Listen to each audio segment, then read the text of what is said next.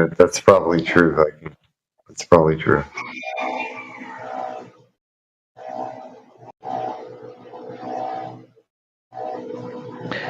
Your silence speaks volumes.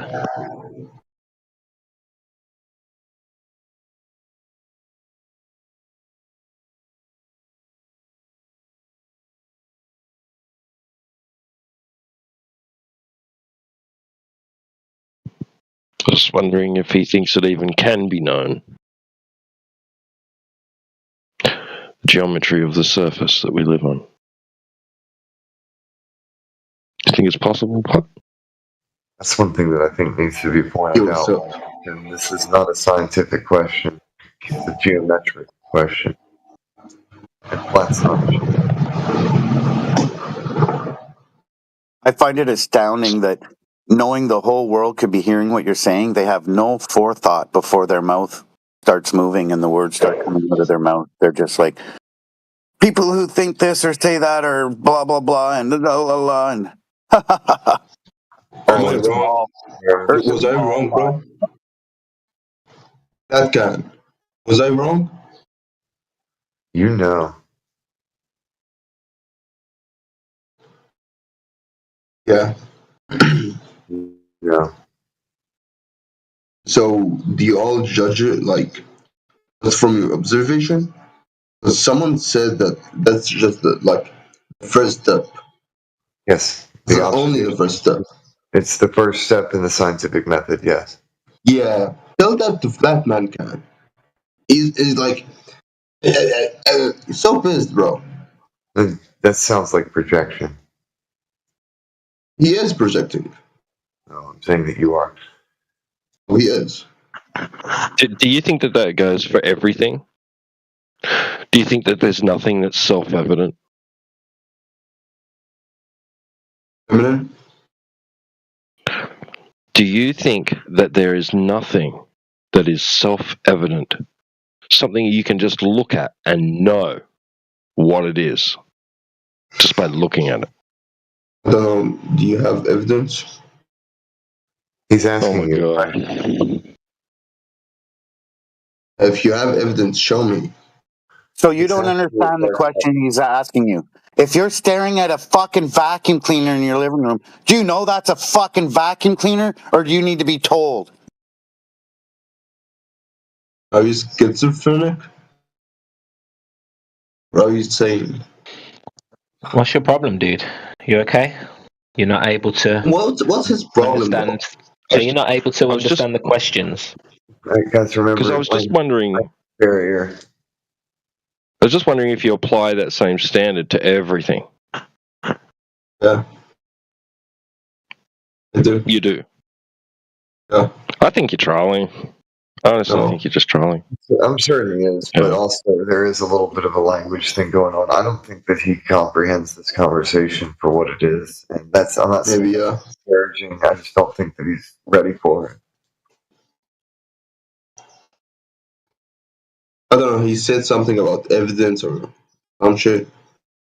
Why don't you go on Google, go ahead and look up the scientific method, and then come back and tell us what you've learned about the scientific method real quick. It won't take long. And tell us the steps of the scientific method, then we'll be on the same page with that at least. Oh, no longer than 15 minutes ago, this guy told us he's going to go to the beach in a couple hours and film the sunset and then come back here and prove to us the world's a globe. Like, this guy understands the conversation. He doesn't want to contribute. He doesn't want to contribute anything positive. Projecting. Yeah, the taking an image or recording videos wouldn't do anything. It doesn't make a difference. We have measurements for that horizontal baseline. Well, someone claimed with the GIF. Have you seen the GIF? This one. In the side shot. Are you claiming with it? What the fuck is wrong with y'all? It's not a claim. A claim would be if I told you something specific. This is, dude, I'm showing you evidence. I'm not saying that this is this or that's that. I think this. The White Sands, New Mexico was actually one of my favorites. The first launch of a V2 rocket in America, when they brought that shit back from the Nazis and stuff, they popped a camera in there and sent it up 65 miles above the surface of the earth and took some pictures. And I think it's cool as hell. The other one is an African time lapse that I find to be interesting. Neither of those are claimed. Do you have a beach? Here, I'll show you what a claim sounds like. The Earth is a Have you- globe. Now that's a claim. But have you seen a fact, beach? The Earth being a globe is the only claim. So at no point can the burden of proof be shifted to me, because that claim is yours, not mine. Even if you're a fence sitter, that's still your claim, not mine. Yeah. Unless you completely disregard the globe, then that means that you would accept that the horizon's horizontal. And in that case, welcome to flat Earth. Do you have a beach near you? Yes, I also have mountains. The topography where I'm located is diverse. You go there? When I feel like it. Do you? Have you seen the sunset? Yes. How many different types of sunsets have you seen? Types Yeah, of I've never- sunsets? I've Yeah, never there's seen a lot of ones. There's different variants and there's a lot of different effects that can occur. That's why I said, how many different types of sunsets have you seen? Well, two. I've seen two. Personally.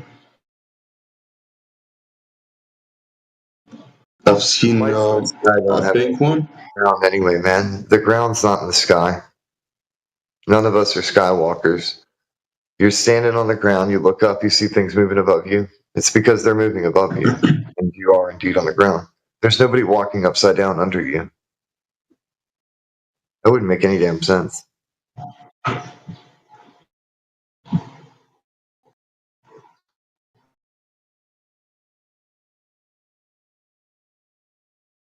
What's your claim about the sunset?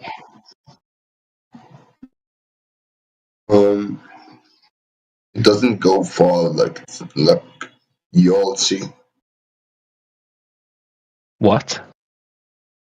It doesn't go far or like go away or disappear.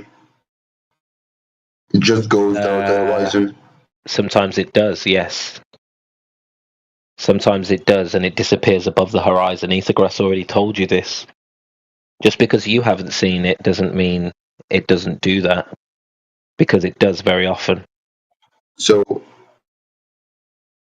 is that a phenomenon or any specific visions?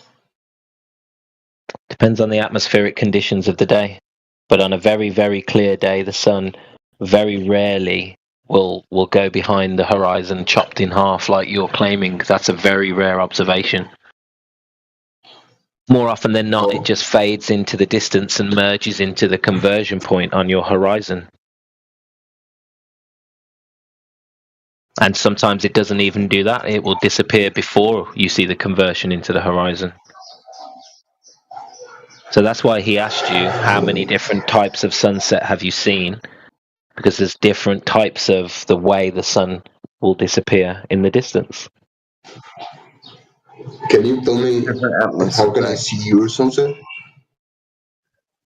It's dependent on the atmos.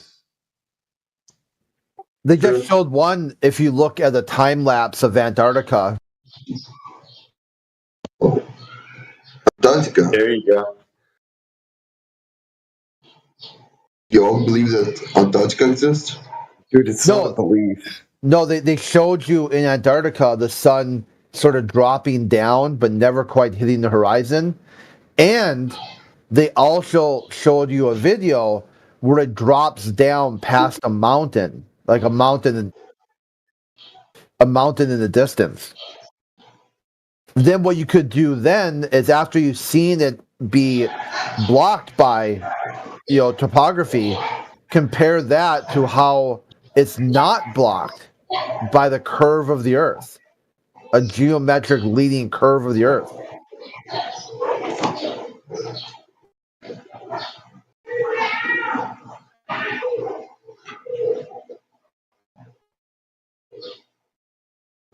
I'll see if I can find you a video of the sun going beyond the horizon without setting behind it. There you go. To reiterate again, lights in the sky have nothing to do with the ground. We don't live in the sky. We walk upon the ground, and the ground is not in the sky. Mr. Pot. So at no point will the lights in the sky actually make a difference when it comes to ground to Earth-based measurements.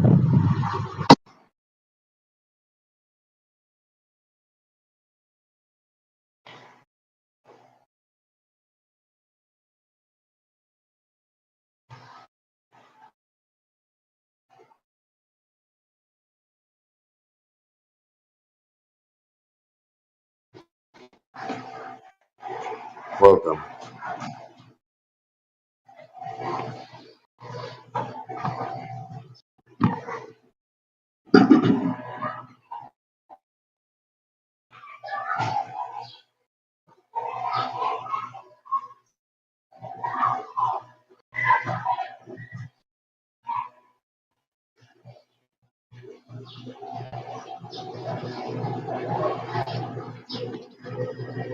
Welcome. Someone's got some wicked background noise. Yeah, that's this pot guy. He muted up the Pothead. So Pothead, check the chat, the side chat. I've posted 2 images, 2 videos, GIFs, whatever, of the sun going beyond the horizon. How do you explain that?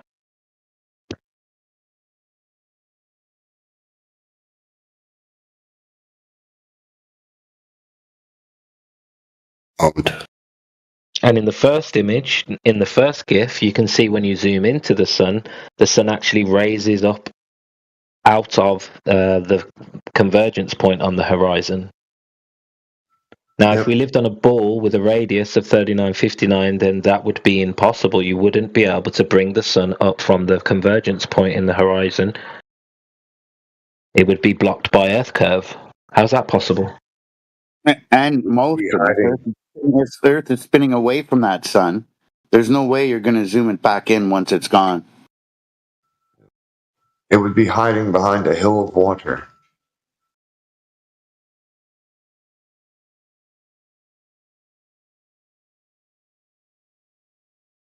It's kind of doing some weird stuff at the end now.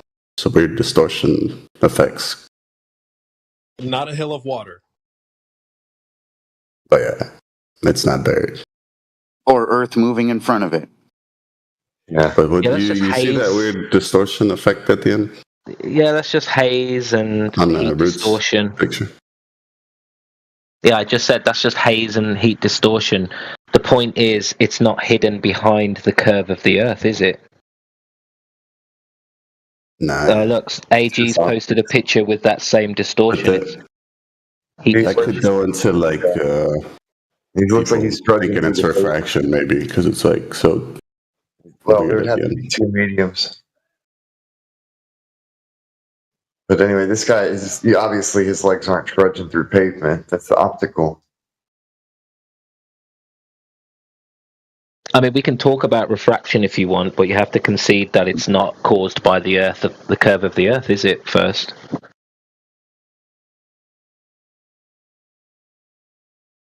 Yeah. Well, no, I don't think it's refraction, but some people would believe that refraction pulls it back up, right? Yeah, some folks will claim that. So things And I that mean, there's disappear behind the water. horizon are not due to the curve. That's the important. I just point think of water this and light convo. does weird stuff too. You know, it's like not out of the realm of possibilities. Like that's what I'm saying with the weird distortion at the end. Like, I guess that's like a camera thing, but This just too much. podcast trying to make suggestions on how to. It doesn't matter what altitude you go. The horizon remains horizontal regardless of altitude, no matter how far you go, no matter how high you go, no matter where you go, whether you leave your house or not. The horizon stays the same. It is what it is.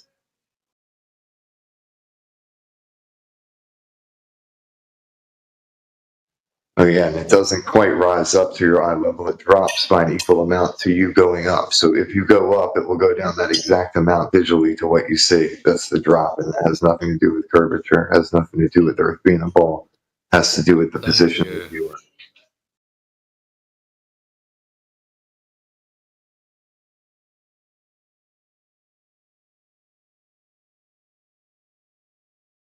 Thank you for saying that. The amount of time I hear people say the horizon rises to eye level, it makes my skin crawl. Yeah. So far off, and then it ends up causing more mess that other people have to clean up. Yes. So for all those that go, oh, look, this F-16, they have to look down by 3 degrees to see the horizon, that is correct. It's because the F-16 is at extremely high altitude. Well, That's how all- long? That's Sorry. also a like a artificial horizon. That's an instrument that generates an artificial horizon, not the actual horizon. Yeah, correct. And from its artificial horizon, which shows the true horizontal, as in parallel to the sea level, it is dipped down to see the horizon. So it's got its artificial horizon, which is the plane of the horizon, that altitude. So it's set at horizontal, and then to see the horizon, you have to tilt down about 3 degrees. And they claim that tilt down is the curvature of the Earth. No, it's not. You are just high up in the air, so in order to see the horizon, you've got to look down. Yep. Yo, But can I kind of ask? like the exact amount that you went up. Can I ask? Like how long? So I get what you guys are saying, like the being able to zoom into the horizon and get more information, right? Is that like a? I mean, obviously, it's like new for like recording and YouTube's sake, and like everybody seeing it or whatever, right? But like, obviously, like a long time ago, they were able to zoom into the horizon as well, right, and get more information. Or like, I guess not to the extent of what's going on now. You guys see what I'm saying there? Like, that's kind of a new thing, new phenomenon, I guess, of with the new cameras, I guess, that's coming out. Well, not new, but like 20 years, I guess. I don't know.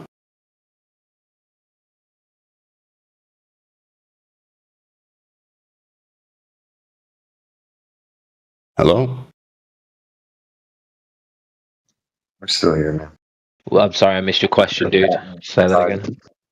My question, I guess, is like, is that so because of this new phenomenon of having like really good cameras, like everybody can get them now, right?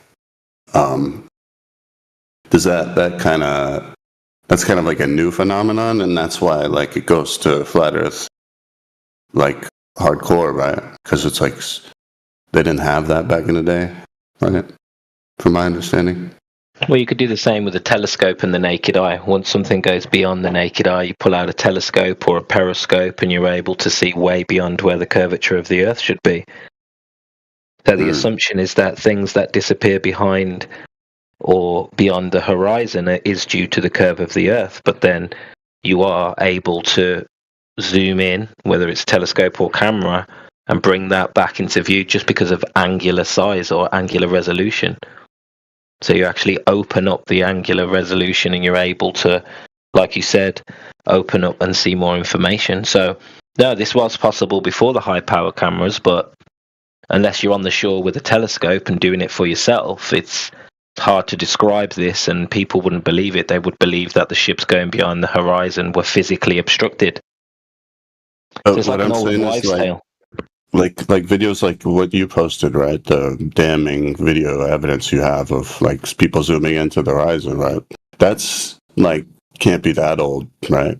To where we can all share that and it's all accessible and I'm pretty sure that camera even is like not that old, right? So it's like kind of some new technology that we're all like interfacing with. Well, yeah. I mean, it means that now we can provide evidence upon demand rather than expecting you to go to the ocean and do this for yourself. So Right. yeah, it is new. It's come with the technology to a certain degree, yeah. But obviously, this is something that isn't dependent on technology. Like I said, a telescope will bring and open the field of view in the distance.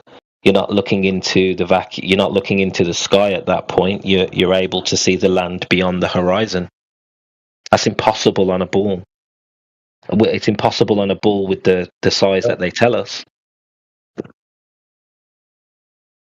Yeah, I combining just think that, it's super dope that you can just like share that GIF. It's readily available, and everybody could just like eat it up. And it's like the video says a million things. It's like some new A picture is technology. worth 1,000 words, then how much is 60 frames a second worth? But I do think the only like fucked up part about like not everybody can agree upon this video is that like light does do weird shit that like I don't even think we have any idea about really. Like light is so fucking out of our comprehension sometimes, I think. Light is particularly energetic.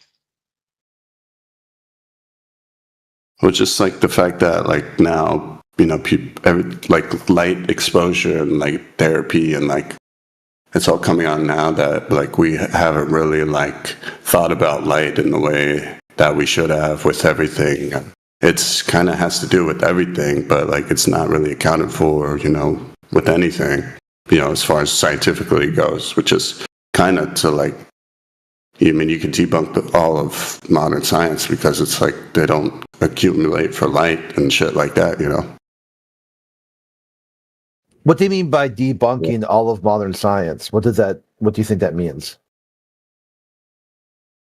Like, the modern science of like health science and like I don't know, Jack Cruz. If you guys seen that, I was watching him a lot, and he talks about how like medicine and nutrition and like surgical procedures and let's like try all to this stay shit. off.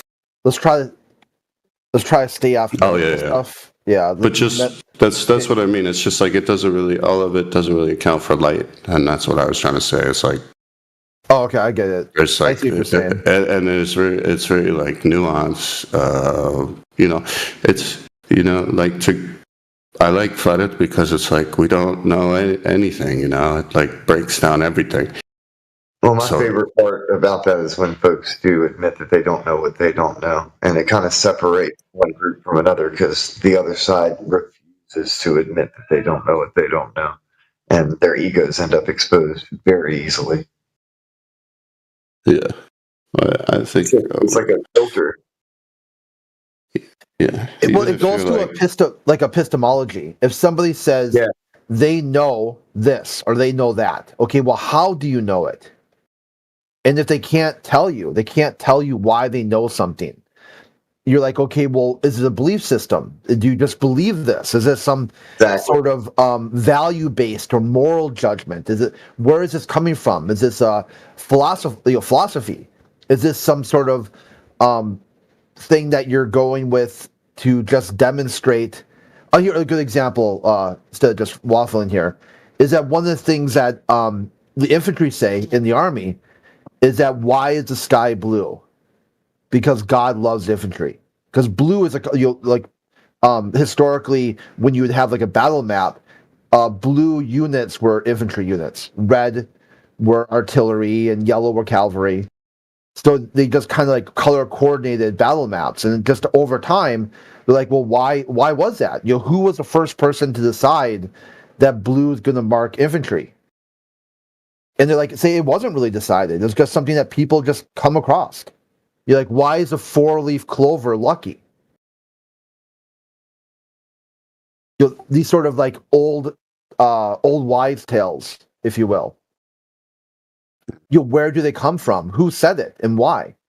And do you know them? Is it just, anecdotal? Like, why do you hang a wreath outside your door, during Christmas? Why does salt block ghosts, or all these, all these different supernatural or superstitious things? Yeah, superstitious. Yeah, rituals. Like, where do these rituals come from? And we start seeing that these globetards, they are very ritualistic, and they're very religious, and they have a high belief confidence interval in the globe. based on generally not knowing why they do so. What they're coming from is the Earth is not a flat. That's basically it. If it's Anything not a but flat, if it's not a flat, it must be a glob. That's it. That's their full idea. And when you get them to think about it or admit it, or generally just acknowledge that, they kind of get upset. They get really upset with you because at that point they see you as some sort of adversarial role. Like it's no longer just discussing. Oh, go ahead. Ethan. I was just say they instantly go tribal. Yeah, tribalistic, points of view, which is quite ironic, considering that the Globetard has told people with the overview effect there are no tribes at all. You're all interconnected. So they kind of contradict. They contradict there by saying their version of the globe is even more ugly, sad, and small and stupid than anything that we're talking about as a flat Earth. See, I can explain tribalistic thinking on the flat Earth, cavemen. We're just still cavemen. We're just like slightly more comfortable caves. That's it. Nothing changed around here. But on their point of view, they talk about everything has changed. This like modern science has increased the dignity and respect of human life, all this sort of crap. And then you ask why or how. And they really don't have an answer. And I find the worst part about it is they'll come in so adamantly sure of what they're going to defend, and they know so little about it. Yeah, it's like a couple of weeks now. I would say old boy came in here and said, this will be quick. This will be really quick. We're like, what? What's going to be quick? He's like, I'm going to prove the globe really quick. And we're like, okay, like how quick? Like, do you got a time frame on this? What does that look like? And he's just basically, yeah, this will be really, really quick. We're like, okay, how quick? How quick is quick in your worldview? Like, what does that look like? And the first thing he says, explain Newton. Like, really quick? You want me to explain Newton really quick? Sure. He didn't have a hypothesis. He thought God did it. It was kind of a side hustle. His main shit. Toasties. Yeah, his main shit was that he tried to dissect the Bible looking for hidden information, and he predicted the end of the world. He had a massive doll collection, and he ended up dying because he drank mercury because he hypothesized he would shit gold. Yep. Okay, there we go. I summarized Newton. Okay, now what? And the dude just freaked out, just literally freaked out that quick, and basically flounced. Like he argued a little bit about back and forth about like asking the same question again. Explain Newton, explain this, and I'm like, damn, that dude, it was quick. Like that's all it took. At least he told the truth. I suspect Newton had Mad Hatter's disease. Oh yeah, like extreme Mad Hatter's disease. I mean, like if you're old, I mean, think about this. He's like in modern day. If you had a dude like that who was sitting in his house all day playing with dolls and like drinking mercury or playing around with mercury with like sort of not chemistry, the old alchemy, playing around with alchemy, you'd be like, wow.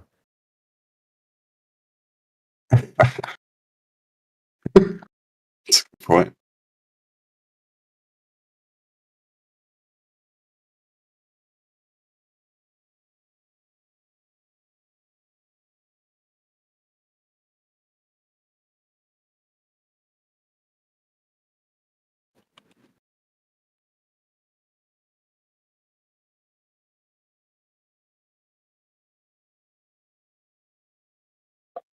But I look at it as like, some people just need more explaining. I think it offends some people when it's like there's unanswered questions and they think we're like, we figured it all out. And it's very far from that. That's why I brought up the light stuff earlier, because it's like there's a lot of stuff with light that we still don't know about. And people want an explanation for everything, you know. I think there's something weird about that. Like, why do they want an explanation for everything? Do they want, like, they never want to run into anything unexpected, or like it's some weird, you know, I think a lot of the calmer, more normal people are like, yeah, but we can't explain some stuff. Like, it's out of our hands. It's like, it's for the creator.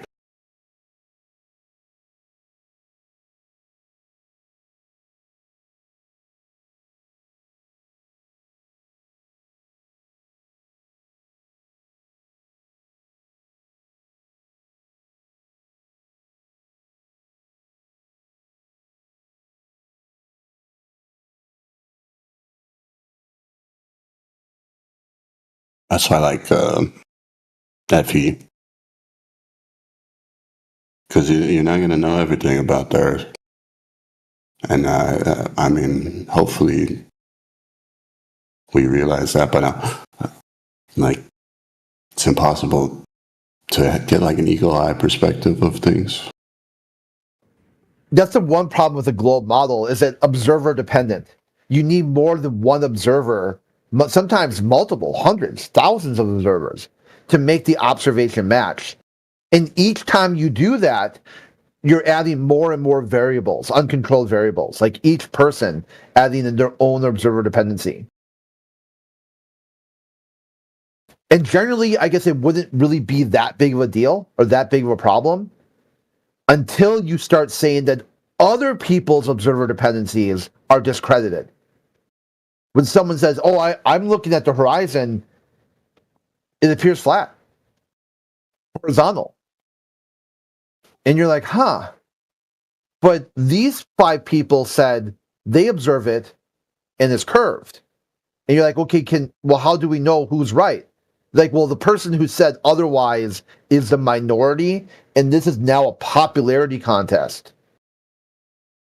You're like, wow, really? That's where you went with that?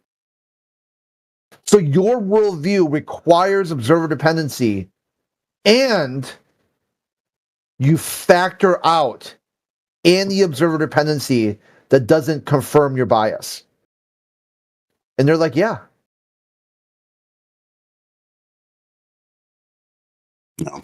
No problem. You see no problem with that. And they're like, no. Amazing. I mean, how they snuck in like NASA propaganda into like elementary schools, you know, like who knows how they figured that one out. Yeah, like where they have a bunch of like, hey kids, check out these tomato seeds. These were in space. And they weren't. They were just basic tomato seeds. They make it seem like all across America, they passed out every elementary school had some sort of tomato seed from the ISS or whatever. Dude, all of us, I think, yeah, I don't think there's a living, like, I'm pretty sure, well, maybe if they're like 100, but like most people went through elementary school now and just got indoctrinated by like all of what's going on astrologically, right? And like, you know, we got a bunch of people here who like fought through it, but that shit is tough to fight through, man. I think, I don't even blame like people who don't even think about it anymore. It's like, yeah, I was taught it's this in elementary school. That's what I'm going to go with. You know, there's no hate in my heart for like globies at this point. It's just the normal position. It's like, it's just the human nature is what it is. If anything, it's like, damn, human nature is fucking weird.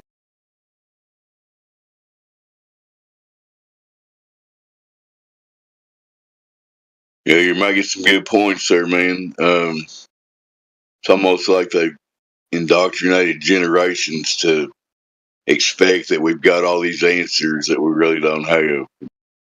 Anyway, I just wanted to back up, saying you're making some good points. How long you been looking into this, Fidget? My name's Dave. Oh man, it's been a long time, bro. I'm not. I barely come in here, but I used to come in here more. But I for sure respect what y'all are doing and everything. It's just to me, it's like it's tough. I tried to like talk to people about this stuff. It's real hard, man. It's like fighting fucking demons when you talk about this shit. Especially like your family or your friends or some shit. It's like I stopped doing it because it's like not even worth like exiling anybody that I fuck with. You know, at this point, I'll just like I'll bring it up as you know, like humorous more so, and Well, you got to I'll do laugh it. about it. Here, I got a couple tips for you. Okay, so the first one is they have to raise a topic. Okay, don't raise a topic to them. And then number two is find their sacred cow. What is keeping them attached to the Baltard?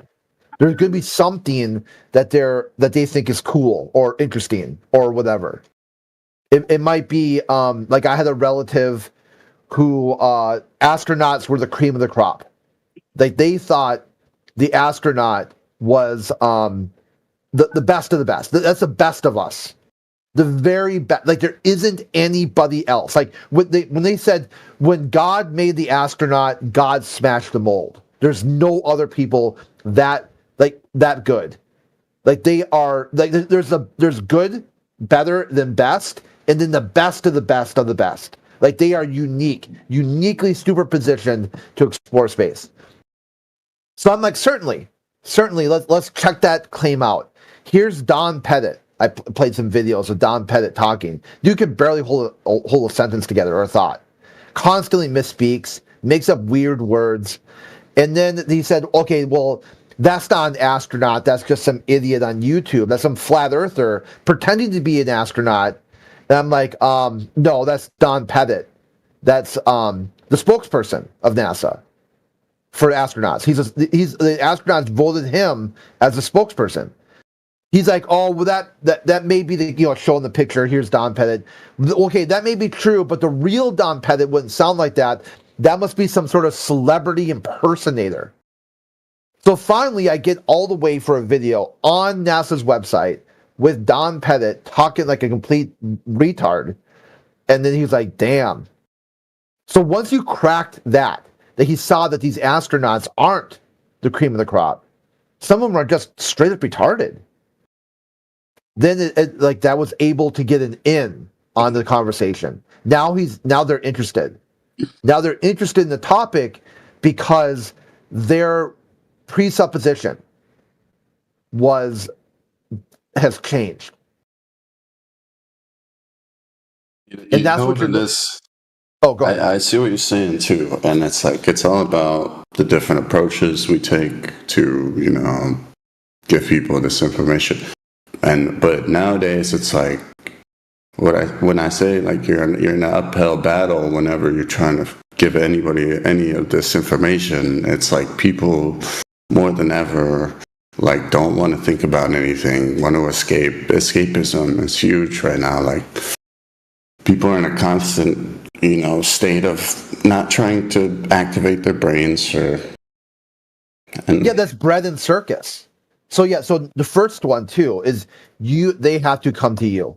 Okay, don't come to them. Don't be like, hey, have you heard about your No, yeah, I'm there at that point. Yeah, I get that part for sure. I've done that.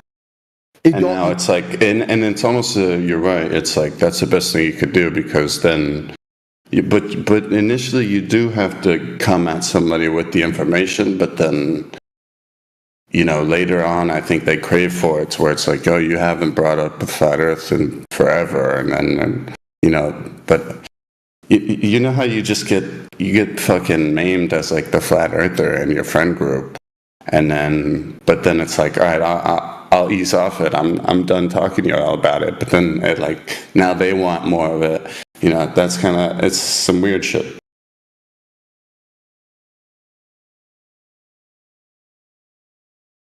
But I don't know. I say all that to say that it's an uphill battle, and getting worse by, like it's not getting easier. I think. Well, it depends on where you're at. If in America, it's definitely an uphill battle. I mean, really. I mean, it's like that is like Bunker Hill or the sands of Iwo Jima. Okay, like because in America, there's a lot of jingoism attached to the space program. There's on both sides, both Republican and Democrat, but even more so on the Republican side. They see like the space age as an American thing that is uniquely American. That's God bless America. So when you start talking about the Earth being flat, they're hearing you say God didn't bless America, like or whatever, some sort of communist propaganda or something like that. Yeah, yeah, because like that's the claim to fame is that we like got to the moon and everything, right? But then you take that away from them, and that's like unpatriotic. Yeah. So, but if you're in not Australia, but like New Zealand or Brazil, it's a much easier conversation to have because those people are not wrapped up. Yeah. Sorry. Go ahead. Yeah, because those people already have a healthy skepticism of government claims, and they live in that southern hemisphere area, which doesn't match the claims of the heliocentric model. That's a crazier point. Wait, can you explain that a little better? That end point. Yeah, this idea of like the stars and the star rotations and whatnot.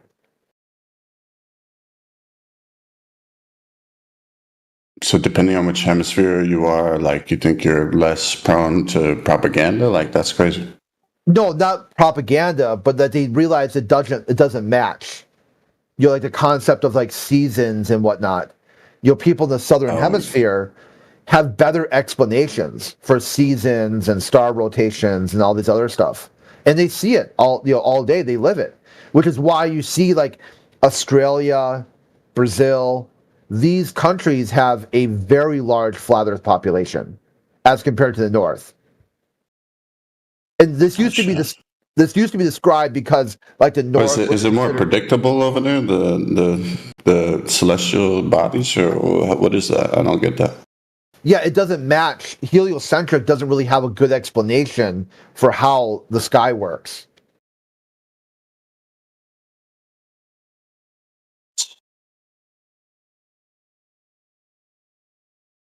Because at this point, the sky in the heliocentric mind worldview is 96% dark matter, dark energy, unobservable. They can't explain it. It's so bizarre that their observable universe is now deemed unobservable.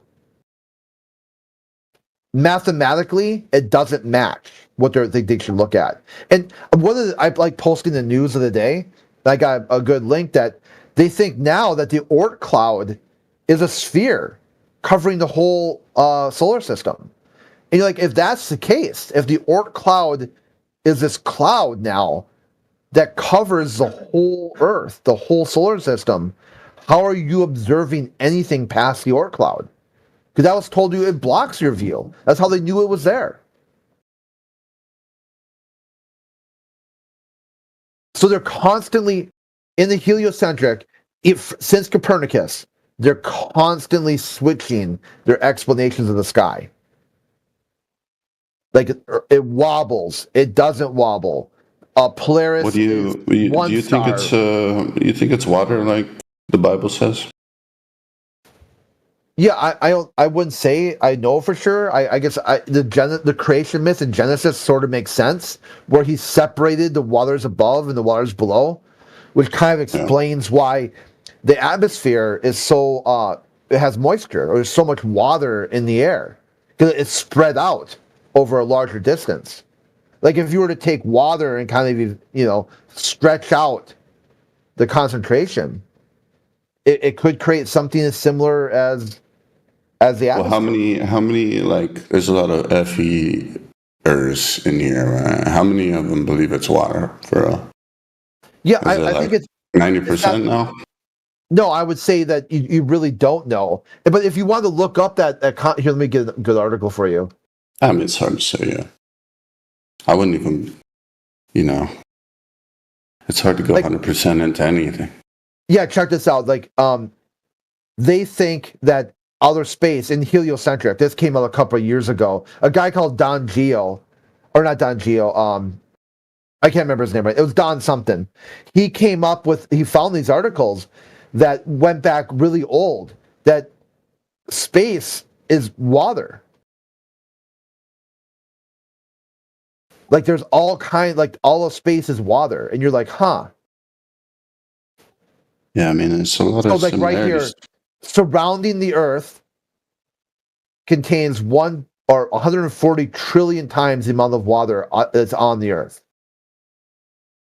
Basically, the solar system is water. But then you would have to believe in a firmament as well, and I don't think the average. I don't even think most flat earthers are believing in that. It's like the word firmament is a newer word. The original word is rakia, and it just means something outstretched or an expanse. It doesn't necessarily mean what people now might interpret it to mean. Because the original word was rakia, and later it was translated transliterated using the English word firmament. That's not the original word used, and that's not even what the original word means. I mean, I get that. Yeah, well, but that's the first English translation, though, right? Well, yeah, that's transliterations. Because to me, I don't mind translations, but transliterations are problematic.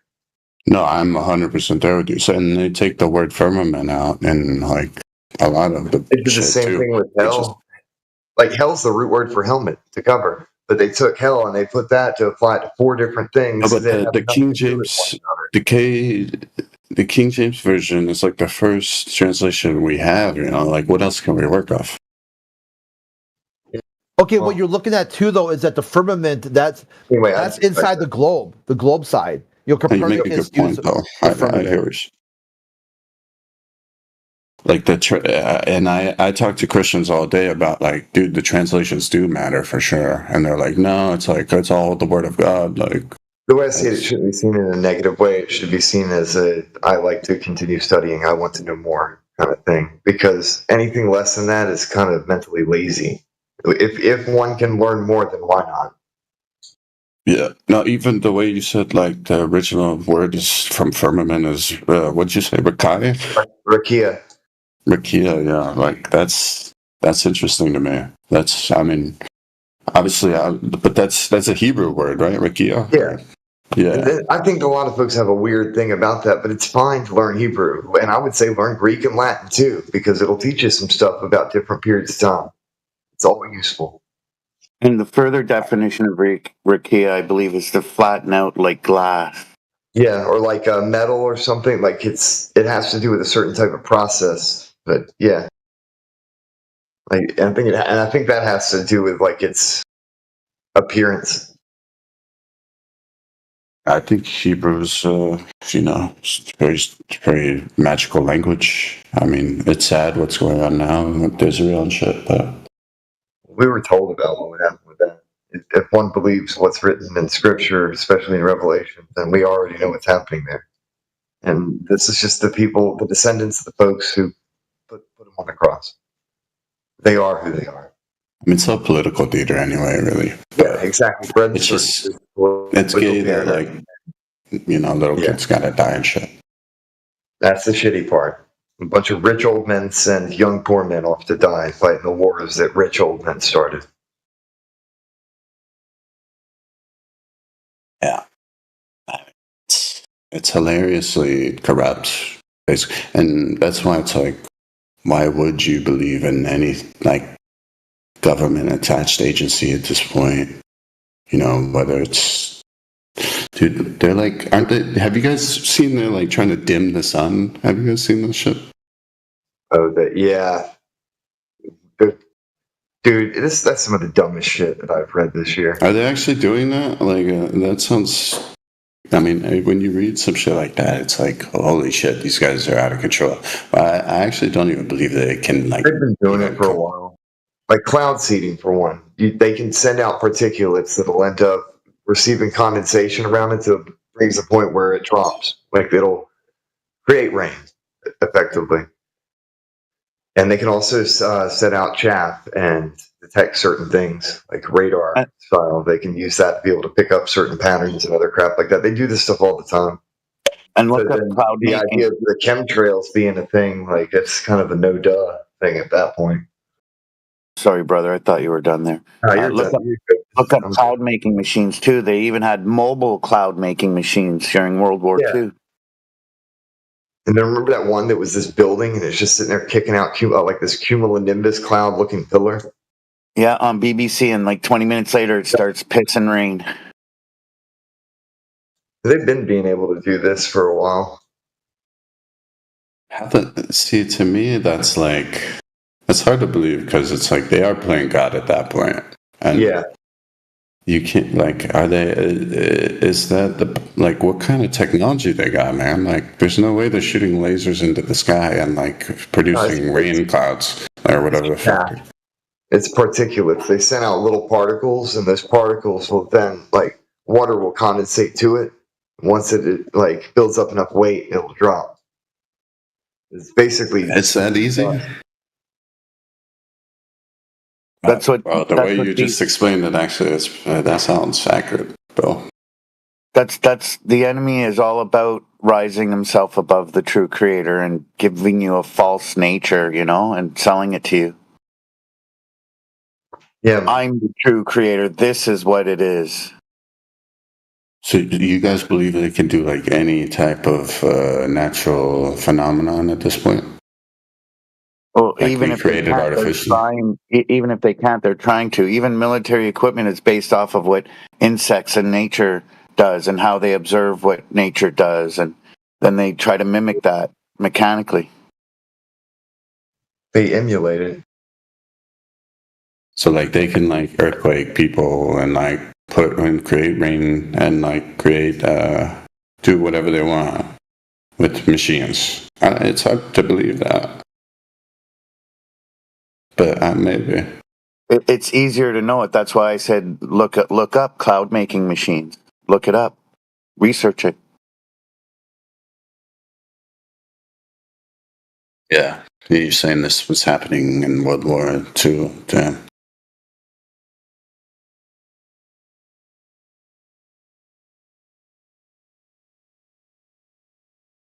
Check that out. Yeah, Vietnam. They were cloud seeding during Vietnam. Make it rain on all the Viet Cong.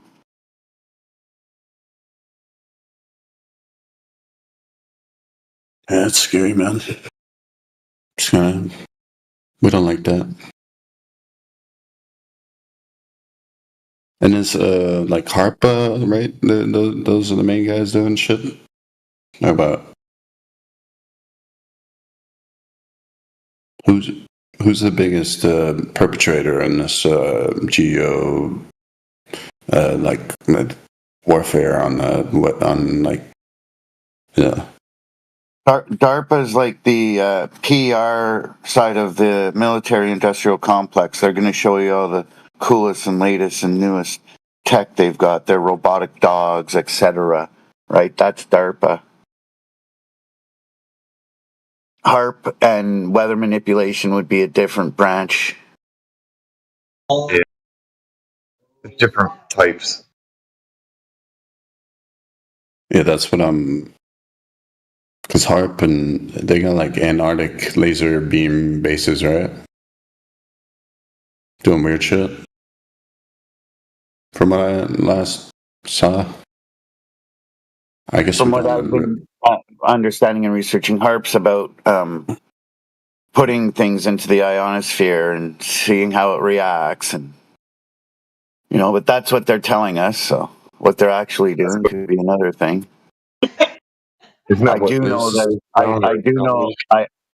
know that they tried to set up a HARP grid down in, I think it was Brazil, and the people basically stopped them, like would not allow them to build their HARP grid. Hell no. It's a valid response, though. I'm surprised they even knew about it. I'm surprised it wasn't so low key to where they couldn't do anything about it. Yeah. Yeah.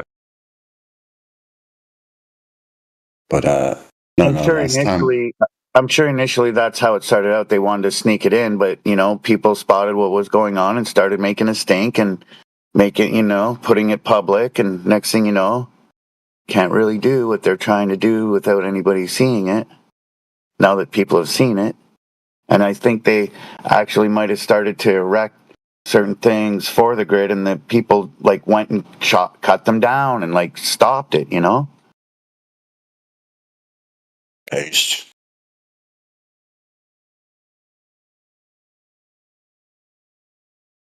I saw some weird Antarctic base that was shooting green lasers into the sky. I don't know what the hell that was doing.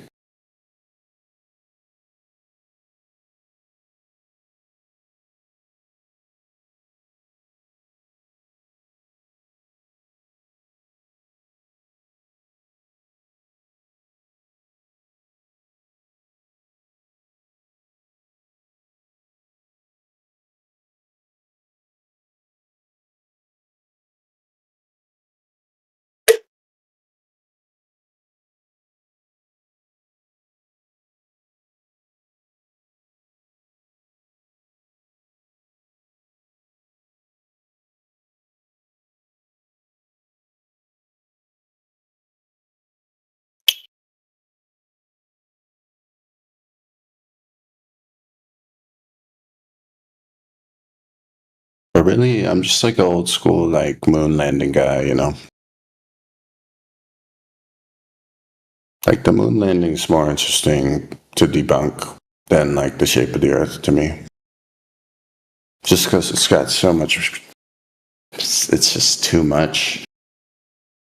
To talk about a normie, I think you should really start a normie off with the moon landing. You shouldn't even bring flat Earth up until you debunk the moon landing completely, in their head. That can be a little tricky because a lot of people who think the Earth is a globe and think the moon landing was hoax think that somehow flat Earth is some sort of controlled op. So if you're in Yeah, you know somebody, I used to be there. Yeah, I know about that. Yeah, so that can be kind of tricky. So my advice would be to divorce the two topics. Don't try to marry them because it might bring in some baggage that you're not prepared to handle. Fucked me up. But my whole journey was through the debunking the moon landing. That's how I got to where So I mean, well, you didn't start with the moon landing and then go to flat Earth. I think that's a natural pull.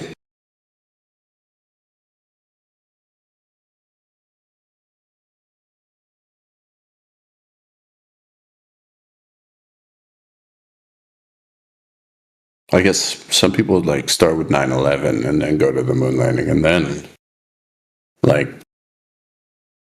are just bored of everything because they've nailed everything, and then have to that's kind of what I did.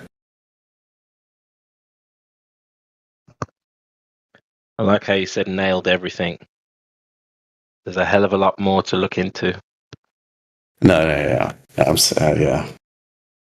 Obviously, way more than I mentioned. Yeah. Don't get me started on history. Yeah, but I think the flat Earth does put the nail into it. It's it comes at the latest point, and then you figure that one out, and then it you realize that everything's fucking malicious. Yeah, Fidget, but you got to realize it's not just about you knowing about it. It's about telling others. If you think it's just you reach to a certain point that you know that the Earth is flat and you move on, well, that's because you think that nobody else should know the information you know. So the next thing is, how can you convey that truth message to someone else? And if you think that you don't need to, well, then That's the importance of truth to you. No, I try to. I was saying earlier that I try to with like my friends and family, but it's like fighting, an uphill battle and like Yeah. demons. But how many more sometimes. people? Yeah, it's not just them, dude. How many more people need to know? And see, if you You're reach right. the end of the road in your mind, then you think that those were the only people that need to know. They're not the only ones. There's other friends and families that need to hear about this. I agree with So- you, bro. I mean- I try and do my part, but like I don't think I'm doing as Yeah. much as you guys are doing, so to say, right? And Yeah, well, that's the thing, though. Like, I mean, what emphasis do you have on what you do? Like, do you wake up every morning with the defeatist mindset, or do you wake up every morning with the champion? I mindset? wake up every morning not really like your mission in life could be different than mine. Like for example, yeah, but the positive affirmations that you give yourself doesn't have to be. It could be the same. but we attitude can is have what- different ones, and I ain't mad at it either because you sound fulfilled in what you're doing, and what I'm doing is completely different, and I'm fulfilled in that as well. I don't want to like completely give my life up to this information either. It's like, Well, it's. but dude, I like- respect you like for doing that if that's what you're doing. Well, then, like, I mean, it's just everybody has to take stock of where they're at with this, right? If you feel like that's the farthest you need to go, then you do you. But obviously, other people need to hear. So I want to put emphasis on the world because it's not just like, okay, I know about flat Earth. I reached the end of the rainbow. That's all there is to it. Everybody pack it up and go home. Like, then that's you. Seriously. But everybody in this room that comes in here day in, day out, they know that other hearts and minds need to hear about this. And then we can. Well, I'm just trying to have share real my conversations. testimony. Maybe that helps them in their What? journey. We're all like on but that you're journey. basically giving people the idea that you can just reach the end of the rainbow for flat Earth and then just give up and quit, and because you can't. I don't make think I any gave them progress. that. I'm still on the journey of figuring things out. But yeah, What it sounds I like, just though- kind of gave up on the journey Yeah, because that's it's what it sounds tiring like. sometimes. But Yeah, that's I'm what it coming sounds back like, to it now. Like you can never That's give what it up on this information. You just take a break with it. You know how that goes, man. Come on. Yeah, but man, the attitude should be never give up. Continuously. I'm not Life's as a militant struggle, as bro. you, We get man. No, we're not all as militant as you. I It's wish not we about were. being militant. We dude. would have. It's not about being militant. It's about the attitude you have. That's what it is. You can take whatever attitude you want, but the projection of energy that you give is one of a defeatist mindset. But why are we fighting each other, man? We're on the same side, bro. But I understand your it's like turn the energy around, bro. Like, I'm encouraging you to not be the way that you are. Every single day you wake up is a new day to reset and refocus. That you can. I'm focused on different shit. Like I'm doing music That's and good, stuff. bro. Like you don't know That's what I'm doing wonderful. with my life. Like I'm That's trying wonderful, to but it figure my doesn't life sound out that way, in different ways. It sounds like but your soul's being dragged in the mud, dude. You need to like think about where you're at and be like, you know what, I think I can do better. that sounds I think like my things can be soul's better. in the mud. Fuck. Oh man. Sounds like it, dude. Like, I mean, I that's what I'm don't feel hearing. like that. But The I feel cadence you, of your bro. tone, I'll like take. the. Okay, All I'm saying is like yeah, when people I come in here, switched. they want to hear somebody who's like, hey, you know what? There's a better way. Not like, well, you reach the end of all you can learn. Just go away from flat Earth and do whatever else you can. No, dude. I see what you're saying, bro. Yeah. I'll take it into account, man. All right, man. That's Like, my bad.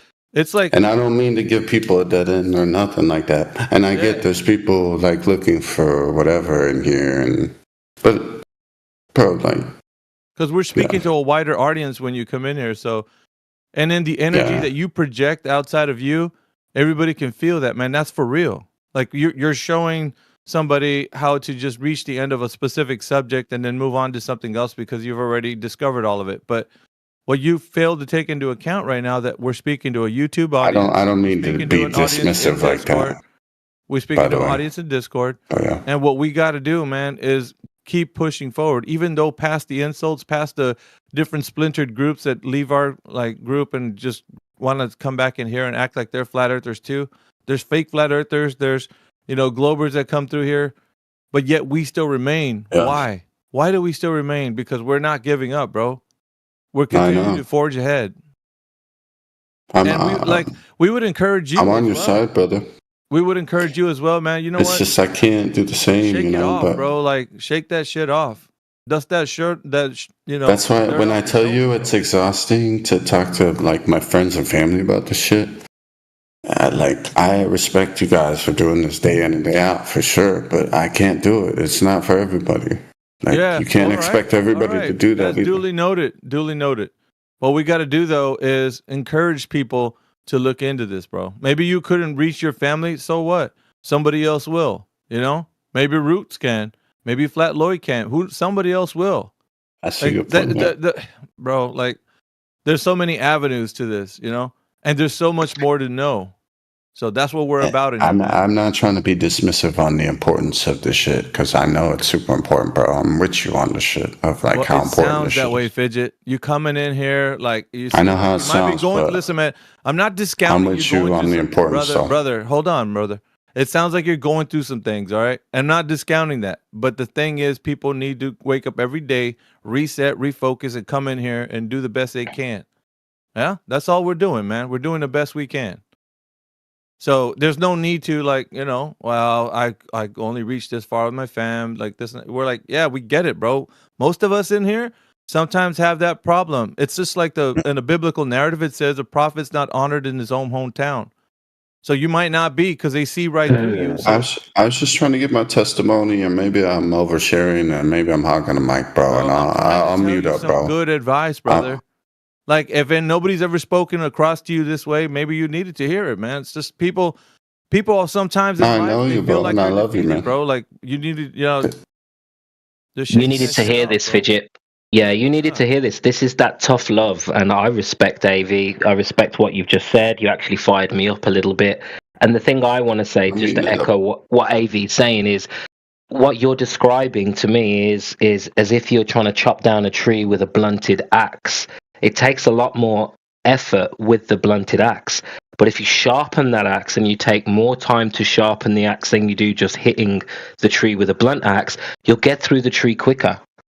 So my analogy is to sharpen your axe, because I was at a stage where I couldn't convince other people. I couldn't articulate what I knew, but I kept with it. I sharpened my axe, and I don't remember the last conversation I had where I did speak about flat Earth, where I didn't immediately convince the person, oh shit, this is important. So sharpen your axe, dude. That's all. Yeah, there's a heavy burden that people carry if they're trying to I convince respect that. someone. You know what I'm saying? Like, if you're trying to convince someone, it's above your pay grade, man, to actually carry that burden to try to convince a mind.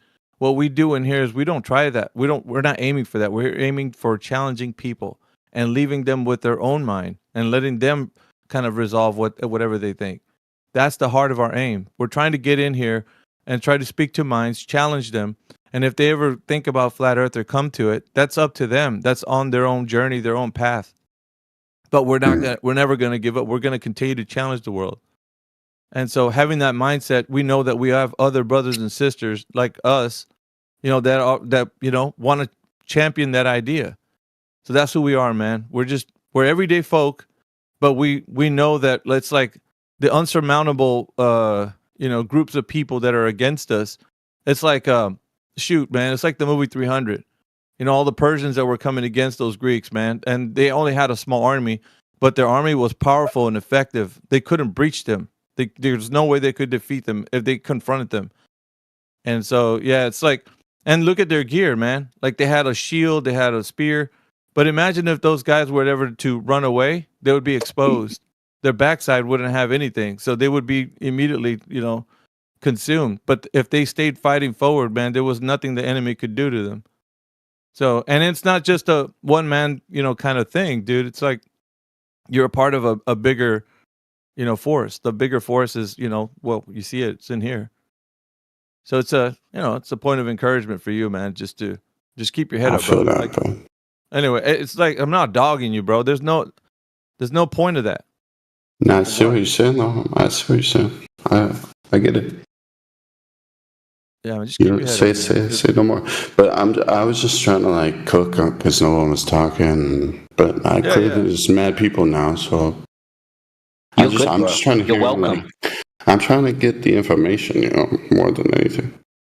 Yep. and I'm trying to bring the information that I have to y'all to see if it's like any good, as well sometimes. But I appreciate y'all. It's all good, man. Hey, good morning. What's up, What's up, Alpha? APOC? I just posted this thing. I've been really into what just happened in Iran and stuff with the B-52s, and it's awesome to see that ChatGPT itself is like in agreement and like it can. You don't have to deal with the globe or with the bias. Like everything it Yeah. says, like yeah, it's treated as stationary and a plane. XYZ Cartesian coordinates. And I just posted that for everybody to read it, especially the Globers who are like, no, they have to account for curvature of the earth, blah, blah, all that bullshit. Just read the answer, dude, and then go from there. Is it talking about B2 or B52? The B-2 bombers. Yeah. I Okay. put B-52. I was thinking a group, I guess. I don't know. But it's the B-2 bombers. Well, the B52 is huge. Like, yeah. Or maybe it did it did say the B-52 bomber. So I don't know. I'm just saying in general. B-52s in your little statement there. Yeah, probably because that's what I asked it. But it's probably at the end. I think at the end it does say that the B. Oh no, it does say the B-52's navigation. Yeah, okay. So it's stuck with it.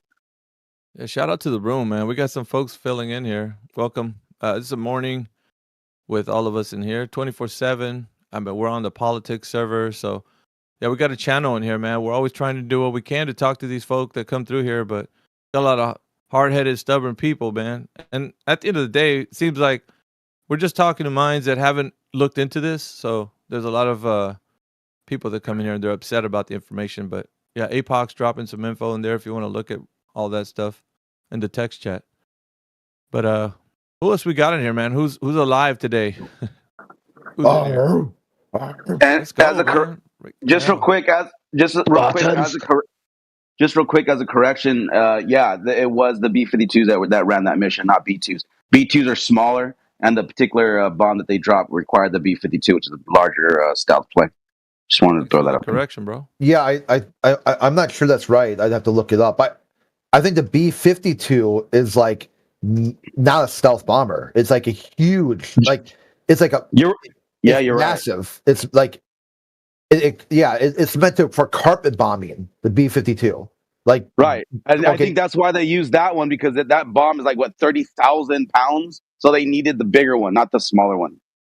The B-2, I think, carries a smaller payload. Maybe you're right. I mean, it's been a while since I looked it up, but just based on what I know now, the B-2 is a stealth bomber that carries one or two bombs for strategic hit on one location, these bunker busters. The B-52 is this huge. I mean, I'm talking about they need special runways and shit for these planes to take off. Like they're the massive. ones that kept in the air. Yeah, they're the ones that they kept refilling for 36 hours to stay up. Not the B-2. It was the B-52s. That's what, at least according to the intel. All right, yeah. I mean, I'll go with it. I mean, I'm not kind of busy right now, so I can't look it up. For sure.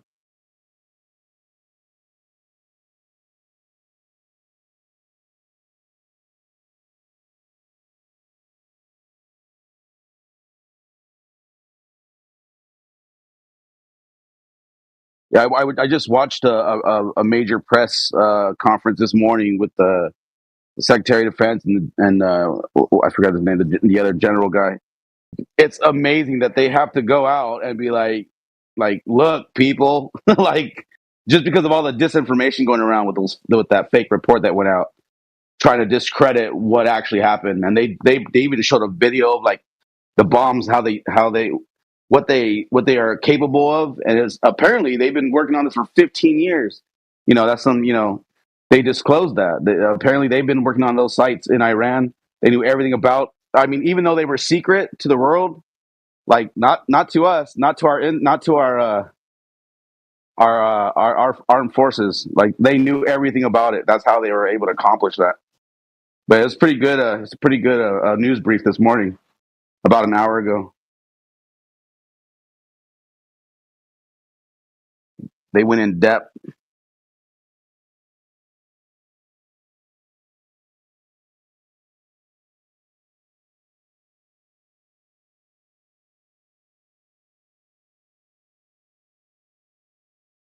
post a video if anybody wants to watch it.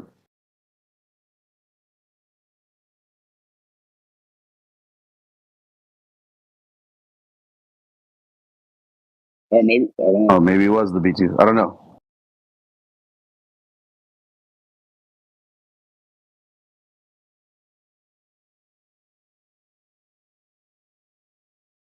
APOC, for the room and YouTube, do you want to give us like a top down quick summary of what you're talking about? Because I kind of missed it.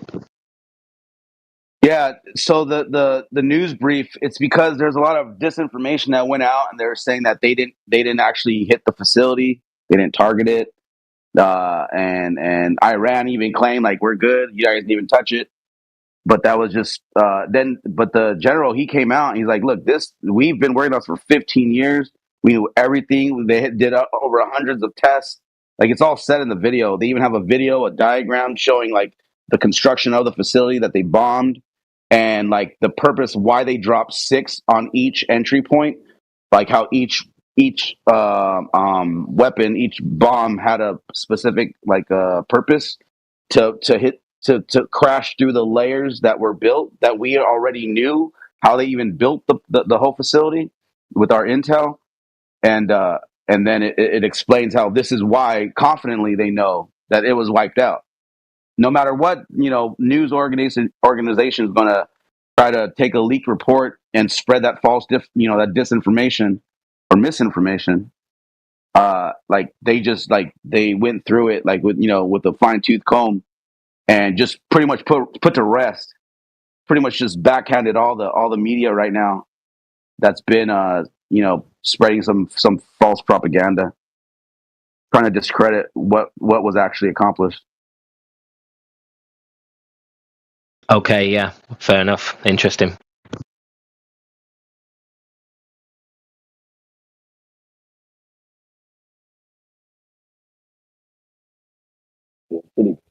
All right.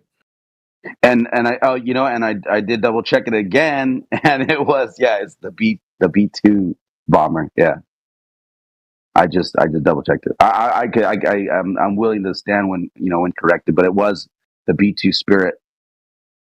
So as well, that you were giving us some fake news, APOC? I did. I literally just get B-52, B2. That was fake news, but you were actually talking about you were giving us more fake news that they gave us.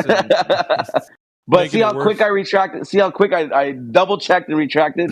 Unlike the media, they'll say a lie and they won't go back and fix it. They'll just leave it at that. Good thing we got people to fact check. Right? Yeah. Matter of fact, when Crip brought it up, I was like, "Oh wait, no, you're right. I did mean B2." But then I double checked it. It's like, no, the B-52s did run operations over Iran. But then I'm like, wait, hold on. Then I asked, did the B-52 run operation last week? It was like, no, it was the B2. Oh, okay, good, all right. Now we're on the same page. It's almost like it didn't understand my question, I guess. And then I went on to the news, and there's a lot of information of the 14 MOP bombs, and they were carried by the B-2 Spirit stealth bombers.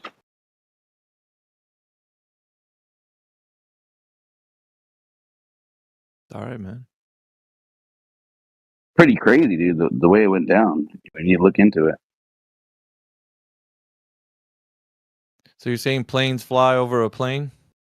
Is that what you said? Yeah, the airplane. Yeah. Yes, sir. We might have some Globers who disagree with that in the room. They have to, because it wrecks their. Yeah, there you go. So Apocryphon. I wonder if you'd updated your understanding of mean sea level since the last time we spoke. It's still the same. It's still the same, Elder Bear. It's still the same, Elder Bear. Tell me what it is. He's going to put on his little, his What's your understanding of mean sea level, Apocryphon? It's still, after all these years, Elder Bear, it's still the same thing. No matter how you try to spin it. Ask him for the calendar date, APOC. See if he gives it to you. Is it a point on a vertical datum, Apocryphon? He thinks the holy man Bev peace be upon him, came up with this information. That's just your poison the well straw man. Dude, he's in here to set the record straight, man. He wants to make sure everybody knows where this argument Let me came check from. with Apocryphon. I checked with you. Go check with Bev, dude. If it's okay for you to be here, So, man. He might be like, dude, it's not time for you to be out there. Let me ask this, Elderbear. Let me ask this. Is mean sea level a point on the vertical datum? Let me ask something. Does it have I'm asking you that. Does it have a position of 0? Let me ask you this. Does mean sea level have a position of 0? You can't measure 0. Is mean sea level a point on the vertical datum? He's not going to answer, dude. Just forget it. Like we tried to. The other day he was here. The other day he was here. We're doing the whole same thing, and he put on his little tap dancing shoes. He doesn't answer your questions, bro. Because you can answer honestly. The Apocryphon, what you talking about, mean man? sea level. That's projection. What's the calendar date that APOC changed his? Datum? Yeah, what's the calendar date that APOC changed his argument? Again, he knows what we were talking about. Yeah, I know. Do you remember Apocryphon? You see how you don't answer? In Earth Awake? You don't answer either, bro. Why do you have to talk to him? Because you don't answer just like you want an answer for somebody. You don't give somebody an answer when they ask you. Same deal, bro. Apocryphon hasn't earned voice. No, man, this isn't a democracy. He has to bow down to you like you do to AI. No, I asked you a question, and you said we can't measure 0. Okay, yeah, see that. Okay, but was my question? Can we answer 0? That wasn't my question. My question was: is mean sea level a 0 position? Yes or no? It's a benchmark of the average. Okay. And what is that number? Hold on, APOC. This shit again?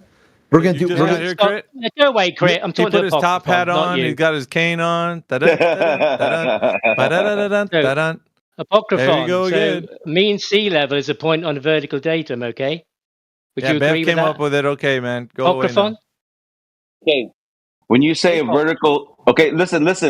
When you say a vertical datum, is that at a 0? It's a point on it's the average.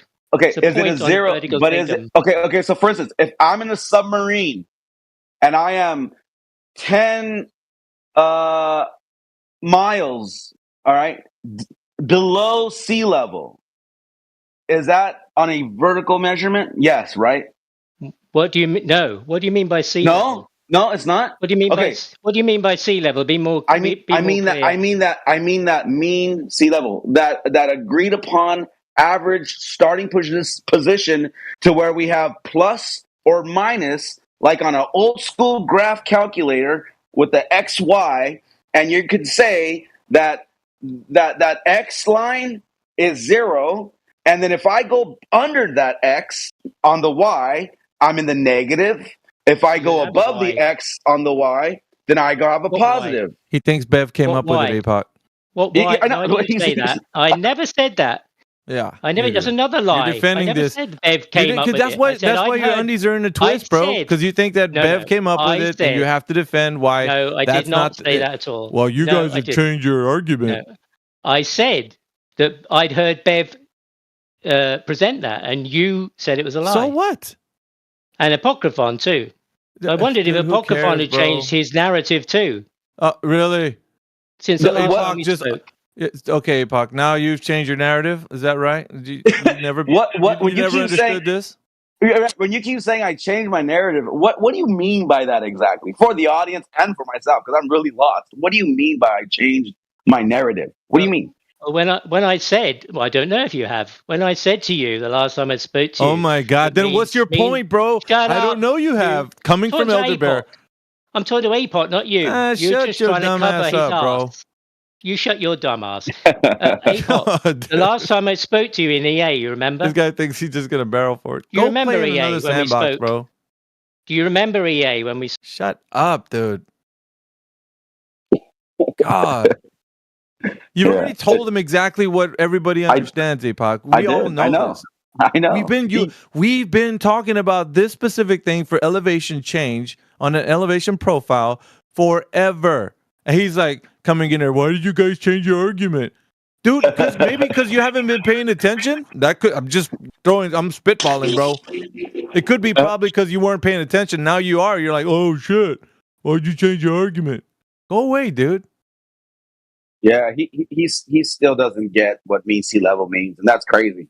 They That's don't, crazy. bro. Like, and we had the same conversation the other day. He's like, "Why did you change your argument, bro?" That's what it is. That's how you get an elevation profile.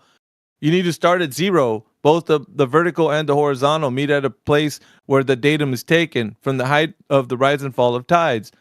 What the hell is wrong with you, bro? We've already been, I don't know, like, this elder bear just stuck in like, oh, why are you guys changing your argument? Maybe perhaps because you weren't paying attention. Yeah?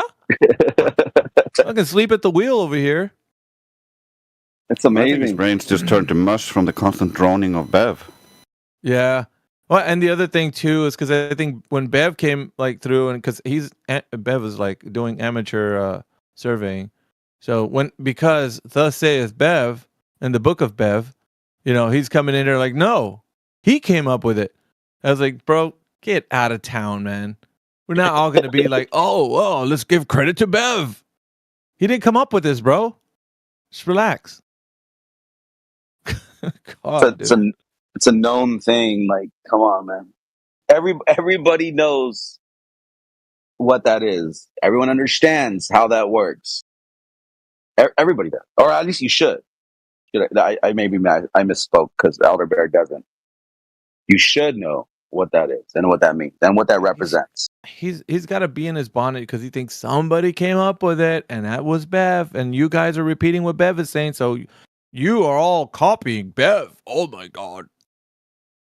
What's interesting about yesterday, he came in here and he's like, "Hey, you guys told Sasha to be quiet for a little bit while you talk to this other guy," and they think that what that actually means is not saying, "Hey, Sasha, take a knee for a little bit."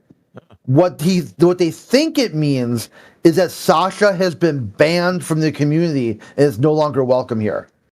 Like, holy shit, dude! Oh, go ahead. Elder Bear was trying to put it on to me that I silenced him when he was trying to speak some truth. I'm like, bro, what the fuck are you starting to stir up, dude? No. I was in the middle of some exposition. He jumped in the middle of what I was doing. So I told him, well, I didn't tell him. I muted him so he could take a knee for the moment that I was doing the exposition. And afterwards, he could just be easily unmuted. Yeah, it's one and done. But like, it didn't have to be blown up to like what you said, bro. He made all this, oh, you're silencing truth. You know what I mean? Like, that's ridiculous, bro. But look at their community. I mean, they've lost DP, Cleary, Turnip, God Scalpel. I mean, that's because that's the top of my head. Monkey Ball. I mean, yeah, Monkey Ball. I mean, look at all these people. Oh, Mishu, one after. I mean, they're at this point they've exiled more people than they have in their group. At this point, they basically got Bev and Emma and their special needs children and a couple other special needs children that have stuck around. That's it. And the number one acolyte, Elder Bear. Yeah, a special needs child. So this is really all they got left. All they got left now is to try to like frame things in this really weird, cringe way, and then do it over and over and over. And you're like, hey, we just went over this with you yesterday. You just need to remember the content presented to you. That's it. Just remember day to day. That's the very low bar. It's a very low bar to get this guy back on where we're at. Just remember what was said to you. It should be easy because his shtick is always remembering what people say. Well, I don't know, on this date at some point in the past, I don't know when, but you said this thing. And like, okay, well, sure. So what I'm telling you is, right now, if your worldview is based on what you think I said, here's what I actually said, and then he brain farts it. These guys, like, yeah, he's just gone. Like, he's special needs. I mean, this is really. I'll tell you, Crit, he's just on 24/7's jock right now because his server is pretty much there's nobody wanting to go with. Well, they banned everyone. Like, what do they? This is like the very basic logic. This is another thing these guys have problems with. They have problems with logic and reasoning. If P, then Q. If you ban people, will people be on the server for you to talk to? They think yes. They think the more you ban, the more people join. That's why you've got more people to ban. because more people are there to join. I mean, And yeah, you're just trying to unpack that. Like, it would take, I would say, probably about 40 hours of block of instruction to try to get them to understand they should not be involved with any space where they have any mod perms at all. They should only be involved with spaces where they can mod themselves. Either they join the call or they disconnect. That should be the full breadth and scope of their engagement with other people. And you if gotta I could look, just, you got to look at the server we're on right now. We get invited to 100,000 man servers, and we become the most popular channel in that server. We get invited, Elder Bear, go tell your group this, to 300,000 man servers, and we're the most popular channel in that server. So I mean, the numbers speak for themselves, bro. We're doing a phenomenal job at what we do, and you're coming in here muddying our room. You got your muddy shoes on.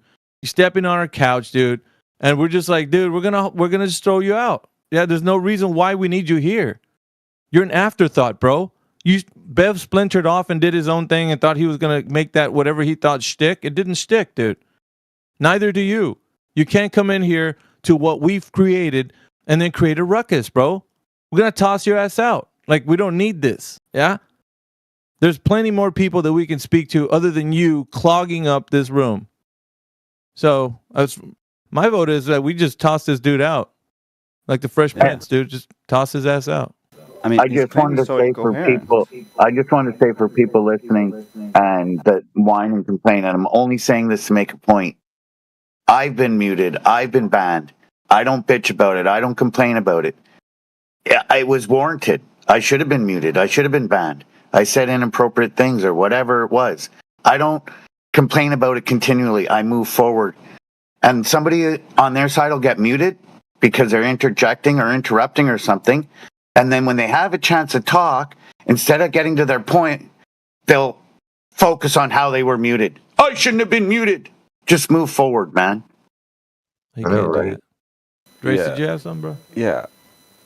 The average sea level used as a horizontal reference point on a vertical datum has been used since the 1700s. How old is Bev? He's probably before that time. He's like he's an immortal. He was like born yesterday. This guy's dumb as shit. Like, I don't know. Yeah, he just got at some point, Elder Bear has to give up the ghost on this, man. There's no way he's gonna win this. Coming in here, dude, I don't know. I'm just done with him, dude. Honestly, he's just clogging up the airways. I can pipe in, AB. I second your motion on getting rid of this time waster, and let's check and see if there's anybody in here new that wants to learn that what they think about their reality may not be correct. Go ahead. What's up? Yeah, that's what's up. Yeah, and if somebody gets banned and unbanned and welcome back and unmuted and all that, you should be thankful and respect that, not wreck it again and get rebanned or something. Yeah, I wonder if I would be able, like he had said, like yesterday, he kept saying, I don't want to talk to Crit. But every time I would say something, he would stop who he's talking to and then start talking to me. I'm like, dude, you are a walking, talking contradiction. You just said you do not want to talk to me. Did you change your position? Because now you're talking to me. And even that was too much for him to handle. He just would go on and on and on to how he doesn't want to talk to me while talking to me. Yeah, 24/7 Crit is a formidable force because we have a diverse group of people who all can articulate their point well, and we see the need for critical thinking to be kind of instituted into minds, the people that we speak to. So what that encourages is positivity. They got negativity. Everything that they have as their content is like bringing people down, tearing people down. What we do is if we're going to tear down a paradigm, we're going to build back up a critical thinker in its place. Someone who can think for themselves and not just accept the narrative. That's why people are intrigued when they come in here, because we're not just like tearing stuff down, we're building people back up to actually assess and think critically about information that's given to them and not just accept. That's why it's important, and people like coming here for that. So it is what it is, homie. You don't like it, but yeah, you can't stop what's happening here. We got a good thing going, man. I think, like, overall, I mean, this might be a unpopular thing to say, but I would like to have them in here just to showcase just how bad their logic is. As long as they come in one at a time, they're not trying to raid the channel, trying to flood it in, flood the text chat with a bunch of inane garbage. It's just one at a time. I think we should keep the door open, because hopefully we'll be able to pull that one person out of the cult, be able to deprogram their head. Like so many, because how else? I mean, think about if we had just banned all Bevites right from the very beginning. Where would DP or Cleary or Turnip, where would these guys be right now? Had it, had it not been for having a chance to engage with other flat earthers, they would probably still be in there. But we're able to talk to them and get them to start thinking Bev isn't offering truth. Bev's just a fucking retard. Yeah, we have venues like the YouTube live stream, so they could sit there if they like and argue in there. They're not being withheld from listening and contributing. They can do that on YouTube. Let them go to Helio Skeptic's platform where they can listen to us in here. If they want to chime in or contribute, they got a YouTube live stream right there. They could chat, they can talk in there, like whatever it is they do, they can take it to the forums. We're curating this place especially for those who are intrigued about what we do in different servers. Them coming in here and doing their 23 skidoos, clogging up what we're doing. It's intervening. It's like they're throwing their body in the gears because they don't want good content to happen. They want all this negative stuff like they bring. So I'd say they need to take it to the YouTube live stream if they want to listen and contribute. Like, they don't need to be a part of what we got here. This program is designed for people that, we challenge. It's my take. You got YouTube live stream. They're not going to hear us. They can still hear us. The world can still hear us on YouTube. It's also for thick-skinned critical thinkers. Like, you can't have a thin skin and be a snowflake. You'll fall apart. And it's not like we didn't give them a chance either. They had ample time. They proved their case. They don't have any information to back up their claims. So, yeah, we just don't need to keep living Groundhog's Day over and over again. Yeah, if they could demonstrate some ability to, analyze information and process information, and hear what's being told to them. Yeah, it's like, I'm okay. Like, good. Now offer why you disagree. But he hasn't done step one. He hasn't even remembered what's being told to him, let alone try to analyze or synthesize what's being presented. Yeah. You'll tell him X, Y, and Z, and he hears banana, orange peel, rain cloud. And you're like, how? How did you do that? And then tell you he's done talking to you as he's talking to you. And then wonder why no one goes to their server when they banned everybody. And you're like, how many layers of inception do we have to unpack to show that these are self-inflicted wounds? You've created a hell of your own design. All I'm doing is trying to throw you a life jacket. I don't think we have anybody else brand new. We got the crew showing up. What's going on, everyone? Welcome. Everybody's coming in. Has anybody spoke to Globe Enthusiast? Yeah, that's Radwin. Oh, we've spoken to him all the time. That's Radwin. Yeah, so Radwin, how long have you thought the Earth was a globe? Or why? Why do they be like, oh, so you gonna keep quiet? You're scared to talk?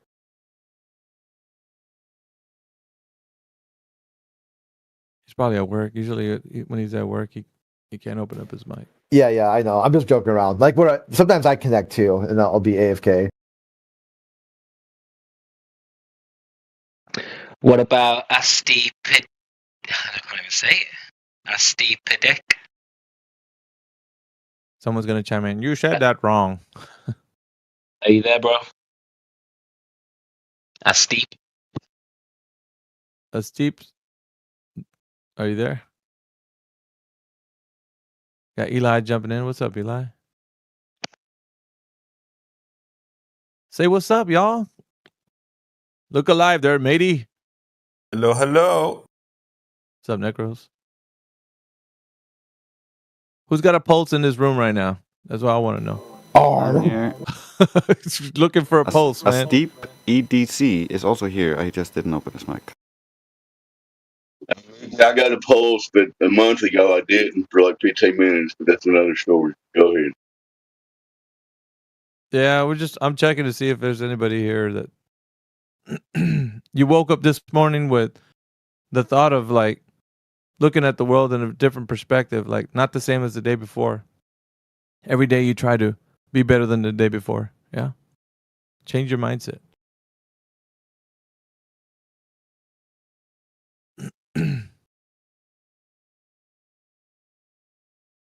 It's difficult, dude. I mean, yeah, everybody goes through some shit. Yeah. We all deal with a lot of things. But don't live in that mindset. You have the option to change. I just want to back up what you're saying there, Mickey. Yeah. Defeatist attitude gets you nowhere. You got to try to take each day, make the most of it, and do what you can. Yep. Anyway, you got to go ahead. That's it, man. That's all we can do. We're gonna rock it till the wheels fall off, man. Never give up, never surrender, keep moving forward. That's it. Oh, that deserved that. AV, your display picture's hilarious. You're like completely hidden down there at the bottom, but then when you speak, you light up. That's really cool. What'd you say? You went like. I mean, AG. Yeah, you can't see his profile, but then when he speaks, it lights up. Oh yeah, because it's all dark and then it lights up. Yeah. Yeah, it's like a ghost. For sure. Pretty cool.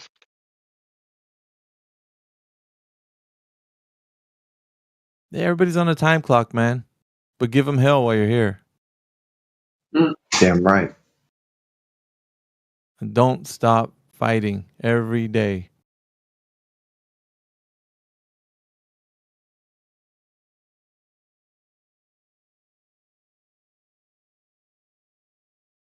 Let's freaking go. Yeah, so Don't take the easy route either.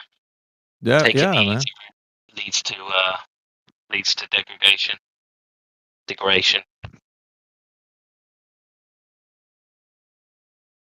Take on the challenge. Yeah, that's where you grow. Yes, sir.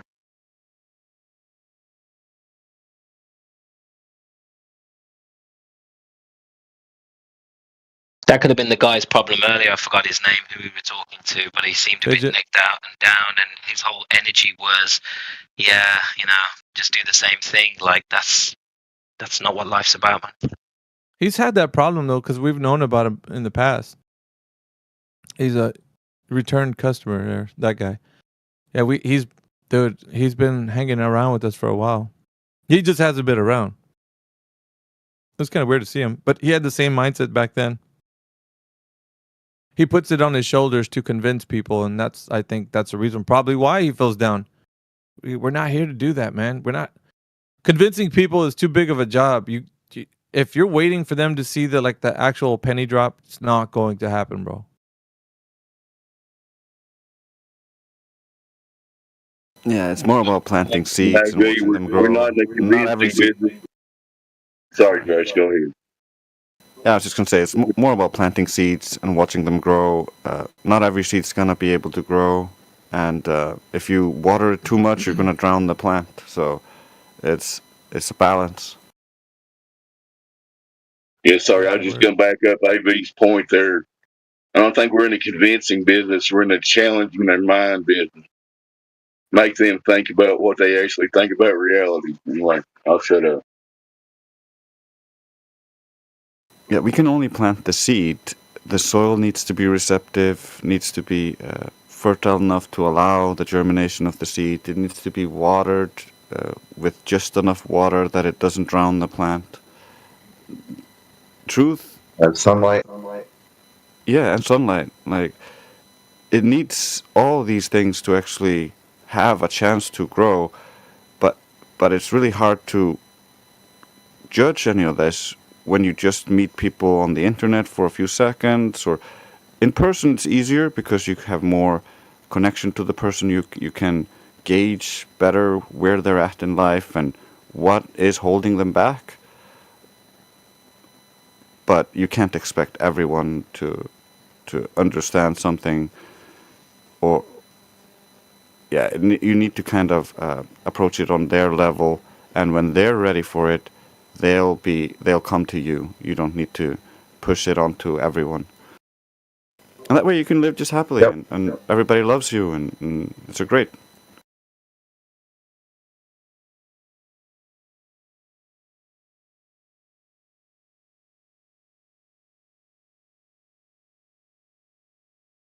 You just become this interesting guy. They ask questions from time to time, and as long as you're not antagonistic, as long as you're not creating an us versus them scenario, you're just like, I don't believe this. Like, I have an issue with some of these things. If you want to go into them, we can do that. And they're like, well, no, I don't really care. Or they'll go like, yeah, I'll go into it. And then you break a little bit of their delusion, and then you're like, I've been studying this for a few years. They haven't. So they're not going to try to argue too much with you most of the time. And so, like, they'll drop it as soon as you will allow them to drop it. And so we'll continue with the normal lives.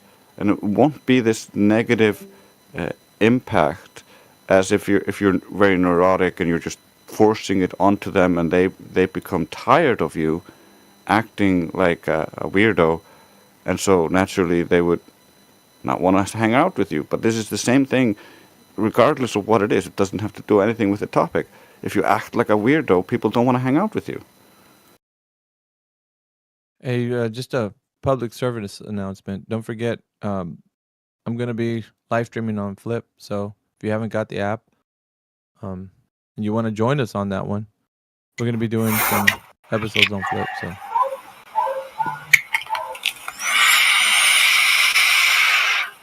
Thanks for the heavy breathing, dude.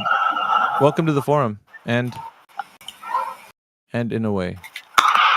Are you there? God, dude.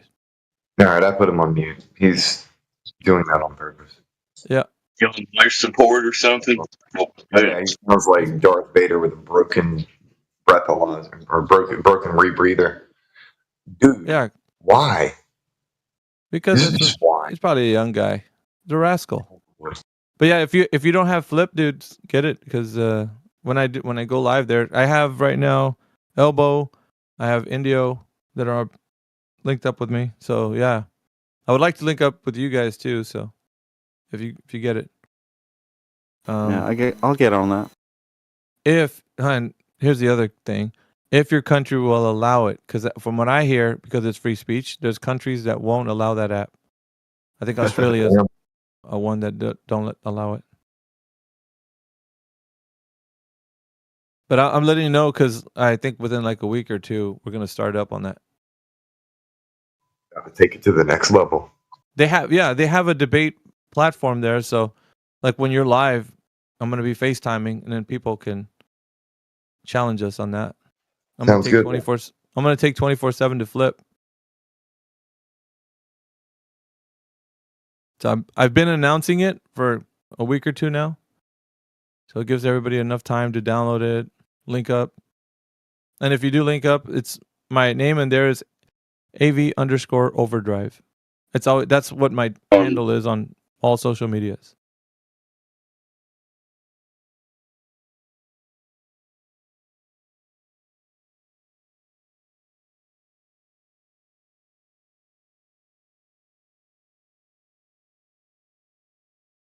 Am I cutting out? No, I hear you, Dave. All right.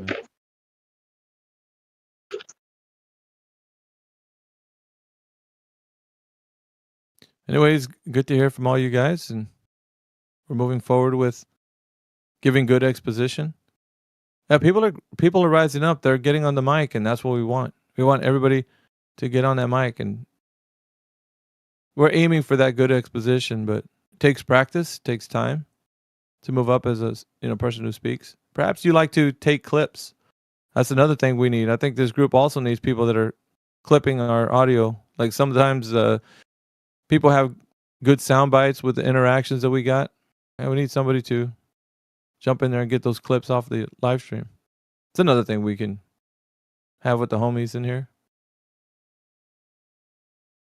We don't have that. Clipcord's the only guy, and he's balancing between all of us, like asking for him for the clip from Clipcord. But to be honest, I If think anybody wants to volunteer, if you see something that needs to be done and you know that you can do it. By all means, have at it. Feel free. We want you to. Yeah. Hey, what happened to Tios? Tios was doing a lot of that for us before. Yep. He just disappeared. Yeah. Haven't seen him. Is Arlo a Glober or he's a flat earther? What's up, mate? How you going? What's up, Arlo? Are you of the mind that the Earth is a globe? I think we spoke to you before. You've been muted Yeah, and you've whatnot spoken in to me here, huh? before. Yeah. I'm not a flat earther. Ah, yeah. What's your best argument for the idea that the Earth is a globe? Well, I mean, let's flip the script. What's your best argument that the Earth is flat? Well, it's easy. I can answer. I can answer you. I mean, let's put it this way. I can answer you, but can you answer me? I don't mind answering. Well, I'll give you a reason. I've never been presented any, like, one of the main reasons. I know a lot of people talk about. I've been in this room a lot and I've listened to your arguments. I've heard people come in and talk about, like, you talk about measurements and what is observable and empirical evidence based on your measurements and surveying and whatnot. Facts. But one of the biggest reasons, because I'm not a scientist, okay, I work in advertising and communications, so I'm not even in the science field. But one of the biggest reasons would be simply not being provided any map that can accurately estimate consistently distances between cities. Okay, like, I just don't. Yeah, I have never been presented You think you have one of them? a map or model. You think you have one of them? No, well, why are you flipping it back on me? I'm just asking. Well, because it's important, right? You've given a standard. You've given a standard as to the standard that we need to have. Well, where did you come up with the standard? Do you have some sort of? Well, obviously, I've been taught a globe model, but I haven't been presented a different model from the Flat Earth groups. Yeah. What type of map? What type of map do you have, Arlo? Show me a map or a model, the Flat Earth model, so that I can make a decision. I will. I promise you I will. But I want to know what standard you're giving this, right? I don't mind answering your question. I want to know what standard you're putting against this. Like, so I know what you're using to say, okay, you giving me something, but I have this thing over here. Well, it's just confusing because, like, I can't even. There doesn't even seem to be a consensus, because if I refer to the Gleason's map or something like that, there doesn't. I'm not going to show you that, bro. I'm not sure. I'm sure you might not. But another Flat Earth, another person. We're not worried about those guys, Arlo. You got to stay engaged with what you and I are doing. You and I are talking about a topic that you and I are discussing, not anyone else. Sure. All right. So, what's your standard? Let's just put some ground rules here. What's your standard for examining my information? Yeah, go ahead, please. Which map are you using as a standard to put against that you say it's more or less close? Well, I don't know what map you would present to me, because I asked for a disk map, and then somebody said, or maybe it was you. I don't know. I don't know everyone's name. I don't know. That's not the map. Who have you been speaking to, bro? Maybe they haven't asked you for this, and you think that you've already given it to them. I have not seen you present right now in our conversation a standard by which we're going to examine all other maps by. What is the standard that you have? What's the map, sir? Well, I refer to, Google Earth, or I refer to the globe maps that and those sorts of atlases. That's fine. Yeah. Google Earth. Do you think Google Earth is the standard? Well, for the purpose of navigation, yeah. Okay. So what type of map does Google Earth use? What's the map projection that they use? I'm not sure what the there's so many different types of projections for different practical purposes. Well, I'm not sure what the just a projection is. second. Aren't you saying that you have some sort of estimation as to what it should look like, and you're comparing whatever we give to you against that? Well, a good way to measure would be estimating time and distance. But answer. I mean, what I'm asking for is a close-ended question, though. You'd say yes, yes. I'm putting everything you're showing me against this information. Let's make it easy. Well, it is easy. It should be easy if you give us the type of standard we're going to go by. Let's make it really easy, man. Like what? Yeah, Arlo, it's not very difficult, brother. We're keeping it easy. We're talking about the standard that you have. Keep it easy. Yeah, Show the me a map standard of what's the that accurately measures the distance between Brisbane, Sydney, Melbourne, you're moving and away, Perth. Arlo. You're moving away from the point. The point is, we have to figure out what your standard is and examine that map and find out if it has consistency within the physical world.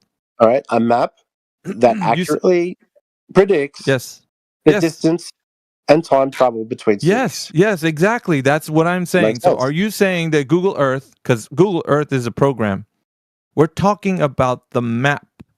What map is Google Earth using? I'm being very specific. It's simple. I'm not sure. Could answer. I don't know. Okay. Don't you think you need to have a cartographer? Okay. My question to you is, sir, don't you think you need a standard to put any information that I'm going to give you against that? Let's just go back. Let's just move to testing. Let's just move. Are you going to answer what Are you going to answer what I just said? Do you have a standard to put anything that I give you against? Yes or no?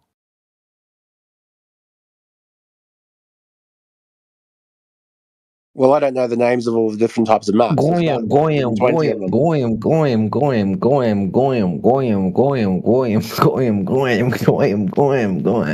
the fuck is this guy saying? I don't know. He's upset about life. So he's having a brain aneurysm. So if you think about it, right?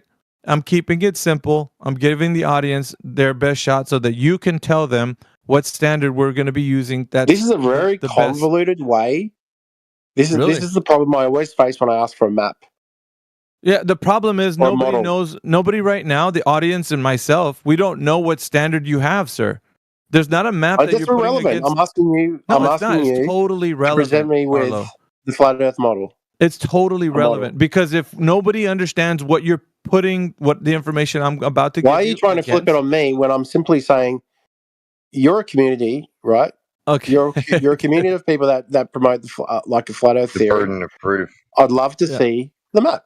Yeah, like show you'd me love to see the okay. Listen to the logic behind what you're saying, Arlo. You'd love to see the map that we have, but you don't have one. What you're saying? Do you get the logic behind it? It's not that crazy, mate. It's like it is kind of crazy. Yeah, you want us to present a map, yet you don't have one, and you won't give it to me. Yeah. So what standard do you have? What is your map? I've been asking you, Arlo. What is your standard? What is your map? You keep running from this point. You don't answer it. What map do you have, sir? What's the standard that you're going to use to benchmark how you know the truth is being spoken and the map that you're holding in your hands and the one we're going to give you? What are you putting it against? Practically, the only map I would use on a day-to-day basis would be Google Earth. Is Google Earth a map? We're going round in circles, sir. Is Google Earth a map? Yes. Really? Can I type in Google Earth and it's going to tell me what map that Google Earth is? Or I think that you don't know what a map is. I think this is the fundamental issue in our conversation. I know what a map is. It's a projection of the globe. Well, what's the name? The name of the projection. I don't know what the name. Like, why the fuck does it matter if I know the name or not? Like, I'm glad you asked. I'm glad you asked. What does it matter? The names of the Arlo, I'm glad you asked. I'm glad you asked. You said, "What does it matter?" Because when you look up maps, there are hundreds of projections. Arlo, I said that. I said there's at least 120 projections. Right. Types. Now pick one of those. Now pick one of those. It's not Google Earth. Why the fuck would I know? I told you I'm not a cartographer. Oh, really? Why the fuck would I know 120 different types of projection types? Because you have one that's a standard that you're putting against the one we would give you, Arlo. One of them is the one that you're championing right now. Well, you don't even know which one you're championing according to you. Should I? Yeah. You're saying, give me a map, give me a map, give me a map. And we're like, dude, what map do you have to put against the standard of what you're using? I'm not coming in Google making a decision. I'm Earth. just saying, Well, in good faith, dum, asking bum, for a map, ba-dum. asking for Google your Earth model. is not a map, brother. It's a program on the computer. Yeah. Fantastic. Now give me a model or a map that is better. So you're just you. like a robot, bro. If you don't have a standard, how Wow, will you know it's what so I give you is right or difficult. wrong? It's like getting blood out of a stone. I can No, never get. I think that's me trying to get you to tell me what standard that you're Is there going to anyone utilize. in this room that can give me the flat Earth model? No, or map? it's not going to work either. Everybody knows I'm engaged with you. You're not going to appeal to the room, and somebody's going to be like, "Okay, here's the map." I No, never will you be need able to to. present. You need to It's present never been the provided to me. standard, Arlo. You need to present No, the standard. we can't You don't. agree. Okay, let's put it this way. I'm going to make it simple, right? When I asked you to go ahead and present a map, you gave me a computer program, Mate, the last Google time I Earth. checked a flat Earth map, the distance to get to Perth is like double. Yeah, you can't keep talking about what your map is if you don't have one, bro. What map are you using? Google Earth is a program. It's not the map projection. Come on, Arlo. If you're saying this doesn't work because this, But you tell me. This is I'm your not going to topic, tell this you is your area. answer. It What should is- be something why the you fuck know, not? sir. Where's the good faith Listen, in that? I'm not. I you should told you know. I'm not a map expert. You don't have a map. Not even one. If you did, you would come through and be like, look, this is the map we're using right here. This map projection against any one that you produce would be the one I'm going to use as a standard. You don't have one. Google Earth is a program that utilizes a map. So what map are they using, Arlo? I told you I don't know the answers to the I don't know the Then names. perhaps you need to go back to the drawing board, get the map projection, and reform your argument. Because all this time nobody's asked you this. I'm not forming an argument. I'm quite startled. And I'm you're quite saying startled no. that nobody's ever You're saying asked you no. what You're map saying you're no, actually. I'm not going to give you a map on the grounds that you don't know the name of your map. I'm not going to That give is you a map. fucking So nonsense. you're just going to cross your arms and say, I'm not going to give you a map. What if I do that? Where are we going to get in this conversation, Arlo? If I say I'm If I not was going to to give you a map go, either. let's say hypothetically we lived in an education. No, we're not doing hypotheticals in this room, sir. All Either right. you have a map to use as a Would the standard. teacher just refuse or to you give don't. the fucking model or map to the student? Yeah. So if you talk about. If you claim to know all of this, why can't you just simply go, yeah, mate, it's so easy. Here's our mate, fucking you don't model. have a Here's map. our map. There you go. You don't have a map, Arlo. You thought you were holding all the cards asking for a map, yeah? And when it turns out that you don't even have one for a standard to put against the information I would give you, now it sounds like you never had a map in the first place. What are you talking about, man? I use Google Maps. So does everybody else. Dude, you don't understand the problem. You need to understand what map projection. There are hundreds of map projections. Which I know that. one? Yeah, well, then if you knew that, you would. I know there's many projections. Why the Yeah. fuck would I know the names of every single type of projection? Dude, I don't know. And how why does that, you know that. why does that I appeal don't to know. knowledge? Why does that appeal to knowledge? So mean that's fine. matter to You know, since okay, now you said I know the names. What is the name of the map projection you're using? I did not say I know the names. I said I don't know the names of all the Then projections. maybe, sir, you why gotta are you go why are find you that using out. this appeal to knowledge? Why don't you go appeal to this particular one Hey, here's specific the type of thing. knowledge? Here's as being, here's oh, well, here's for the that thing you reason, don't. I'm Arlo, not going to give you a Arlo, map. here's the thing that's happening. You're asking for something you don't even know exists. You don't even know it. Because what map projection are you using? You're like, wow, that's not So just necessary. Yeah, it is. say like what there is none, or like is that what your claim? Where are you my ending? claim- What okay, here's is the my end claim. sum of your I'm gonna argument? speak it Like, clear.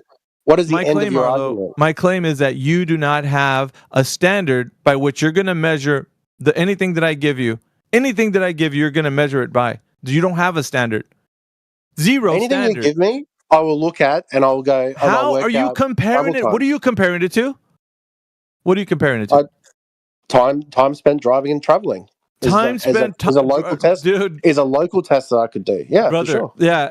So you're going to put whatever I give you against time traveling, you traveling the earth. Yeah? Why not? I travel a lot. I've driven around America quite a lot. I've flown everywhere. I've driven all around my own continent. That's great. So are you saying that driving across the I know the the distance land, times. Yeah, driving across the land is going to give you an indication that the earth is a globe in some way? No, it would just tell me whether a map is Okay. accurate or not. No. Yeah, yeah, but the accuracy of a map, yeah? What map are you looking at to find out how accurate it is? What Well, it map? ain't the Gleasons, that's for sure. Okay, so you ruled out one name. You said one name. That's good. Round of applause for at least saying one freaking name. Now, what name do you have with the map projection you're using as a standard? I'm not sure what it's called. Oh, that's a wrong answer, bro, because you've named Gleason's. It's not that. Well, how do you know which one it is? How do you know which one it is, Arlo? Which is the map projection that we're all going to be going by? Uh-oh. Are we like, are you not listening to me? Yeah, I you said don't I have an know the answer, names do of the you? projections. Dude, you don't have an answer. What are you proving? It's not What are the you proving? Gleasons. This is what you said. It's Does not the the average Gleasons person map. on the street know the names of every projection? Yeah, Like, what here's are the you trying to problem, prove? though. We're not that. What We're are you not talking proving? to people on the street. We're talking to you, who are making a claim that it's not the Gleasons. It's not the Gleasons. Okay, it's not the Gleasons. All right, Then so then which show one, me. Arlo? Then which Oh, one hang is on. it? This is a room full of experts. Why Yeah, can't which you just one is? break it I'm with your because hand you know up? what? You Why think you can't you have go, the here it is, answer. this is the name of the map, and this is what we use, and this is our Yeah, model. yeah, and here you yeah. go. Do you have that? That's a You can't- standard that you should be putting. That's a standard that I'm asking you to tell me. What do you have? Show me your hand right You're now. If you have the literally winning just hand, show me. trying to reflect it straight back to me. I came in asking that Reflected, one dude. question, It and it will started, never be provided to me. Arlo. It started from you giving us the standard. You have to give us something that we're going to be putting our information against. Because you said it's not the Gleasons. Okay, we ruled the Gleasons out. Based on what? What do you have to put it against? What is it based on? Now's not the time for you to clam up, Arlo. Now's the time for you to pony up and tell us what map projection you have in your hand. Are you deaf? I've told you that I don't know the names. So of then the you map don't have a projections. standard, Arlo. Yeah? You're saying it's not the Gleasons based on what? An idea that it's just not the Gleasons? Oh, it just can't be flat at all, period. That's all. I'm discarding Gleasons. Why did you discard Gleasons? I don't know, because I don't like it. No, that's not a good enough reason, bro. If I Google it, because that's how I would You're get like a Googling the answer right now. No, Tells me. listen. Yeah, no, hold What's on, wrong dude. with that? No. What's wrong with that? I can jump on the Because you Google don't have it. and Listen, get here's the first problem, pass dude. information. For as long as you've had this little argument of yours, you've never known this answer that I'm asking you to give right now. So you never had the name of the map projection. You only come in here and saying, "Where's your map? Where's your map?" It's not the Gleasons. It's not the Gleasons. Yeah, that's fine. But What's what are wrong you with that? using as What's your wrong with standard? no, hang on. What is logically wrong with coming into a room full of people that purport to be experts on Flat Earth. measurement and cartography? Yeah. Right? And then saying, "Great, fantastic! I will lay some trust in you and good faith. Show me this map you talk. Show me from all your measurements and arguments." And I was in here the other day, and you're arguing that you're expert in measurement and surveying. Yeah, Show we're me. subject matter All right, experts in the. fantastic. That's great. Yeah, we're That's subject great. matter experts in Fantastic. the Now let matter me of flat lay Earth. Yes. 10% trust in you and say that's fantastic. No, Now that's not show how me it the works, model. dude. Show That's me not your how it map. works. The trust part is not what we need. We need people to You challenge. never do it. You refuse. Listen, Arlo. It's not about the trust. It's not about the trust you part. reflect Hey, and hold refuse. on, Arlo. You're getting really hot under the collar. I want you to realize it's not about the I'm not trust that hot, factor. but I'm not hot. Well, Sorry. you're rumpusing me when I'm talking, so that's a bit difficult for people to hear what I got to say. So we're not. Yeah, we're what we're doing here is challenging people, right? So everybody can look into the information that we talk about. So, however, on the other hand, let's say that we're having a discussion right now on the fact that either you have some sort of standard of what map projection you think is the top-notch one, the gold standard. We don't. There's not. I don't know what the gold standard is. It says here that it might. Okay. I don't know if the So fair terminology is enough. correct, but it Yeah, refers fair to it enough. as a Mercator map. I don't know Yeah, if fair that's enough. correct, Fair enough. But you don't. Fair enough. You don't have one. Like, I don't even know Arlo. what the fuck those mean. There's probably 120 projection names. Okay, Well, that's what I'm Why trying the to fuck tell should you, I be a Arlo. cartographer expert? This is the issue, right? The issue is you come in here and you have some sort of idea that the Earth is a globe, right? According to you, is what it sounds like. You have an idea that the Earth is a globe, but you don't know the map that's required to hold some sort of standard against all other maps that are going to come against it. So if I was to say, for instance, like Gleason's map, why doesn't the Gleason's work? You're like, well, times don't work and flight times and whatever you want to conjure up in the argument. But you don't have a map that's working that's going to show us what the correct thing to look at is. So we don't know what you're using to put against the thing you're saying doesn't work. But surely you've gone through this process yourself, being such a fastidious student of your theory, you have already gone through this process that I clearly have not, and you have concluded with what you believe is the correct model. Have you not? Are you not more expert in this topic than me? Yeah, it works out You like have this, man. researched every argument of flat Earth theory, and so I'm simply coming to you saying, "Show me the model." That's great. Show me the model because I'm curious to see it's it. broken and logic. You can't do it. You're refusing. Arlo, it's broken logic. Broken logic that you're coming in here and asking for the thing. It is not broken logic to ask you. Yes, it for a is. I'm model. going to tell you why. I'm going to tell you why it's broken logic. Because the thing you're requesting in your head, you think you're going to disprove everything we say based on the fact that we're talking about the Earth. How do you know that? I'm telling you right now. That's an assumption. No, it's not. Based on us telling you that the Earth is a horizontal plane and it's stationary, you're going to say there's no way we can come up with any map. So what you're doing is you're discrediting anything we would have to say based on the idea you think you live on a globe. Not because you have a map yourself. You've already admitted that. You've admitted that you don't have a map. There's nothing that you have to show anybody that is the correct thing to look at. If the world is flat, if the Earth as we know it is it's all not flat, if, it is. Okay, then there should be you should be able to give me a map with no distortion.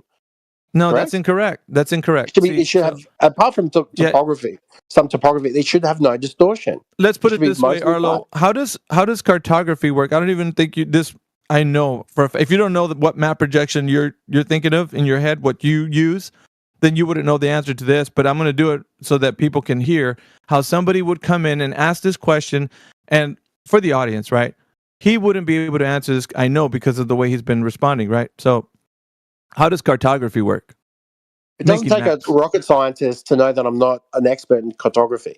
Where is the revelation? Where is the revelation to your audience? Could you find out the information the average right person now? Arlo, is not a map expert. Arlo, could you find out the information how cartography works? How does cartography work? Because you seem to think that it's all you got to do is insert a giant spheroid and Bob's your uncle. It's not how it works, bro. Yeah, I'm looking to you now, Arlo. What's your research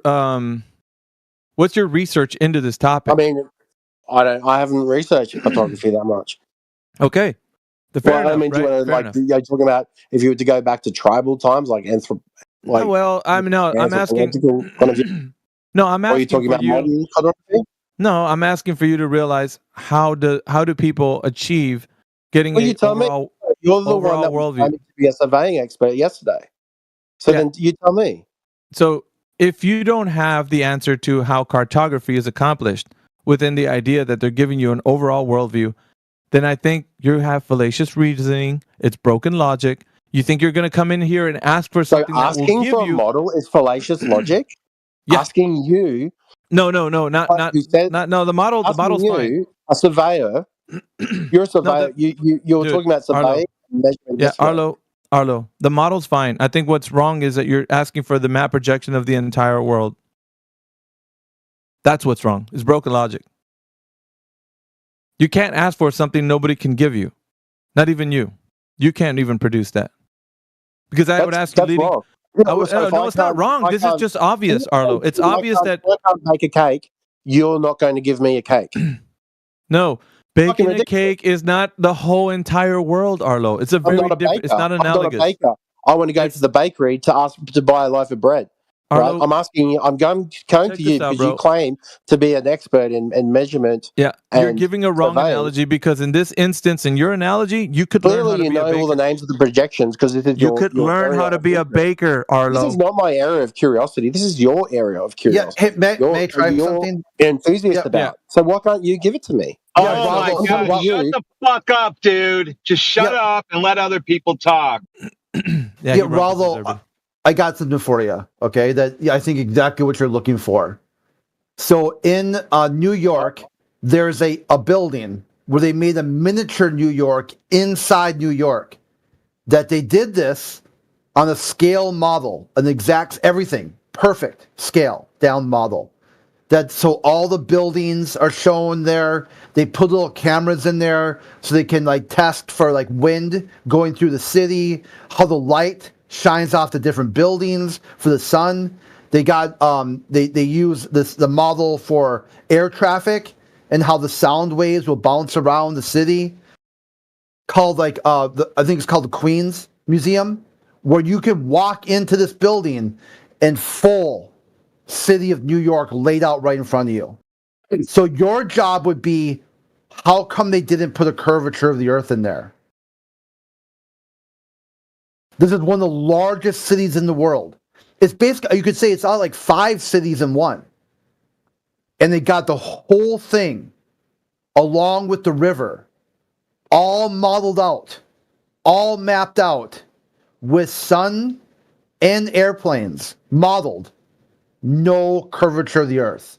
In your worldview, that would have to be an error. There must be some error there, but it's not. It works perfect for what they do. What they use it for is to demonstrate the effects of wind, weather, sun, air traffic, noise. So you need to look this up because this stuff has been done for you. You just don't seem to know how to find it, and you're asking other people to carry that weight for you. Yeah, I think. But if the Earth is a massive globe, then New York Here, is I got it. is less than a. This is right here. This is where you have to go to. Go to this. Go to this and say why this is wrong. All right, yeah. Why this is wrong. The point proper right now is the fact that you don't have a standard to even look at. So there's a couple of points actually. Well, we'll bring it up right now. Is that you don't have a standard to put any of this information against. You don't know anything about cartography, right? And when you ask for a model, you don't know what model specifically. You appeal to Google Earth, but I will show you that what Crit is doing right now is exactly what I was going to talk about with the model, the case of a model. But he actually did one better. He's going to show you something that you could look at. But the reason why that works is because it's an elevation profile using the standard, what we'd say flat Earth would be utilizing. And that's a horizontal plane for elevation change on the vertical datum. So you'd be able to tell from whatever he's going to present to you right now that this is working off of a flat Earth. Works just fine. And that model, it's a model, right? Demonstrates that is showing what things look like in reality. You don't have one of these, Arlo. We do. Yeah. This is flat Earth in action right here. What Crit is showing you is flat Earth in action. It's a piece of the Earth in a large scale, so you can see for yourself no curvature is needed. Yeah? You don't need curvature. You just need elevation profiles, which that's what this is. The worst part is Google Earth also has that flat elevation profile, and it uses a local flat Cartesian projection, which is not a globe projection. It's a planar. Yeah. Well, you're welcome to send me as many links as you want. Yeah, well, elevation. And I'll look this up. It's not hard to look up. Yeah, most of it has to do with your, I guess, bias that you think the Earth's a globe, but elevation profiles have been taken using a horizontal plane and a vertical datum. Like, that's what it's always been. It never has changed. You just think that because the Earth overall is a giant sphere, is that somehow, as you scale up, like a globe. And that's just not true. Well, it just explains many things, doesn't it? Like that we're taught, such as the sun rising in the east, sets in the west. That's what shadow on the shadow that's on the moon of the round. That's what Crit is showing you. He's actually showing you something in reality, bro. Like planets, they're all spheres. The moon is a sphere. Stop. See, look at now. Okay, this is called Gish Galloping right now. Stop chanting. I'm just. No, I'm not trying to. I don't want you to stop for a second. Stop for a second. Just relax. This is the same thing as if I were to talk to an ancient person who believed that gods were flying chariots in the sky, controlling the motions of the celestial bodies. This is the same thing as if they were chanting at me their beliefs about what's happening in the sky. There's no difference. The stars rotate one direction of the southern hemisphere, a different direction of the other. Like, you're off, there's so many reasons. The races, Arlo. You're off to like you. I don't want to gish gallop you with a million points. Yeah, you are doing that. No, well, sure. We don't need to address it. I'm not forcing you to address all those points. Well, we don't need to hear more bloviating. We need to hear you address. Why don't you address what Crit brought forward? That he has a working model. He's got a working model of flat Earth that you could look at and how things work. The sun falling on the buildings and such, and it would be exemplifying how it happens in real life. and the rivers and all the elevations changing on the surface, utilizing a horizontal plane and a vertical datum. That's what you don't realize. We've been using this whole time, dude. Where you been? You can't get away from the fact that he showed you a model I haven't even seen like a model of where the sun moves, like the flat Earth model where the sun moves in order to cast but light and darkness you're hung on other up. Yeah, areas. you were hung up on showing if the Earth makes no sense. Arlo, no, don't go to the sun, bro. You were hung up on if the Earth is a globe or not, and we're presenting how it's not a globe. Now, the sun and the moon and the stars are something different. We could talk about those later, but like right now, you're trying to understand if the Earth is a horizontal plane or not. And Crit gave you a great example of how it is. In a small scale, you can see that how they're projecting that elevation profile with the New York and such and all the little buildings and such. That has shown to you on a flat Earth, not a curving globe. It's debunking your idea you live on a globe, bro. Because that horizontal plane that you need to make the elevation profile for New York to be presented in the museum is essential for getting elevation profiles. You can't do it on a curved surface, dude. There's no way. They're not accounting for the curvature of the Earth when they're making that model in the museum. That's it, bro. That's the globe. Yeah, but it doesn't. How does it debunk a globe when the Earth is so large?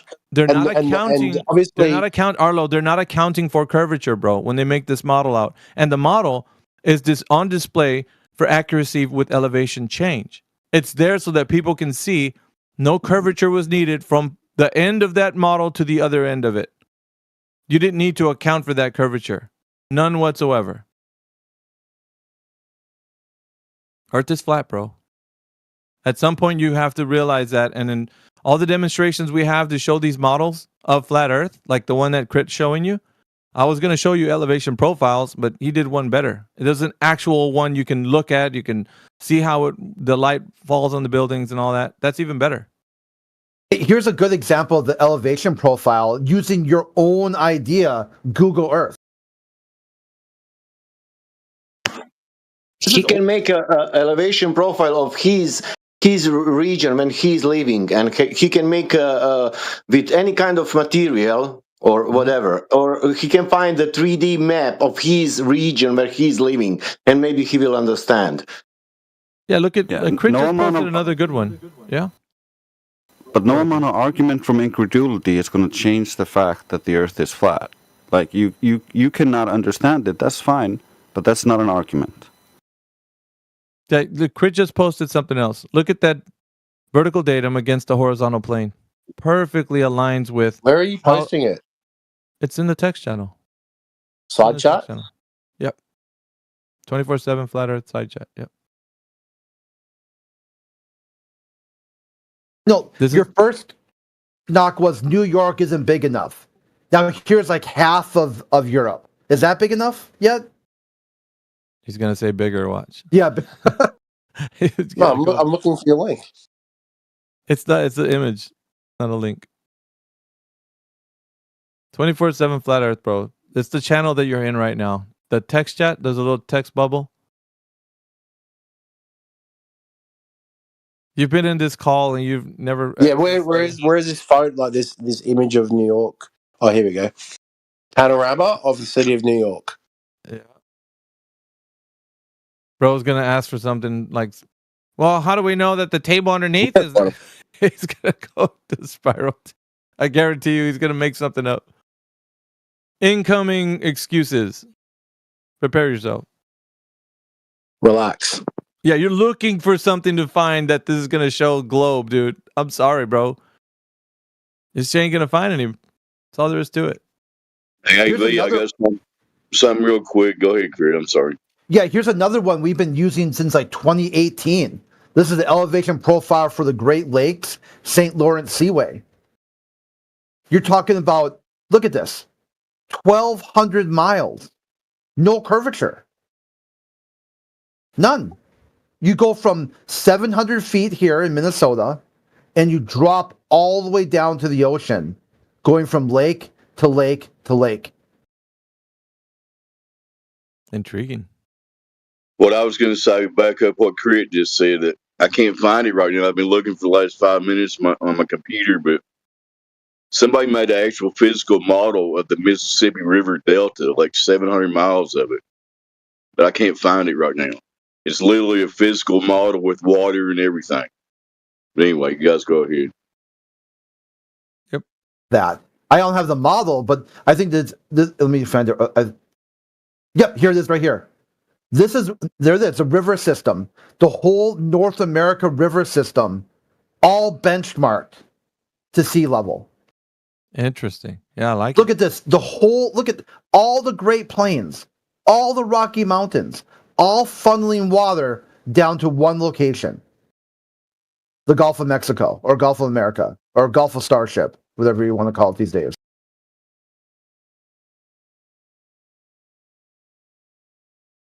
This is something you would have.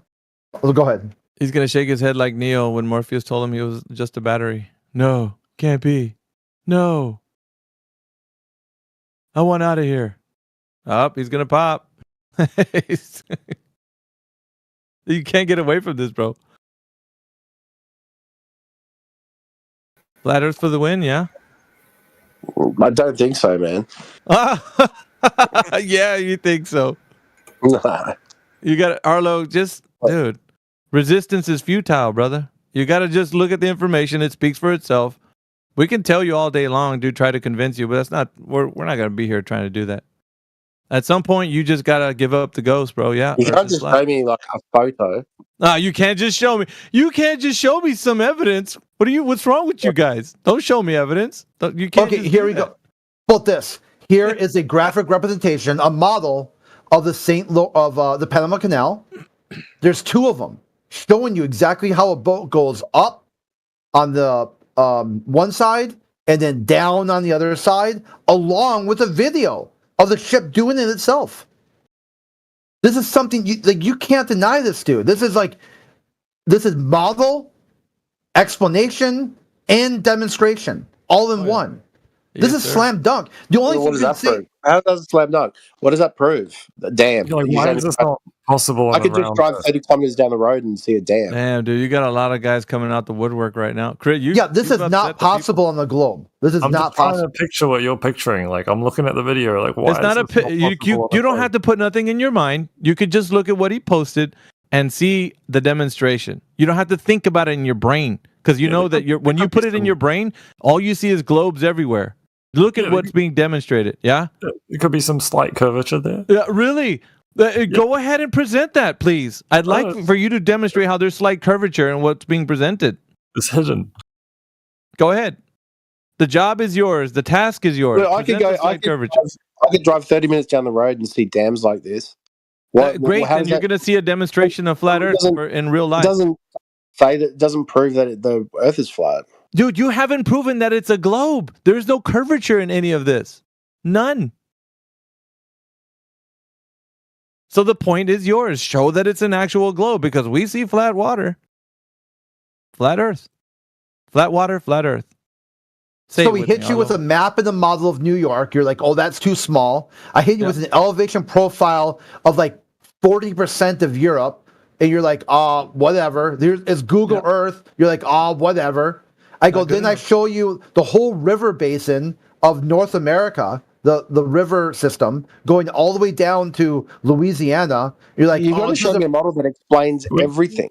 Can you explain the river thing? I don't It doesn't explain everything. It doesn't explain. You mean to tell me that you've given him all that, and he's saying it needs to now the goalpost has moved. It needs to explain everything. I asked you for a map of the Earth, and you're showing me a little tiny model of New York. What have you done, Arlo? Listen, what have you done?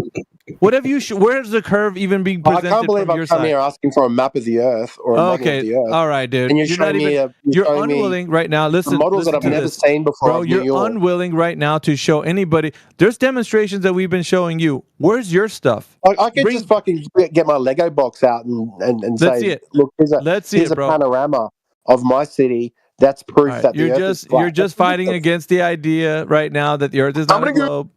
Like, you haven't given me anything compelling to explain everything that nothing compelling, dude. Dude, what do you guys need? He's given you everything that you requested, everything, and that's not good enough. Lego too. If you need Lego, I mean this might be your education level, but let's go with that. Here you go. Here's your Legos. Oh my god! What other memes are you gonna post? Yeah, so he's given you demonstrations. He's shown you a map. He showed you a model. Everything's already given to you, and you're still disgruntled. There's nothing more, Arlo, that we got to do for you. To be honest, mate, this Lego map is probably the best map I've seen from you guys. Yeah, because it has to be ridiculous. It has to be ridiculous to you for you, so that you can mock it. That's the only thing for you. You trying to show mock me a Flat picture Earth. of a boat going through dams. They did. There's a video, bro. Yeah, That's photography. Sure, Oh but my that God. doesn't prove the Earth is flat. A canal. That's a Panama Canal. Dude, it's like you got a model and a map. How and does that prove the Earth is flat? No curvature there. That's all flat from one end. You're not going to observe curvature from such a small area. Well, then how big of an Earth do you need to show? Like, okay, so you think of a standard and give it to us. How much distance? We've been asking you. What's the distance we need? Just 10 minutes ago, he said there could be slight curvature there. Yeah, Just 10 minutes ago. That was a different guy. That was man raising hand. Oh, sorry, guys. So we're looking for the standard. What is the standard distance? What do we have to show? 10,000 miles? 5,000 miles? Give us a standard. What are you using here? What are you working with? Let's go. Oh, I'm not a mathematician, but let's go from 3 states. Let's go half the distance of the known planet.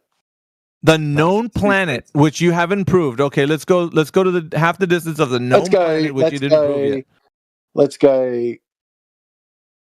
The AI said 3 Funny states. thing is, I was just working on that, and here you go.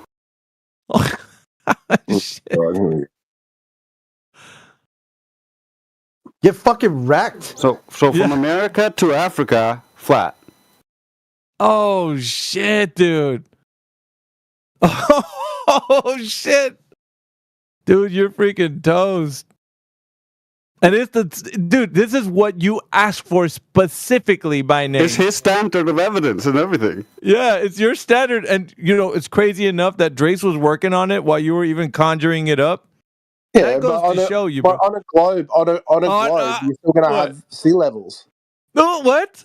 Gravity pulling the water into gravity. Yeah, how do you, dude? Wait. Are you imagining things? Because he's showing you data. There's data there. What do you got? Where's your data?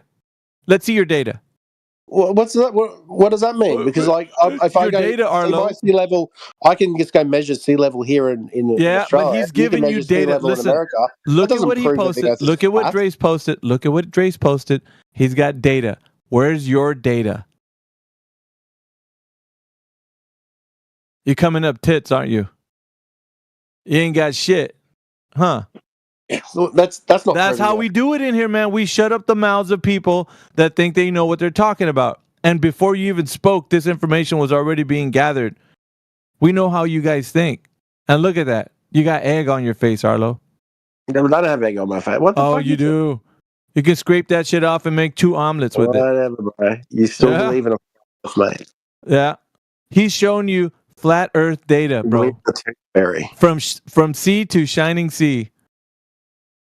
And you can't stand it. Anything else? You got another standard? You're going to move the goalposts again? You can... Yo, guys. Arlo. You're posting a globe. I mean, oh, really? I stupid because I came into the room saying that I'm not. Hold on, Arlo. Yeah, you've tried your best. You tried your best, Arlo. You tried your best and failed. Let's hear from a man raising hand. Whatever. You tried. I'm not saying you didn't try. It was a good effort. You get an E for effort. All right. Well, I haven't won because I haven't got a map. No, you haven't done anything. I don't have a model. I still don't. You're spinning out of control, bro. You're like a dog. You're like a dog chasing his tail. You're chasing his tail. Like he never catches up to his tail. He's never going to. You can never produce. You can never just give. Yeah, you can never. You guys can never. Never, ever. Yeah, you'll never grace me with your model or map. Yeah, we've crushed you with all the data. You don't have any data. We got the data. We crushed you. There's nothing you have left. Okay, with all your amazing data. Nothing but the crying, bro. Give me your map. You're just whinging. You can't do it. You'll never do it. You guys haven't shown me anything, even though all the data's been presented. Dude, Crit gave you map, Dude, you showed model, me a- demonstration. you showed me some Dre showed fucking you data. Dude, you Lego are made eviscerated, panoramas dude. of New York. There's nothing left. So let's In a go to photo. somebody else because you gotta. That's it. I mean, your hair's already That's the like fucking model, toast. mate. I'm actually going to just take that as your fucking model, mate. This panorama of New York. That's it. That's what you got. Okay, all right. You do that What your now. community has produced, mate. Yeah, You you do can't that give now. me what you want, Now it's mate. time to take a knee. Now it's time to take a knee, Arlo. He's All got right? some photos and votes. And it's not by choice either. We're gonna have to do it. All right. So a man raising hand. Go ahead and show that you know that the Earth is curving with the data that Drace has showed using that globe Bro. that you think you live on. Go ahead. Show us the data that shows that the Earth is curving. Guys, did you already see that the Earth might be concave? Yeah, we're not talking about that, dude. Relax. Bro, it's hollow Earth. You're in the wrong channel for number one. This isn't the Earth being concave channel. But just relax. All right, we're talking to a man raising What hand. are you at the moment. saying, bro? What? It's free open mind. Really? I don't think that's how it works. All right, so go ahead, a man raising hand. He's shown you data that supports that over half the globe you got think any you live data. on, there's flat water in between those two places. No, 12,000 I reckon miles. there's a slight curve. Slight curve, you say? Okay. How much? How did you figure that out? Go ahead and give it to us, man. I just assumed. Oh, ooh, just assumed? Where's that? We need a soundboard in German. Bum, bum, ba-dum, wow. I'll do it. You can't assume, bro. We're talking to people that know facts. Dre showed you data. That's a fact, right? You got flat water between those two locations. Now, what do you got, bro? You coming up with assumptions? Oh, man, you can't do that. Okay. Yeah. Chew on the apple some more. It's not going to help. Doesn't make you sound intelligent either. But I'm saying you don't have the evidence. None of you guys do. Arlo couldn't do it. You're not able to. We're not working off assumptions, bro. We're working off of hard facts, some data. Give us something.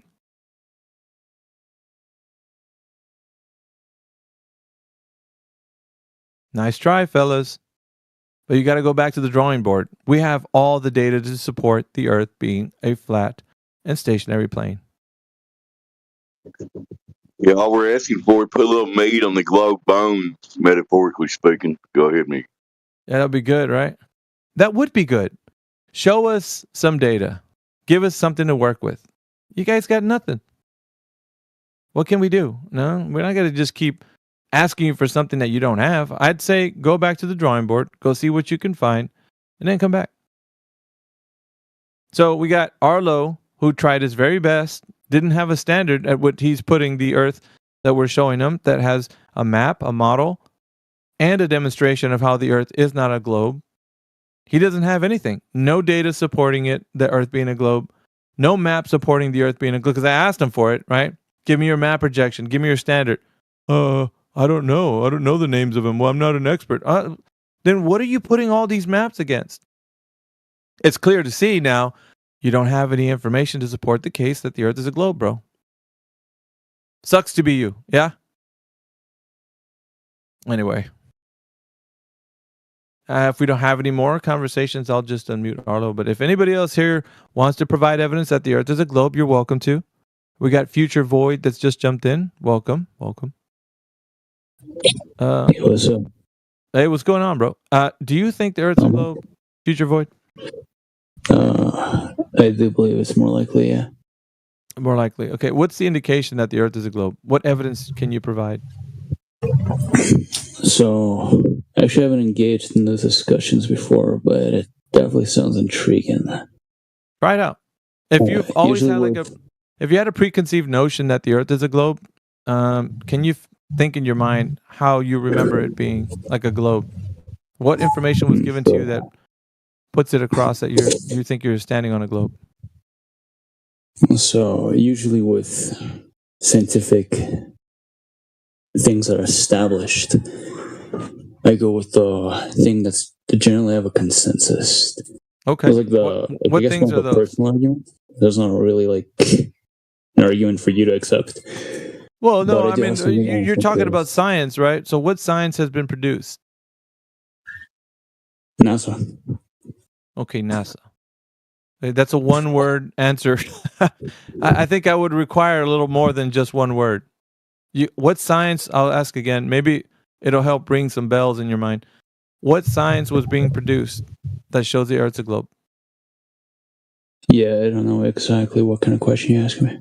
I'm asking you for the very thing you gave. You gave me an answer. You said NASA. Why did you say that? So I'm saying that essentially what the consensus is in science. And the reason I will appeal to that. So essentially what I'm saying here, right, is that the general consensus of science can say something without producing evidence. I'd be more likely to accept it purely based on the fact that it shows results in other genres of science. Okay, like technology. so let's put this in a category that. Do you think NASA's doing science? I believe so. What? Give me one instance of science they're doing with the Earth. I believe that they study planets. Okay, study planets. And okay, I don't know if you have Google at your fingertips, but what is science? Can you look up the definition of Future Void? I want to show you. I want to show you something because there seems to be a misconception of the word here. People have been misappropriating the word science to mean something that it doesn't actually represent. So I just want to show you, right? What does it mean in the definition? Science. What is science? You can type that into Google right now if you want. Yeah, one with that. Shit. The definition should be like the top choices. Yeah, it should be in the top choice. Is the intellectual and practical activity encompassing the systematic study of the structure and behavior of the physical and natural world through observation and experimentation. It involves developing and testing hypotheses, collecting and analyzing data, and formulating theories to explain observed phenomena. The scientific method is a core component, emphasizing empirical evidence, critical thinking, and the constant refinement of understanding. Fields of science include biology, chemistry, physics, and many others, all aiming to understand the universe in a systematic and evidence-based manner. That's good. Well, it's kind of a good answer, I think. My opinion, it was a pretty good answer. Yeah, I'll say so. Would you accept that as what science is? Okay. Now let's examine, right? What science are they doing when it concerns to the cosmos? NASA. Observation. Okay, well, they're observing things, right? Yeah. What else do people have to do after making your observation of something occurring? Usually you make hypotheses, etc., etc. Okay, well, I mean, what are we trying to figure out? Like, give me one instance of a natural phenomena that you make your observation of, in the cosmos. What are we observing? Sure. The moon revolves around the sun. Okay, you can start there, right? You can start there. How do they know that the moon is revolving around the sun? Earth. I'm going to say Earth. Earth. Okay. How do we know that the Earth is revolving around the sun? Satellite imagery. Okay, but in what way are we testing the idea that is the case? What is the testing? What is the testing in this? Yeah, so you take multiple snapshots of something over a period of time, and then you look at the different images, and you'll get to see. What are we looking at? Future Void. You'll see that the sun is moving position. Yeah. Okay, I agree with that. But what are we looking at specifically? The Earth or the sun? The moon. We're looking at the moon. Right. Hold on a second. You're a bit all over the place here. Are we looking at the moon, the sun, or the Earth?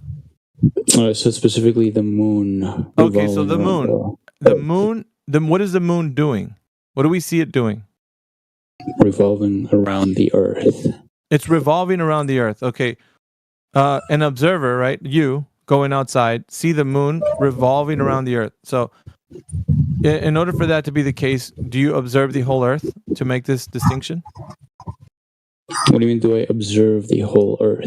Well, part of the scientific method, of course, that answer that you just received, was that a researcher must investigate the claim of what is happening. Well, they are saying, well, you're making the statement that the moon is revolving around the whole Earth. Yeah? Is that fair? Sure. Okay. Sure. Have you witnessed this? Myself, personally? Yes, you personally. No. Okay. So how is it possible that this is passing the scientific method and be science if you can't go through the steps and figure out the cause and effect relationship? Because I don't have the technology to do it. Right. So what we're investigating here from your claim is that you don't have the ability to do the testing that you think you do. So you're left with an idea of something that could be the case, but you don't have a way to test with a valid hypothesis test. Your hypothesis test should be testing the claim that you say, I think this is happening. What I'm seeing is something move across the sky, and I think it's doing this thing, right? So you can't manipulate the independent variable to see if that is the case or not. Because you have to be able to test. Yeah, you have to be able to test what you're saying. You're looking at an observation of nature, but then you'd have to find out if it is doing what you say it's doing. And there's nothing you can do to vary and manipulate the thing that you're in question is happening, the phenomena that's occurring. Right. Yeah, this goes back to the very first thing I said, that even though I can't test it myself, due to the fact that the consensus says so in science, I'm going to go ahead and be more likely to accept it due to the fact that science shows results. We have medical advancements and technology advancements. So therefore, I'm more likely to accept, it's sort of inference in a way, I'm more likely to accept what science says about the Earth rather than something else. Okay, science has lips. I think you're anthropomorphizing science. Okay, so it doesn't have lips. But what you mean is the body of people that make up the ones who declare what your worldview is. Okay, let's just take, for example, the people are saying things.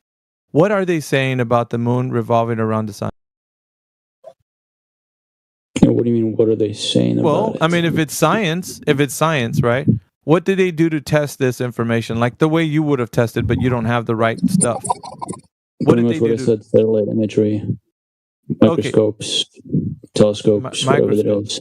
Yeah, so we gotta realize what testing is being done to figure out that the moon is going around the sun. All right. Yeah, what did they do? Satellite imagery. We said this already. Yeah, satellite imagery. Which satellite? Future. The satellites that are revolving around the Earth. And are they focused on the moon? Yeah, there's some that are focused on the moon. There are some that are sent out to different planets. Which one? I don't know. You can't say that you know something and then turn around and say you don't know something. That doesn't work. So you either know. It's like this, Future. You either know or you don't know something. Right. Yeah, so just because I don't know the specific name of a tree that is in front of me doesn't mean that I don't know that there's a tree in front of me. Yeah, but what you're doing though is saying that this exists, this information exists, and I asked you, go ahead and show me the information. You're like, well, it doesn't exist because I think it does. No, you either have the data. Future, it's like this, brother. A complete straw man right you either have the data or you don't. It's one of the two things. You have the data to support your claim or you don't. And be humble about it. You can be humble and say, I don't have the data. Yeah? Well, I can be humble and say the fact that I haven't did enough research on this. So, I don't understand completely the methodology in which is used to determine all these things. You don't know any of it. You don't know any of it. I wouldn't say I don't know any of it and know very surface level. You don't know. You don't even have that, Future. I can expose this right now, right? I want you to tell me what surface level knowledge you have about what's taking place of how they determined that the moon is going around the sun. I'm going to demonstrate to you because you needed this, right? Show me the topical information. Show me the topical information that you have on this topic. Just surface level information. I want to know how you demonstrated how they, not you. Same thing with me saying. I'll rephrase satellite imagery. Yeah, you keep saying that, but you haven't demonstrated the data that supports this. What satellite? What is it focused on? How do they determine this? What is the scientific method that's being utilized? There's a lot of gaps of knowledge that we have to fill, and you just don't have any of this. You have zero It's data. interesting because the only thing I didn't provide is the very specific satellite that's being used, the very specific people that mentioned it, etc., etc. Yeah, Sure, there's it can be nothing, crucial, but there's no data. Future, But there's no data. You you're think that you focused have on some the topical knowledge, elements but there that is are no data not. being presented. And I think that's important. You need to have data. Yeah, you're focused on the wrong elements. It's very No, the interesting. right elements. The right element is you need to present the data that shows, that supports you have some sort of surface knowledge for this. You don't have anything. You got zero data, Future. There's nothing to support the Define case that data. you know that this is occurring. Define There's data. no science here, sir. No science whatsoever. Define data. Data is information that substantiates the claim that supports it, right? So the information that supports it would be the info. Dude, you asked me to define it, and I'm doing so. And you're going right through me. You're going right through me, sir. So the information that would support the claim, that's important. If you don't have the information that supports the claim, then you don't have what you think you thought you had. Yeah, so give me 1 second because someone was at my door. Yeah, Anyway. I'm just telling you. So go ahead. Yeah, somebody say my name. Yeah, what did you say last? Hey, Alpha. What's up? Oh, I see it. Yeah, I see it at the bottom, Gregory. Yeah, I see you, bro. I think I'm curious. We don't have to delve into this, but do you believe in God? Yeah, but I mean, we'll put that as a pin for later, or maybe another discussion. No, I'm just curious. The problem I think we have is that people are very presumptuous in the fact that they think they have this surface knowledge, and when upon further investigation, what we realize is that they really didn't have the knowledge they thought they did, which is what I'm doing now. It's good exposition for you. It's exposing you to the fact that you thought you had something. Now you're left, basically, okay, wherever you heard this from, maybe somebody did say something similar to what you think you're saying right now, but they left you holding the bags. Because when it comes right down to it, there needs to be a methodology that you can actually tell us about that has data that supports it, but you don't have anything other than this idea that you think it's been done. So, in essence, you don't have evidence to support the claim that you have that doing this observation is science, right? Because we haven't even, we don't even have data, period, to go into anything to support the case. Yeah, so we go back to the first thing I said. It's inference, not evidence. If I were to have evidence, I would have access to the actual technology. Dude. Okay, but check it out, Future. If that's true, why do you have to look into it if it's just an inference? I mean, couldn't you say, well, maybe it might not be the case? I mean, yeah, it's always a possibility. I mean, that would be more conspiracy to me. It's always it's not a conspiracy. No, it's not a conspiracy because it's not a proven fact. It's a conspiracy. Future. It's not a conspiracy because it's not a proven fact. You haven't utilized science to determine. So it's not a conspiracy if you haven't proven the thing that you say is true, and I came up with, well, they're wrong or whatever. It's not a conspiracy. All it is information that cannot be supported by any data. You're telling me something, right? The information you're giving me, the information you're giving me, Future, is the fact that this is the case. We're doing science. We're looking at the moon go around the sun, and I'm asking, okay, that's fine. What surface knowledge do you have? You have none. There's zero data that you've given me. So I don't know that you're giving me anything that supports it being science. It's not. So I find it really interesting when you said, I'm not giving you, or I don't know, because I didn't know the particular satellite. And so that's kind of seemed like a politician debate style of no, that's debating. one of the Really pieces. No, Future, that's one of the pieces of information. Scenario of listen, bro. Just because I don't know the type of tree you're hyper focused. I don't know the tree in front of me. Future, you're hyper focused on that one thing. I've given you many things. I said it's not just the fact that you didn't know the name of the satellite. You don't know what was being done in this test to make it a valid hypothesis test for any brother. Listen, I'm actually debunking what you just said. I didn't just say it was that one thing. It was multiple things that you didn't present that needed to be there in order for this to be a scientific hypothesis. And you didn't present anything. Back over and over again because I literally told you snapshots is what's been done. Yeah, how do you know this is what I'm asking you. Research. Yeah, you using one-word answers, brother, is not giving us an indication that you know what you're talking about. You got to give us more than that. What did they do in their research? So I went onto Google, I went onto YouTube, I typed in information about how do we know methodologies of what methodology we use to understand that there's planets out there, that the Earth is round, etc., etc. No. You're wrong. Hold on. Pump the brakes, bro. You're losing sight of the premise. The premise is you came in here saying we've tested that the moon is going around the sun. I got to bring you back to this because you go off the reservation, and I want to gently bring you back to where the conversation was. The premise was you said the moon is going around the sun. This is what you said. So I said, okay. No, moon going around the Earth. Oh, now it's going around the Earth. Oh, I literally said, I kept saying sun accidentally, and each time I said fuck, I mean Earth. I didn't hear you say that, so I'm assuming this is what you were saying. I can't read your mind. You're going all over the place. What is it? Is the moon going around the sun? Going all over the place, dude. I'm just repeating what you said. I clarified. I said the moon is going around the Earth. So the moon going around the Earth. That's fine. You can change that the way you want. Okay, so what scientific... Well, we can go back to that. What scientific method was being used in the question for this? What questions are? Yeah, what questions? Yeah, what questions are being asked? Because now it's different, right? It's not the moon going around the sun; it's the moon going around the Earth. Okay. So how do you know that there's any science that's being utilized in this? And we're going back to the same questions, same answers. Sure. Satellite imagery. Yeah, satellite imagery. What data do you have to support this? All right, there we go. There's a different question. No, it's the same one, bro. It was a different question. Before. It was a different question based on the way that you phrased it. So I thought you were saying the moon was going around the sun. Now it's the moon going around the Earth. Okay, what data do you have to support that?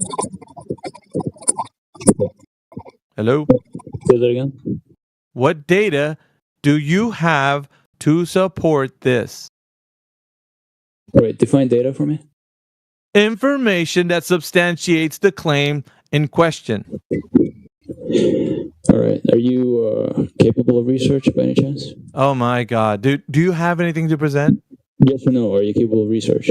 Can you present information that we're requesting right now? I do not have the information in hand.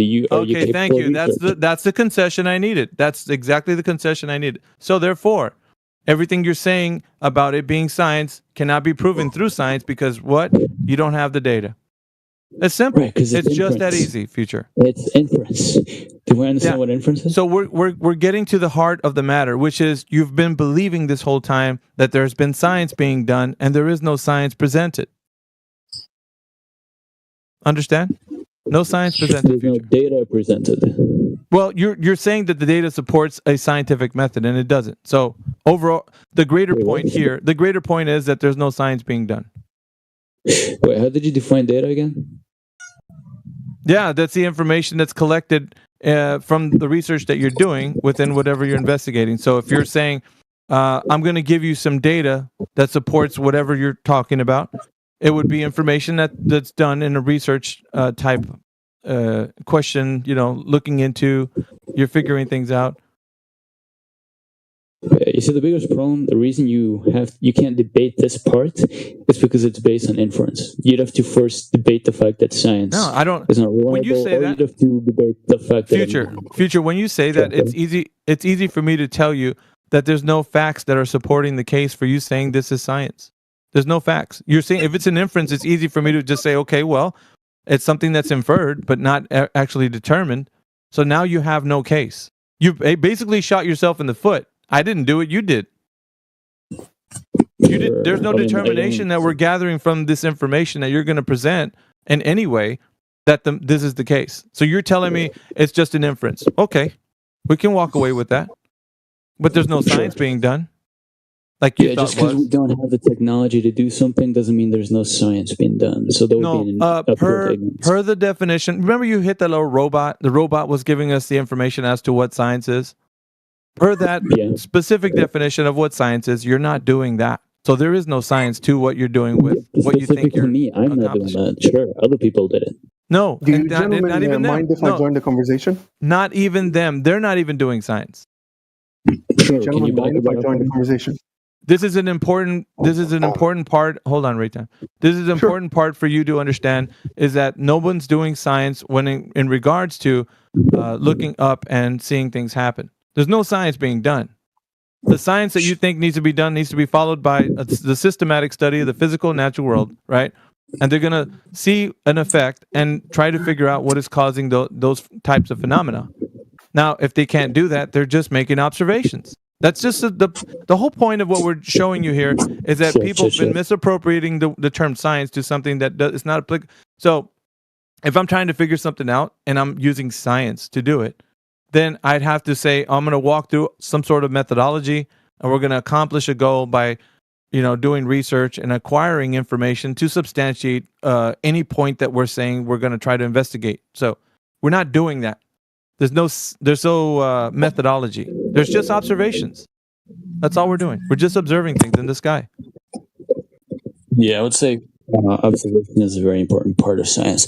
But the thing I was going to refer to when I was engaging in this was, are you familiar, I actually don't know what this is called, but it's to do with a skyscraper or a really tall building. If you put people, let's say there's like 8-10 floors, if you put people at a window and you let them watch the sunset in each floor, and you tell them to just raise their hand every time they see the sun go down or they see the sunset, you will see it go. Each person will raise a hand going from bottom to top in a consecutive manner. So how would this happen on a flat Earth model? Yeah, I'm going to ask you. I know, Greg. I'm just going to speak to him a little bit more, and then I'm going to see if I'll pass this off to somebody else. But I'm just going to speak to him a little bit more, if you don't mind. And just to this point here, how did you determine that when those people were standing in that building, that they're looking across the plane to the surface of a globe? How did you determine that? What do you mean they're looking across the plane to the surface of a globe? Well, you said that when they're seeing this phenomena occur, this can only be done on a globe. Is that true? Yeah, sure. Can we demonstrate another possible surface system? No. You can't ask me to demonstrate something else. I'm asking for you. How did you determine that it was a globe? What was the determining factor for it being a globe? So me asking you that was essentially me saying that a flat surface cannot happen on a flat surface. No, yeah, I know I heard what you said. What I'm asking for you to give us is determine how it was a globe. How'd you do that? Using that test. What do you mean determine how it's a globe? Yeah, well, you got a test, right? People are in a building, all right? They're looking at the sunrise or sunset, sorry. They're looking at a sunset and they're seeing what? The sun move away from them on a globe? Is that what they're seeing? I think I can explain this a lot better, and I can help answer. Hold on, I understand. I want his mind to actually engage with this, at least on this point, before I pass it off to someone else. Sure, but I don't think you understood his question. Right, that's my point. So you're not going to intervene. Yeah, it's simple. It's simple. All right. So what you got to realize right now is you think that this cannot happen on a flat Earth. That's all you have in your mind, and you're not moving from that. Problem is, we don't know how you determined it was a globe in the first place. So you're pretty much saying it's not that, but you didn't give us what it is. So I'm asking you, how did you determine using this test that it's working on a globe? Yeah, sure. If you have, you can take a model. It's very hard to explain with words. You can explain this. Really? That's how we explain things, with words, sir. Yeah, there's also another thing called visual representations. Have you heard of that? Yeah, so go ahead. Well, aren't the people... Wait. Hold on a second. You didn't use any models to explain. You said, all we need is a building, all we need is people raising their hands, and all we need is a sunset to determine it's not that. Well, if that's all we need to determine it's not that, let's use that same example to determine what it is. So can't we do that? Yeah, that's to show that the perception of the sun setting is happening in a specific way, and then in what way, sir? In what way? Use your words and tell me in what way is it happening. Then infer what that way is. I already explained that. Oh, here's that big word again. So you're using an inference to tell you that it's a globe. There's no determining factor. So there's no determining factor. Future void. Based on your example, there's no determining factor that you're on a globe. Yes? You do realize that inference is like the majority of science, right? No, that's wrong. No, it's not. So here's the thing. Here's the problem. Here's the problem that you just engaged with. Detectives solve crimes. Yeah. We're not going to talk about detectives solving crimes, Future Void. Here's what you did. You gave an impossible standard using an inference. You said people are on the building, right? You give an example of looking off in the sunset and raising their hands. Now, as it's happening, you say, okay, this is happening not on a flat Earth. And then I said, okay, is it happening on a globe? Well, we're just inferring that it is. Really? So the best you got is an inference. You're not determining that it's happening on a globe. Those people in that building are not seeing the sun move away on a globe, sir. You didn't determine that from that test. You know that, right? I like how you dodged the original question, but no, this was your example being flipped back onto you and showing how it doesn't determine anything. Right, it's not determining that, dude. So you can't say that it's a globe based on that because there was no measurement done, right? No measurement being done. There's just people looking at the sunset. This is your flawed logic. So now your flawed logic is saying, wait, Future, you got to hear when I'm speaking, brother. So your flawed logic is whenever you're looking off at the sunset, well, I'm inferring that it's a globe. Well, too bad for you. We're requiring how you determine it's a globe. So that's what we want to engage with, dude. All you want and we want to engage with at the moment. We want to engage with how you know it's a globe. Yeah, this isn't evidence that the Earth is a globe, sir. You didn't give us globe evidence. Would you like to actually answer the original question I asked you when I said this? No, you set up the test, Future. I asked you, how does this happen on a flat Earth? That was my question. You flipped it around and dodged the question. No, you're asking a question, Future. You're asking a question of how it's happening on a flat Earth, but sir, you don't know how it's happening on a globe. So then what's your point? Yeah, what's your point? Regardless, how does it happen on a flat Earth? I like the concession. Appreciate you. I'll take the concession. So are you going to answer the question? How does it happen on a flat Earth? Well, the fact is we haven't determined that in this test that you made up. So we have to go with how we understand the Earth to be flat. Yeah? We're starting with the foundation. We're not going from your idea that you're talking about because it didn't work. It just wasn't good enough for you to determine that the Earth is a globe. Yeah. You did you determine that the Earth was a globe with this test? Dude, I'm asking you. Answer the question. Did you determine that the Earth was a globe with people standing in a building, Future? Did you determine it was a globe using that? That question is not even relevant. I'm asking you. Oh, yeah, it is. How does this flat Earth? No, dude. You can't keep going about how does this flat Earth. You're trying to determine whether the Earth is a globe or not. And my questions to you were specifically hyper-focused on how you know the Earth is a globe. You haven't presented any indication. You used so far 2 examples that used inference, right? The moon going around the Earth and the people standing in a building looking at a sunset. These are inferences of why you think the Earth is a globe, but they're not determining that the Earth is a globe or not, sir. Right. So the first one was an inference, and the second one is too. The second one is too. The first one was an inference based on a broader sense. The second one is inference more in a micro sense, because it's when you go to the micro levels of science, you're going to find small levels of inference, right? Yeah. That's the case for general science. The inferences here are 2 different things. It's a personal inference, whereas here it's a scientific inference.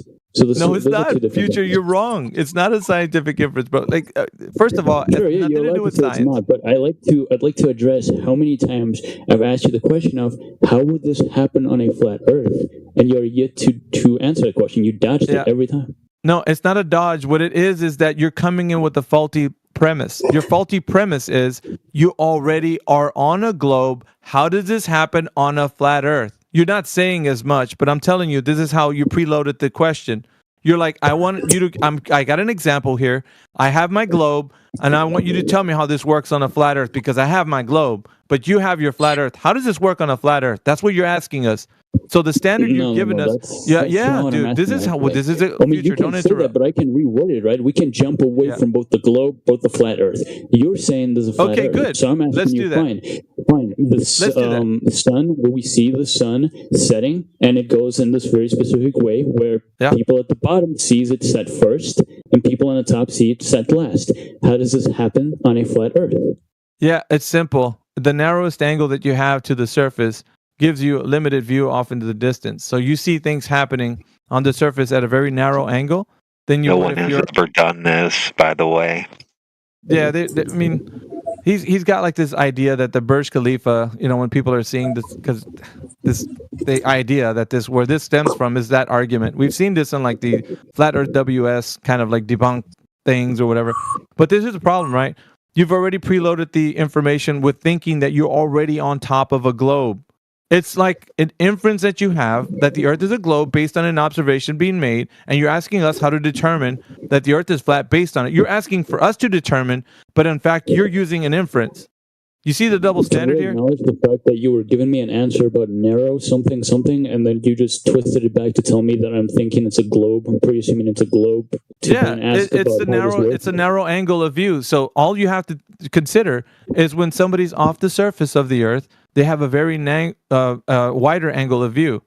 When they're on the surface, their view of the distant horizontal plane is obscured because of the fact they're closer to the ground.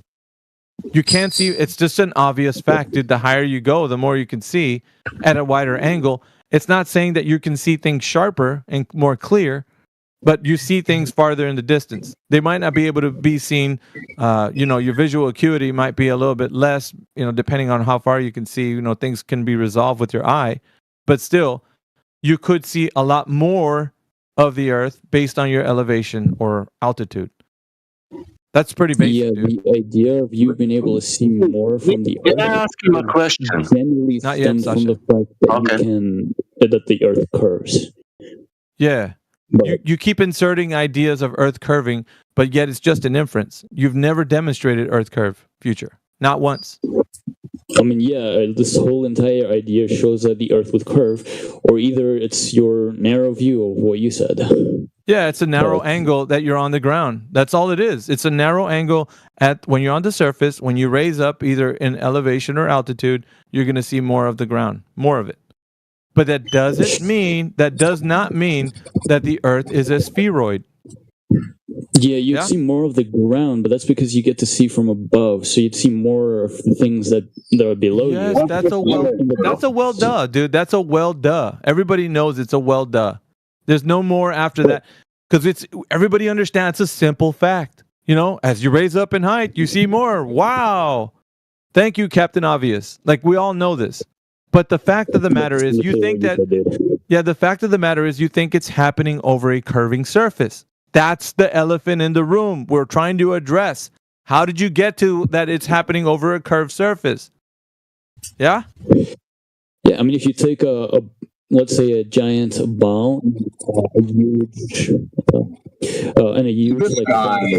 This guy's arguments are as bad as his mic. Yeah, your mic is pretty bad. Dude, you avoided the question in the first place when you brought this up. The question was, is that the only surface that could occur on? And you ignored the question. I'm sorry, what question I ignored? Oh, God. Oh, dude. Yeah. Your whole thing about going 8 stories up and seeing the sunset again, you avoided the question if that observation requires a ball. Yeah, we're not afraid of you. That observation requires a ball. I'm literally getting to like two options. Could that occur on a surface that weren't a ball? Yeah, so that's literally what I'm looking at right now. Yes. I'm saying, if we took a giant surface that was a one flat, like your bed, that could work perfectly fine, or take a giant ball, and we do the same thing, right? You raise something small off the ground. If you like draw a straight line, it's going to use like a lot of math, but if you draw a straight line, you're making stuff up, Future. Goes further. Dude, hold on. I gotta point out. You're making stuff up. Hold on. Time out, Future. You can't keep going. You said you're gonna use a lot of math. You haven't given any math, sir. Not once since you've entered this room. No math has been presented. I've been asking Future. I'm gonna have to hold you to this, dude. I don't want to mute you. I don't want to mute you, Future. Relax. I'm asking for asking for the data which you said you had. Where's the math, sir? Where is it? It's void. There's no math. Then we strawman again. Show us the math. Show us. You know what? In the text channel, present the math. That's where you put it. In the text channel, show the math. Let's see it. Go. I Show it to us. If you were to do this, No, it would use a lot of math. no. That's not how you start with it. I would love to demonstrate it for you, but this is too visual, and I can't do it. Okay, so you can't do it. So then why do you? It's got a lot of math. No, it doesn't have. It has zero math. You didn't present any math. No math is presented. I'm sorry. Trigonometry and shapes are not math. Yeah, present it then. Show us in the text channel the math. No, you're using words. You're just using words. Dude. Oh, it's trigonometry. It's geometry. It's all these things. Show us the calculations. Show us the data, sir. If someone said they can do the math for me, do it. No, nobody's gonna spoon feed you, bro. This is your claim you're shouldering right now, and you're doing a bad job of it. Right. So as I mentioned, right, I don't understand like why simple English is hard for you to consume, but I don't know. Maybe you should take mini loaves of it every day. Yeah. I need a math class. I need all this class. Yeah, you haven't presented any information to anybody here listening to you say you got math. It would use a lot of math. That's what I said. So present it. I didn't say I'm going to demonstrate the math. Okay, so then you're just making things up. Of doing this math because it's way too visual. What? It's way too visual? That doesn't make any sense, okay, dude. Allow me to make it make sense. I'm blind, so I cannot do visual math. Okay. All right. So you're blind, right? And so the math that needs to be done is not done by you. So how do you know there's math out there, sir? And I don't mean to be like going into like that you can't see either, right? Right. That's fine. Yeah, no, you can't see. But here's the thing, right? Here's the thing. You say that there's something that's there that you don't know if it's there or not. That doesn't make any sense, bro. Yes, I had vision in the past. I could see stuff like this. I can visualize it. But Okay, how about this? I'll be a bit generous. Where can we find this alleged math? I said it would use math. If we What kind of math? Right? What kind of math? Trigonometry, I'm pretty sure. But it doesn't even have to be. Do you see what you're doing, dude? You're grasping at future. Future, you're grasping at straws, brother. You're grasping at straws. That's what you're doing, dude. You're grasping at straws, bro. There is no math to support this. If there was, you would tell us where to go. Look, go here. This is the website. This is what you need to be doing. You haven't supported any of what you're saying with any data that would give your argument credence. What to do, but you don't want to do it. You haven't. Where do we go see the math? Every time I try to say it, I get interrupted. Where do we go see the math? I'll give you the floor. You say, you cut me off and you said, "Where's the math?" That's Future. What you did. Where do we gotta go to get this math? Future. Where? Just do this, right? Do this, right? Let's take a smaller surface. That might be harder. No, I don't want more examples. Bro, I don't want more examples. I want data. It's something you can physically do yourself. Dude, no. I want the math right now. Put it. You can't put it because you can't see, but where can we go find this math? Tell us where to go. Politician debate styles, I swear, dude. Politician debate, dude. I'm asking for what you're saying is existing right now. You say there's math, there's trigonometry. That's fine. Where do we got to go to get this math, sir? You asked the wrong question. Just no. This isn't. This is asking you for your claim. You say there's trigonometry. Where is it? Where do we got to go to get it? That seems easier to fight. Why do you want to do that? So no math is going to be presented, and we can't find it anywhere. Can I get a concession, please? Can I get a concession? I don't know where it is. I don't know. Thank you. You could probably find it on Thank YouTube. you, Future. That's a concession. I'll accept that. It's a concession. You can't find it. Yeah, I'll accept that. Sure. No, I'm not saying.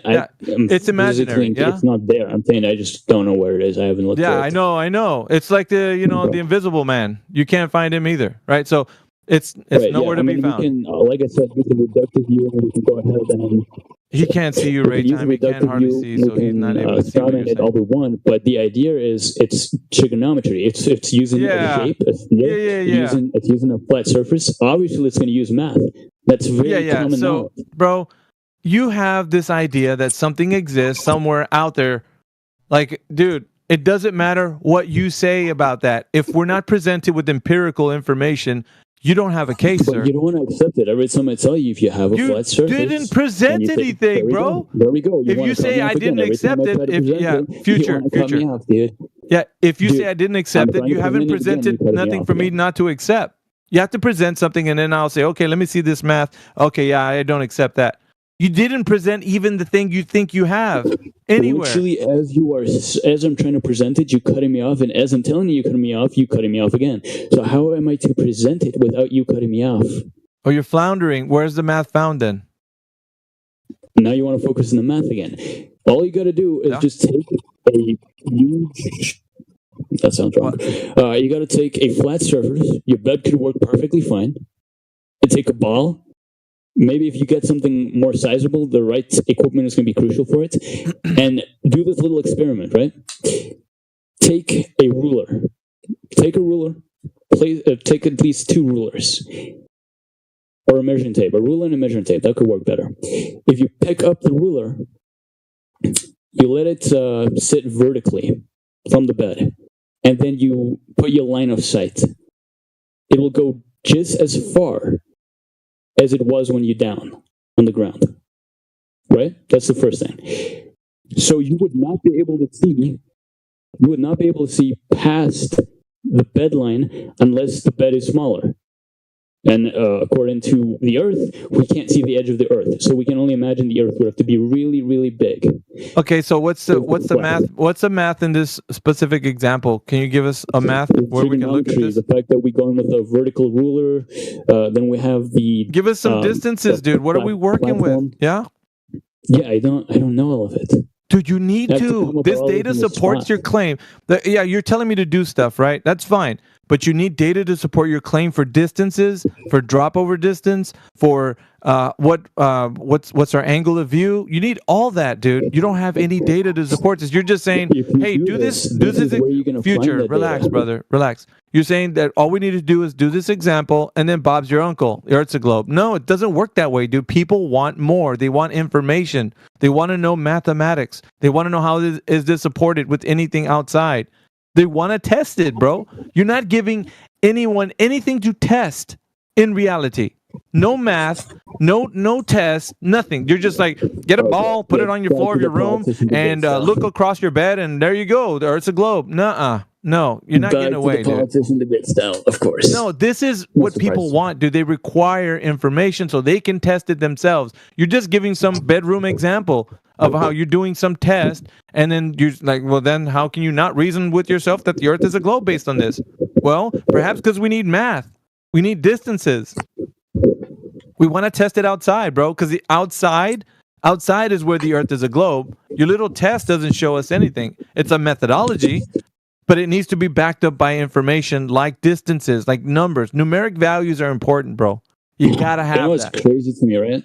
I noticed this from the time I joined. You have like this most nice sounding voice ever. Like you sound like the nicest person, the kindest person ever.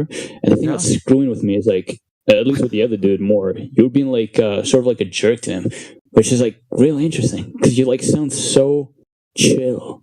Well, dude, it's just the energy that I'm dealing with, right? It depends on who I'm speaking to. I match energy. So you don't sound too much like a douchebag. You do sound a little bit like you're trying to put together how it's possible that the Earth is a globe.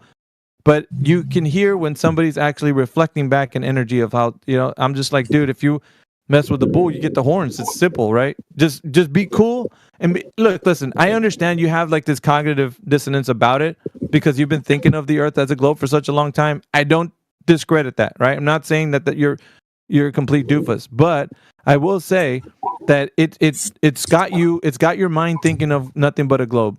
If you would just for a moment let your guard down and just examine for yourself, not because I'm telling you, right? Because you can look at the information yourself, you will see the nature of reality is a horizontal plane. Now, and I'm only saying that, Future, because I know that you have vision problems, so I'm not even going to the fact that you can't see what I'm saying. But but you can. I don't know. Like honestly, I don't know how you're able to test this to validate.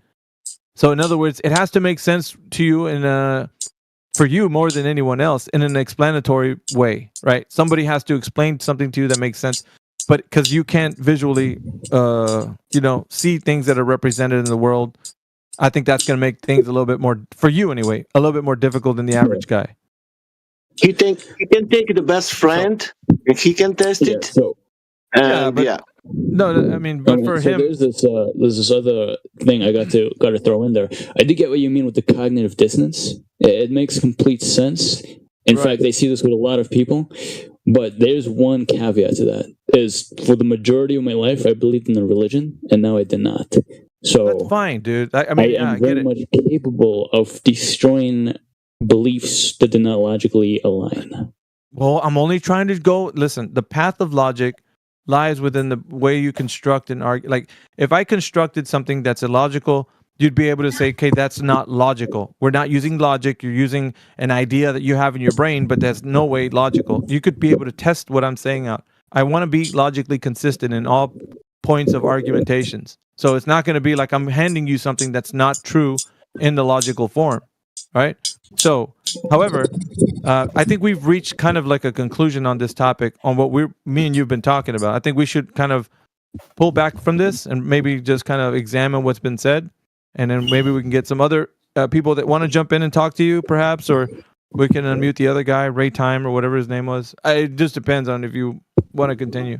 I think Ray Time's in here. He wants to be tagged in. Someone wanted to say something at some point. I was going to say something. I lost my train of thought. Oh, yeah. I was going to say, to understand that the Earth is flat versus curving, this model makes complete sense to me in my mind. If I were to physically test it, I can. I just won't be able to visually see it. I can touch it though.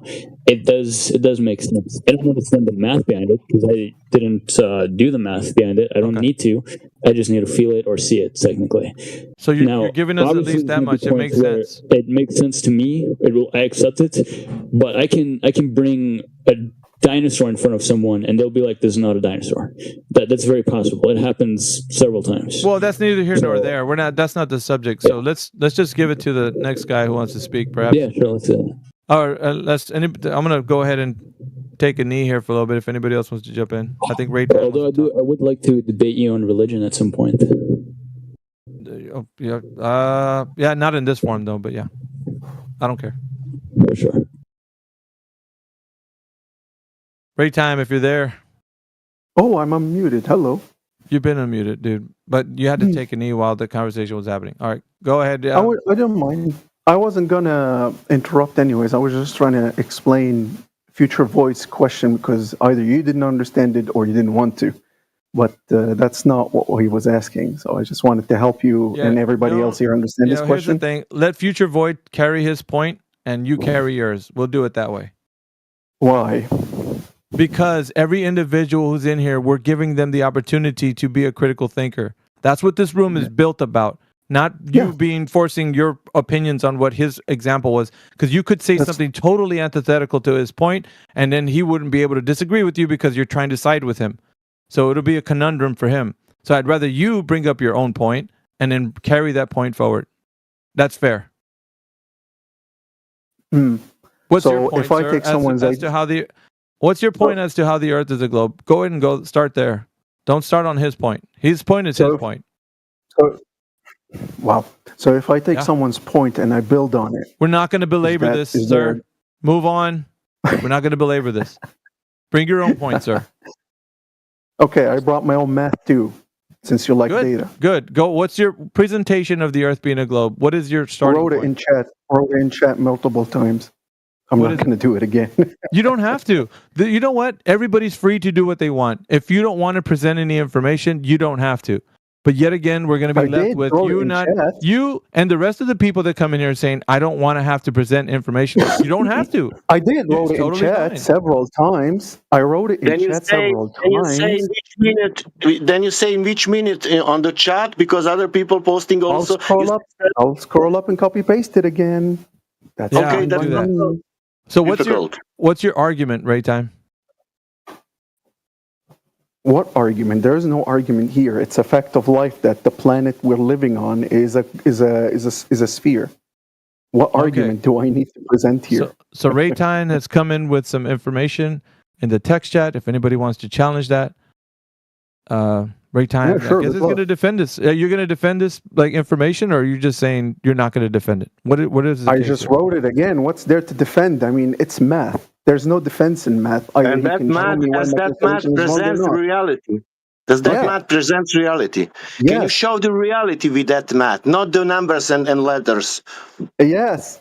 And now we're flipping the game. Okay, So can you show? Stop drop all the? talking. Stop No, talking. you're not gonna. When it's my You're not turn gonna to speak. dictate this forum, Raytime. You dictate it. You're the mod, I get. Yeah, you're being asked a question. Can you defend the point proper? What that you're bringing forward that this is showing that the Earth is a globe. He does not asking you a get to question. make normative demands of me. I don't work for anybody. Yes, we do. This isn't understand? your forum, sir. This isn't your forum. It's ours. Number one. Number two. Yeah, sure. It's number yours, two. He's asking maybe. you. He's asking you a If you want to valid circle point. jerk each other, I mean, that's fine. I presented math. You have issue with it. If you want to act immature about it, Just relax, bro. Take a breath. He's only asking for you to show how this math shows that the Earth is a globe in reality, outside. How have you done that? Go ahead. How have you done that, sir? It's a valid question. How have you seen this math in action outside? How did you test this? Somebody asks you to prove something. It's not because they're being mean. They're holding you accountable the same way that everyone here holds one another accountable. If I show you Eiffel Tower, and if it's 200 meters in a paper, if I write 200 meters Eiffel Tower, that means that you will show me in the reality that that tower it's really 200 meters. Can you do that? It's a valid question, Raytime. Now, it seems like Raytime has refused to answer the valid question that's put to him. How do you know the math comports to reality? I think he's not going to give the answer, which shows that he can't substantiate the claim with the math that he presented that the Earth is a globe based on that math, which is fine. Most people think that it's based on math, and I'm like, go ahead and present the math. When we hear the math and examine it, we're going to see if it actually comports over to the physical world. He can't do it, it seems. That's fine. Perhaps when he's ready to talk about it, we'll talk with him again. Other than that, we'll just go back to the forum if anybody has any questions. Or if you guys want to ask him a different one, I don't know. It's up to you guys. We got Hush. What's up, Hush? Mathematics is not a force. What's up, dude? So I brought some math. Oh, great. Yep. Are you going to be able to talk about it, or are you just going to clam up like right Nope. I could talk about it. My claim is celestial navigation cannot work on a flat Earth. And I got the math. Yeah. Post, what information do you have for us, Hush? Here you go. 1 second. I wrote it down, so I'm just copying this. Take your time. Yeah, that's an interesting claim you got there. Yeah. Good. The best part is that people can pour over and... Okay. So what are we looking at here with your image? So trigonometric functions are not linear. That's the underlying basis of this claim. So in celestial navigation, the distance to the stars assumed to be infinite. Can we agree on that? The infinite. That's what's assumed. Distance to stars seem to be infinite. Is that what you said, Hush? They're assumed to be infinite in celestial navigation. Well, I can rock with that. No linear distance is proven, right? Is that what you're saying? Yes, it doesn't have to be. Okay. No. Okay, I can rock with that. So here's my example. I have you in two instances. I hold the soda can over your head at 5 meters in one instance. And then in the second instance, I hold a soda can over your head over 100 meters. In both instances, you take 5 steps back. Which one would drastically change your elevation angle more? The one that was closer, or the one that was farther? Of course, the one that was farther. The one that was farther, you said? Yeah. No. It just hold on. It depends. Like, are you moving away? Are you moving away? Yeah, closer one. The closer one, obviously. Thank you. Closer one. That's a direct. What I'm trying to get at. That's a direct relationship between distance and your angle. Distance so the closer. What are you distancing to? What's the distance to? So the distance would be to the star's GP in this instance. The ground position. Okay. Yes, and that is based on how close any object is. So what I just demonstrated was that the closer you are to something, the more drastic your elevation angle to that thing would be. So if stars are infinite, then moving 60 nautical miles is negligible. It would not change 1 degree. Now that's if it's infinite. But even if it wasn't infinite, trigonometric functions are not linear. So that means that the distance, if you have a consistent elevation angle, the distance would not be consistent, and vice versa. And I have the math that I shown to prove that. What you got, man? Okay. So I put an example of 75, 60, 45, 30, 15 degrees. So both like 15 degree increments. Oh, and the sheet of paper that you put in, the sheet of paper that you, okay. For anybody listening right now, he posted I guess his work on a sheet of paper on an image that's in the text chat. Catch it before it scrolls out of. Which part of Earth is that? Hold on, Sasha. Let him finish rolling through with the drawings. Is that a presentation of the reality? It's just math. So okay, wait, we're just gonna. Yeah, hold on. Sorry. Yeah, we're just gonna let him finish his explanation. Okay. So to quickly wrap up, and then I'll take a question. But the 15 degree increments, those are consistent 15 degree increments. Notice how the distance are not consistent, because the distance cannot be consistent if we're using trigonometric functions to find star GPs alone. Yeah. So even if the sun wasn't infinite or the stars wasn't infinite, the distance to them, it still wouldn't match up to a flat Earth, because the angles or the distance would not be consistent. Okay. No, you go ahead, finish. There was some guy trying to interject, but are you done? Yeah, I'm done for the most part. That's the over. All right, so you're saying the angles wouldn't be consistent. Is that your argument? If the distance was consistent, the angles wouldn't be, and vice versa. So, in what way does this provide evidence that the Earth is an oblate spheroid? Hush. Well, I'm proving that it just can't work on it. I'm using No. We're asking for the supportive information to bring forth the idea that you can show data that the Earth is a globe. Is this data point? Does this data show? Is that not a good claim to say the Earth is not flat? No. The burden of proof right now rests on those making the claim that the Earth is something we do not see it as. We do not see the Earth as it. No, I'm going to tell you how. Just relax. Okay. Just relax. Yeah. The Earth doesn't appear to us when we're on the surface as a globe. Now, if you're saying we're navigating across as it is a globe, well, the demonstration of it being a globe would be paramount. So the demonstration right now is not proven in this point you're bringing forward. So what I'm asking for is this. What's the determining factor that the Earth is a globe based on this information? Okay, based on this information.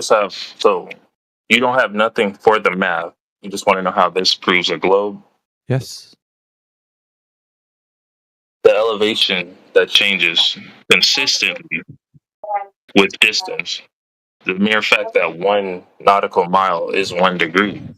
Those are flat Earth measurements. Is evidence.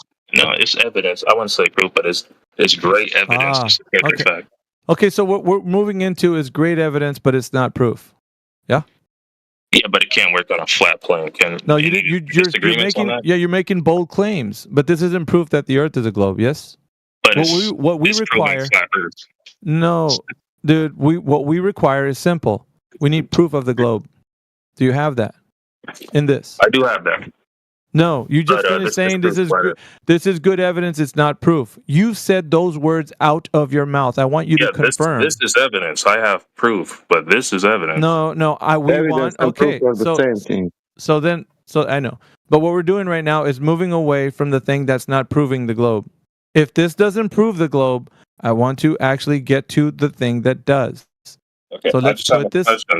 So no, sir. Why do I have to prove a globe by because you think it's one? Because you think it's one. That's why. You think it's you're one. Not defending that this doesn't work. I don't listen. I don't need to defend something that's obvious. You need to defend something that's not obvious. The topic of this room is flat Earth. I know what the topic is, sir. I know what the topic is, but you need to, brother. Listen, Hush. You need to defend the thing that you think it is, because nobody can notice the Earth being a globe. So if that's a true globe, right? If it's really a globe, then I want evidence that leads us to a conclusion, which would be proof that the Earth is a globe. So show us proof. So that we the Earth can is a move globe. on from this then, and also proof. But just to Yeah. be clear, you don't have any counter evidence, no counter You claims didn't to the matter. provide, because you did not provide in this example any proof that the Earth is a globe. So I don't need to counter something that's not showing that the Earth This is a is globe. solid evidence that you have no It's refutation not for. proof of the globe. You said it yourself. You can't Evidence recant or is walk valid. back. Is it showing proof that the Earth is a globe? Yes or no? It's disproving flat Earth. No, you don't want to answer. It's okay. But we gather from your interaction is that you're not proving the Earth is a globe. So we want to go to the proof. Let's move to the proof. Let's isn't move to the proof, then. Let's move to the proof. So we're going to push this aside because it's not proof. So what do you have that proves the Earth is a globe? Hush. Concession. The concession is yours, not ours. You've conceded this isn't proof. You said so yourself. This is evidence. You're conceding. Evidence is most definitely You're conceding, and we're telling you the evidence You're the is one that wants to move on. Hush. Here's what happened. Like an evidentiary hearing, you presented evidence. We looked at the evidence, and I said, "Is this proof of the thing that you in question?" And you said, "No, it's not proof." So we're hand-wave dismissing it out of court. It is now not proof that the Earth is a globe. Dismiss evidence in court. You didn't prove it, sir. FYI. You can't didn't dismiss prove it. evidence in court. FYI, you didn't prove it. FYI, you didn't prove it. That's not how that works. Yeah, Husk it is is right. exactly how that works. You didn't prove it, Husk so is right. now No, it's that's being not. moved away. That's It's being not. dismissed. It's not No, it evidence, does not. sir. No, it does not. There are legal Okay, I don't languages need that a peanut explain that. gallery. You can read Great it. time. You had what's your my moment. turn? You had your moment to speak. What's my time? No, my Silence. All right, so you had your moment to speak. Now back to hush. If this is not proof, this is what we need. So it's being dismissed as not evidence after all. Yeah. You can't dismiss evidence in a court of law, but we're moving on. Dismissed this as not being evidence, sir. It is evidence. I don't know why you It did not prove your point. Did not prove it. It did. You said it yourself. It did. We This can is move not on. proof. This is proof. Yeah, Look at no, what it's I not. just posted. Oh, it is. Oh, let's go back. No, to no. It. What I just posted is proof. Look at Okay. that. Well, so so we dismissed the other thing, which is not evidence. You can. Because it got Go dismissed. ahead. It's a concession. All right, so let's go. It's your concession. All right, let's go into this thing that you're saying. What is this demonstrating? These are film photographs right, let's have a taken look. on Apollo missions. If you don't mind, I'll take a look at your link.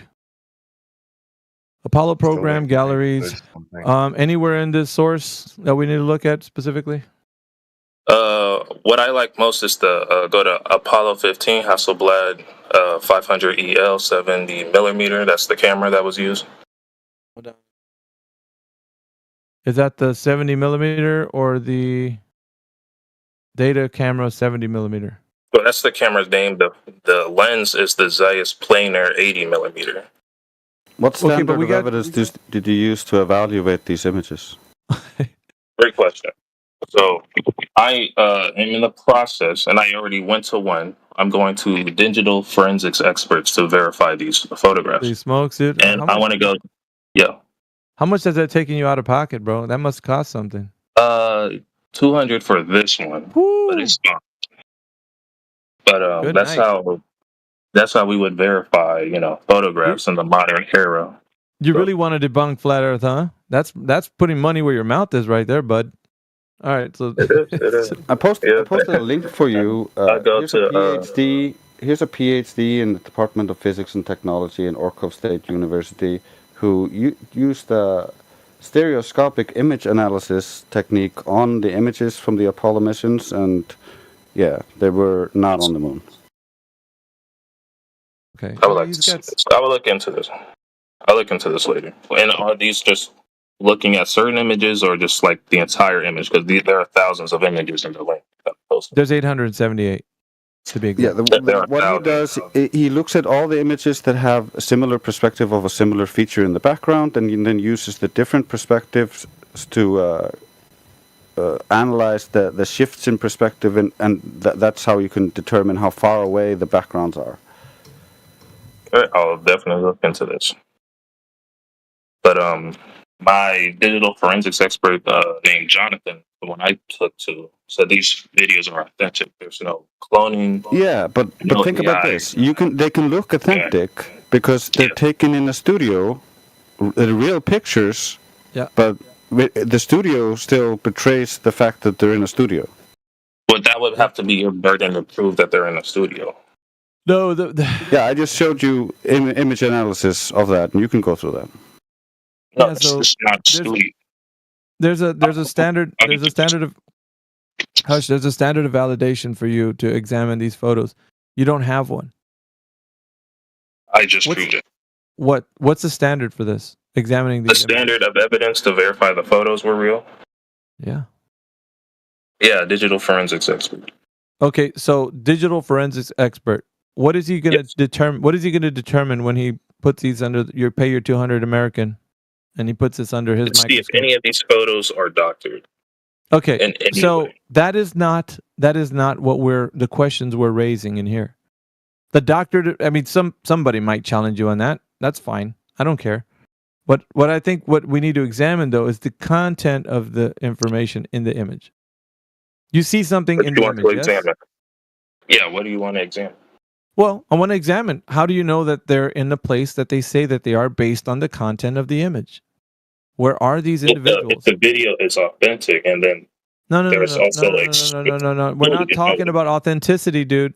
Because, like Drace was saying, you could very well be in a place where the things that are happening are authentic. They're actually taking a real photo of something that you think is the thing where they're at. But if they're not, let's say they're doctoring, not doctoring, but they're in a studio, you guys would have to prove they're in the studio doing No, this. dude, no. The place of burden, it rests on your shoulders. It's not ours. We're not making the claim that the Earth is an oblate spheroid. So right now, there's images that you have, right? These images that you think support your case. There's no method or standard that you're going to be able to put it through that the content of the image is shown to be what the Earth actually is. Dude, you can't actually verify this yourself. In other words, this isn't empirical. It's hearsay. This is empirical. It's actually hearsay. No. In a court of law, this would definitely be empirical. Really? So after the forensics guy comes back and say these are authentic. Yes. These pictures are authentic. What good is that going to do if the content of the image isn't verified, like the actual location where they are?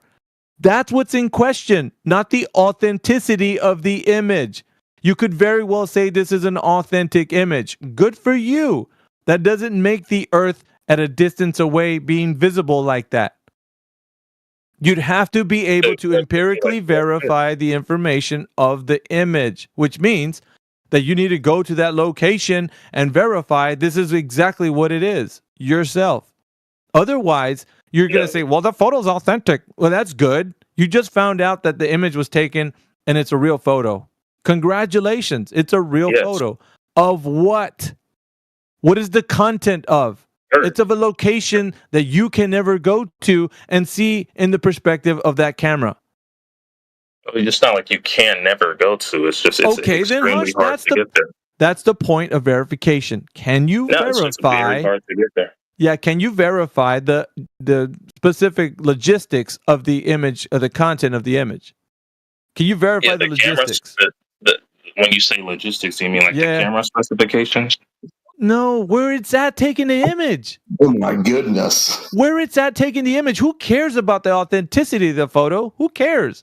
You're going to spend $249 or $200 American on it. Just the guy saying, well, yeah, it looks pretty authentic, and I verified through my expertise it's authentic. All right, what are you going to say, that it's now real? The content? Dude, bro, listen, I'll put it to you like this. Man. In a like a movie studio, right? You got people dressed up as, all kinds of different films. But then you got the Lord of the Rings, right?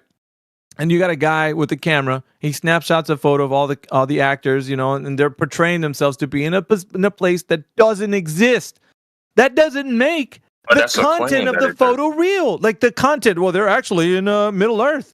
Bro, it's an image. It's a photo being taken in time. And the photo, you could give it to a forensics guy. He's going to be like, dude, it's a real photo. Of what? Of Earth. And also, on top of that, I have measurements of the moon's it goes right back, Hush, it goes right back to the place that you can't verify the image logistics. The image logistics would mean that you'd have to put yourself in that specific place, looking at that vantage point that the Earth looks like that way. You don't have to. Oh, yes, you do, bro. What do you mean you don't? And That's the whole point. I don't, because you don't hold yourself to that same standard. Dude, what do you mean? We're not talking about things out in space. You are. No, you're talking to, like, when it comes to the container, you can't see it, verify it. No, touch you can't. it. You can't. don't You hold can't reverse yourself that. to that. I'm not You can't reverse. reversing anything. You know what I'm saying is I'm not true. asking you to prove it. You Yeah, can't you know hold what I'm me saying is to the true. standard. Yeah, you don't hold listen, yourself to that. Listen, okay, so go ahead. First of all, we're not even going to get into that because that argument I can also not even do it the way that you thought of anyway. Yeah. But if we were to talk about this specific point that you're bringing up, it's not that proving that the Earth is a globe with the authenticity of the image. That's not what we're going for because, like I said, and everyone here can understand, it could be a real photo, but the content of the photo logistically can't be derived as to you knowing that's exactly where it's happening. You don't know that. I would say the content that paired with measurements on the moon would definitely adhere to my epistemological standard, and that's more than I can say about. Yeah, so you're saying, I get it, man. You're saying at least I'm doing something about it, but that's not even the point proper here. Is like that if you're gonna take us to your fantasy realm of the globe Earth, looking at a distance away, you don't know that to be true. Even if the forensics guy goes like, "Oh, dude, 100%, this is a real photo," and then you're gonna be like, "Well, shit, Bob's your uncle, bro. There's a globe." No, that's not where it doesn't start. It doesn't stop there, bro. But that's why I gave him the PhD who did the stereoscopic image analysis, and it doesn't match the supposed measurements of the moon's features. Yeah, so that's why I gave it to you, because that would be a way to verify if the apparent moon features in the distance are the same as your claimed measurements. If I have a PhD analysis that says the opposite, which one do I trust? I know it's going to be a little tangled mess. I didn't want to go because the fact is, right, when we talk about verifying the image, we're not talking about the authenticity of the image. We're talking about the logistics. You can't go to that place. It's just made up and given to you as a way to look at something that you can't verify. So that you're going to do your best to verify an image's authenticity. Okay, good. Let's say you did find out it was authentic. Now what? Does that make the content of the image real? Look at measurements that were taken. Bro, I mean, honestly, dude, you're not verifying anything. Let's just get down to the meat. Hold on 2 seconds. Can I just check something? Sorry to jump in, but I thought I just heard, Hush, you said you paid some guy $200 to tell you that the space pictures are real. Is that right?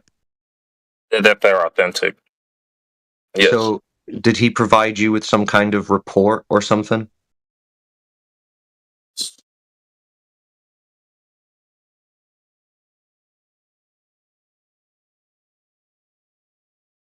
Is he thinking about it? No, I said yes. For an online scam. I said yes. I'm not gonna Okay, did you post that? No, I did not post it. Well, you need to post that. What was in his report? This report, he looked mainly at like cloning, and then looked at he used some AI tools to see if there's any Photoshop. So you paid a guy $200 to just bullshit you and say I used ChatGPT and it said it was real. ChatGPT said it was real. Gosh, you could have just done that for free. So post that report. Post that report, or you are lying.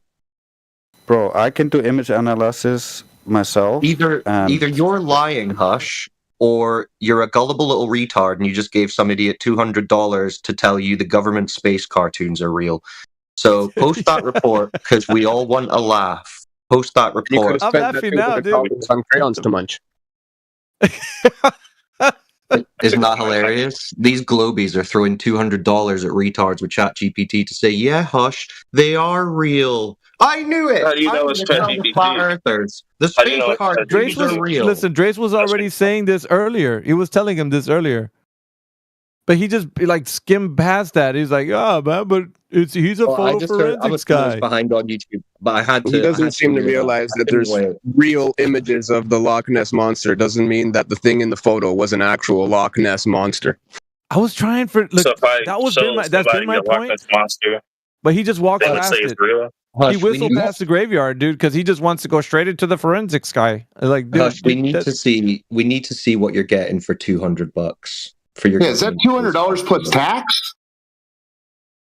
Did you PayPal him? I need Like, to what's see the it. setup? I need to see it because I could be getting $200 for doing this because I'm pretty sure I could do it better than this guy. Drace is going to be offering the service for other It's Globers. amazing that it's amazing that Hush would open himself up to this kind of scrutiny with this kind of dumb lie.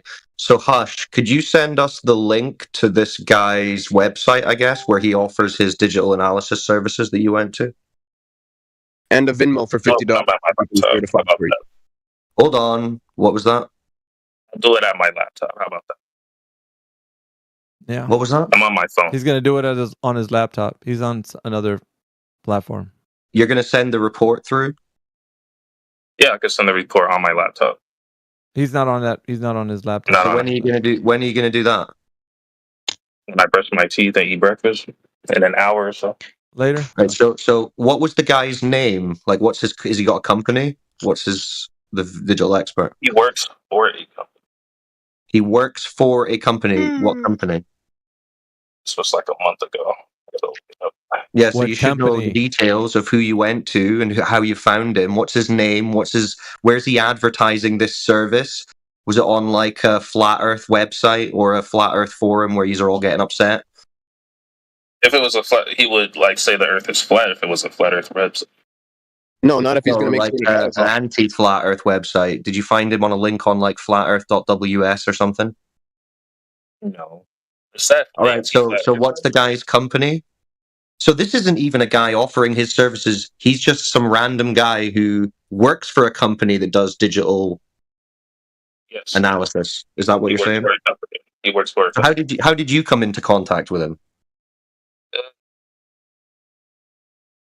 You heard me Google. You meet him under a bridge? You just Googled. What did you Google? So I Googled Help me, please. digital I forensics. want to prove Flat Earthers wrong. No. How did you get scammed out of $200? I do that by myself. I do that by myself. You do, no. You have to pay $200 for some stranger to use ChatGPT that says, "Oh, the government space cartoons are real after all." Hush. He's over there skipping around. I'm walking on sunshine. Whoa. Imagine spending $200 to still not prove Earth's a ball. Hush, why are you? I think you're lying. Are you lying about I can sell you this? some property on the moon too, if you want. I hope you're lying. Let's tell it later. If you're not lying, you're even dumber than I thought. Well, I think what he said though, Cyclone, is that after he combs his hair and brushes his teeth and eats a good, bacon and eggs, he's gonna, after some eggs and bacon, dude, he's gonna come in with the goods. So, Hush. After Are you thinking that you're going to be able to find some forensic report and you're going to be able to pass this off as something that you have obtained by paying $200? Are you guys just gonna throw this out until I give you the? Dude, we don't know yet. Well, you have to go brush your teeth and go eat breakfast, You're and gonna then have to come give back us some and we'll evidence. see. Okay. I want to see what a $200. I want to see what a $200 globe cope looks like. Oh, and Please also, provide it. if you need it, don't forget, dude. If you need eggs, just use the ones that are on your face. Just scrape them off and put them in the pan, dude. There's enough there. That's funny. That's how. Why don't you just go to Google now and type in what you typed in and find the link of the place that you went to and just post it in the side chat. That's the That'll report. do. Is downloaded. Yeah, DJ's that's calling fine. you a bullshitter, dude. Yeah. He's calling bullshit on That's this. what I'm dude. asking, DJ. Like, you should be able to find the place. What if we want to get some analysis done? Show us the link where you went to. Dude, he doesn't want to tell you who he is because that's going to give up the ghost. He's like, dude, I don't want you guys to know who I'm using. Why would you not want to tell me? This guy wants to advertise his services. He's going out for you little globers for $200. Surely he wants some custom. He's not going to do it. No. You're just making this up. Wow. He's protecting him. This is a moment. Hush. DJ's like, I can't even believe my ears, man. This guy. Of all the copes in the world, bro, you had to say this. Where's Radwin when you need him? Dude, Radwin would have been all over this, dude. He's at work, dude. He's probably like, man, I need to go to the water cooler right now. Be back, guys. Where's freaking Indio's in here. Dude, I hope you were listening to the live stream, bro. Nah, I wasn't. Okay. Did I miss something good? Come on. Dude, Someone fill in my India. God, bro. So Don't get India on though. dude, what? Dude, what are you afraid of India, bro? Like he's India. Dude, this guy says, because we were talking about, like, you know, he brought forth, you know, celestial navigation, and I was like, well, he's just making good evidence, but he's not proving. So we moved out to a different point, which is the point that we're on now. He's looking at some images, so he put a link up of those images that he's talking about, right? And he gave him these images that NASA has on one of the websites, and it shows all the photos that they took from their missions, right? One of the missions was Apollo 15. So he said those images, he took them to a forensics expert, right? Paid $200 for this information to be verified as authentic. And he has, according to him, documents on another, you know, he's got it on a laptop somewhere. But he says he's going to get information to show us that he paid $200 to authenticate these images, found out that the images are authentic, and now he's walking around on sunshine because he just paid money to this guy to authenticate these images that shows that the Earth at a distance looks like in a globe or whatever. So, but let me add to that. So I've questioned him. Who was this guy? Where did you see him? He can't give us any of this information, apparently. He says the guy used some AI tools, which presumably means the guy went onto ChatGPT and said, is this real? And ChatGPT said, yes, it's real. You can create your own AI. So he's got to present some stuff. But this is my overarching point, and I made this point the other night. Globers like Hush like to pretend to themselves and then to us that the reason that they believe in the globe is some clever mathematical proof or cell nav or swinging pendulums or swinging balls in a shed, when in reality, as soon as you press just a little bit, it always comes back to the government-based cartoon. That's all it is. That's all you ever have. Yeah, you just wrote off the dress it up. What about me? What about me? Sticks in What about Egypt. me? We can put sticks in Alexandria. Guys, what about me? Why you guys interrupted him, man? I'm trying to listen to what he's saying, man. Shut up. What about me? I never went to any government or anything. I don't even know. Shut up, dude. The government. It's my turn to speak. What do you mean, shut up? All you have is talking to me, dude. Yes, all you have is government space cartoons. Your spiraling is not going to change that. It doesn't matter. The only evidence you can actually claim is some cartoons from the government. That is it. And Hush is proving the point exactly. But Hush has gone the extra mile, and he said, I've paid $200 to a stranger online to tell me that they're real. But we need that report, Hush. Let me see what a $200 Globe Cope looks like. Please. I'll get back to you with the report. But you just like dismissed a bunch of math. Can I ask you a question, Hush, about your... Go ahead. What were the qualifications of the person doing the examination? I did not, honestly. He was part of a company. And the company did what? Big as hell. The company specializes in digital forensics expertise. Did they testify? Did they testify in court to the fact? Are they like court certified experts?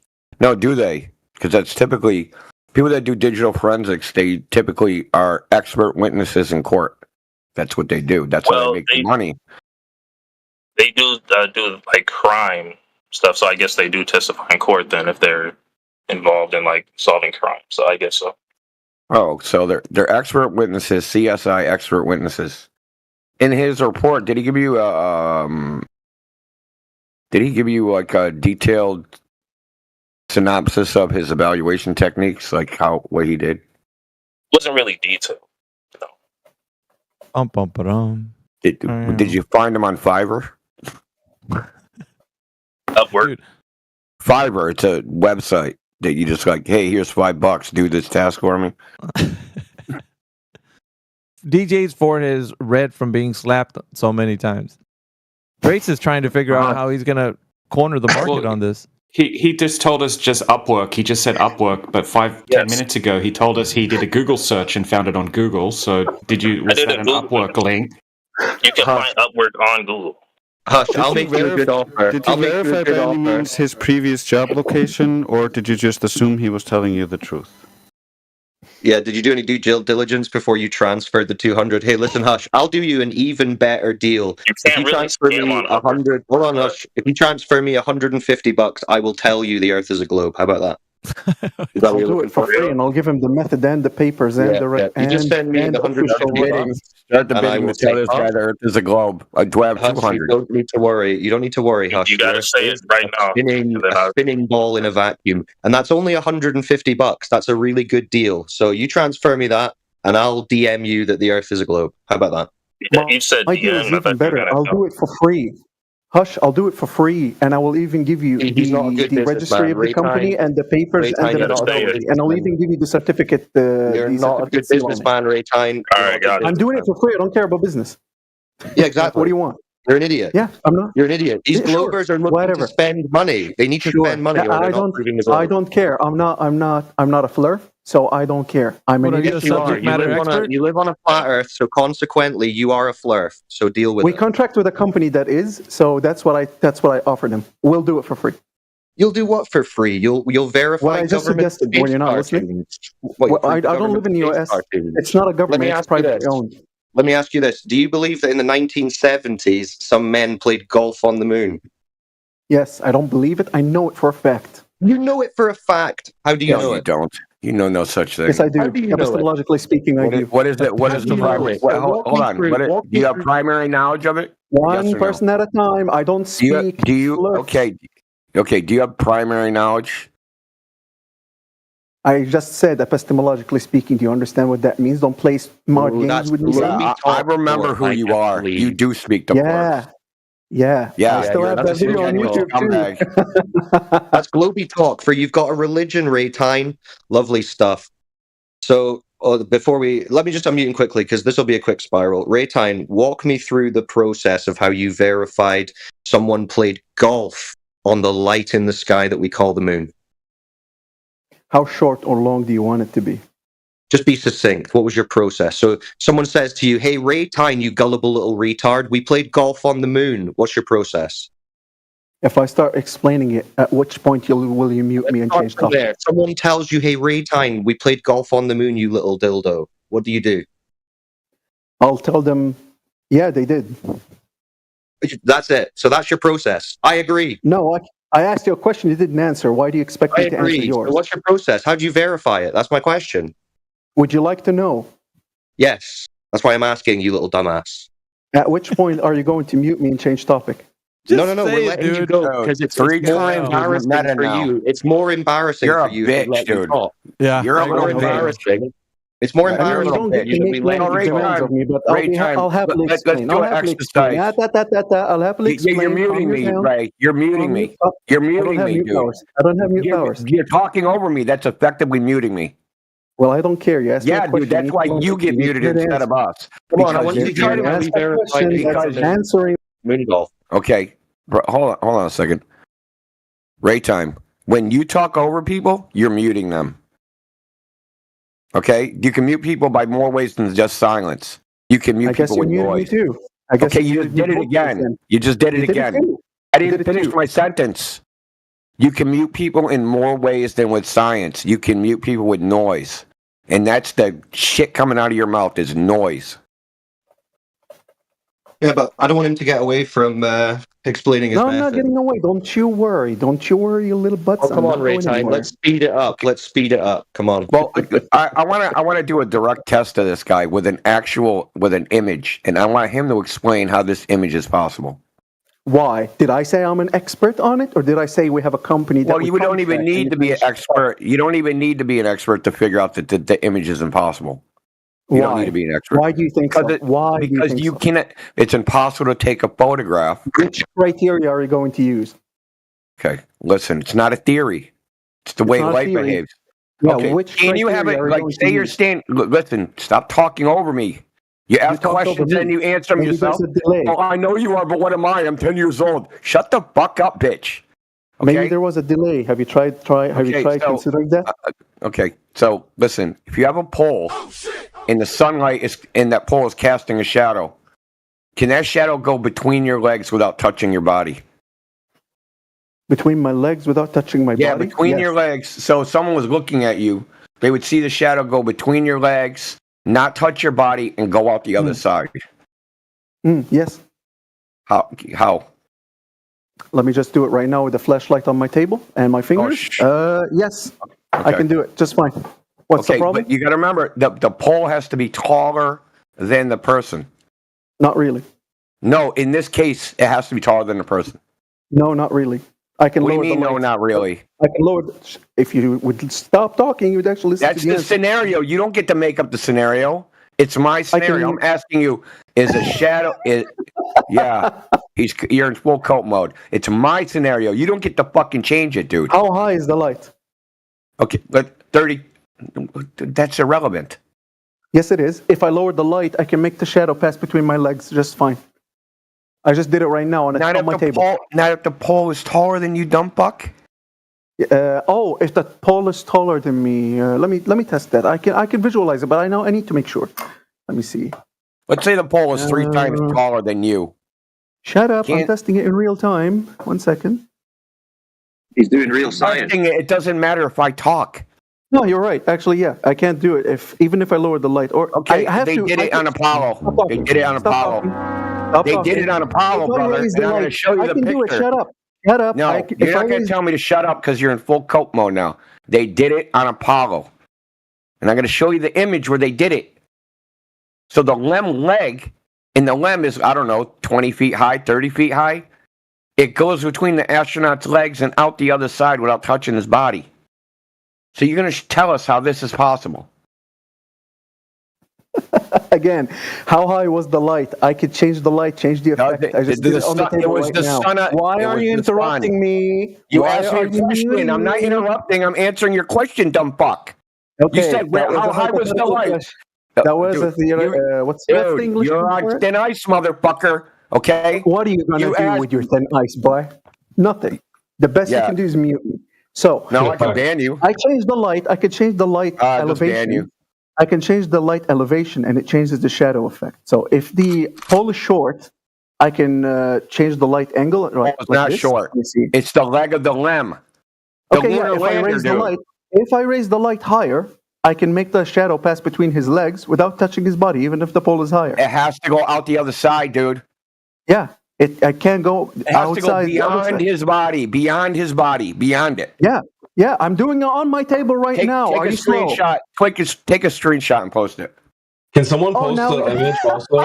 Take a photograph and post it, dude. Seriously, you have a phone. You have a flashlight. Test it yourself, dude. No, moron. Dude, you're a disingenuous. I did it with a spoon. You didn't do anything of the sort. You're bye. Bye, liar. See, you give guys like this too much leeway with a scenario like that. That's why you just got to pin them to show us how you proved the moon goal.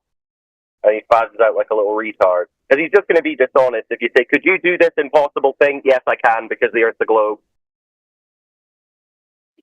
Fucking lying scumbag, dude. Can someone post the image?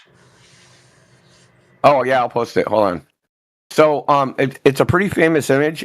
It's the one. I mean, people dog on it for other reasons. It's the one where I think it's Neil Armstrong takes a picture of Buzz Aldrin, like in front of him. I'm sure you've seen it, and then you can see it his body reflected in the visor. Right? People said, well, that's too high because it was a chest camera, and then Buzz Aldrin would have to be like freaking like 20 feet freaking tall for him to be centered in the picture. But that's not this argument. If you zoom in on the visor, the shadow of the LEM leg is going between his legs and out the other side without touching any part of his body. But I'll get it right. Low key, I'm kind of surprised that he said you could do it. Because I've seen it before, and I've seen how you've exposed how that's not supposed to work. Think about it, dude. You could cast shadows and be in the shadow of something, but the shadow don't touch you. It just touches everything else in the world. I mean, that's crazy, dude. I don't understand. He said, just get a flashlight and point it between your legs. Like, what? Yeah. Is that the same thing? He meant flashlight, dude. And he was pointing it out. Oh, shit.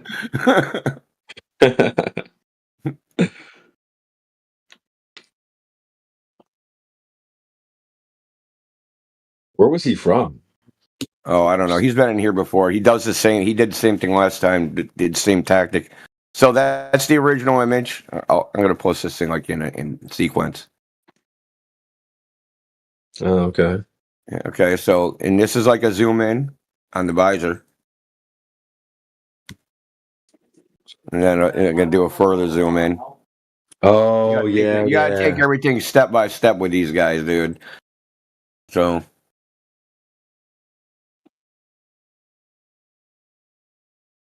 Right. So, like, how does it fall on his body, man? Like, what the fuck is going on here, right? So it's even worse that if you take I have a piece of software called ImageJ. They use it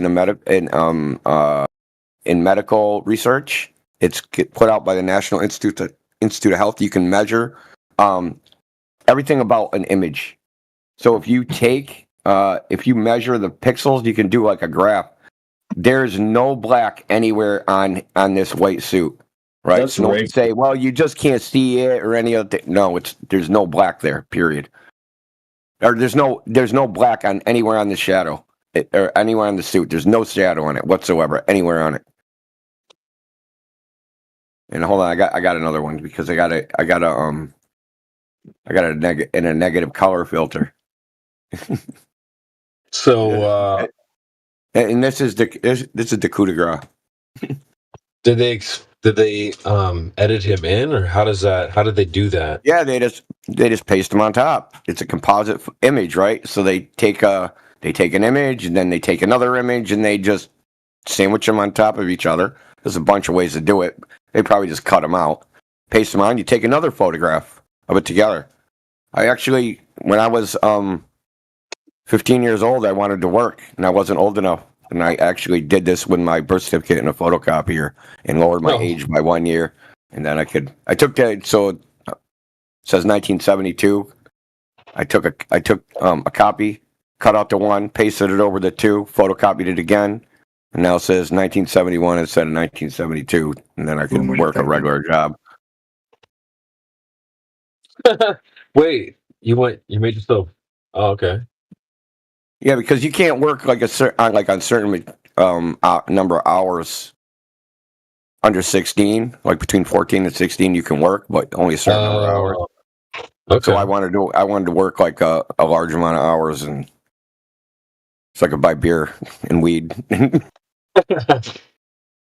So what else did that guy lie about? Because what else did you talk about with him? Who, me? I didn't talk. You know the guy that you banned? Oh, the last time he was just spazzing like he just did. And the last time, like, I don't know, it's like months ago. He's just the same thing. Like, if you ask him questions and you get into any detail on the topic, he just goes meta, right? And then just over talks and just like he turns it into a shit show. That's his point. That's the whole point. He gets attention. He doesn't care what kind of attention he gets, even if it's negative attention. These attention-seeking 304s, man, every time, bro.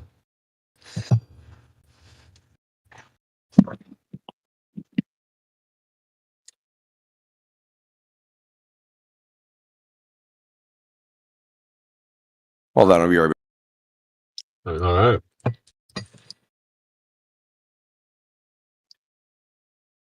Damn, I was hoping to get a little meat off that bone, but we have Hush and Globe Enthusiast, Lollipop, Surfside, Severe Weather Meteorologist. Step right up, step right up.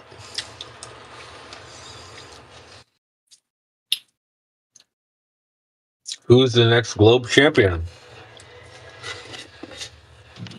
Well, we're waiting for Hush to come back with his photo analysis that he said he paid $200 for by some random guy on Upwork. So he's got to get that for us so I can apologize for calling him a bullshit artist.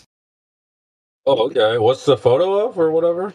He said he had, like, what was it? Some NASA photos analyzed, and he reckons he paid someone online, some random guy, $200 to do it. Right? And No he's been one's called buying out because he that. won't tell us. He said he found the link on Google, but he won't give us the link. And he's telling us we have to wait for him to get to a different computer, a different device, before he can get the report. So Yeah, it smells like bullshit. eagerly already. awaiting that. That smells like some cat, bro. No one. I don't think anyone's buying that. Like, I hope he's not lying, to be honest.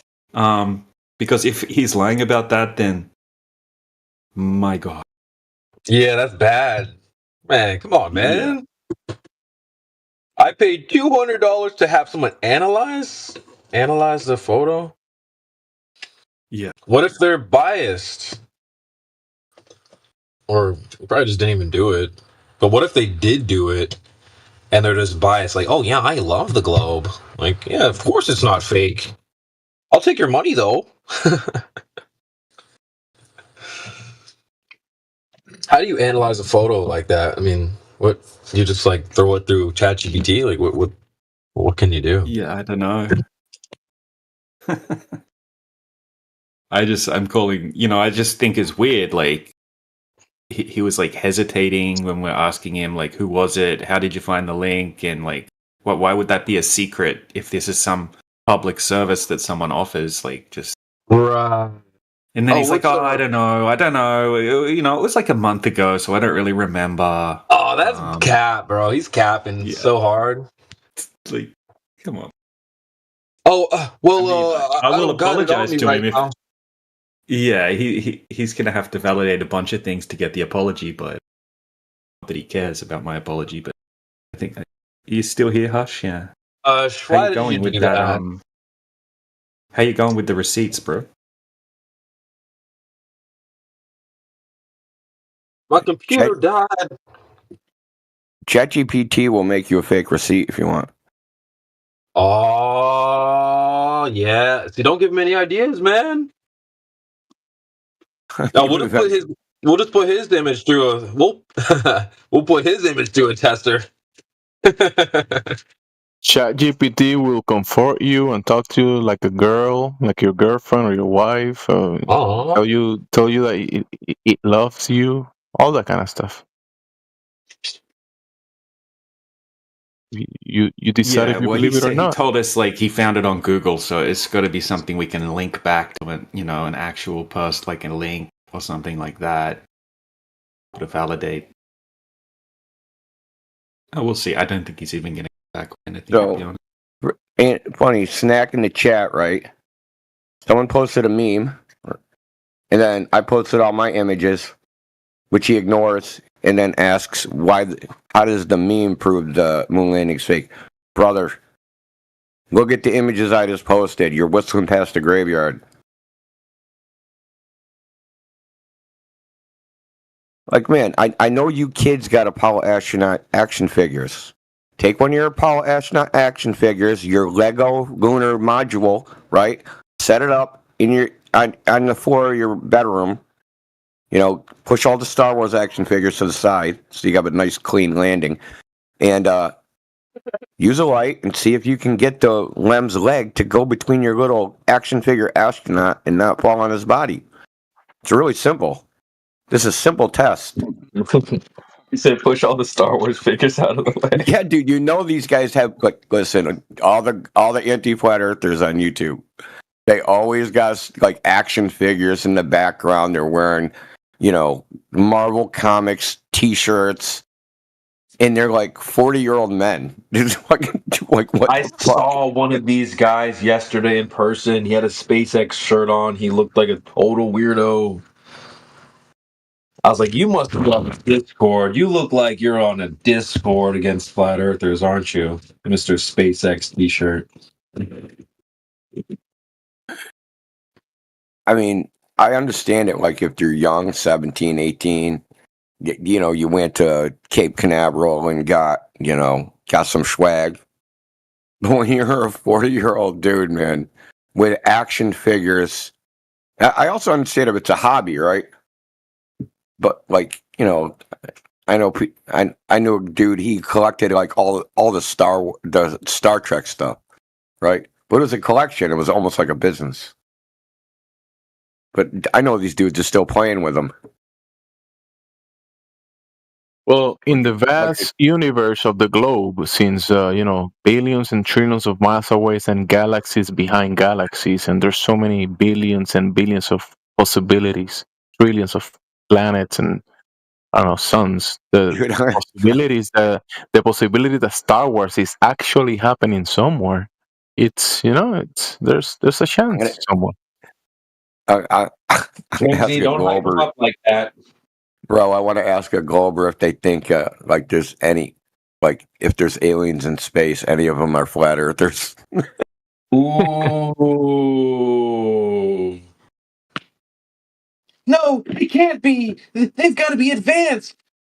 Whatever planet they're on, we're flat Tatooinis or whatever the hell they call themselves on Tatooine from Star Wars. Some of them, they might be, go ahead. Your friend in high school. Go ahead. That's a real story. No, it's not that important. Go ahead, Jumsy. I was just saying that some globe believers, they want to find that Martian green girlfriend or boyfriend. With, Oh my gosh. With the third teeth and the extra. I don't know. No, I had a friend in high school who was like, "No, there's definitely advanced civilizations out there. We're just behind." It's like, weird. People really believe this stuff, and they want to make fun of flat earthers, but they believe in aliens. We're behind in what? I don't know. He was like, "I read human progress." Yeah. Now you just gave me. I couldn't figure out what this human progress thing means. I didn't realize we were competing against the aliens. Yeah, man. We're trying to make it to the finish line of I don't know what.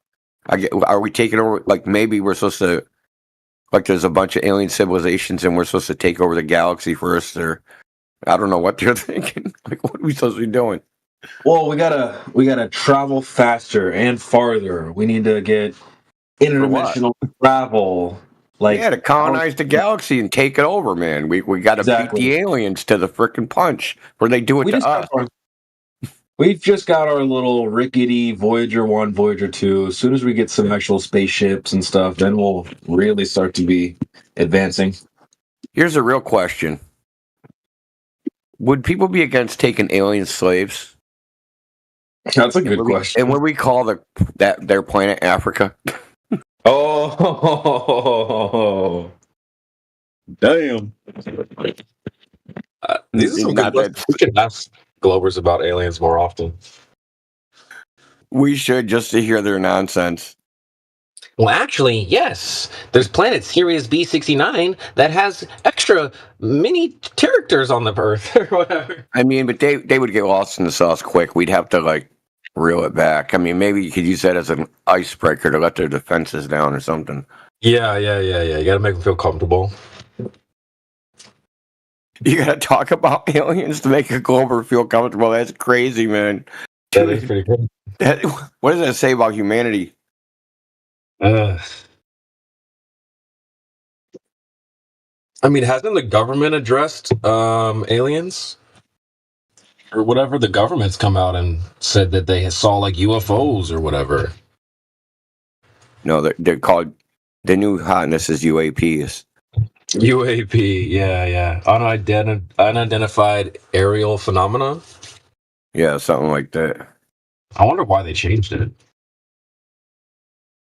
Well, technically, it's not a UFO. All right, dude.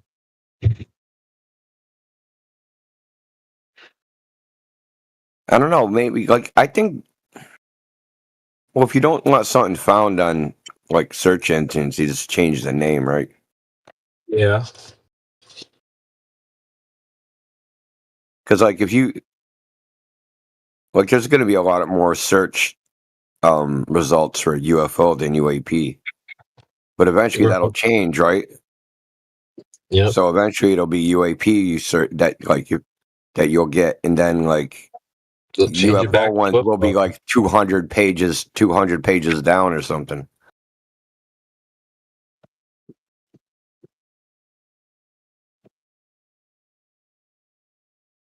I think I used to.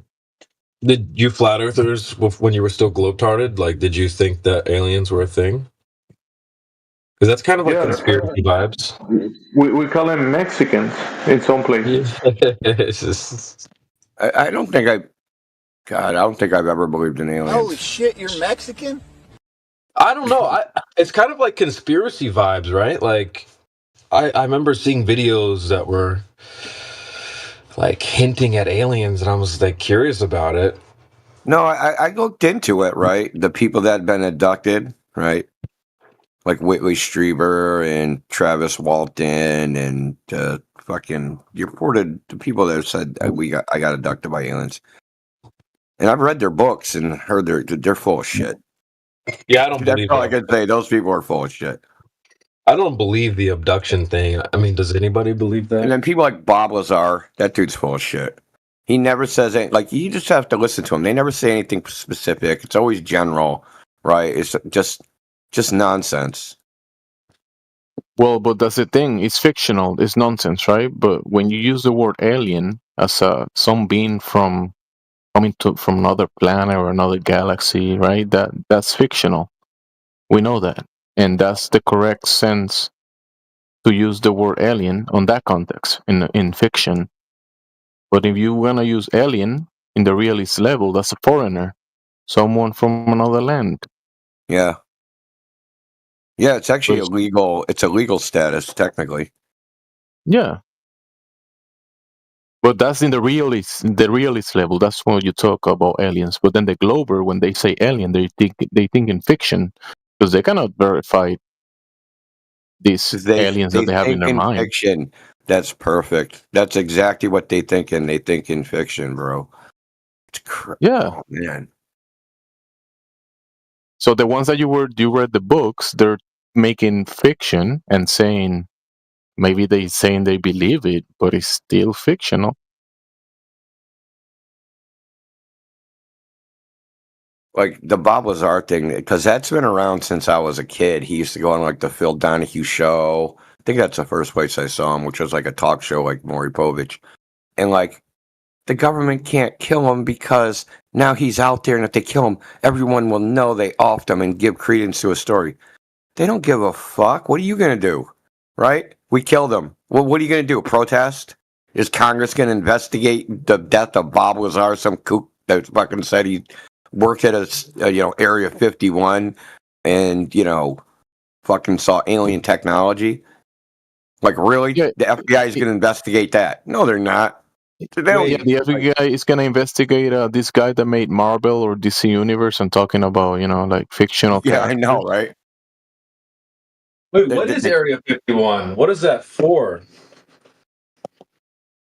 Doesn't exist. Really? No. Area 51 doesn't exist? That's the joke of it. Is that it doesn't. Wow. Listen, there is a building. Yeah. Well, just let me tell you, like when I was a kid, okay, there was these different military. This is during the Cold War, right? Just these different secret military areas where like nobody can go in or out. They have authorization to use deadly force if you trespass. Yada yada yada. Okay. And now everybody knows about Area 51, right? It wasn't much of a secret. And they do some sort of testing. They got sued, I know, for someone that worked there because the federal government, they were disposing of toxic waste and exposing the workers there to it. But because it's a secret, they couldn't do anything about it, like complain to the EPA. Hey, these guys are poisoning me. The EPA couldn't get in there, right? Because the military's kind of separate from all that. So, yeah, but the thing was, that was why it was a secret, because it doesn't exist. It wouldn't show up on like maps or whatever. You couldn't get like so-called high aerial photos or satellite photos or whatever you thought. So the thing was, Area 51 don't exist. The government wouldn't admit that it exists because this is like back in the 80s, right? So people asked because of this Bob Lazar guy saying he came out of Area 51, and they'd ask government officials, what about Area 51? and they would say, "Well, that Area 51 doesn't exist," is what they would say. So that's what I was joking about that when you said, "What is this Area 51?" I was like, "It doesn't exist," as if I work for the government. Well, have you heard that call? That guy that's like, aliens. No, I haven't heard that.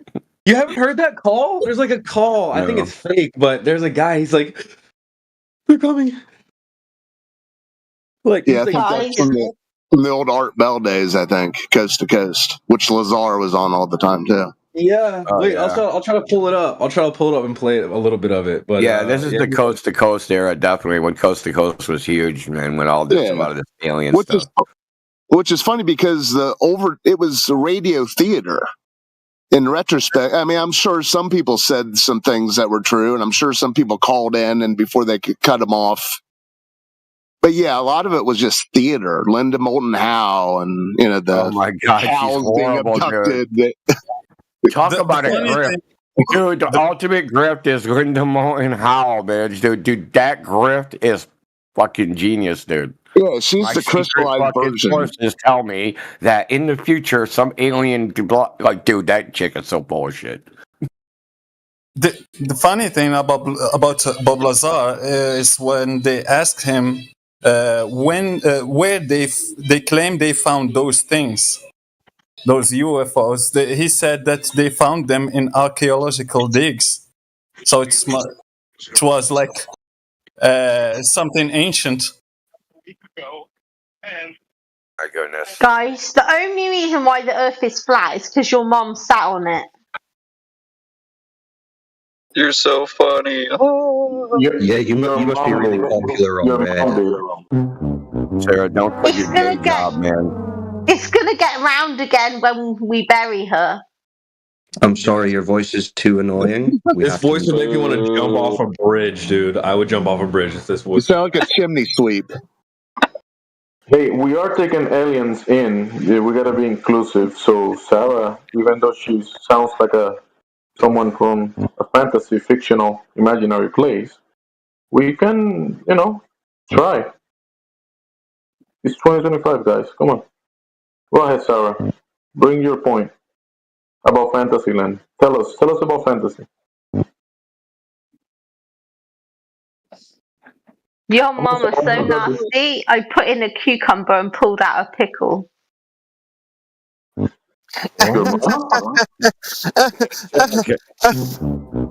Also, we live on.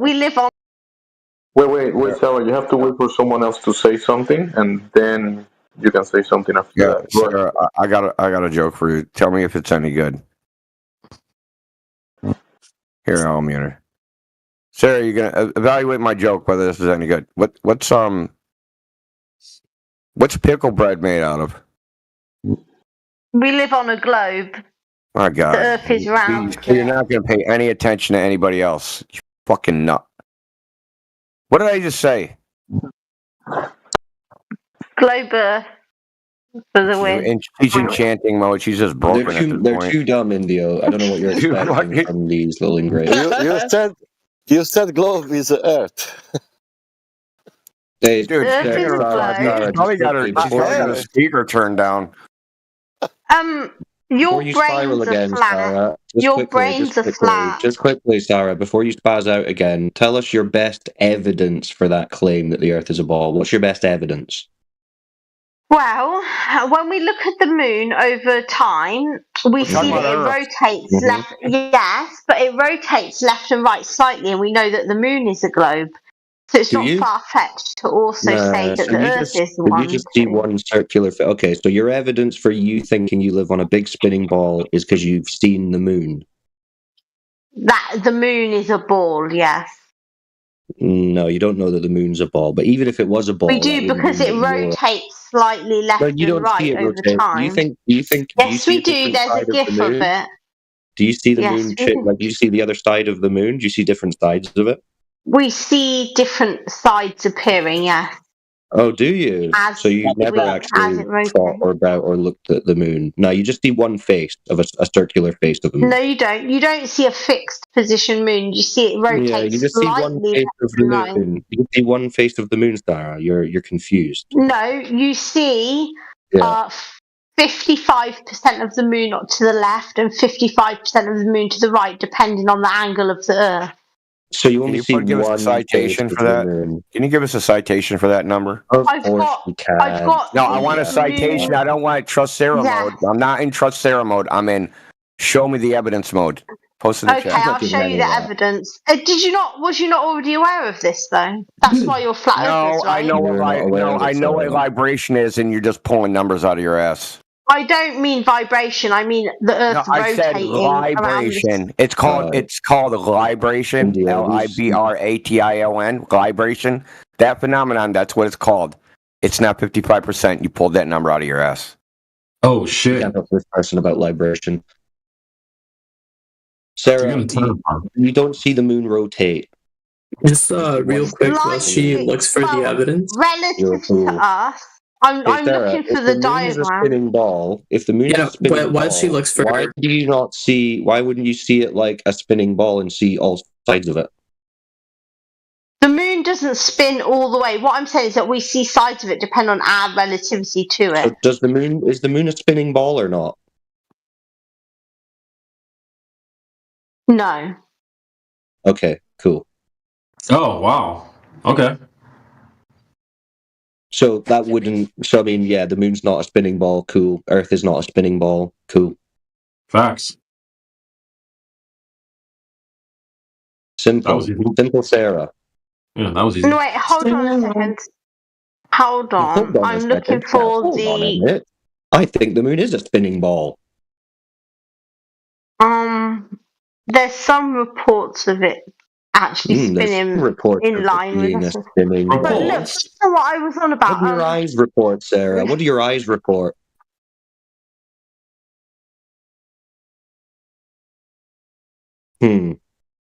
Maybe you should stop just placing all your faith in government space cartoons.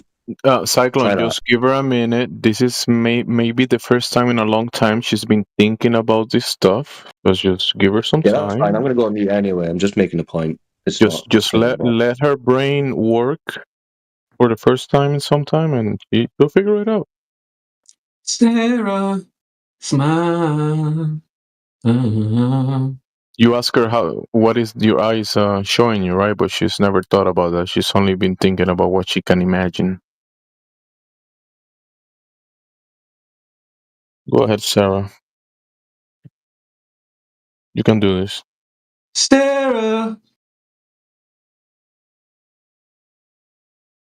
Just real quick, since nobody's talking. While she looks for that, why don't you go ahead and explain how it works, like how it works that we see the same face of the moon? Because it's not a spinning ball. Not a spinning ball. There you go. Simple. Yeah, she said it already. It's not a spinning ball, bro. You got your answer. It's easy.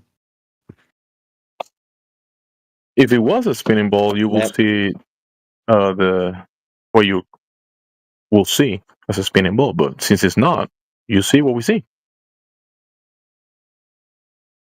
Very simple. Also, why don't you explain new moons while you're in the chat?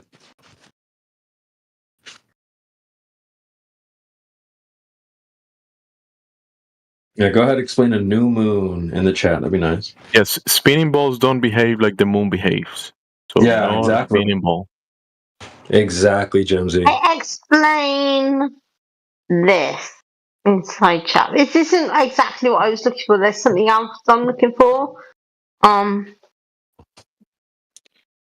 Let me continue looking. We don't need to explain moon phases, but suffice to say that that's not a spinning ball. There's no ball that's spinning. You don't see sides of a ball as it's spun around, so no spinning ball. Simple. Well, I think that the moon is flat as well as the Earth. Okay. No, good for you.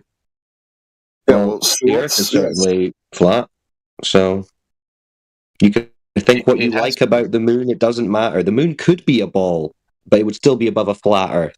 So who cares?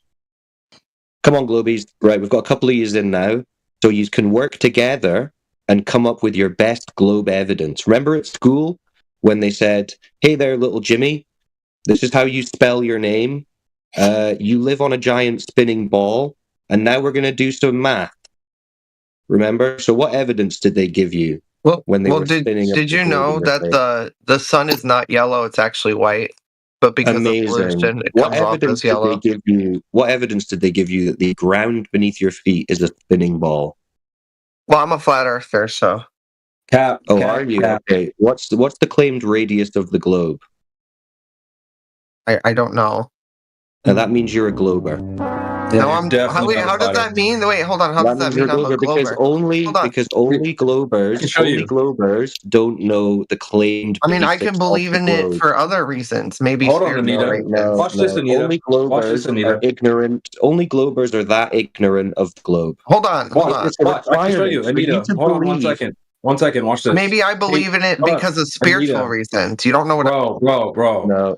Hey, Sasha. Hey, Sasha. What's the radius? Sasha? Damn, he's gonna No, who cares? He doesn't know, and we know why he doesn't know. It's 3,959. It's 3,959 miles with 1 foot observation. It's 1.22 and whatever you want. Yeah. Yeah. Listen, he's a degenerate. Keep him on mute. He doesn't understand anything. Of course, we know it's a requirement of the globe religion to not understand the basics about the globe. So we already know you're a glober.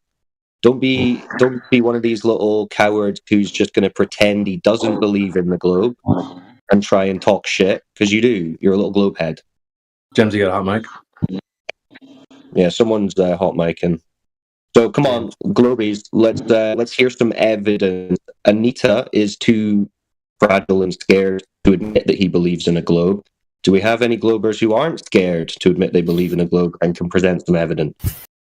I don't have evidence, but I do have a question. Would that be okay for you? Because of the speed of the turning and the speed of the turning of the moon and the speed of the turning of the Earth, as the moon spins, it looks locked in. You've managed to look it up. Okay, so you don't have any evidence for that. That's just a story you just read on Google. Remember, you said it's not a spinning ball, Sarah. So why are you saying it's a spinning ball again? Whipcord, where you at, brother? Who's the guy who had the question? Because I guess that'll have to me. If you have some time, would that be okay? We're not going to get any evidence, so come on, what's your question? Okay. I don't necessarily have evidence, I just have a general question. So I posted in the side chat a while ago. I'll repost it just so you can see it. And that's not what I meant to post. Give me a second. So it's an image from the cockpit of a U-2 spy plane. They fly around 70,000 feet. And it shows a spherical globe. And I'm wondering how they faked it or why this isn't the truth. Dude, Zach, that's a tiny Earth. Yeah, that doesn't match the globe math, Zach. You'll need to look it up because they apparently, according to the globe math, you wouldn't be able to see it from even the ISS height, which is supposed to be 250 miles. So yeah, you can see from the ISS though. If you look straight down, you won't be able to. What landmass is that, Zach? You need to do the math. Pardon? That's Arizona or New Mexico. Is that planet New Mexico? Find the landmass. The landmass. Give me a second. What is? Yeah. Planet It is Arizona? over Warland, if that helps. I don't actually know where I'm looking at. So it's Planet Warland. No, that's a city. Give me a break. Okay, so we have a city covering a quarter of the Earth's surface. If that's the curve. No, directly above. There, I'm sending a screenshot. He doesn't get it. He doesn't get it. No.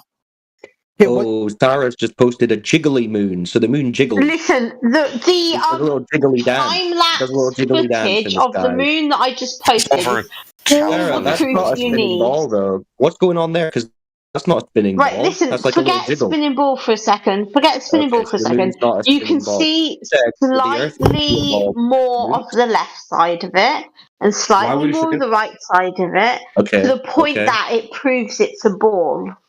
No, you just said it's not a spinning ball, because that's not showing us the spinning ball. You've just done a little jiggle moon. It does show that it is a spinning ball, but show me our angle is always at the one side of it. Why is it not spinning all the way around?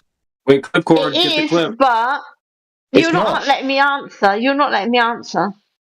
Yeah, why is it not spinning around? we spin too, and we're spinning at the same similar What rate. evidence do you have that we're spinning? What evidence do you have that we're spinning? Centrifugal force keeping you stuck to the Earth for you to fling off. Well, that's not evidence of the Earth spinning. What are you talking about? We just see galaxies and planets moving, and us in relation. Okay, yeah. So we just see the stars moving. That's them moving. What evidence do you have that you are spinning? It's the most simplest explanation. Occam's razor. So it's not actually based on evidence. It's just a thought. No. You're having all sorts the than I am. Who's measured it? Let's say this then. Who's measured it? Who's measured that spin of the ground? Literally everyone. Everyone. Name one person. One. Just name one. Me. Now, how did you do that? You guys, come on, man. You're just like. Yeah. Okay, so you didn't, Sarah. Okay. Even if you had all of the evidence in front of you, which you do, you don't have any. Want what evidence would that be? You don't want the There truth. is no you just want to have a conspiracy. No, there is your no lives evidence. would be Sarah, empty without a conspiracy. Your lives would be empty. Like your whole. down. They're so rude. They're asking for evidence. They're so rude. They're asking for evidence. That's all right. Let's try Zach. Zach, you were trying to do something about U2 spy plane. I'm not trying to. I'm just trying to understand it, because I'm just confused. I'm just out here. I'm confused. Real quick, Zach. Real quick about Zach. Zach, the image that you posted, you're coming to a conclusion that it is the curve of the Earth, but you're discarding other variables that might cause the image to look the way it looks. What variables would that be, please?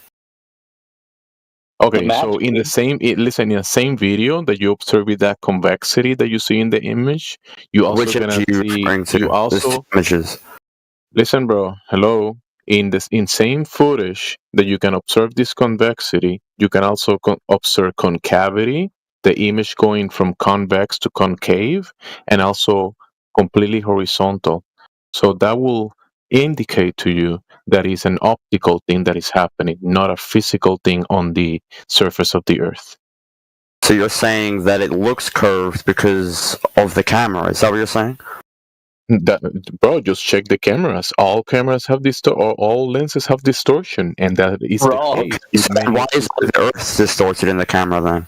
And why, when I take a photo, does it come out as a square image? I understand if it's a wide-angle lens, but this isn't. That's why, because you can take a photo. I mean, why? I can take a photo. Okay, so in both of the images, lens distortion is disproven because there are objects in the corner of the images. You're saying that the only variable that is possible is that this is actually the curvature of the Earth. Now, have you gone to the Earth and checked if that curvature is actually there, and it is not another variable? That's the money for that. You need money to measure the Earth? You say that like I can just get in a car and go up to 35,000 feet. No, you can just go across to a body of water and look across. No, I'm not talking about calculations from Salt Lake. I'm talking about images here from a U2 spy plane flying at 70,000 feet where it shows curvature, right? And you can say it's a camera lens thing, but there are images, there are objects in the corner of those images that aren't distorted. So why would it depicts planet California? That's not what I said. I said directly over California. I said over California. Hold on a second. We've been looking at these types of images. See less than 1% of the surface of the Earth. Yeah. Sorry, can I just have Gramsci speaking, please, for the time being, because I didn't hear anything he just said. At 75,000 feet, you're gonna see like a very small percentage of the surface. No, you can see curvature from about 35,000 onwards. No, you cannot. Yes, you can. You're one confused individual. Not really.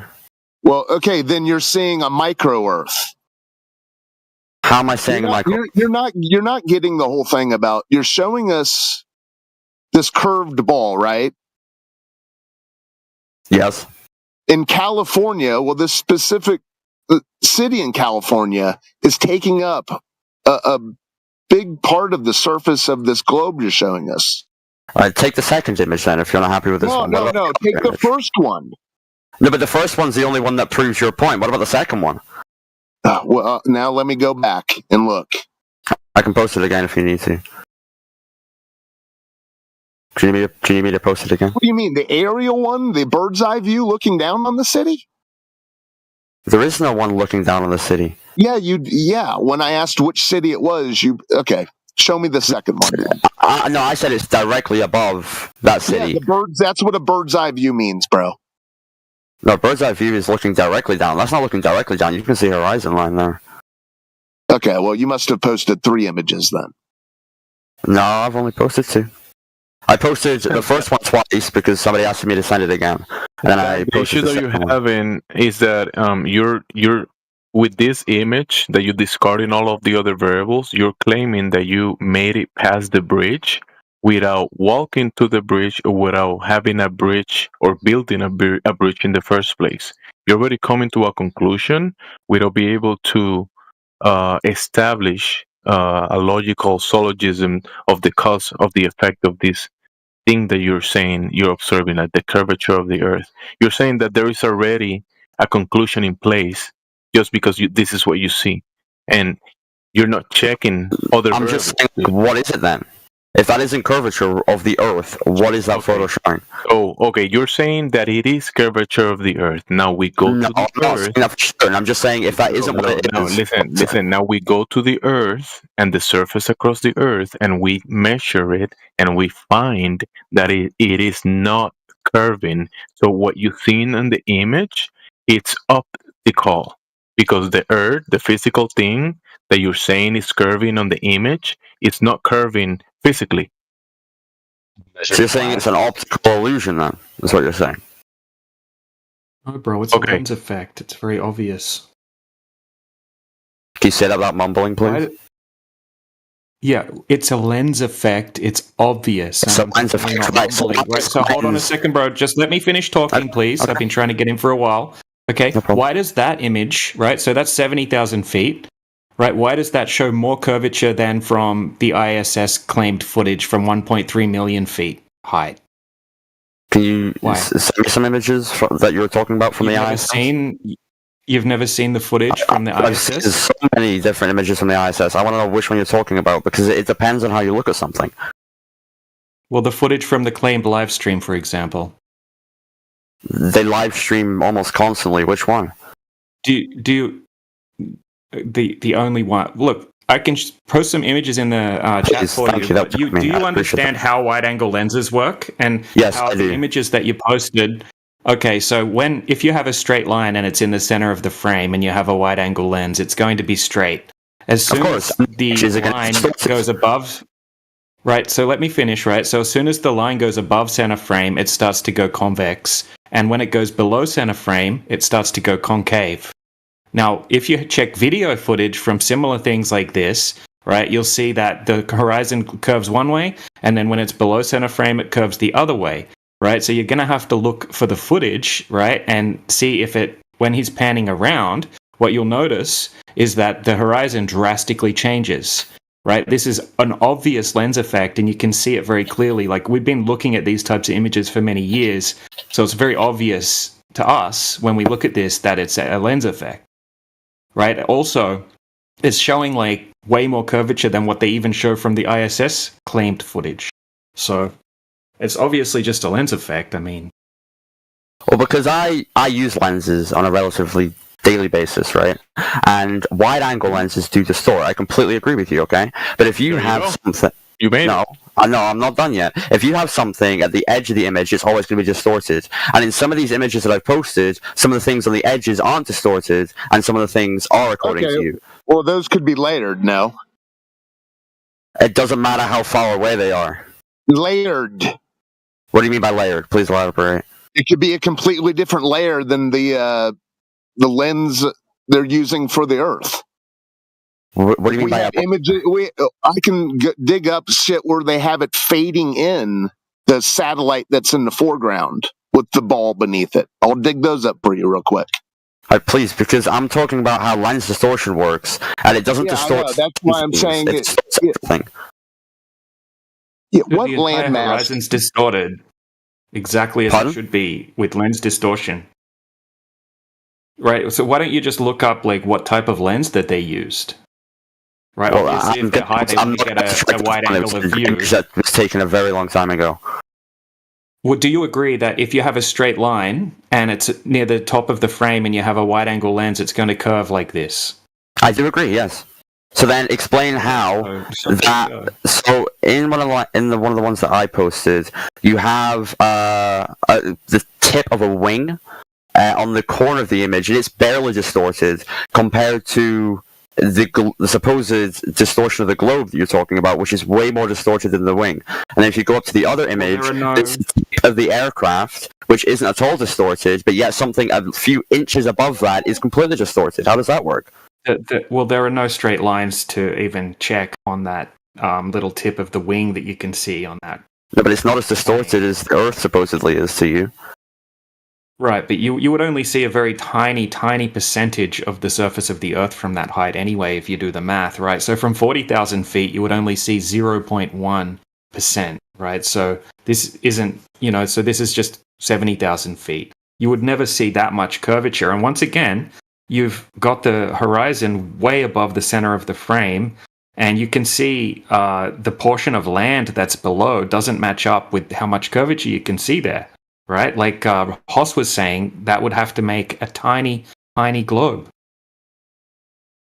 It wouldn't, though. It's not like to how small the landmass looks underneath these are These are cherry-picked images. You don't know the lens that was being used, right? You've just cherry-picked some images, and you're saying this is proof of curvature. I'm just saying it's not very good evidence, because when we analyze this type of footage, when it's a video, what you'll see is as the camera pans around, right, the curvature will warp all over the place and be curving the wrong way at certain parts. Why would it do that if it's a lens? I'll show you some examples. Thank you. People keep on saying this. Dude, it's basic math, dude. I mean, you're saying you can see curvature at 70,000. I'm interested in real-life photos that show the curvature where it isn't being curved. Zach, your mic is trash, by the way. But I know where. Basic math: 70,000 or 130,000. Which is more? Look, please show me these photos of the ISS where it isn't curving. I'm yet to see them, please. No, dude. Which one is higher? 130,000 feet or 70,000? Answer to that. Everybody in this chat knows the answer to that, so continue on to your point. Okay, great. Okay, cool. If it's that obvious, then we have the Red Bull jump. You're familiar with the Red Bull jump? This was at 128, damn near 130,000 feet. Almost double what you're posting. 100%. And, okay, great. So we have astrophysicist Neil deGrasse Tyson comes out and says, you think you saw curvature, but you cannot see curvature from this high up. If you don't believe me, here's the clip. I don't. Right. This is how I'm working at the moment because I can't beat all the facts and figures. I'm just saying. I'm gonna pop you on mute. If you can't control yourself, we're gonna pop you on mute. It's literally a 10-second clip. Just hold your horses. One more time for the audience. I thought you guys used empiricism, but now you're taking quotes from talk shows. This is not okay. It's not. It's just going to show that his example of 70,000 feet you can see curvature is false. Got him! Okay, no, it's a guy on a talk show talking about. No, it's not about him being on a talk show. Listen to who's running interference, guys. We're just gonna play the clip real fast. Dude, so I spoke because she threatened to mute me. Hold on, Zach. Yeah, just you guys, hold on, clear the mic. Hey, penguins, that's called genetic fallacy. Just because something's presented in a talk show doesn't make it just out the window. It wasn't on the talk show, by the way. Yeah, I know, but even that's inside according to you guys. You guys are all about empiricism and Penguins, you're running interference. That the guy said. That's incorrect. That's a stereotype fallacy, right? You did back-to-back logical fallacies. Stop and think about what you're saying right now. He's just running interference. Here's again the clip. It's like 10 seconds. These guys Sorry, what's your username? There's multiple clips being posted. Zach, shut up and listen. You'll hear it. You see this curvature of Earth's surface, and he said, wow, he's in space. Look at that. No, he's not. You don't see the curvature. That stuff is flat. Okay. Now, it's not about what he said in particular. It's not about him. It's about the math that goes behind it, which I've posted in the chat over and over and over again. I'll post it again one more time. So you just said 130,000 feet is higher. He's saying if you're that high up, you're looking at the surface of the earth, you will not see curvature. Period. It's too low to the ground. You don't see curvature at that height. So this little image doesn't matter about distortion or anything. It's just simply not high enough. If I was a globe earther, I would not be going around saying you can see curvature from an airplane. You're wrong. We're just helping you out. This isn't even making the earth flat. We're just helping you out, argue your worldview better, because you've got it all wrong. What I'm trying to say, though, am I okay to speak now? Is that you're gonna address what was? Yes, I'm attempting to do. I'm not trying to back this up by random math equations or formulas. Okay, what I'm trying to back this up is I have a photo here which shows this. Why isn't this the case? Right? Well, and you talk about we just told you based off the math. It's just I'm still speaking. Can we mute this guy? Okay, so yeah, you're saying. Yeah, we can be you. It's not about, well, you just found a random image that shows curvature. You can show why it's not true based off of the math. If you want to ignore that, that's your bag, bro. Address the issue. We just heard him address the issue. You just recycle the discussion we just had. True. Yeah, but I have the image that shows curvature. Explain it. We don't need to do that. Your own side, your own experts are telling you that's not curvature. You're not seeing curvature from that low. Period. Okay, so from this point forward, Zach, appeal to something else. We've already discussed that subject. It's trash. We can go even higher and show you how it's not curvature from even higher. So what else you got?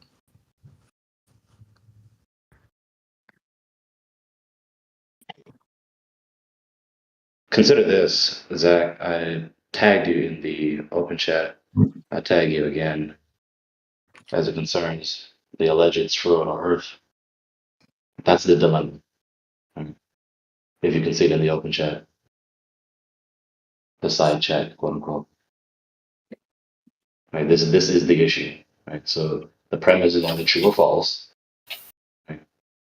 If it's false, then of course game over. If it's true, then it implies these implications, which render it unverifiable and falsified, because it's in a logical dilemma.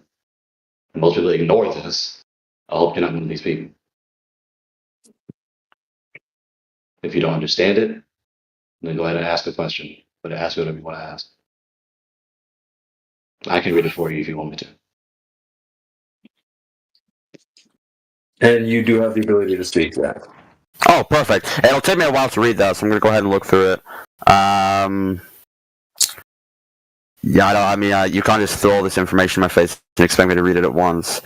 But I don't know if it's chat going on at all, but when I started speaking, nobody else was speaking, and then I got muted. So I don't know if you don't want people speaking against y'all, because this is a server for debating. No, dude, listen, okay? It's not a debate yet. You haven't made a claim yet. The only thing you've done so far is ask questions. Then when someone starts to answer your question, you talk right over them.